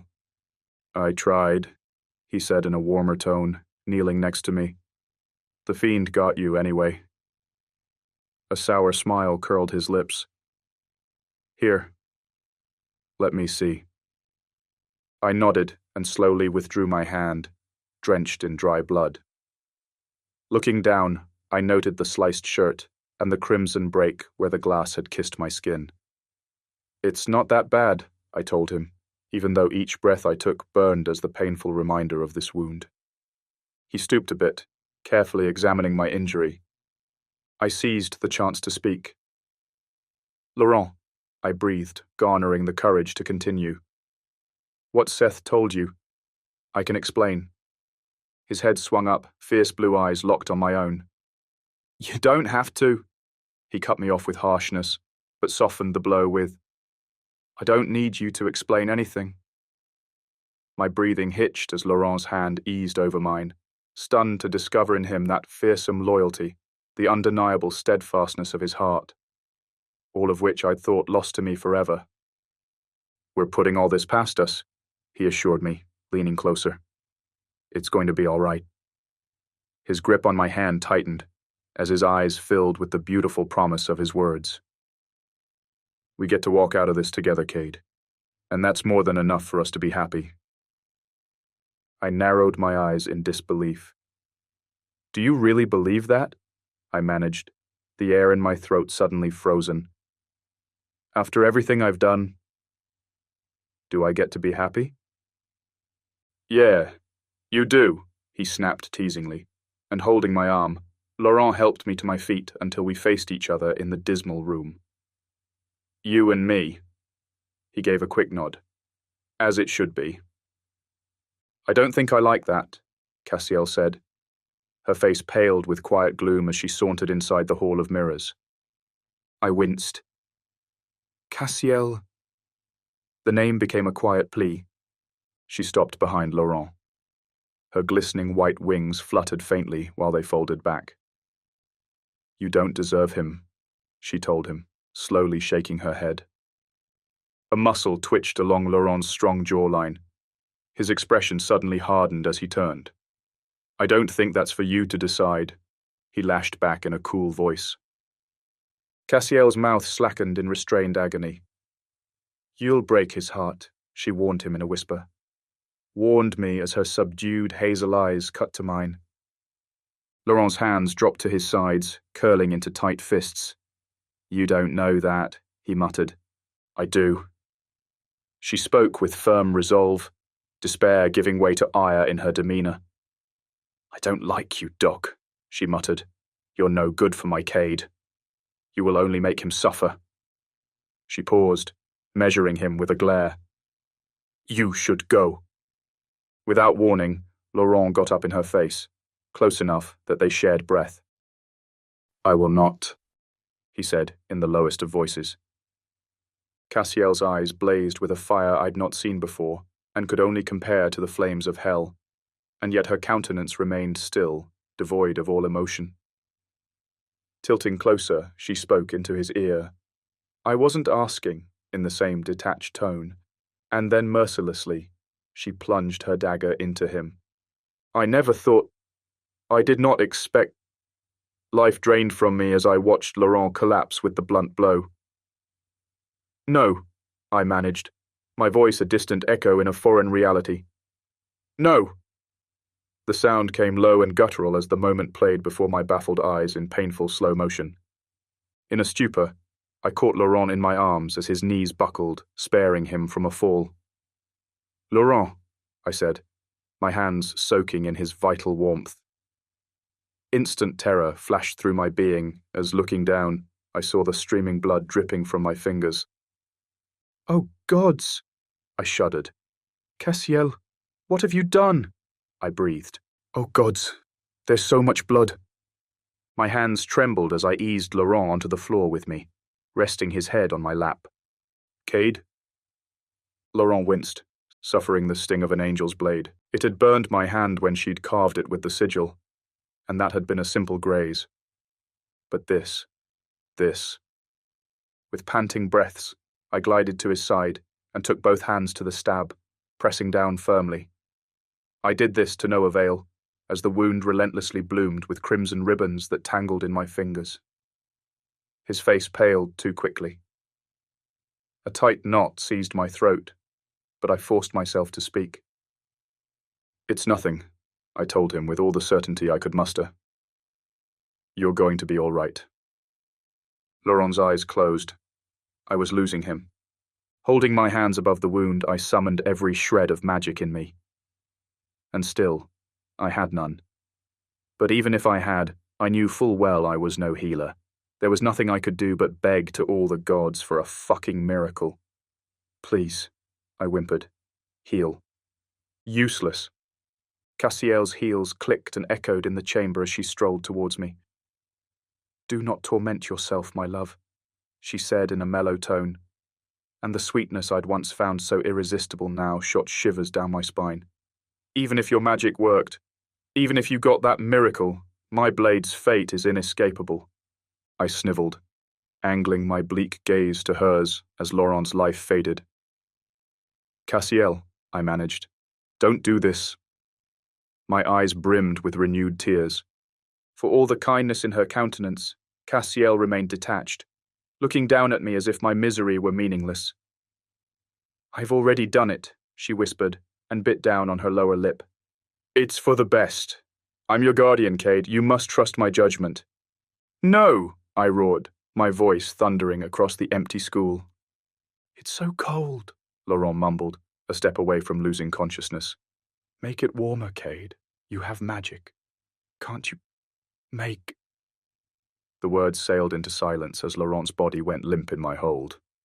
"Oh, gods!" I cried, holding him tight. "Please, no!" Pressing my brow to his, I sobbed in cruel agony. He was gone. It was then that true emptiness caught up with me. It swallowed me into a fathomless void, where not even the faintest spark of joy could survive. Embraced in that familiar hollowness I remembered, I relived the harrowing stillness in the air that announced his devastating presence, the sheer hopelessness that swept it all at the sound of his black-blue feathers brushing the cold marble floor. When I opened my eyes, glistening black sabatons stood inches away from me. "Azrael," I breathed. Chapter 54. Azrael. The time I've given you. The rush of compassion coursing through my being came completely unexpected when I found Cade, so broken in the sweetest surrender to the fate of his loved one. He was no longer the proud and stubborn young man of 10 years ago. His greatest loss back then had softened his brash spirit, reshaped the fierceness of his will. I halted a few feet away, leaving enough space for his gaze to travel skywards, so that he might see me fully and appreciate my presence in all its might.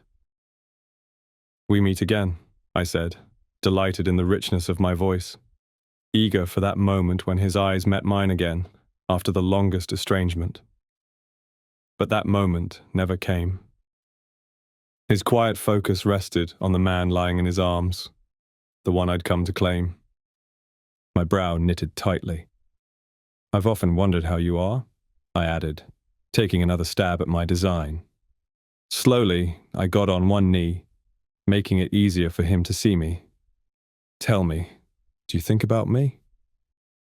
When Cade's face swung up and his green eyes found mine, a thrill shattered me restless. The tedium, thousands of years old, dusted off for the first time, and as his lips briefly parted, I knew nothing could have prepared me for whatever left his mouth. "All the time," he whispered. and despite his sullen expression, I found fury in each word. Festering hatred in his soul, silent, waiting. His answer did not please me. I uttered, tilting my head. For the wrong reasons. I rested a hand on my bent knee. But I'll take it, regardless. I swept the lifeless human with an icy stare. But no matter how much I distanced myself, it warmed my spirit to see how Cade kept him in his hold. He did it vehemently, anchoring his friend to life, as if that power could ever rest on him. He had influence over the life of birds and other animals, but never humans, for such was my territory.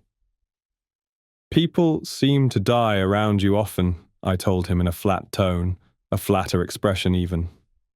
This one is young. He must have been his age. I was aiming for a reaction. Anything would do, really. I'd craved this one-on-one encounter for the longest time. My curse on his lips had not been enough. I wanted him to see me, to shudder in my presence, and recognize how devastating my power could be. Even the guardian in the room knew better than to address me. And still, nothing. I tilted closer. Are you going to tell me not to claim him?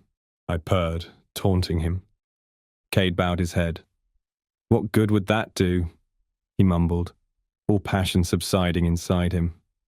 You'll take him from me anyway, just like you did with Godfrey. He pursed his lips, holding back his tears. I didn't like it, this change in him. I thought I would, but suddenly I wanted the fight. I craved his confrontation, the fierceness with which he'd once defied me. The next word to leave my mouth I did not foresee. Beg, I said. Cade started. Huh? Ask me to spare him, I added with no inclination. I just might listen. He blinked a few times, stupefied by my offer. Are you mocking me? He scowled, his pride acting up. I smiled inwardly. Beg and find out, I told him. It didn't take long for him to speak. Don't take him, Azrael. His voice came clear, though low-pitched with grief. You'll take away my heart if he goes with you. I beg you, he said, his bloodshot eyes gleaming with forthcoming tears. I care for him so dearly. He closed his eyes, and the tears finally spilled. I watched him closely, captivated, curious, enamored. I didn't know which. Emboldened, I took a thumb to his smooth cheek and smeared a tear away. He showed no reaction to my touch, consumed in his sorrow as he was. I can see that, I whispered. In fact, I could almost feel it. My focus shifted to the lifeless one. He was beautiful and lay peacefully still, but something about him fell out of the ordinary, and this struck me the most. This wound, I said, tugging at the slashed shirt. It looks awfully familiar. The searing cut and scorched edges were unique. A guardian's blade. I turned to Cassiel. The weapon rested in her grip. Azrael, she said warily, slipping the bloody dagger back into its sheath. I straightened, towering over her with righteous authority. Cassiel, I told her, you know better than to meddle with the Almighty's plan. The guardian cowered, stepping back. I didn't mean to, she blurted, immediately lowering her chin. I couldn't help glaring at her in disapproval. Nothing displeased me more than angels not owning up to their deeds. Don't lie. I scolded her, deeply aggrieved. It will only hurt your case before Michael. Cassiel shivered in full dread, and I couldn't blame her for it. My case? She said, taking one more step back. I pushed forward. You're coming with me now, I said, adamant, and in one quick move, I seized her arm and swept her under my relentless wing. No, she cried, resisting my grip. My eyes widened in sheer disbelief. You dare protest, I scoffed. Cassiel's free hand caught my brawny arm, striving in vain to become free. Azrael, please, don't take me away from him, she implored me. I'm his guardian. Cade needs me. Please. I don't make the rules, I reminded her coolly. I merely enforce them. My gaze met hers, unwavering. Come quietly now, and maybe you'll be shown mercy. The guardian lowered her head, finally understanding that resisting would be useless. I led her to the doorway, ready to make our ascent when... Azrael, Cade whispered. Absolute delight curled the corner of my lips when I heard him speak my name. I whirled back and found his green eyes set on me with desperate yearning, his soul pending from a single word I'd say. When I'd kissed him all those years ago, I'd done it out of stubborn pride, determined to teach him a lesson. But as years passed, I came to realize all I ever wanted was to live in his memory. And bearing that in mind, I warmly said, when you think of me, and you will, do not look back in hatred, but remind yourself of this moment and embrace the time I've given you. He frowned, bemused. Don't look at me, young Cade, I explained. Look at him. I gestured at his friend. He needs you more than either of us. Pushed to the verge of insanity, Cade lowered his gaze to find his friend, unharmed. No blood stained the marble floor or his clothing. The wound was gone, the guardian's damage undone, and it would take a while for him to notice that I'd also healed him. His friend's eyes slowly opened. What happened? He mumbled, dazed. When Cade's face beamed with growing wonder, his joy spread ripples of bliss through my being. Perhaps the kiss I'd given him had left an imprint on me too. Perhaps this wondrous feeling was a glimpse of human love. Whatever it was, it thrilled me beyond measure. You're alive, Cade managed, taking a hand to his friend's blushing face. Laurent, you're alive. Cade's tearful gaze drifted towards me. I gave him a slight nod and swiftly departed. Chapter 55. Cade, Unworshipped. I sat on the bay window, watching the hazy courtyard as the first lacy flakes of snow swirled and drifted in the stiff air. Morning had broken through an overcast sky. The storm had waned, but winter endured. It always had on this side of the house, but perhaps the other seasons would not return to what they were in the rest of it. Not without Godfrey. Hours had passed since Seth's escape. I found comfort in my old bedroom stillness as the winds howled and the gentle hearth crackled and sputtered. The lattice window suddenly cracked open. An icy draught rushed in. I knew what it meant. I closed my eyes. It's time for you to go, I whispered. I'm setting you free. Emma waited by my side when my eyes opened, her wandering spirit, faceless now, a fading memory. I wish I could have given her the justice she deserved. But what would that have looked like? Justice had never been mine to give. A peaceful passing was the best anyone could offer to her soul. Rest and be well, I told her. The ghost tilted its head. After a minute, it nodded. Emma's spectre then dissolved into the lightest fog and scurried through the window, soaring into the sky. I grabbed the latch and shut the window. And as I rested my head against the cold pane of glass, my stare strayed towards Laurent, lying on the bed. He'd drifted fast asleep moments after he'd come back, after Azrael had spared him. I didn't expect him to wake up any time soon. He'd been through a nightmare. Returning from the afterlife was no simple thing. Exhausted, I straightened and all but dragged my feet to the bed. Even though bitterness consumed me, knowing Seth, Rael, had slipped away like an effing coward, watching Laurent's chest heave with each new breath allayed my misery. I sat on the bed, sluggishly undoing my shirt's buttons. By the time I finished, I realized my wound was gone. I glided a hand over my taut skin. It was smooth. Not a trace of the red ruin the shard of glass had carved on me. I frowned. What had I done to deserve Azrael's goodwill? For surely it had been he who'd healed me. Had his kiss earned me such leniency? Damn. There was so much I didn't understand. I couldn't think of it now. I heaved a sigh, raking my fingers through my hair as I lay back, finally lying in bed. But how could I sleep with Laurent resting next to me? My gaze fixed on the vaulted ceiling. I stared at the wooden beams with empty eyes, silencing the restless thoughts whirling in my mind. "Is this the place?" Laurent said. "Huh?" I started, facing him. Laurent's gaze drifted to the bay window. "The place from where you sent me all those mind telegrams," he added, his voice laden with weariness. "When you were talking to the moon?" The words flustered me. I pursed my lips. "Yeah." He threw his head back, his full lips stretching in the sweetest smile. "You always enjoyed skulking in the highest rooms." Laurent snickered. And it was the hottest thing. Perhaps no more than the dimple that now pierced his cheek. I mouthed soundless words, suddenly uneasy. "I thought of placing you in the room below," I mumbled, blushing like an idiot. Thank the gods for the dim light. "Maybe you would have liked that." My breath hitched a bit. He stared at me sidelong.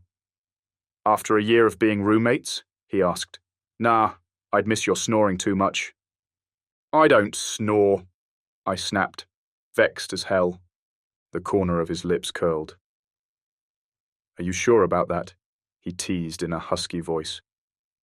I shook my head, unable to stop my mouth from twisting in quiet amusement.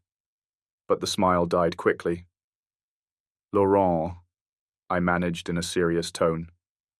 "Yeah?" he said, eyes fixed on the window. "When I came back to Vesley, everyone assumed I was the bad guy," I began. "Everyone, but you." "Uh-huh." My heart jolted into a wild gallop, pounding hard in my chest and throat. "Why?" I asked. But did I really want to know? For months, the question had tortured me to no end. I needed an answer. Now was as good a time as any. My mouth went dry. Before I realized it, I was fiddling with my shirt's last button so hard I almost tore off the damn thing. Laurent bit his lower lip. He'd barely moved since our conversation had started. His stare fixed on the window. "I know you," he said simply. But for all the stillness in his voice, his chest heaved with quickened breaths. Torture. Having him so near. Torture. Being bound to silence for fear of spoiling everything otherwise. Fear or spoiling him with my fathomless darkness. "Laurent," I said, not knowing which words should follow. It had been so easy 10 years ago, spilling my thoughts and feelings with no reserve. "Yeah?" he groaned, taking both hands to his nape. We'd been too young back then, when I'd left him. I'd always told myself that had we been older, things between us might have been different. So different. "We grew up, didn't we?" I said, my stare lingering on his chiseled profile, gleaming against the pale morning light. Wintry beams spilled on his body, tracing his muscular bare chest, his strong and sinewy arms. The flawless son of a god if I ever saw one. The air thickened with his silence. I waited and licked my dried lips, heart hammering in my chest. "We did," he uttered in a low voice. Lazily, my head swung towards him. "Laurent," I breathed, pouring into a single word what I dared not say. The longing, the complete emptiness that had been eating me inside all these years without him, and that nothing and no one could ever take away. Words failed me. "I'm sorry I wasn't there for you," I blurted. "I waited for you," he told me with no inclination. "Every single day after you left, I waited. I waited years for you to come back." My throat seized up. "I'm back, Laurent," I managed between scant breaths. "I am." He turned, resolve glinting in his pale blue eyes, and slowly his shoulders shifted towards me. Every inch of my body went taut, taken by increasing anxiety when, in a flash, his rough hand clutched my jawline and pulled me to him, and I yielded to his whim, knowing myself lost to him from that point onward. He brought my face close to his until we shared breath, his widened pupils fiercely roving every detail. And when he breached that painful distance, my lips met the sweetness of his kiss. And at long last, I took in his warmth, his ravishment of my mouth, driving me to insanity. Laurent parted from me briefly. His eyes locked on mine, so fierce and untamed, precious sapphires gleaming in the twilight. He reeled me to him, sweeping me in his tanned arms, corded in muscle. And as our bare chests clashed, a quiet moan spilled from my lips. The purest relief sent my chest caving in. My kiss strayed from his heavenly mouth and glided to the span of his chest. Gods, the taste of him filled me with delight, intoxicating my senses, awakening them as never before. Gods! I gasped between ragged breaths as his hand sailed down my midriff, riding up my hip, eager to discover every inch of me. He was fire and veracity and determined to get his way, and he knew I'd never stop him. Not as he flipped me, pressing my back against his firm chest, or when his grazing lips skimmed down my neck. My face swung back to him, aching for one more kiss that would sing through my veins, longing for the shocking bliss it would provide. Gods. Yes. I moaned into his mouth when it recaptured mine, filling me with the warmth of years of silenced passion. I wanted to drink all of him in one sacred kiss that would last forever. His scorching touch tested my body, exploring it with boldness until I screamed how much I wanted him. And then he took me in his hand, and he was restless and demanding and claimed me as his in the most selfish ways. I gasped in desperate agony, breathing harshly as I crashed into a vortex of sheer bliss, reality spinning and careening on its axis. Laurent, I cried hoarsely as he pushed me to the edge. Yes, humph, gods! I took a tremulous hand to my lips, barely covering my mouth, failing to keep still. Nuh-uh, he purred in my ear, seizing my wrist and pinning it down. Be loud for me. I want to hear you come. A thrill rushed through my veins at the sternness of his voice. I growled. Oh, shit! Heat shot along my spine, my body taken by unstoppable spasms while locked in Laurent's unrelenting hold. Oh, gods, I moaned, shattering into a million stars, light and sensation flooding my senses, flashing behind my eyes. It was glorious. He was glorious. I've dreamt of this day for years, he whispered, wrapping me tight in his arms. I gasped a stuttered breath, shivering and unable to put words together, ensnared in the truest ecstasy. His stubble grazed my chin as he drew closer. I know you've dreamt of it too, he purred, spreading lightning through my limbs. I shuddered in his arms, my chest heaving with panting breaths. Get used to it, Cade, he whispered in my ear, clutching my wrist harder. I'm not letting you go. Don't even effing try, I managed, breathless, as I swung my free hand to his nape. I felt him smile. When his grip relaxed enough, I faced him once more, longing to recapture his kiss. My pulse throbbed in my limbs as his hands roamed over my body with righteous entitlement, devouring me with fierce eyes. But then, I saw. A faint frown creased my brow. Laurent, I said, stunned, as my gaze locked on his arm. Your brand. It's showing up again. The full moon on a bed of peonies, just like Roxandra had said. His expression went flat. He uttered, suddenly distant. I scowled. What does it mean? I said. He gave me no answer, his gaze breaking away, steering again towards the window. But he wasn't seeing the window. All this time, he'd been looking at the fading moon, hanging still in the wintry sky. The shock of it hit me full force, and my heart tumbled in an instant.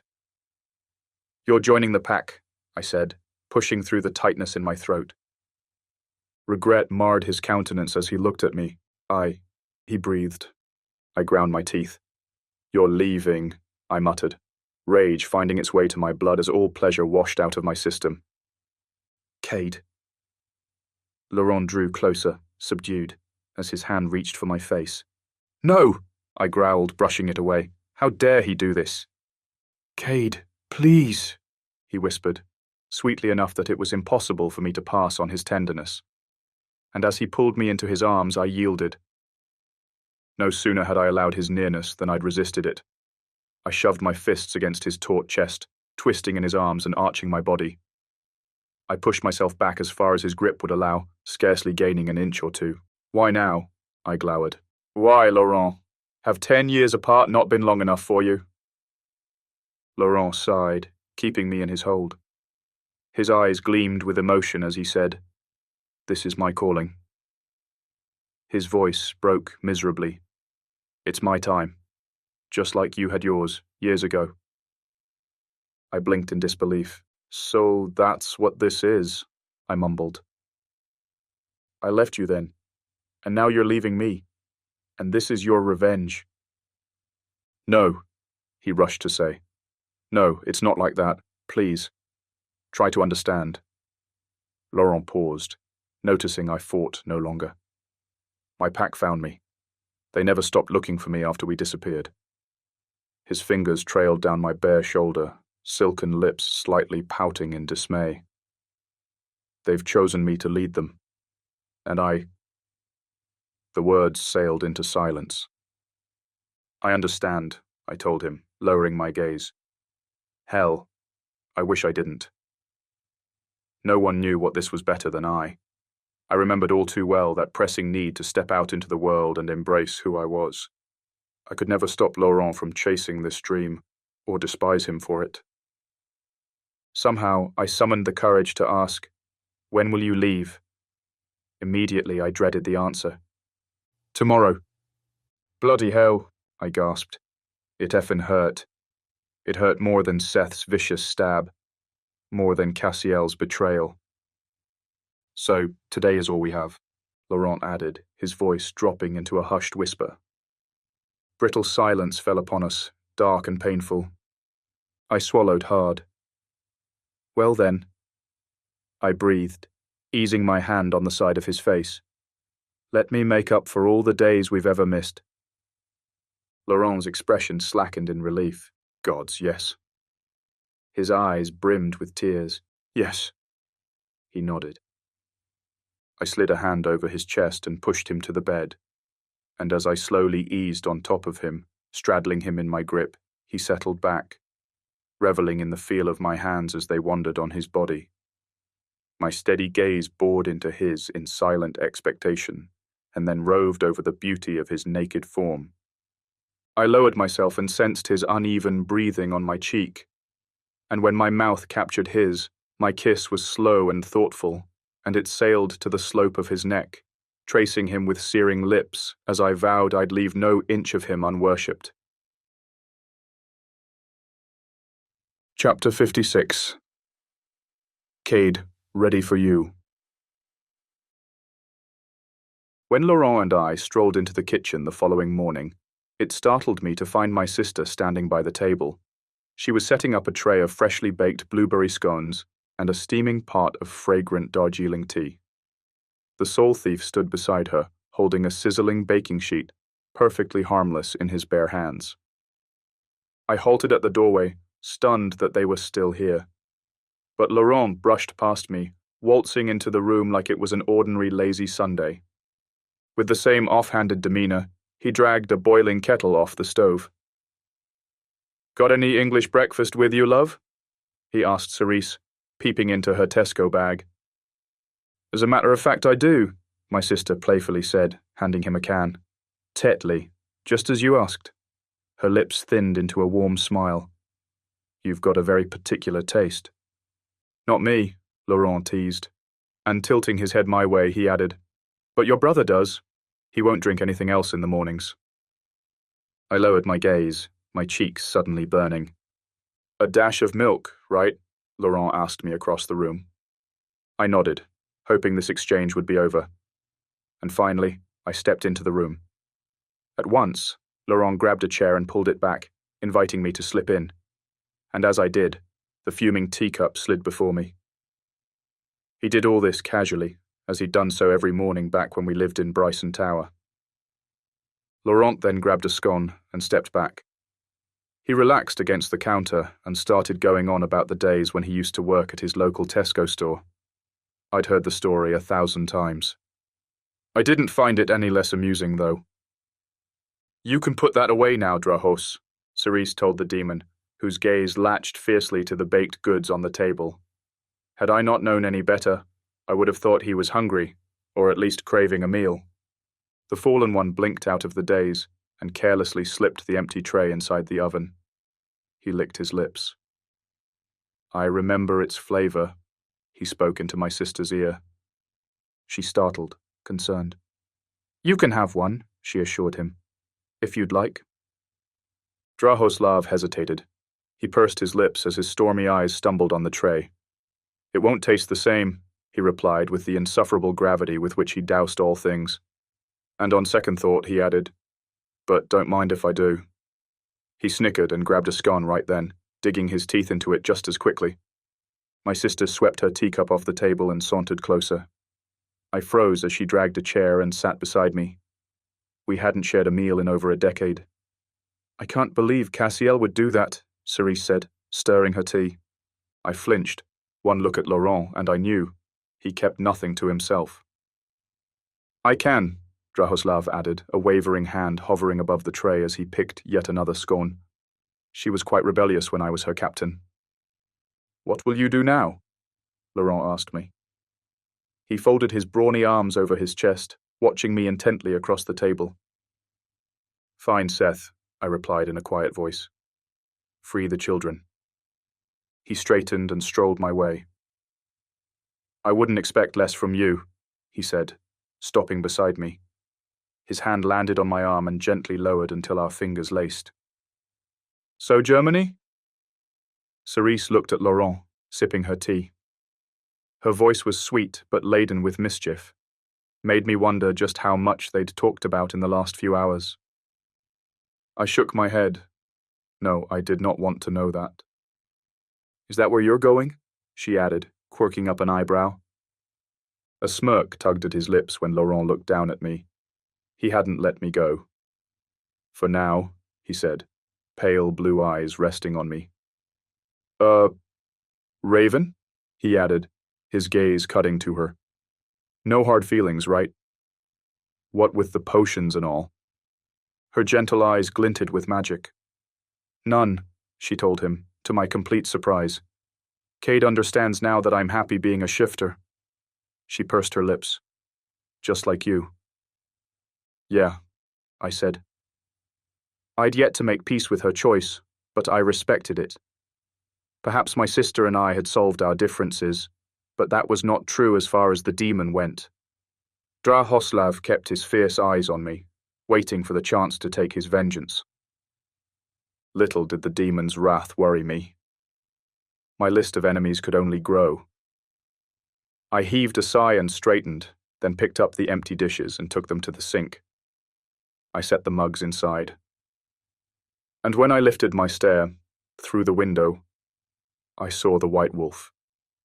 He was standing in the middle of the lawn. I didn't think he'd come any closer. My stomach dropped. I swallowed hard and managed, "They're here." I didn't have to say it. Surely, Laurent had sensed their presence long before I had. The chair screeched against the floor as Cerise sprang to her feet. Within instants, she joined me by the window, peering over my shoulder. "I only see one wolf," she scowled. "Wolves are never loners," I told her.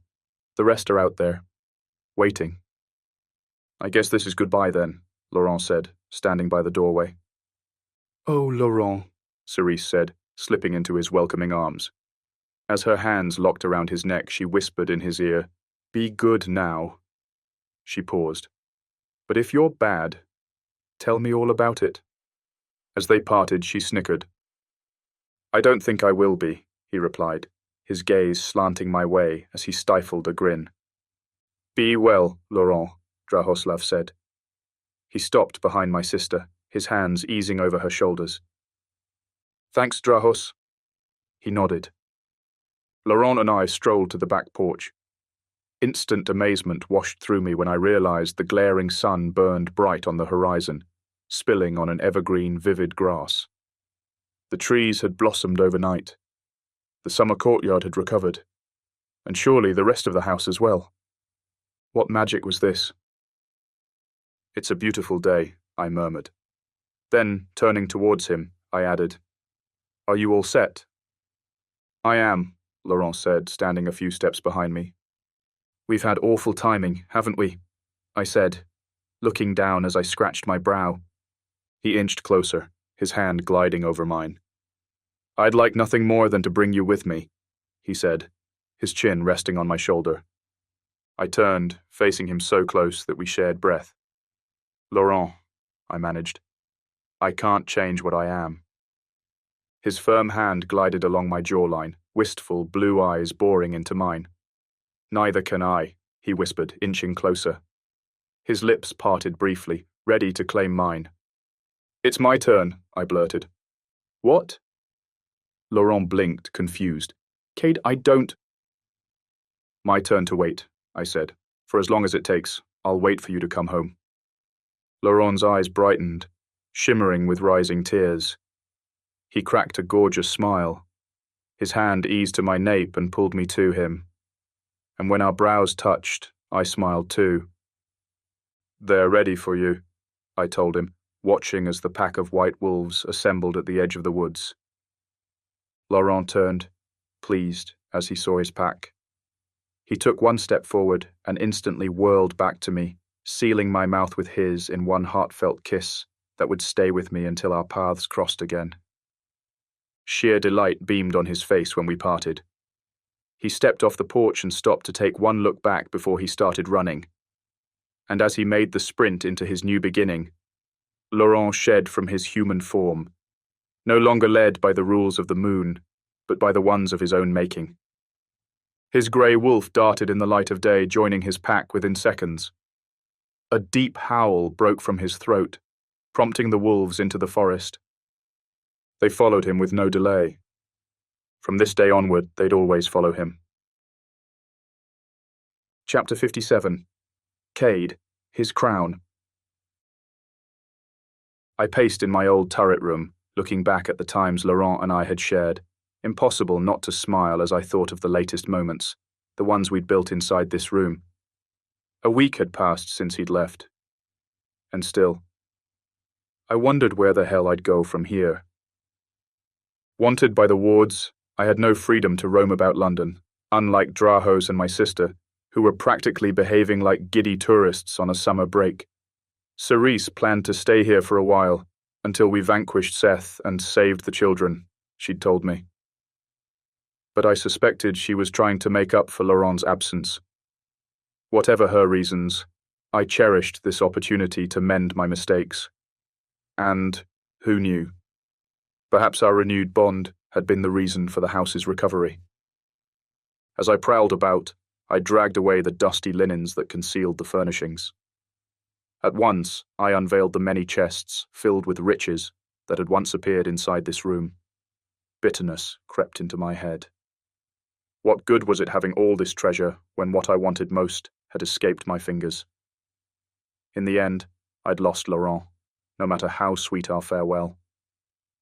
Carelessly, I opened the trunk before me, uncovering pearls and rubies, bars of gold, untouched by the tread of time. And resting over them lay the jeweled crown that had given Dushan plenty of reason to mock me over the years. He called me Your Highness to this very day. I picked it up and held it to eye level, then glanced at my reflection in the wall's oval mirror. The crown glimmered as stray beams of daylight splashed against its golden base. I saw my darkened eyes and sullen countenance. I was so miserable. This was the foulest of endings.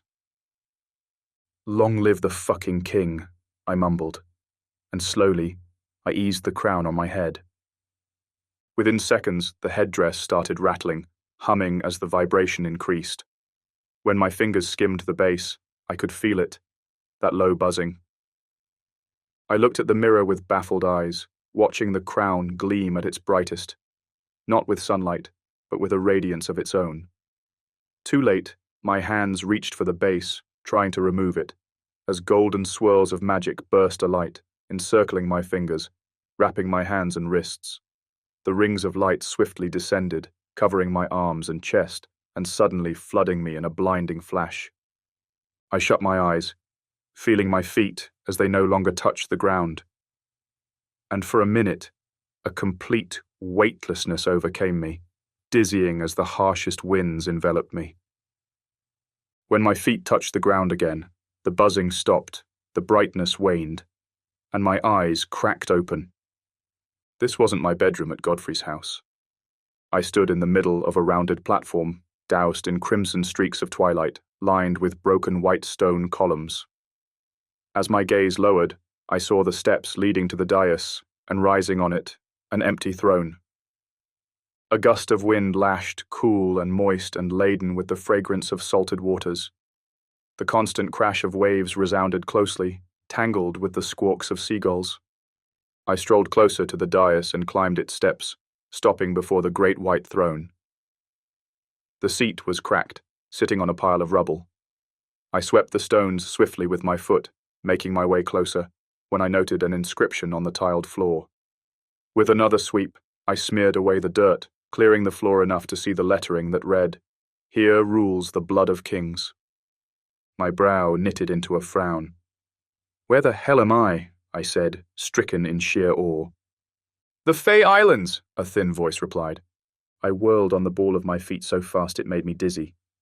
The first thing I captured was the sea, striking blue and serene as the sun dipped on the horizon. My focus then narrowed on the one standing before me. A young woman, small and slender, her fair complexion, exquisitely sun-tanned. Loose tendrils of pale blonde hair softened her round blue eyes and angular chin. She was a fearless sorceress, one who'd meddled with a terrible ghost who'd claimed her life. She'd been half dead when I'd found her, and saved her. "Sarah Thompson," I uttered, bewildered. "Why are you here?" Her white gossamer gown flapped in the warm breeze, glinting with myriad silver beads and sewn crystals. "My family lives here," she said simply. "The Fey Islands," I mused. That's when it all added up in my mind. A throne, the blood of kings, the Fey Islands, the Fey. My breaths quickened as undiluted dread washed through me. "Sarah, a vile necromancer is coming," I urged. "We must warn the king." Sarah Thompson's gloomy eyes studied me with an appraising stare. "Seth's already come," she said.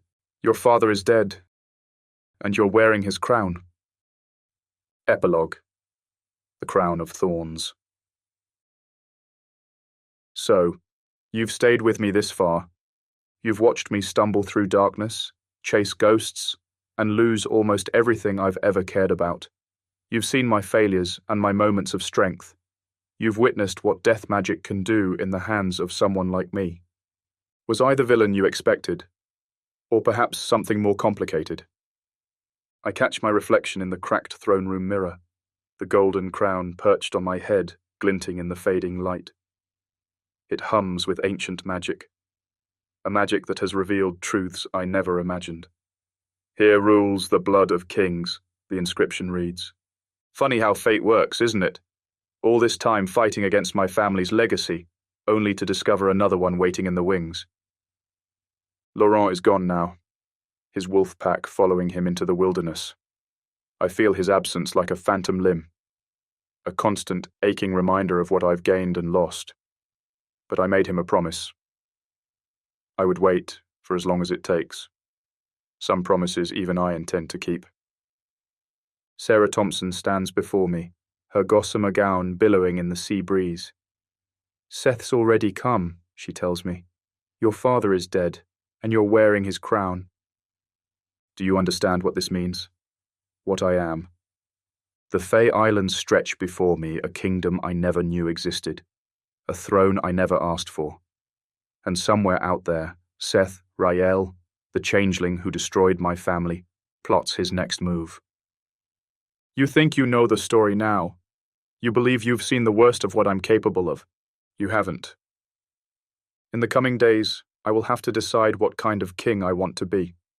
What kind of man? The children are still out there, bound to Seth's will. Cerise and Drahoslav wait for me back at Godfrey's house. And somewhere, Cassiel faces judgment for what she's done. The blood of kings flows through my veins. What will I do with that power? Will I use it to heal or to harm, to build or to destroy? Would you like to find out? The sun sinks below the horizon, casting long shadows across the ancient stones. Night is coming. My time. The time when necromancers thrive and secrets reveal themselves. If you dare, follow me into the darkness once more. The story is far from over. After all, every villain believes they're the hero of their own tale. And I'm just getting started.